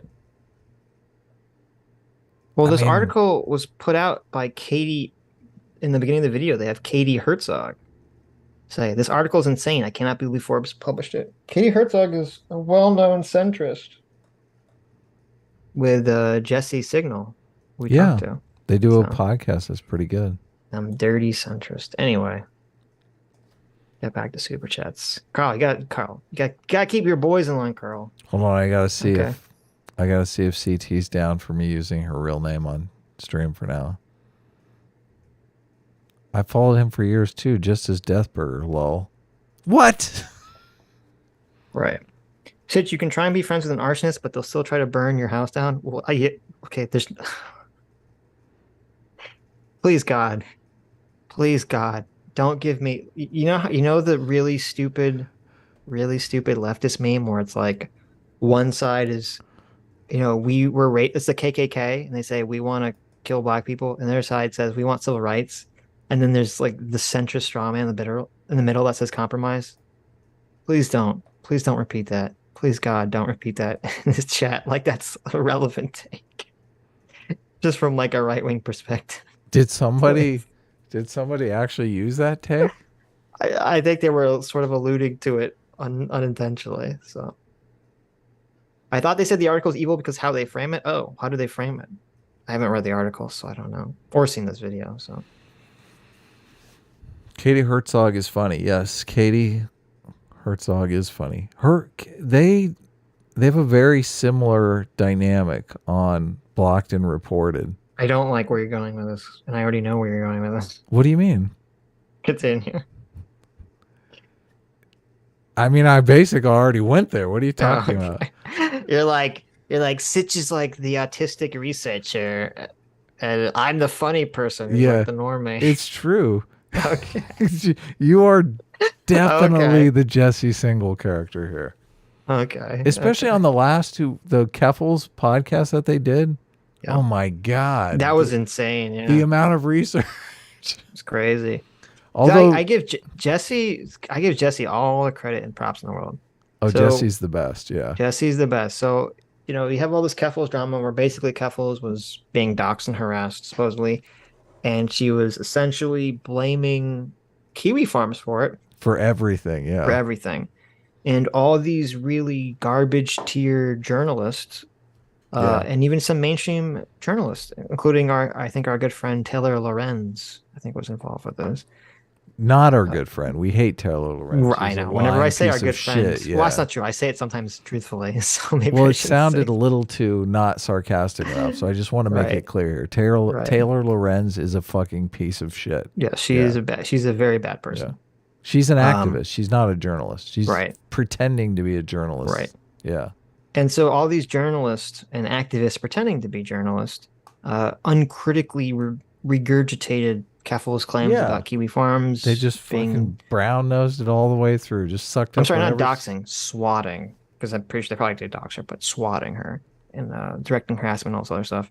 And so Jesse Signal was like the only journalist, it seems like, who actually what? I mean, his name is Single, right? I always say it wrong. I know, single. I Signal apologize, is what you do, you know, at the stoplight. Okay. Single. Well, it's spelled weird. Okay, so it always Single. trips It's me like up. single-minded. Right. Yeah. Jesse Single. Right. Jesse. Well, single. Okay. Yeah. But Jesse's single. Jesse, you need to rewrite your last name so that it actually is. I mean, I think his spelled blog is single. called Single-Minded. Yeah, but which you would never that's say true. signal-minded, would you? That's true. That's a good point.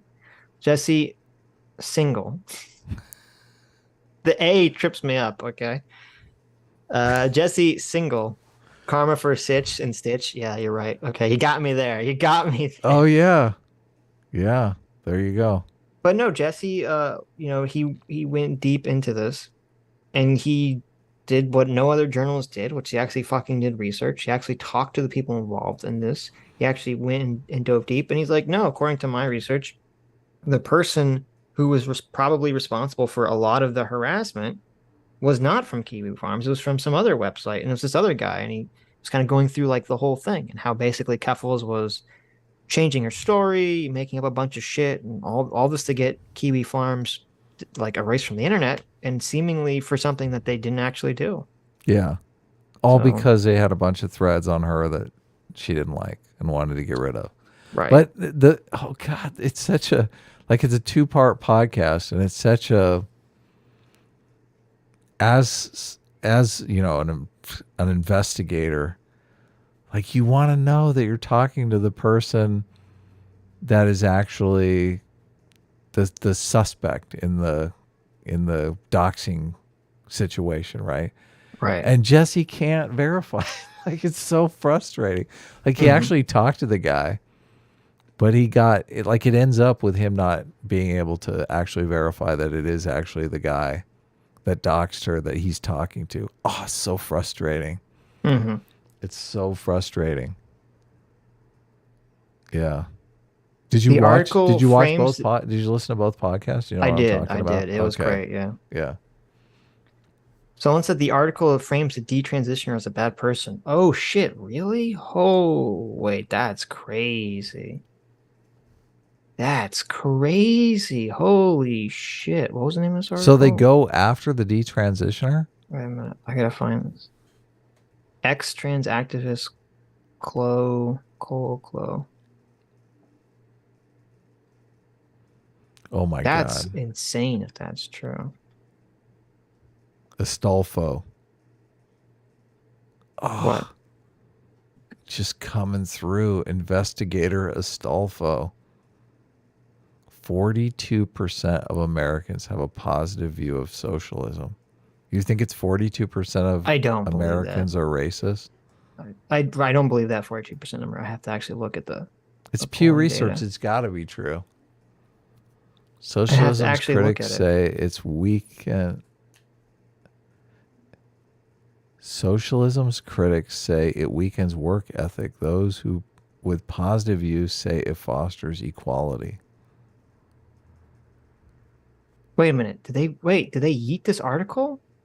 I think they yeeted this article. What the fuck? You can't Wait a find minute.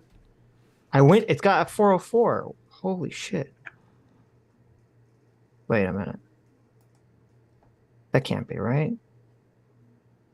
Why can't I find this? Ex-trans activists, calling her own words.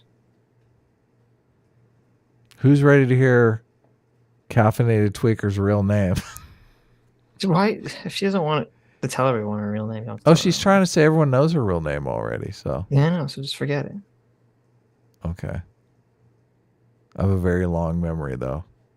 Okay, wait. Okay, I found it. Wait a minute. I found an archive of it. They yeeted this article from Forbes. Holy shit, they must have got such pushback that even Forbes was like, "Oh, they yeeted the article. It's gone." Everyone's That's good, saying at least, Internet right? Archive. Yeah, no, I found it. I found an archive of it, but it's not. They deleted it from their website. I wonder. I'm super curious. Is there like, they talk about it? Forbes deletes ex-trans article. Here, I'll read some That's super actually chats interesting. while you read that. Wait, here we go. Oh, it's from the Epoch Times, but whatever. CT, why are Just- you super chatting? We might have to block CT so she can't super chat. I know. CT, we can't pay you, and then you give us back money. You understand that, right? What the fuck? I'm so pissed right now. Forbes removes article about detransition teenage girl for violation of editorial guidelines. What? Forbes has removed an article that was critical of a teenage girl who's speaking out about the dangers of child sex changes. Quote, the story you referenced was removed yesterday morning because it did not adhere to Forbes editorial guidelines. The article was about Chloe Cole, who underwent breast removal surgery at age 15, but now regrets her choices and urges others to learn from her mistakes. The story contained multiple factual errors. It described biological male, biological female, and biological sex as nonsense words that were coined during the North Carolina bathroom bill days, specifically to oppress trans people. What? What? We had to read this What? article. This is like insane. What? Biological males and biological females are Oh, no. but are propaganda words? Well, there is an article from 2020 on Forbes called "The Myth of Biological Sex." So, This is on Forbes? the Forbes, yeah. I thought Forbes was about investing Business? and Yeah, they used to be. Oh. What the hell? The bill in question, which barred people from using bathrooms that didn't correspond to their biological sex, was approved in 2016.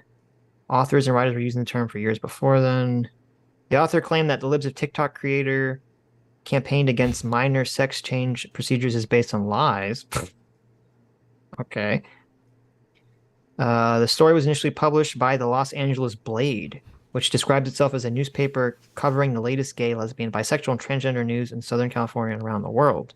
Oh, okay. So they just basically reprinted some like rag publication, essentially.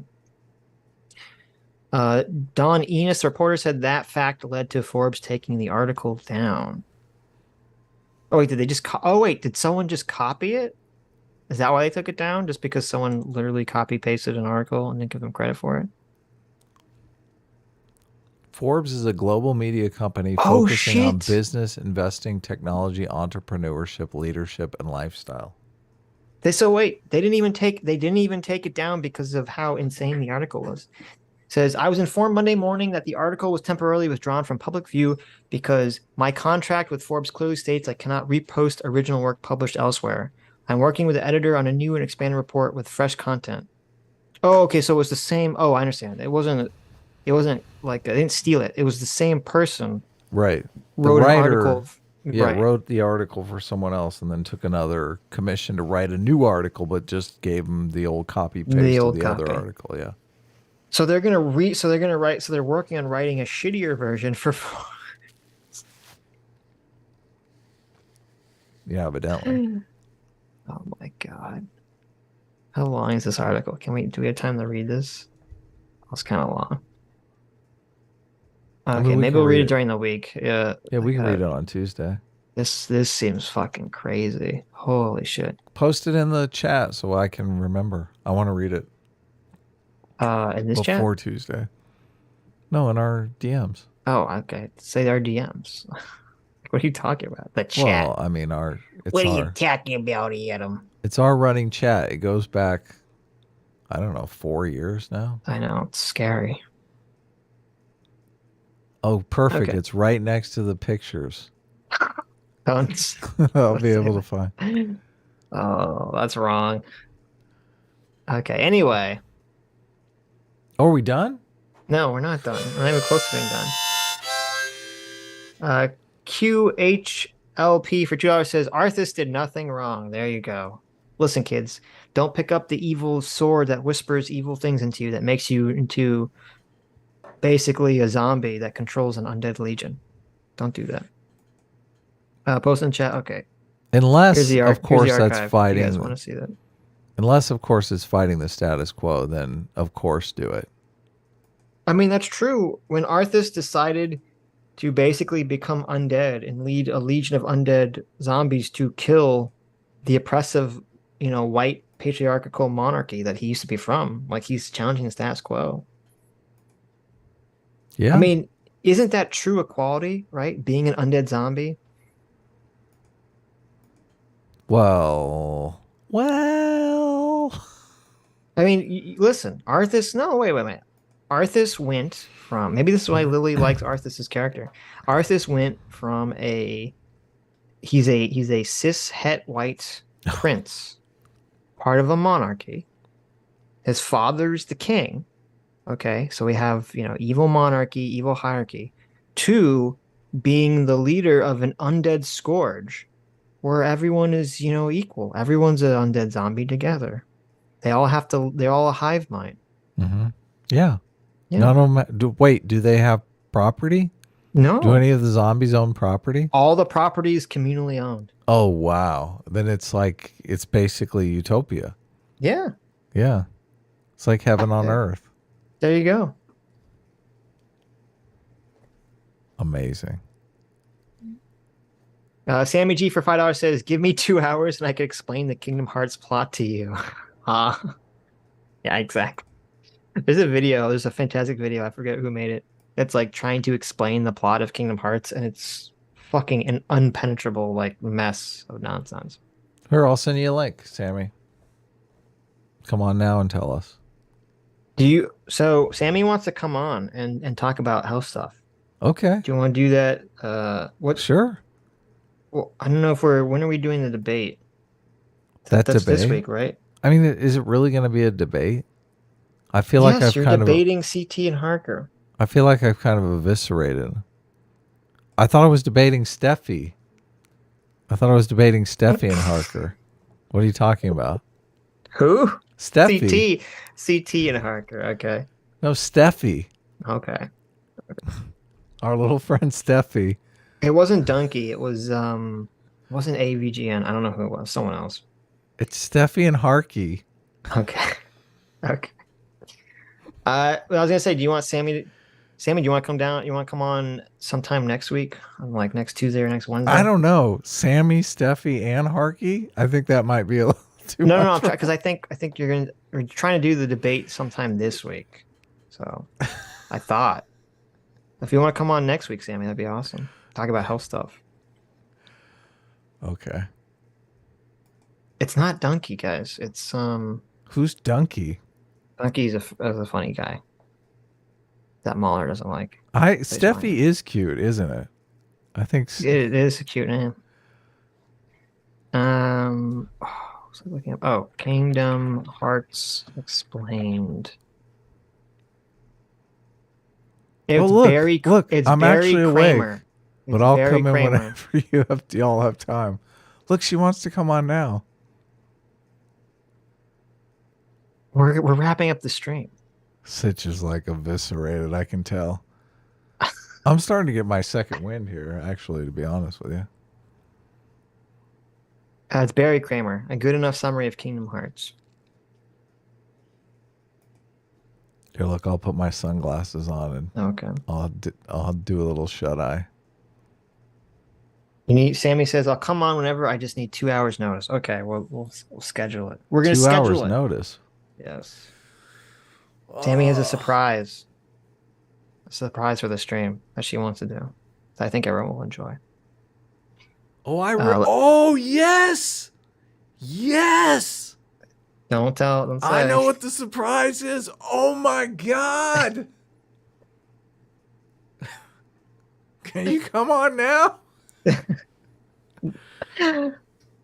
No, there's no 2 hour notice. Oh, it's got to be. That's got to be. Listen, it's got to be its own stream. Okay. I mean, Tuesday. We don't have anyone lined up for Tuesday.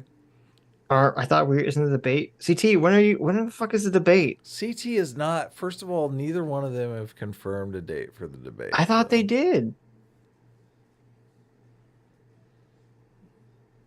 When I have my sunglasses on, guys, that's how you know I'm taking a nap.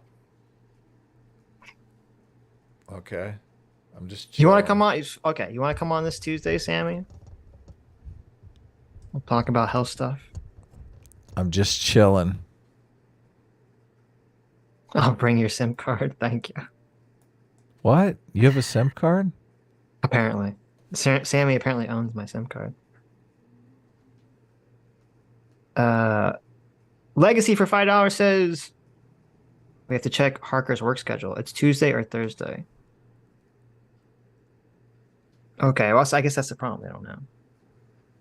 Okay, so how about Wednesday? Mm-hmm. Do you want to come on Wednesday, Sammy? Wednesday? Are we allowed to stream on Wednesdays? I don't even know. We've been streaming on Wednesdays for like the past 2 weeks. Have we? Okay. Yeah. Well, so do you not want to stream on Wednesday? No, I'm cool. Okay. I don't. Stop being like a woman here. Tell me what's happening in your mind.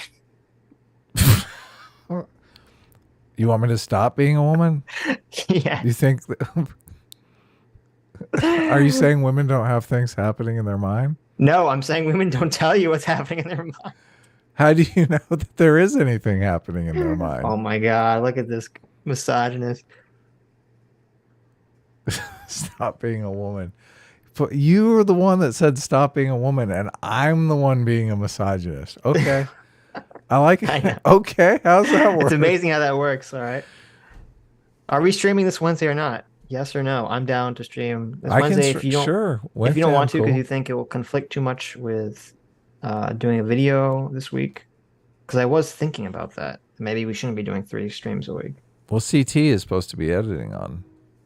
We're going to get the audio done for the video tomorrow, right?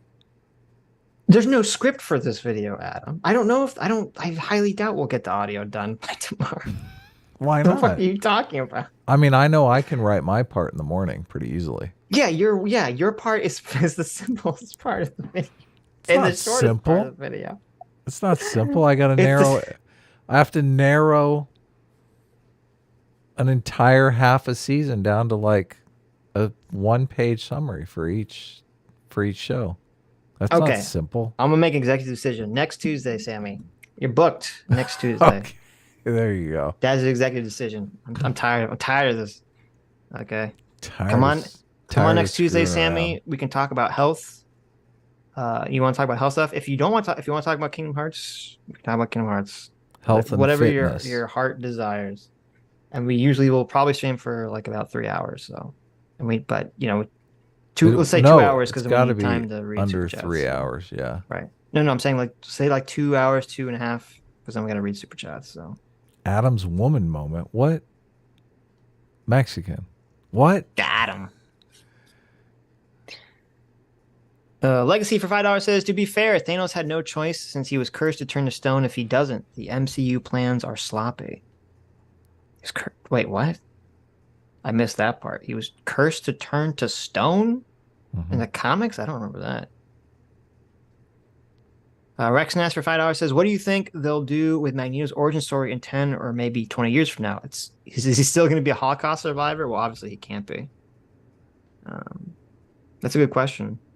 I don't know the answer to that. Why didn't they do if they're doing prequels, why didn't they do him in the Holocaust?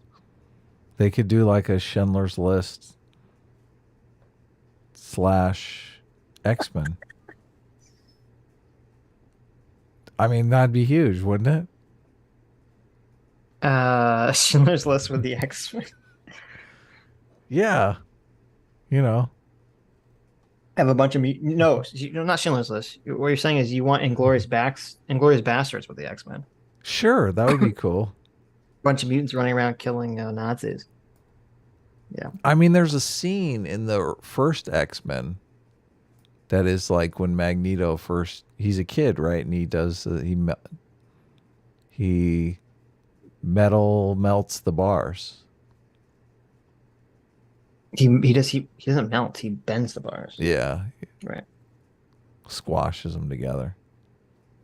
Yeah, they did. He was a kid. Yeah, I know. But the question was, what would they do 20 years from now? There's not gonna be no kid 20 years from now that was in the Holocaust. Oh yeah. But they had to do something different. Well, see, but that would be interesting. Then you could race swap Magneto and say he was a survivor of the Rwanda genocide, or he was make him Asian. He was a Uyghur or something. You just have to find where there's some horrible thing happening in the world and just change them to that ethnicity. He was a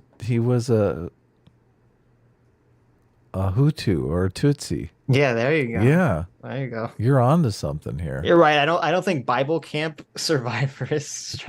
Tutsi Magneto. Right. Right.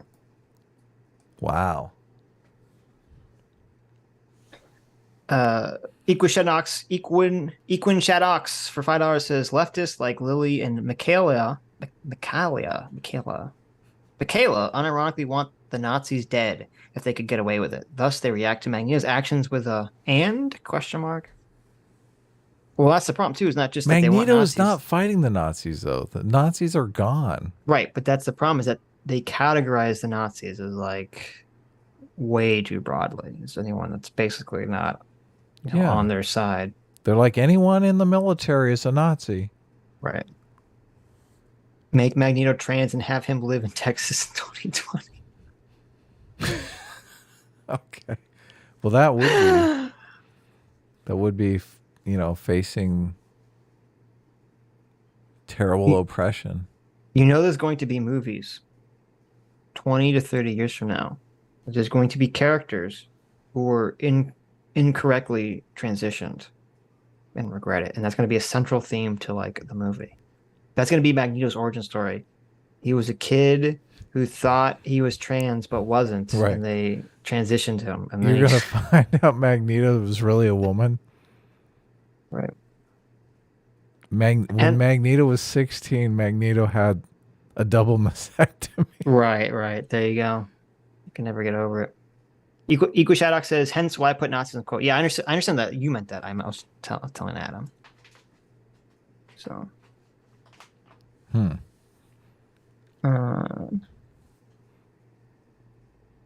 We gotta debate.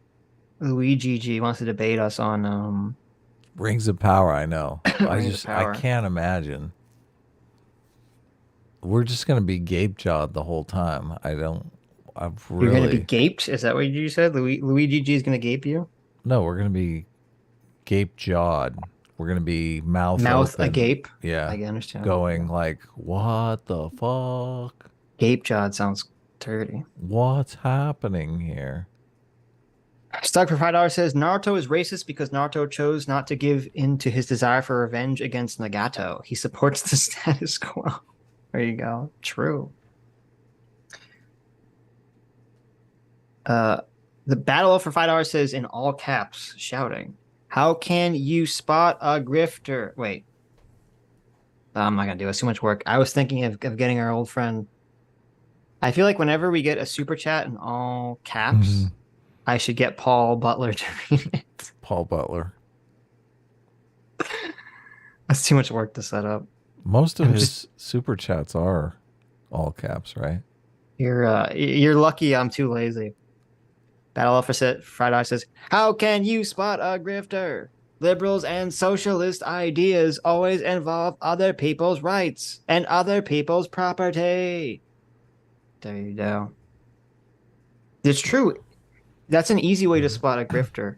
If you think that liberals and socialists are the same and not opposed to each other, that's a great way to spot a grifter. Dr. Dealer for $2 says, hashtag MAGA communism is trending. Huh? Yeah, I don't know what the fuck's MAGA communism? What's that mean? Liberalism as a philosophy is about maximizing individual rights. Yes. I don't see how you would say liberal ideas are always involving other people's rights. As in, like, we want to take other people's rights away, or? I don't know. They're grifting. Yeah. Okay. Just trying to give Battle Elf. All these tweets from MAGA communism are from 3 days ago. I don't even understand how is this trending? There's so few tweets on it. I don't even understand what the fuck they're talking about. As a communist, I'll happily ally with any working class conservative that some piece of shit privileged liberal who thinks they're better than conservatives. Uh-oh. Hey, look at this. It's almost like literally proving the exact... I'm so glad you brought this up, Dr. Killer. You accidentally proved the exact fucking thing I'm talking about.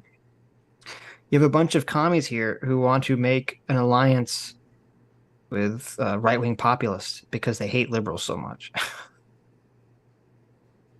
Sad. That's hilarious. That's fucking it's hilarious. Okay. Yeah, I think it's hilarious.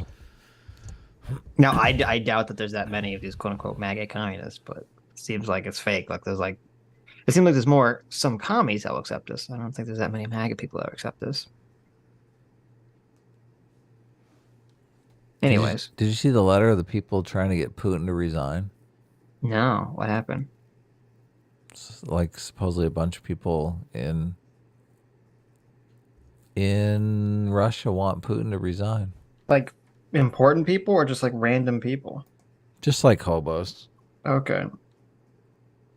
Wasn't there was some other big CEO who got mysteriously thrown out of their balcony recently? He probably signed the letter. Who was that? Russian thrown off balcony. Russian oil executive dies in fall from Moscow hospital window. Russians keep mysteriously falling from windows to their deaths. Remember when we had the conversation, is Russia more corrupt than America? How many American oil executives have fallen mysteriously out of their hospital windows, Adam? Oh yeah, that's like a regular occurrence. Rafael Maganov, chairman of an oil company that criticized Russia's invasion of Ukraine, reportedly died on Thursday after falling from a hospital window. He's in the hospital? He's like, oh my God, I dropped my phone out the window. Yeah, what was he in the hospital in the first case? Probably for poisoning. Russian officials demand Putin resigns amid Ukraine losses. Ooh, interesting. Russian officials are calling on Russian President Vladimir Putin to resign amid mounting losses in his invasion of Ukraine, a rare sign of frustration as the Kremlin cracks down on dissidents. The Russian leader launched who's the letter? Who wrote the letter? Who are these officials, though? What does that mean? Russian officials hope their large military would... who are the Russian officials? Yeah, that's all I'm looking for. I think it's nobody's. It says municipal deputies in Moscow district. What the fuck is a municipal deputy? Is that like your local, like fucking neighborhood watch board or something? So far, municipal leaders from several important Russian cities, such as Moscow, have signed on to a demand. I mean, first of all, I give these people mad credit because they're basically risking their lives by doing this. Yeah, exactly. They're going to end up in the hospital soon, falling out of a window. Falling out of windows, I know. But I'm just saying, like, I don't know if this means anything. But you know what? I guess it can mean something, because as soon as anyone, even regardless of how small their political position is, they take a stand and they can lead the way for other people. So no, actually, I give these people mad credit for this. That's pretty based. Russia's Duma passed a law in March banning Russians from spreading fake news about the country's armed forces. There you go. Look, he's like taking one out of Trump's playbook, isn't he?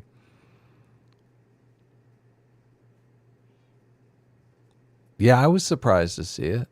Mm-hmm. They're like, we want Putin to leave. I want you to fall out a window. Other notable Russians who fell out of windows was the founder of the website Sputnik and Pogrom, Yurgo Prosevernin. He was pro the Crimea invasion, but then later predicted the collapse of the Russian Federation. He allegedly threw a knife and a gas canister out a window before falling out of it. Okay. He just fell out of a window. A Russian diplomat fell out of a window of the Russian embassy in Berlin. Ooh, okay. That's interesting. It happens. What are you going to do? Yeah. Sometimes you get too close to the window and someone pushes you. A Russian scientist, Alexander Kagatsky, who was working on a COVID-19 vaccine, was found dead with a stab wound after falling from a high-rise window. Yeah, but how did the vaccine turn out, though? Maybe it didn't turn out very well. Okay. Oh my God, do you like this? I love this. According to the Russian outlet, the suspect, a childhood friend, told the police that he stabbed himself and then jumped out the window himself. What? The guy that fell out the window was trying to commit suicide? That's what was happening? He stabbed himself, and then he wasn't sure he was going to die, so he decided to jump out the window. Really? Oh. That's the story. That's obviously not true. He's like, damn it, I didn't stab myself hard enough. Here, let me jump out the window. Oh, shit, I'm only on the first floor. There are also reports of healthcare workers falling out of hospital windows. Why do so many people in Russia fall out of fucking windows? What the hell is going on in Russia with their fucking windows? Holy shit. Bullets are expensive, man. Two Russian doctors died after falling from hospital window. Why are so many people in Russia falling from hospital fucking windows? God damn, Russia needs to put some bars on their hospital windows. They need to put those, like, the suicide nets they used to put, like, the shoe factories in China. They need to put those at fucking Russian hospitals. So many people are falling out of Russian hospital windows. Yeah. Some anti-suicide nets. Reports said 2 of the doctors had protest working conditions. Ooh. And the third was being blamed after her colleagues contracted COVID. That's a little suspicious there. Very suspicious. Jesus, how many? A Latvian American investment banker and outspoken Putin critic died after a fall from a luxury apartment building in Washington. Jesus, if you listen, here's the move. Well, at least it was a luxury apartment building. That's true. Yeah, living the high life. Wait a minute, I love this. A Putin critic, outspoken Putin critic, died from falling from his luxury apartment building in Washington, D.C. Oh, well, at least it happened in D.C. It didn't happen in Russia. Police don't suspect foul play. Oh, really? Why would anyone suspect foul Yeah, play? exactly. Listen, here's the move. Here's the move, guys. If you ever insult Vladimir Putin, make sure that you stay on the first floor of every building. Never go on any building that has more than the first floor if you insult Vladimir Putin. That's the move. Yeah, of course. Okay. That was an interesting sidetrack. Chris Guard, thanks so much for the 20 Aussies. Says, I'm extremely disappointed by Maggie's misandry. I think she's very attractive and would make a good wife with good genes. Thank you, Chris. At least he's honest, right? There you go. What the fuck what's going on? Oh, whose picture of a cat watching us is that? Look, they're watching Wormy. We have a ton of art. I guess we're not going to do that today. Valerie sent this. Thank you, Valerie. Thank you, Valerie. Very We cool. have a ton of art to get through. The cat. Look, the cat is watching Wormy. Oh, Wormy adorable. has a fan. Yes. Wormy has a comfy looking box. I know. So cute. That cat right there is so jealous. That right now that cat is going, Valerie, why? How come my box is not gold? That cat literally has a gold box. And I got this piece of shit Amazon box that you won't even cover with gold foil. Please think of the cat. Okay. Please think of the cat. That's a live cam? That is a live cam, yes. There's a live cam of that cat.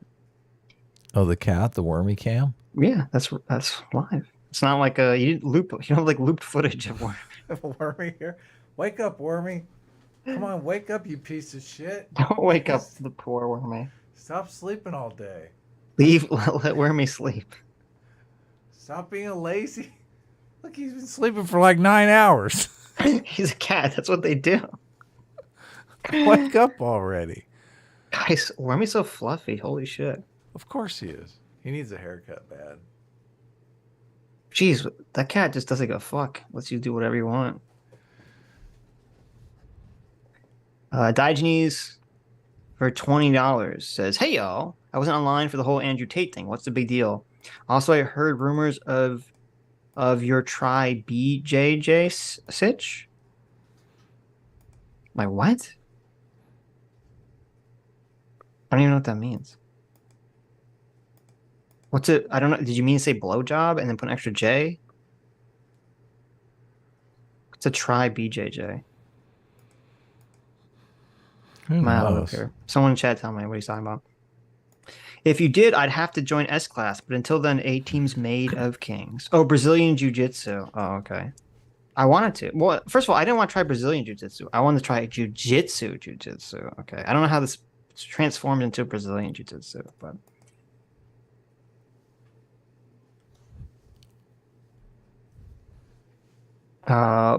for the Andrew Tate thing, I think I don't know what got him banned from everything because I didn't follow it that closely. I assume it was the rape accusation in the video. I'm guessing that's what got him banned. He got banned for being a Trump supporter. Okay. What are you talking about? Tucker Carlson. Did you see that? Did you see that fucking shit? No, I don't see anything. I've got my sunglasses on. There you go. Tucker Carlson's like such a fucking. He's either a hack or a moron. He's talking to Andrew. Look, Tucker Carlson wants to say he's some kind of like conservative, right? I thought you told me Tucker Carlson was a national treasure. I never said those words in my life. Tucker Carlson wants to pretend like he's conservative. Okay, pretend. He's a populist, but he's like a right wing conservative figure, right? He's over here simping for Andrew Tate, a guy who literally groomed women into sex work and doesn't believe in monogamy. Like, this is the most unconservative take you could possibly have. And Tucker Carlson's like, fucking blowing him because he got canceled by the evil lefties on Twitter. Sitch is really upset. I couldn't fucking believe it. Sitch is really upset that he doesn't have a harem of. You're right. That's it. Sex workers. That's it. I want to groom women because I'm a fucking horrible degenerate piece of shit, right? Yeah. Okay. No, I don't think that's true. Stop selling yourself short, Sitch. We all love you, okay? That's true. Thank you. Except for when you get uppity. Plu Pace, thanks so much for the $5. Says Zahir's chaos creates a power vacuum that allows for authoritarians to take control. He is dumb, and he led directly to the hell he wanted to avoid. That's a fantastic point, Plu Pace. That's literally what happened. Zahir, I completely forgot about that. It's been so long, I completely forgot about that. So remember when I was talking about like the Earth Kingdom shit? When I was talking about Korra, the show you don't care about, Adam? Yeah, talking about. The anarchist, I totally forgot about that. Thank you, Plu Pace. That's such a great point. So Zahir, the anarchist character, he murders the queen of the Earth Kingdom, who's like a piece of shit. But he straight up murders her in the throne room, okay? Because he wants everyone to be free. Mm-hmm. But him murdering the Earth Queen is what causes all the Earth cities and all the stuff to break apart from the kingdom, and that's what creates Kuvera, the fascist dictator, to come in and seize control of everything. Oh yeah, I like that part. Right. So literally the anarchist doing the violence is what creates the next authoritarian ruler down the road. So you know what? As bad as Korra's writing is, at least that was pretty good. Love it. Look at Wormy. Yeah, what's he doing? Cleaning his tail? It says YouTube is not receiving enough video to maintain smooth streaming. Viewers will experience buffering. Yeah, something happened for a second there, but I think I fixed it. Don't worry, Okay. I got it fixed. I fixed it up. Wormy was just too... The power of Wormy was too adorable that YouTube couldn't handle it. Actually, I deleted some file that was... Oh, okay. Did a weird thing, but... The Justice 35 for $20 says, Sitch, the giant robot, also had a Doom laser, and they reached way up their age-olds to basically recreate Star Wars snowspeeders taking down the AT-AT. The show was so god-awful. S-Class is... That's true. That did happen. They did try to rope the legs like in Star Wars. How lame. Ripping Justice... off scenes from Star Wars. I know. Is it still buffering? No. No, not. People said no, not the buffering. But I don't know if they just meant like hypothetically. Holy shit. We can see you now. It effed up for a second, but it's fine now. Okay, that's good. You too. Wait. What? Yeah, I see. It's like a huge thing. Yeah. That's a little disheartening. The big yellow bar, you mean? Yeah. How do I get rid of that? I don't know. Don't worry about it. Just ignore it. I feel like if you touch anything, it'll fuck it up. I'm going to refresh. Bring back Wormy. Oh, you want Bring Wormy back? Wormy. I thought he might be... Licking his... I thought he might be cleaning his... Who cares? It's a cat. Everyone Cleaning. wants to... No one cares. As long as you can't see the cat dick, it's fine. Wormy's the guy, right? Yeah, yeah. As long as Sometimes you can't see the cat dick, it's okay. Sometimes you see his worm. Oh. Sometimes Wormy. As long as you can't see the worm. Where is it? Hold on. Oh, here it is. Wormy's back. He's done. He's fully satisfied now. Done whacking it. The Justice 35 for $20 says it's the Avatar 1 episodes were the best episodes of the entire series. The art style, the writing, absolute chef's kiss as far as everything goes. Then it's right back into the gutter. Also, what happened to Mahler in Runderhall. So I guess in the beginning of the stream we talked about this. Well, first of all, let me address. I like the drawing of the Avatar 1 stuff. I don't like the plot of it. Because I liked in the original Avatar, you know, they talked about how people basically learned bending from animals. So obviously that's not the full truth of it because it's obviously a strong genetic component to it. But I don't like the idea that like bending was gifted to people by lion turtles. I don't know. I hate the concept of lion turtles. so much in Avatar. Worst thing ever. That was like the biggest horrible trash in the original Avatar was the whole lion turtle bullshit at the end. But anyway, Xander Hall totally dodged. He only would talk to Mahler if Mahler came on Xander's stream.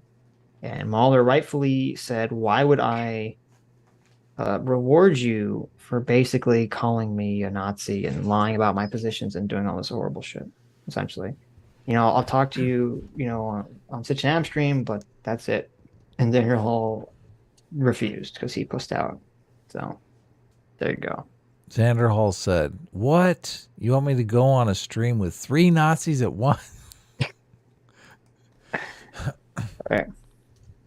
He said, "Listen, I ain't no Indiana Jones, okay? Mm-hmm. I only have time for one person on my stream." There you go. Stug for $2 says, love triangle is less than the hate rhombus. True. Hate rhombus is based. Is it now? Yes. The Observer Otaku for $20. Thanks so much. Says, as a response to the title of this video, quote, stop making villains like She-Hulk, she's a rapist. What? Yeah, She-Hulk did a rapey thing. You don't remember? No, I didn't watch the end of the episode. I actually didn't make it to the end. Did she rape someone at the end? Oh, the last episode? Yeah. Oh, God, it's so bad. What is She happening? rapes somebody? No, that doesn't happen. Oh, okay. It's the previous episode where she dates a guy as She-Hulk and then comes out and is like Jen Walters. I understand. Okay, I got you. And he's like, who are you? And she's like, I'm the woman that raped you last night. And he's like, weird, I'm leaving. That's not really... Okay, here's the problem. Rapist? Here's the problem. There is rape by deception, but I would assume... I mean, I don't know. I would assume everyone understands that She-Hulk is not She-Hulk 24/7. That they transform, right? Isn't that common knowledge? How would the guy not know that? That's what I watched him like, how does he not know this? Like, there's all this footage and camera of like her as not She-Hulk. Remember, like she's like walking from the prison as Jen Walters, and they're like all the reporters are in her face. Like I was like, how does he not know this? Everyone knows this. He's just, not very bright. It was in response to Lily video. Yeah, I understand it was in response to Lily's video, but anyway, but that part made no sense to me. Anyway, S class is meh, A team is awesome. There you go. You happy, Adam? Fuck yeah. Okay. Go A team. Stuck for $10 says Numenor eventually became a corrupt kingdom due to Sauron essentially tricking the rulers into a cult of Morgoth and jealousy of the elves. Numenor splits into 2 factions, good and bad, basically. Okay, so is that what we're witnessing? Is that what we're supposed to be witnessing? The corruption of Numenor? Well, if that's the case, wait a minute. If that's the case, then how Bland can't be Sauron, because they already hated elves when he showed up, right? I hate nobody. Adam, are you listening? I did, yeah. Okay. Well, I was a little distracted. Steffi and Harky can't do anything this week, so. Oh, okay. Take that. Executive decision. Anyway. I don't know. Is that supposed to be happening? Did you like all my renamings of the characters? Yeah. Great fucking job, man. Thank you. My favorite was Captain Aglad. Stuck for $5. How many kids even understand making a Moby Dick reference in a fucking movie? Like 2 people. None. Really. Yeah. Exactly. I didn't get. I mean, you were calling him A-Rod too. That was like, is he the baseball player? Yes. Okay. Well, his name was Aaron, so I started calling him A-Rod. A-Rod. Some people were calling him Don Lemon. That seems a little more racist. Because he does look kind of like Don Lemon, but I think I get in trouble for calling him Don Lemon. Yeah, I was questioning that myself. Right. That's why I didn't do But this. I mean, I put it in my version of the script Right. anyway. And A-Rod isn't black. I mean, A-Rod is Hispanic. I don't know. I just thought it was funny. I just thought it was funny. No, it was great. Of course it was. Stuck for $5 says that good Numenorians ultimately leave and found Gondor and Anor. So it would be weird for the Numenorians to be evil if that's. So it wouldn't be weird for the Numenorians to be evil if that's a time period. Well, so the time period, I guess, would be the split is occurring. But the problem is, we, the audience, are not informed why the split's occurring or what's actually happening. We don't understand anything about Numenor. They just show up, and they're just like dicks, and they're anti-elf. And you're like, well, why are they anti-elf? And the story's like, because fuck you, that's why. And Well, like, oh, we okay. do understand that you can't get a blacksmithing job unless you have a certain medallion. Yes, that's true. That evidently is not tied to your name or paperwork or anything whatsoever. That you can just steal one off of somebody. Right. And then the lady looks at a tree. Yeah, I understand what you're saying. I was just saying Numenor eventually becomes a place full of dummies. Yeah, I understand. And then the lady looks at the tree and she totally changes her mind. She's like, I'm going to help you now, Galadriel, even though you're a piece of shit. Because I had a vision. Mm-hmm. Investigator One Quim, thanks so much for the $50. Says Sitch and Adam, please do a review of Ruby. Its messaging is so badly done and the story is so inconsistent. Like the Faunus are never shown how they're oppressed or discriminated against. Just watch the first 3 seasons and you'll get why it's so bad. Listen, thank you so much for the $50, Investigator One Quim. There is a 1% chance that will ever do a video on Ruby, a 3-year-old TV show. Yeah. Will not get any views. You know what we're working on tomorrow? Or this week? Should we tell? Is it a surprise? Secret? Or I guess we could tell. Why would you not tell? I mean, Okay. Andor, it's the new Star Wars series is coming out. Oh, that's going to be for next week, yeah. Yeah, but it drops on Thursday. Right, but we're not going to be able to produce a video in 3 days. Why not? Okay. Why not indeed? You need to stop slacking off, man. Okay. Look, I'm ready to get this script busted out tomorrow and get the ball rolling. And you're like, we don't even have a script made. Adam's like, I want you to produce a what we always criticize people for rushing content that's dumb, like stupidly thought out. Okay. That would never happen with us. Yeah. Okay. You know why? Because I don't let it happen. Our content is brilliantly thought out. Well, I mean, we could send the script back and forth more than once. So I could So we'll add even more time? Yeah, that's a bad idea. Yeah. It's exactly. Bad idea. Yeah. You're right. CT exactly.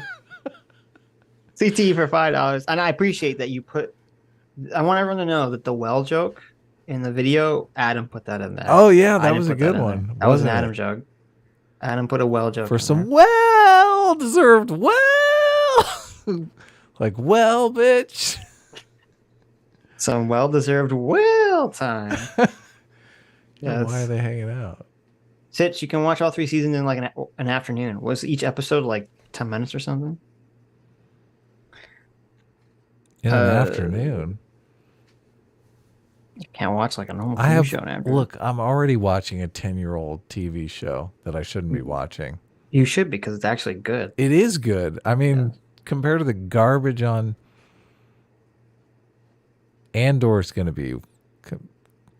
I watched some of. Oh, what was the last Star Wars show? Obi-Wan? Obi-Wan, yeah. I still need to watch that, yeah. I watched some of Obi-Wan. Oh, God, it's so painful.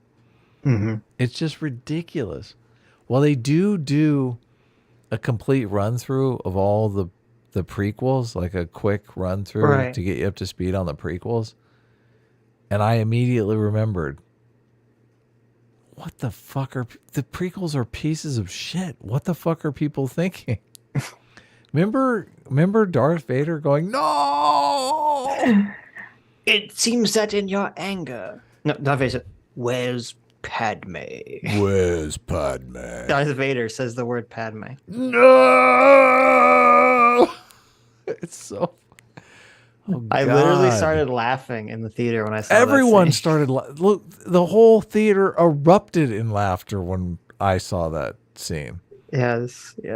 It was so ridiculous. Everyone was like, they had to sit through this awful, terrible movie. Of course they're going to laugh when that happens. It's impossible not to laugh. No, it seems in your anger that you killed her. No.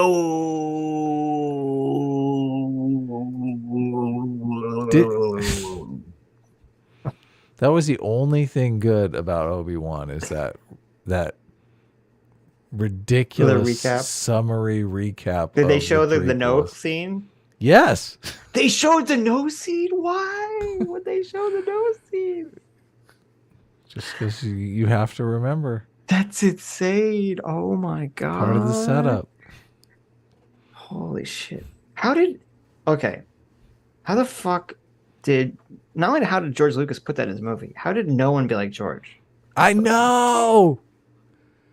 Can you imagine when everyone's sitting around watching George finally brings out this movie for the entire production and cast and crew to watch, and everyone has to like pretend like they're not laughing, like the muffled laughters in the movie theater when the nose scene comes out, like, and George is just sitting there going, "That's right, got him. Look, they're feeling it right now," and they're all like, Can you imagine that? Like, it's that scene. George Lucas is showing the first cut of the movie to everyone for the first time. And you're in that movie theater, and the nose scene comes out, and you're like doing everything you can not to laugh. You're like, yeah. Yeah. You're like literally like pinching yourself. You're like, no, it's so ridiculous. Oh my god. And George is sitting there. George is sitting there the whole time thinking, nailed it. Nailed it. Jesus Christ. Everybody feels Darth Vader's pain at this moment. That's right. Oh my god. That's like, George Lucas is such a fucking weirdo. That was like, he added Luke screaming. Have you seen like in the in Empire Strikes Back? You know when Luke like jumps off the instead of joining Darth Vader, he jumps off the platform? Yeah. George Lucas added a scream sound effect to that. No way. Yes. Like he's falling down the tube going, ah! Yes. It's insane. Why would you do that? I don't know. That's so soy. It doesn't even make sense. The whole point is that Luke Skywalker is willingly choosing to potentially you jumped off, die. you moron. Yes. What did you think was going to happen?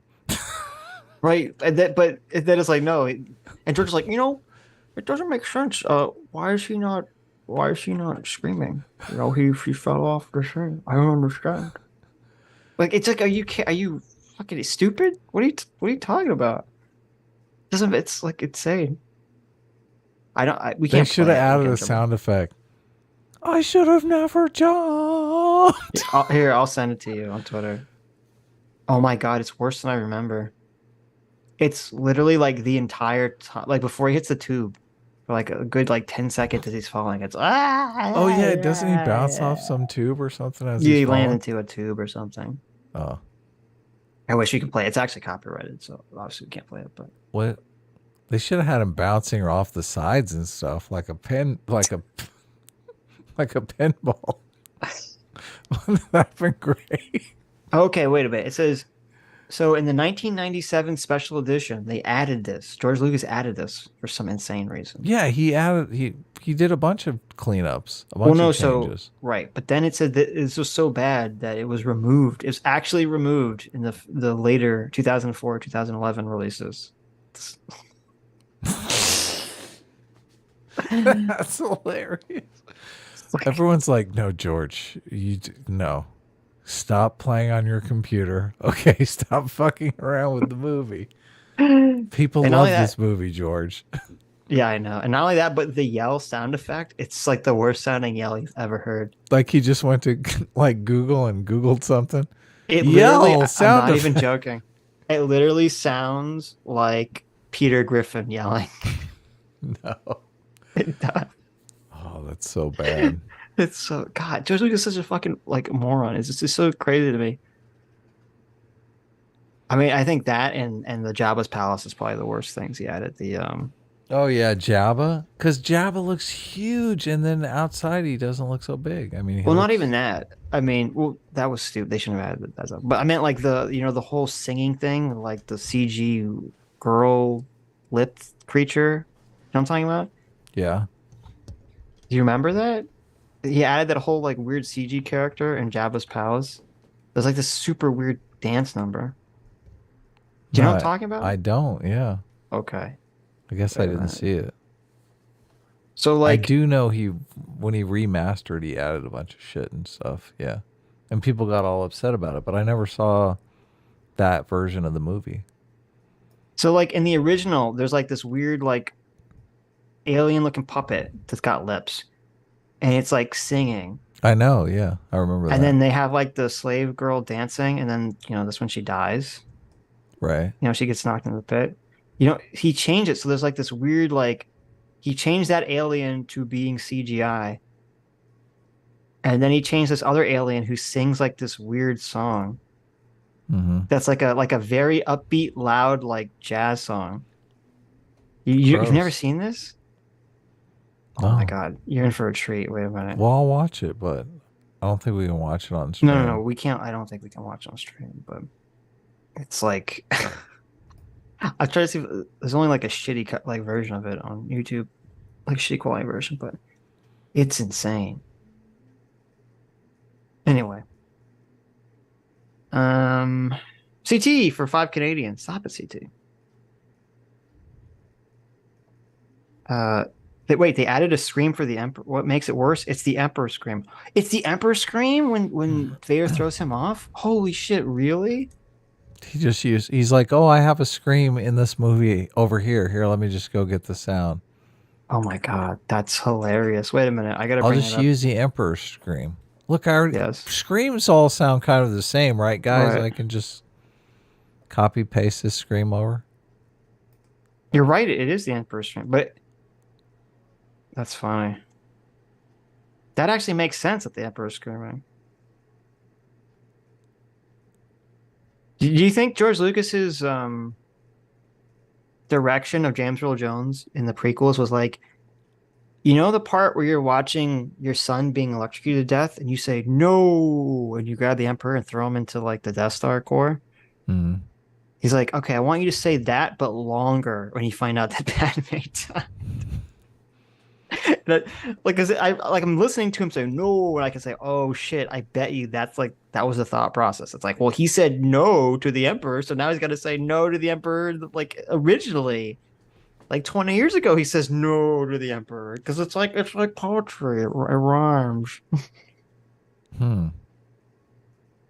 That's incredible. Yeah.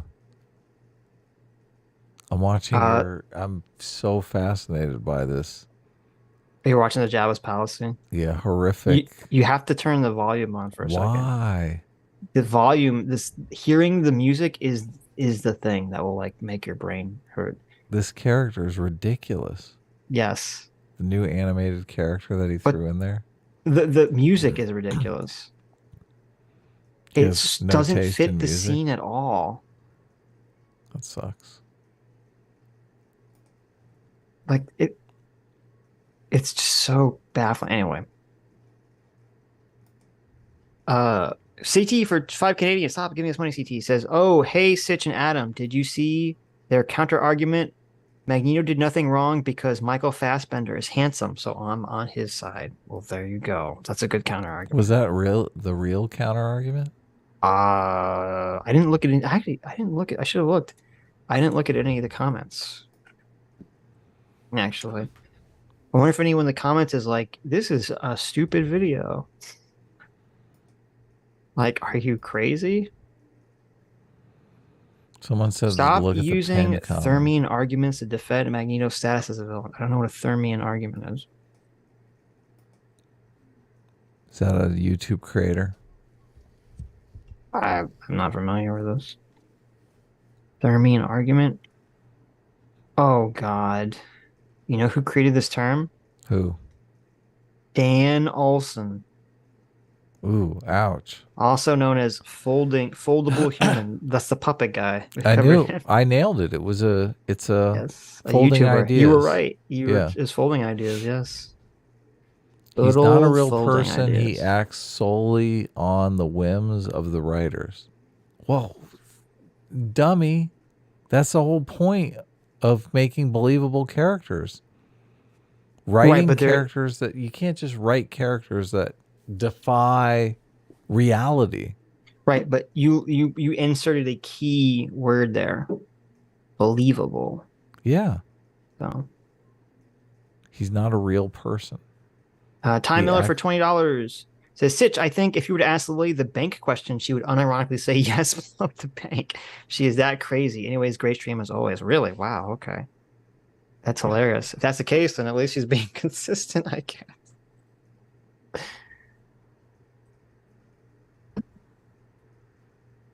Oh, I misread CT's super chat. It was, hey, Sitch Adam, I didn't see you there. Counter argument. Magneto did nothing wrong because Michael Fassbender is handsome, so I'm on his side. So that's CT's argument. Okay. There you go. Base. CT, like Adam, thinks with her second head. Okay. Metal works for $11.90. For $2 says, Steven Universe is too nice of a person to be woke. I would know because I'd actually have to watch the show. Marshall Boy for $10 says, Lily started as a My Little Pony reviewer. She hasn't changed much since then. Same smug personality. Just now she has less people reining in her bad takes. So many burnt bridges. There you go. I mean, at least she started off as a, the height of a valiant critique, right? Being a fucking My Little Pony, My Little Pony reviewer. This is Lily's beginning, Genesis? Yes. Oh, okay. Apparently. According to Marshall. Sagfault, thanks so much for being a 5-month free will seeker. Says, Sitch, the mineral oil PC. Oh, I read that one. That was about it being cool but gross. Thomas Harrington for $2 says, how old are you all? I just assumed you were 20s. Wrong. Wrong. I'm in my mid-30s. And I act like I'm in my 20s. Adam will say he's in his 20s. Let's just say that. Just go with your assumption. Go with your gut. Right. Just remember, the gut can never be wrong. Right. No, obviously, we've said many times that I'm much older than Sitch, and Sitch is in his mid-30s, so. Right. Yeah. Sitch is 12. That is true. I'm actually 12. Sitch and I get together and we both act like we're 12. That's true. That's true. That's part of the fun of the show. Let's just say I hope I have Adam's genetic power to like not age, or at least not look like he's aging. Yeah. Segfall for $10 says Infinity War was stupid because the power of the stones gives you ultimate power. If resources are a problem, you will have more resources. You can just will more resources into the universe, not kill half the population. Yeah, that's kind of fair, I guess. Still a good movie though. That's weird. I watched Thor: Love and Thunder for the first time, and they kind of do that. I was gonna watch Thor: Love and Thunder. I mean, is it as bad as people say, or? That was so weird. I was watching this movie maybe because my expectations were so low. Right. Like, didn't Mahler say this was the worst Marvel movie? Didn't he say it was worse than Doctor Strange? I don't that. remember that, but I do remember a lot of people saying Thor: Love and Thunder was a piece of shit. So it's okay. It's not anywhere near as good. It's not as good as Ragnarok. Thor Ragnarok. Ragnarok is like amazing. Great. Yeah, yes. I like Ragnarok. It's not as good as Thor Ragnarok. It's okay. I don't think it's like fucking trash. Like I don't understand the hatred of it. I don't think it's good. I think it's okay. A lot of the jokes miss. It has a problem where I feel like Thor Ragnarok used the comedy effectively.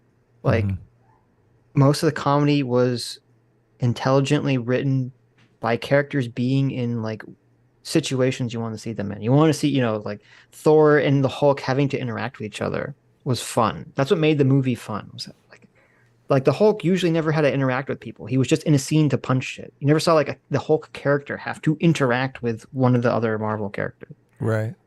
And you like seeing him on the planet, like Jeff Goldblum and all that stuff. It seemed like the cleverness wasn't like actual jokes. It was more like funny situations. Yeah. And in the next in Thor: Love and Thunder, there's like all these like little jokes, and a lot of them just don't work quite. So you go, oh, it's not that funny. Not like this Thor Ragnarok. Yeah. So I just watched him like, oh, it's okay. It's not that funny. I didn't understand the hatred for it unless people was, maybe, actually I do understand it. I went into it with like the lowest expectations because everyone's telling me this movie's shit. But if I went into this thinking like Thor Ragnarok level, like I'm expecting this to be Thor Ragnarok again, maybe I would have hated like the way that they hated it. So maybe that would be it. I don't think I think this is what I don't understand. I thought Doctor Strange was so much worse than this though. Doctor Strange is like way worse than Thor: Love and Thunder. Like way, way, way, way, way worse. So Doctor Strange is just ridiculous. Yeah. I mean, it's ridiculous on every level. Mm-hmm. Yeah, I'm going to check it out, but obviously going in same low expectations, so maybe I won't hate it. I did think though, fucking what's his name? Was a fantastic actor. I wasn't surprised in that. I wasn't expecting that. Batman. It's too late for me to remember names. Oh yeah. Christian Bale. Christian Bale. I forgot he's in it. He's the bad guy. Yeah. He was great. He's a great actor. Holy shit. Christian Bale's amazing. It's like Thor: Love and Thunder is like a weird up.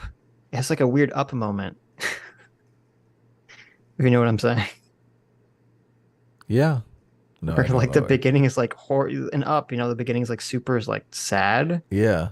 And then you're like the rest of the movie isn't, and it's like the fucking beginning of Thor: Love and Thunder is not a comedy. It's like fucking like really sad. You're like holy shit. They do that like, in Guardians of the Galaxy too. Guardians of the Galaxy's mom's dying in the first scene. You're like, what the fuck? You're right. I forgot about that. And this starts with Thor with the Guardians of the Galaxy. So maybe that was the thought process. Yeah. So yeah. It's best, especially if it's. I think if it's a comedy and you're going to do something serious, you kind of have to get it out of the way immediately. Because if you try that in the third act, when you're like, you've been laughing for 2 hours and all of a sudden you're like, oh, this is fucking sucks. Mm-hmm. Mm-hmm. Yeah. The moment Thor saw the dumpling god, I lost all faith in the Avengers universe. I didn't care about the dumpling god. I really liked that character in Ragnarok that was like the revolutionary rock guy who was like, you want to join my movement? Oh, Korg? Yeah. Hey, man. It's Korg. That's the director. Yes, I know. Yeah. I love that guy. I love his New Zealand Kiwi voice. Is so funny. Want to join my revolution? His character is so perfect. It's so poking fun at the socialists. Like, it's so good because he's just shitting all over them. How did you get here? Well, I started to have a revolution, and by revolution, I mean I printed a bunch of flyers. Exactly. And nobody showed up, so they sent me here. Yeah, where you should be, commie. But you're strong. You're made of rock, perishable rock. Oh, look, there goes another piece of me. I love that guy. I fucking love Corey. Yeah. Anyway. Literature Devil. Hey, Literature Devil. For $2. Says, storytelling is racist. I missed some cringe. Oh, man. Oh, you sure did, Literature Devil. Holy cow. We got to the end of the super chats. We got two members and Streamlabs, which I haven't even touched yet. So okay. Cat Branchman, thanks so much, Cat Branchman, for being a fuel seeker for 3 months. Says, if you guys stream on Thursday, please consider buying my premium generic 2 times free will. Oh, yeah. Think of the children. How will they feed their family? There you go. There you go. Sitch can no longer ridicule anyone's movie taste. What? Did he do a no-no? It was about what is you guys have to tell me. Well, I'll watch the EFAPs on Thor: Love and Thunder. As I said, I don't think it was good, but I don't think it was like I thought it was okay. I don't understand like the hatred of it. I don't understand the hatred of it. You'll have to you watch it, Adam. I want you to watch it and let me know. I mean, I loved Ragnarok. I totally. It's not as good. Ragnarok. It's nowhere near as good as Ragnarok. Yeah. But I watched. I'm like, oh, it's okay. You know, whatever. Mm-hmm. That's not Doctor Strange #2 was way worse. I was not entertained by that movie at all. Doctor Strange #2. I mean, I literally lost interest in the movie. It was so fucking bad. Yeah. I was like, why do I need to finish this? This is horrendous. Right. I don't care about anything that they're working on or fighting towards I mean, I kind of hope they lose just for being idiots. Mm-hmm. Mm-hmm. Yeah. Andrew Clark, thank you so much for being a Frozen here for 4 months. Says you guys should cover Chainsaw Man, either standalone videos or weekly discussions and clip them. It will be good for the channel. Not true, but thank you. Chainsaw Man, the anime / comic. Well, I think the anime is just coming out, but Oh, okay. I don't know. Well, check it out. See if I like it. I think CT's a big Chainsaw Man fan. I've never read it though. It looks amazing to me. I would love to watch it, I think. Right.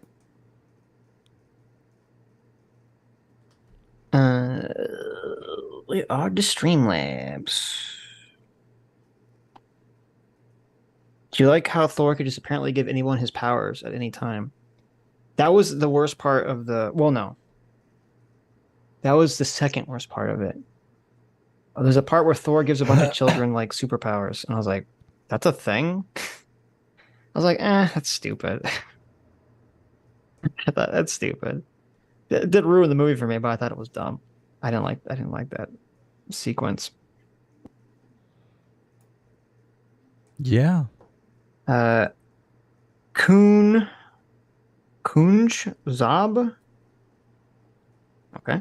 Kunj Zob for $5 says, you guys are talking about Marxists and neo-Marxists like they don't exist and aren't fully aware of what is happening with wokeness and aren't proactively pushing along the way.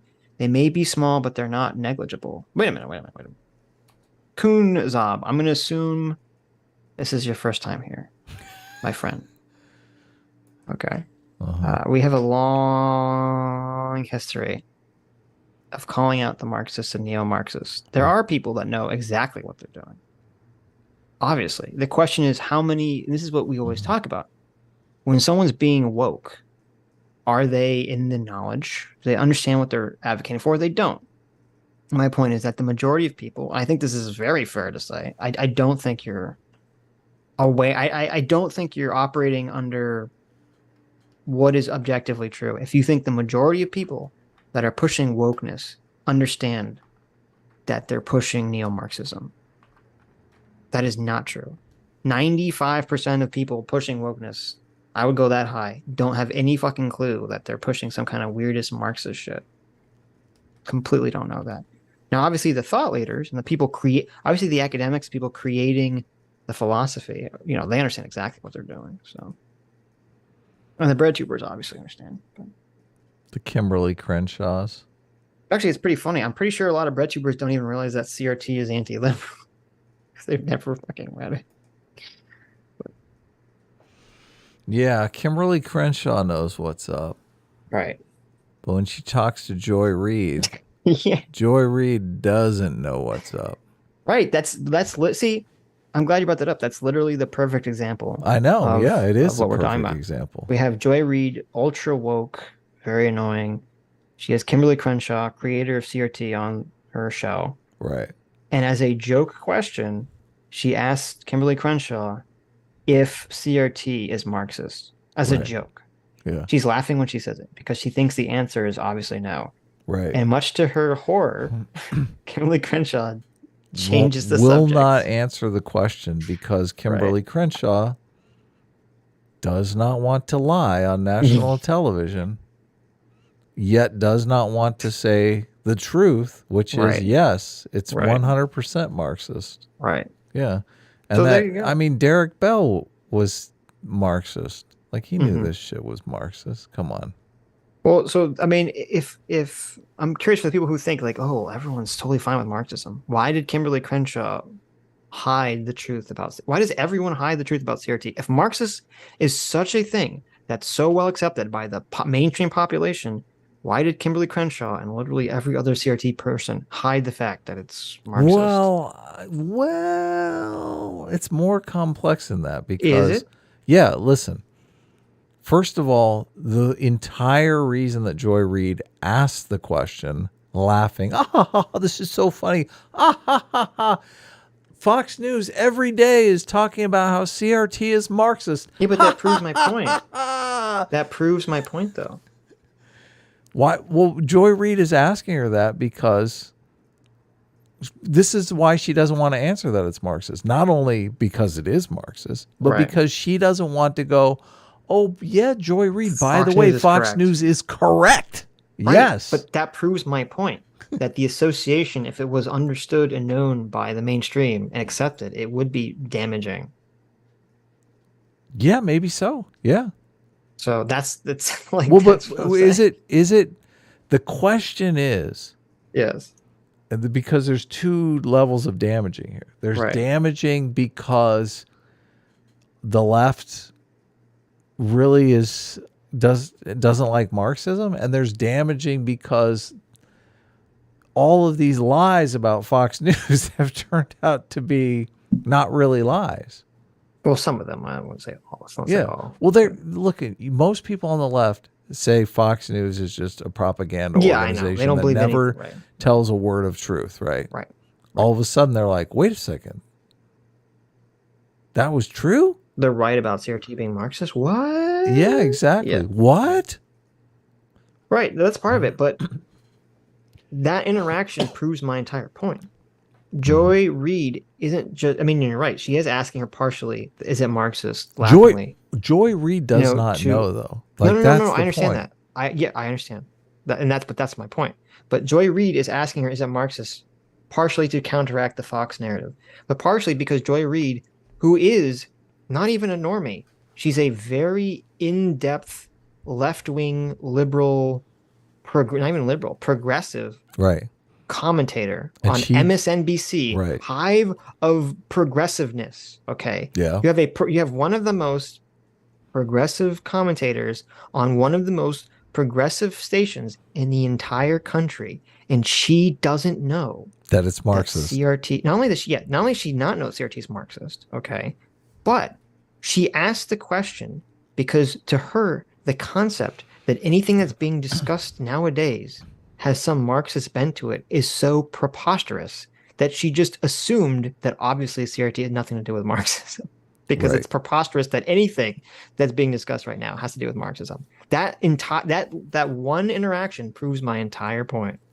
Chaotic Hydra asks a very important question here. Right. What's that? But would Joy Reid care if she said actually it is Marxist? Of course she would. What do you mean? Would she care because it's Marxist, or would she care because Fox News was right? No, she would care because she would look like first of all, she would care because she looked like a fucking idiot. Right, because she's saying Fox News is lying and that it's propaganda. It's not just about Fox News at all. Okay. She's laughing, saying, is it Marxist? Because to her, the idea that something related to Marxism is part of the current political conversation is absurd. Well, no, that's what I'm saying. That's why if she said it's twofold, though. She would just be fucking dumbfounded. It's if twofold, she said it was actually Marxist. It's twofold. Of course, it's twofold. It's multifaceted. She thinks Marxism is so far away from anything politically relevant right now, and this is why Fox News is a conspiracy theorist outlet, because they're claiming it's Marxist when Marxism is so far from what's You're right, going and so on. it would be a double. It would be a huge whammy. slap in the face. Okay. Yeah, exactly. Because A, she would look like an idiot for asking the question. Or it has to be a triple whammy. A, she looked like an idiot for asking the question. B, she'd be totally fucking dumbfounded that there are people that are discussing Marxism and Marxist-inspired ideas seriously, widespread in current fucking year under the guise of CRT. And then C, that fucking Fox News was right and her worldview would be shattered. It could be. So, you would literally, you'd see Joy Reid's head like just explode on television. Joy Reid would have literally melted if Kimberly Crenshaw said, yes, actually it is Marxism. God, she should have done that just to see the look on Joy Reid's face. You know the scene from, I forget what movie it is, where the guy's on the news and his head just explodes? I know. You know what I'm talking about? That would have been Joy Reid, okay? Her head would have just fucking exploded. Like, it would have been the most amazing thing. I wish so badly that she would have said yes, just to see the reaction, you're right? Just to see what her face would do, which just like sitting there like, So no, Joy Reid would have lost her fucking mind. So, yeah, she would have cared. Oh God, Academic Agent, our good friend Academic Agent, for $1. Says Sitch doesn't understand that communists have always been winning. That's why I'm joining the Stalinists now. If you join me, Sitch, we can rule the galaxy as husband and wife.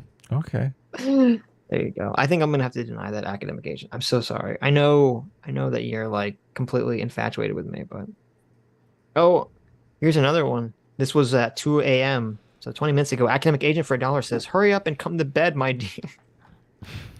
What? Listen. Are you sleeping with Academic Agent now? Listen, Quack. Listen, Academic Agent. Okay. I understand that you have strong feelings for me. But I know it's hard to accept. But I don't feel the same way about you, okay? You're going to have to let me go. You're going to have to find someone else. You have to find some other beautiful, amazing alpha male like me to fill your bed, Academic Agent. Because I'm not interested. I'm just not interested. I'm sorry.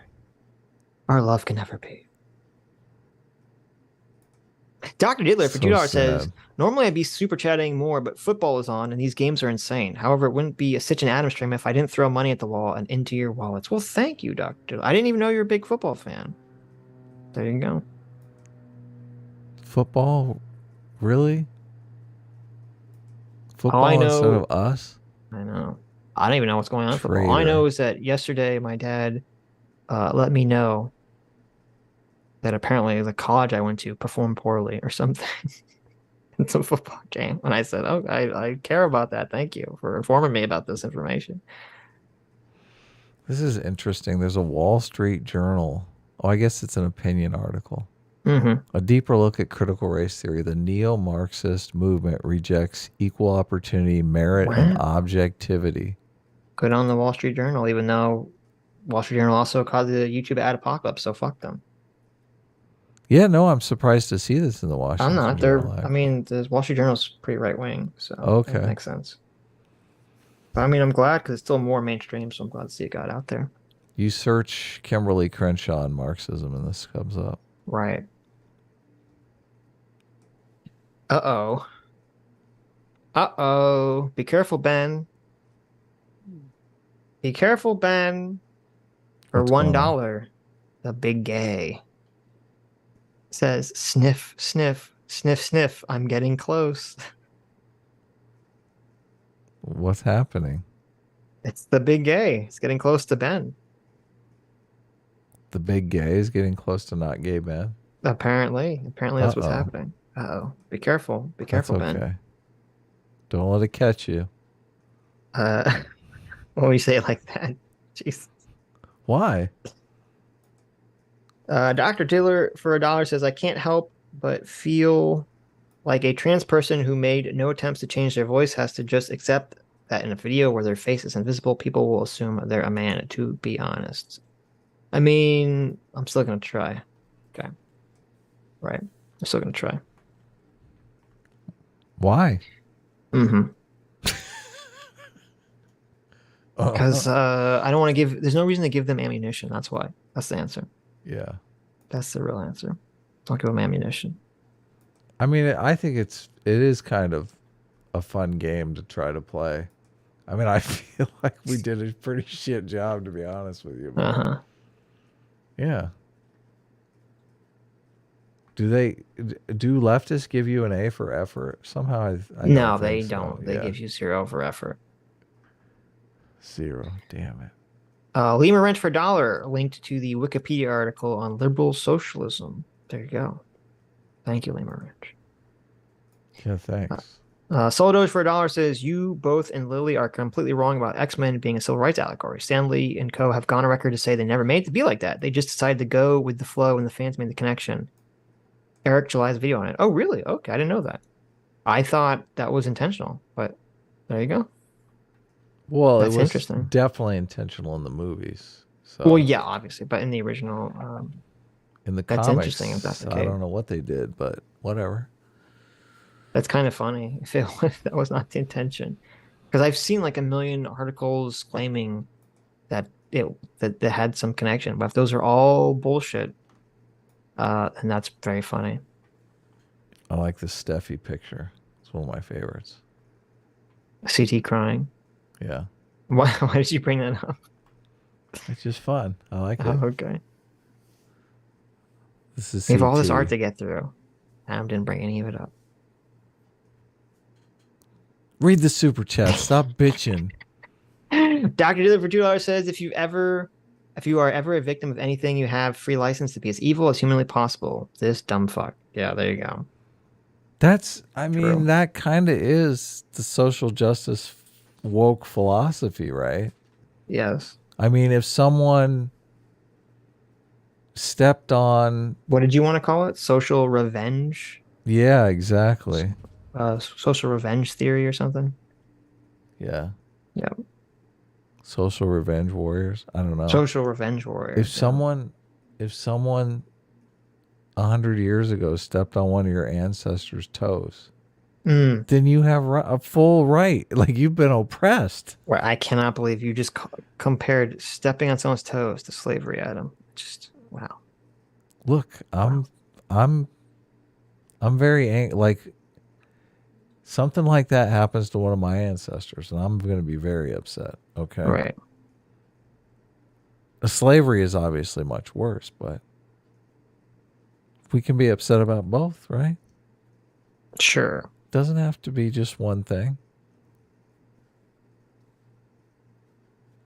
Dr. Diller, no. Solodoge for $1 says, don't watch Ruby. It's trash. They are very woke, but also incompetent, so they constantly miss the point. In season 7, they try to have the evil Trump businessman run for office against a grassroots Hillary female leader and literally hack the election. What? Oh, God, that's hilarious. That all happens Oh my in God. Ruby? That happens in season 7 of Ruby. There's a Trump storyline in Ruby now? There's a Trump storyline, yeah. Ouch. Dr. Diller for $1 says, I like how this video shifted halfway through to how bad Korra was. It's so bad that even the leftists can't help but get annoyed. I'm curious because I thought most leftists loved Korra, so I'm curious if that's constant. Andrew Clark for $1 says, the student that challenged Joseph Campbell went on to formalize a female version of the hero's journey. However, it's just female nonsense added onto the hero's journey. Maureen Murdoch is the author's name. Look it up. Well, there you go, Adam. Someone did the heroine's journey. That was the person that challenged Joseph Campbell, which is weird because I'm curious. I have the book and I have to read that whole chapter to see the context. Because the CT says in his original book, he says in the hero's journey book that it could be a man or a woman. He doesn't make some distinction where he says, oh, only the man can do this. Maureen Murdoch is the author of The Heroine's Journey, Woman's Quest for Wholeness. There you go, Adam. There's your book. I think I might have watched some videos on that when I started talking about the heroine's journey. I did a little bit of investigation. Which explores the rich territory of feminine psyche and delineates the psycho-spiritual journal for women. It was her response to Joseph Campbell, a hero with 1,000 faces, when he said to her, quote, "Women don't need to make the journey. In the whole mythological tradition, the woman is there." She Ouch. was the student? She's the one he was Apparently. laughing about? Apparently. Really? Yes. No way. She's like, fuck you, Campbell. I'm going to write my own book. And it's going to be great. What's her I name? mean, Maureen Murdoch. Even if the book sucks, I will give her credit for like some teacher said something I didn't like, so I wrote a book about it. It's pretty funny. So Maureen Murdoch. right, Maureen Murdoch. Maureen. Oh, Maureen. Excuse What do me. you don't even know how basic names work? Jesus fucking Christ! Listen, buddy. I This don't fuck s- names their child Maureen. Okay. I don't see any videos by Maureen Murdoch. Well, it was probably not her video. It was probably a video someone made about it or something. Oh, here it is. I Teaser. typed in her name and she has a bunch of videos with her Oh, talking. really? And people talking about it. The heroine journey, Maureen Murdoch on memoir. Heroine's journey, interview, heroine's journey, Mm-hmm. mental illnesses. The heroine's journey. Overcoming mental illness? The Yes. heroine's journey? There you go. Jordan Peterson on female hero archetypes. I know. That's funny. Does anyone notice YouTube's new search algorithm is literally dog shit? Have you noticed this? It drives me fucking crazy. Like, I type in something specific and it does this bullshit thing. And Google's doing this too now, which is, I am fucking gonna lose my mind if this is like the normal thing. If there's no way to turn this off. Where they'll give you like 5 or 6 search results that match whatever you actually typed in. And then they'll say, these are recommendations that have almost nothing to fucking do with what you searched for. And they just put it like right in the middle of your search results. And then you have to scroll past it. And then there's more like, these search results are for you, even though it has nothing to do with what you're saying. And you have to scroll past it. And then you have to get back to like, oh, back to my search. I think you search Google a lot more than I do. Sure, because I'm like researching stuff. Right. Yeah, no. YouTube started doing this. And I was like, this is the worst fucking search thing ever. What is this garbage? I type in something specific and it's giving me a bunch of like normal homepage recommendations. Fuck off. That's what the homepage is for. Yeah. Lame. Well, what'd you search? Well, like this Maureen Murdoch. Mommy Milker Theory? That's right. No, so I type in Maureen Murdoch and then it starts giving me like things that have nothing to do with that in the middle of it. I'll have to check that out. Here's a Xander Hall video. Why do people still watch these channels? And he's complaining about the quartering. I get 2 Xander Hall videos. Republicans want you to know they're evil. What does that have to do with Maureen Murdoch? I didn't look for Xander Hall. Okay. I see in mine, I have like a people also watched. Yes. But I don't have anything that like you're talking about. I have people also watched and then under that. You don't have for you, it says? People also searched for. Are they even related to what you searched for? I mean, I think I have like personalized search turned off for me. Oh, maybe I think that's I it. just turned that shit off. I gotta figure out how to turn that off. Hero's journey versus heroine's journey. Oh. 4 months ago, 27 views. I think this is the one for me. I mean, if There you you can go. pull in 27 views over 4 months, I mean, this screams good video, right? It does. It does. It's the University of Adversity. Isn't that cute? Terrible. Melanie Joy is a writer, woman's coach, sound healer, mother, and beautiful teacher. Okay. I mean, I got to admit, I'm curious about. Maybe I need a sound healer. Maybe you do. Does that mean like Listen, it's you know what that is? That's like when you hear someone say something so stupid that it like makes you lose IQ points. So the sound made you stupid. So you need a sound healer to come in. To fix the IQ point loss? Yes, yes. I was wondering if it means like she's a good healer. Like it's sound. Oh. The healing. It's sound. The healing technique that she uses is sound. Yeah, not sound like verbal sound. Yeah, I Right. understand. She's just sound healer. Yeah. Right. Okay. Right. But it could also mean like maybe she's got a little flute and you have a headache and she like right. Your headache goes She's away, gonna yeah. heal you with sound. Right. Yeah. I've got COVID. Don't worry, I've got a song for that. She pulls out like a fucking like electric guitar. COVID. Let me think. I might need my xylophone for this one. Yeah. Okay. I'm going through menopause. Can you fix me? Let me get out the xylophone. Anyway. Oh, listen. Our good friend Dialogue Always sent us another super chat, Adam. Is it the real Dialogue Always? Guys, of course it is. stop It's the real Dialogue Always. Look. I don't know why you're skeptical.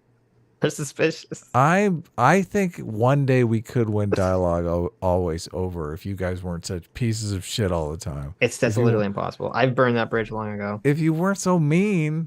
It's impossible. I will never not be mean to that. I try, and then he just says stupid shit, and I just lose. My mind. I mean, you and him are both mean to one another, so it's kind of like a thing. Dialogue Always, the real Dialogue Always, for $1 says Sitch. CRT isn't Marxist. They just think Marxism is the only path to racial justice. I can't believe you don't understand the difference.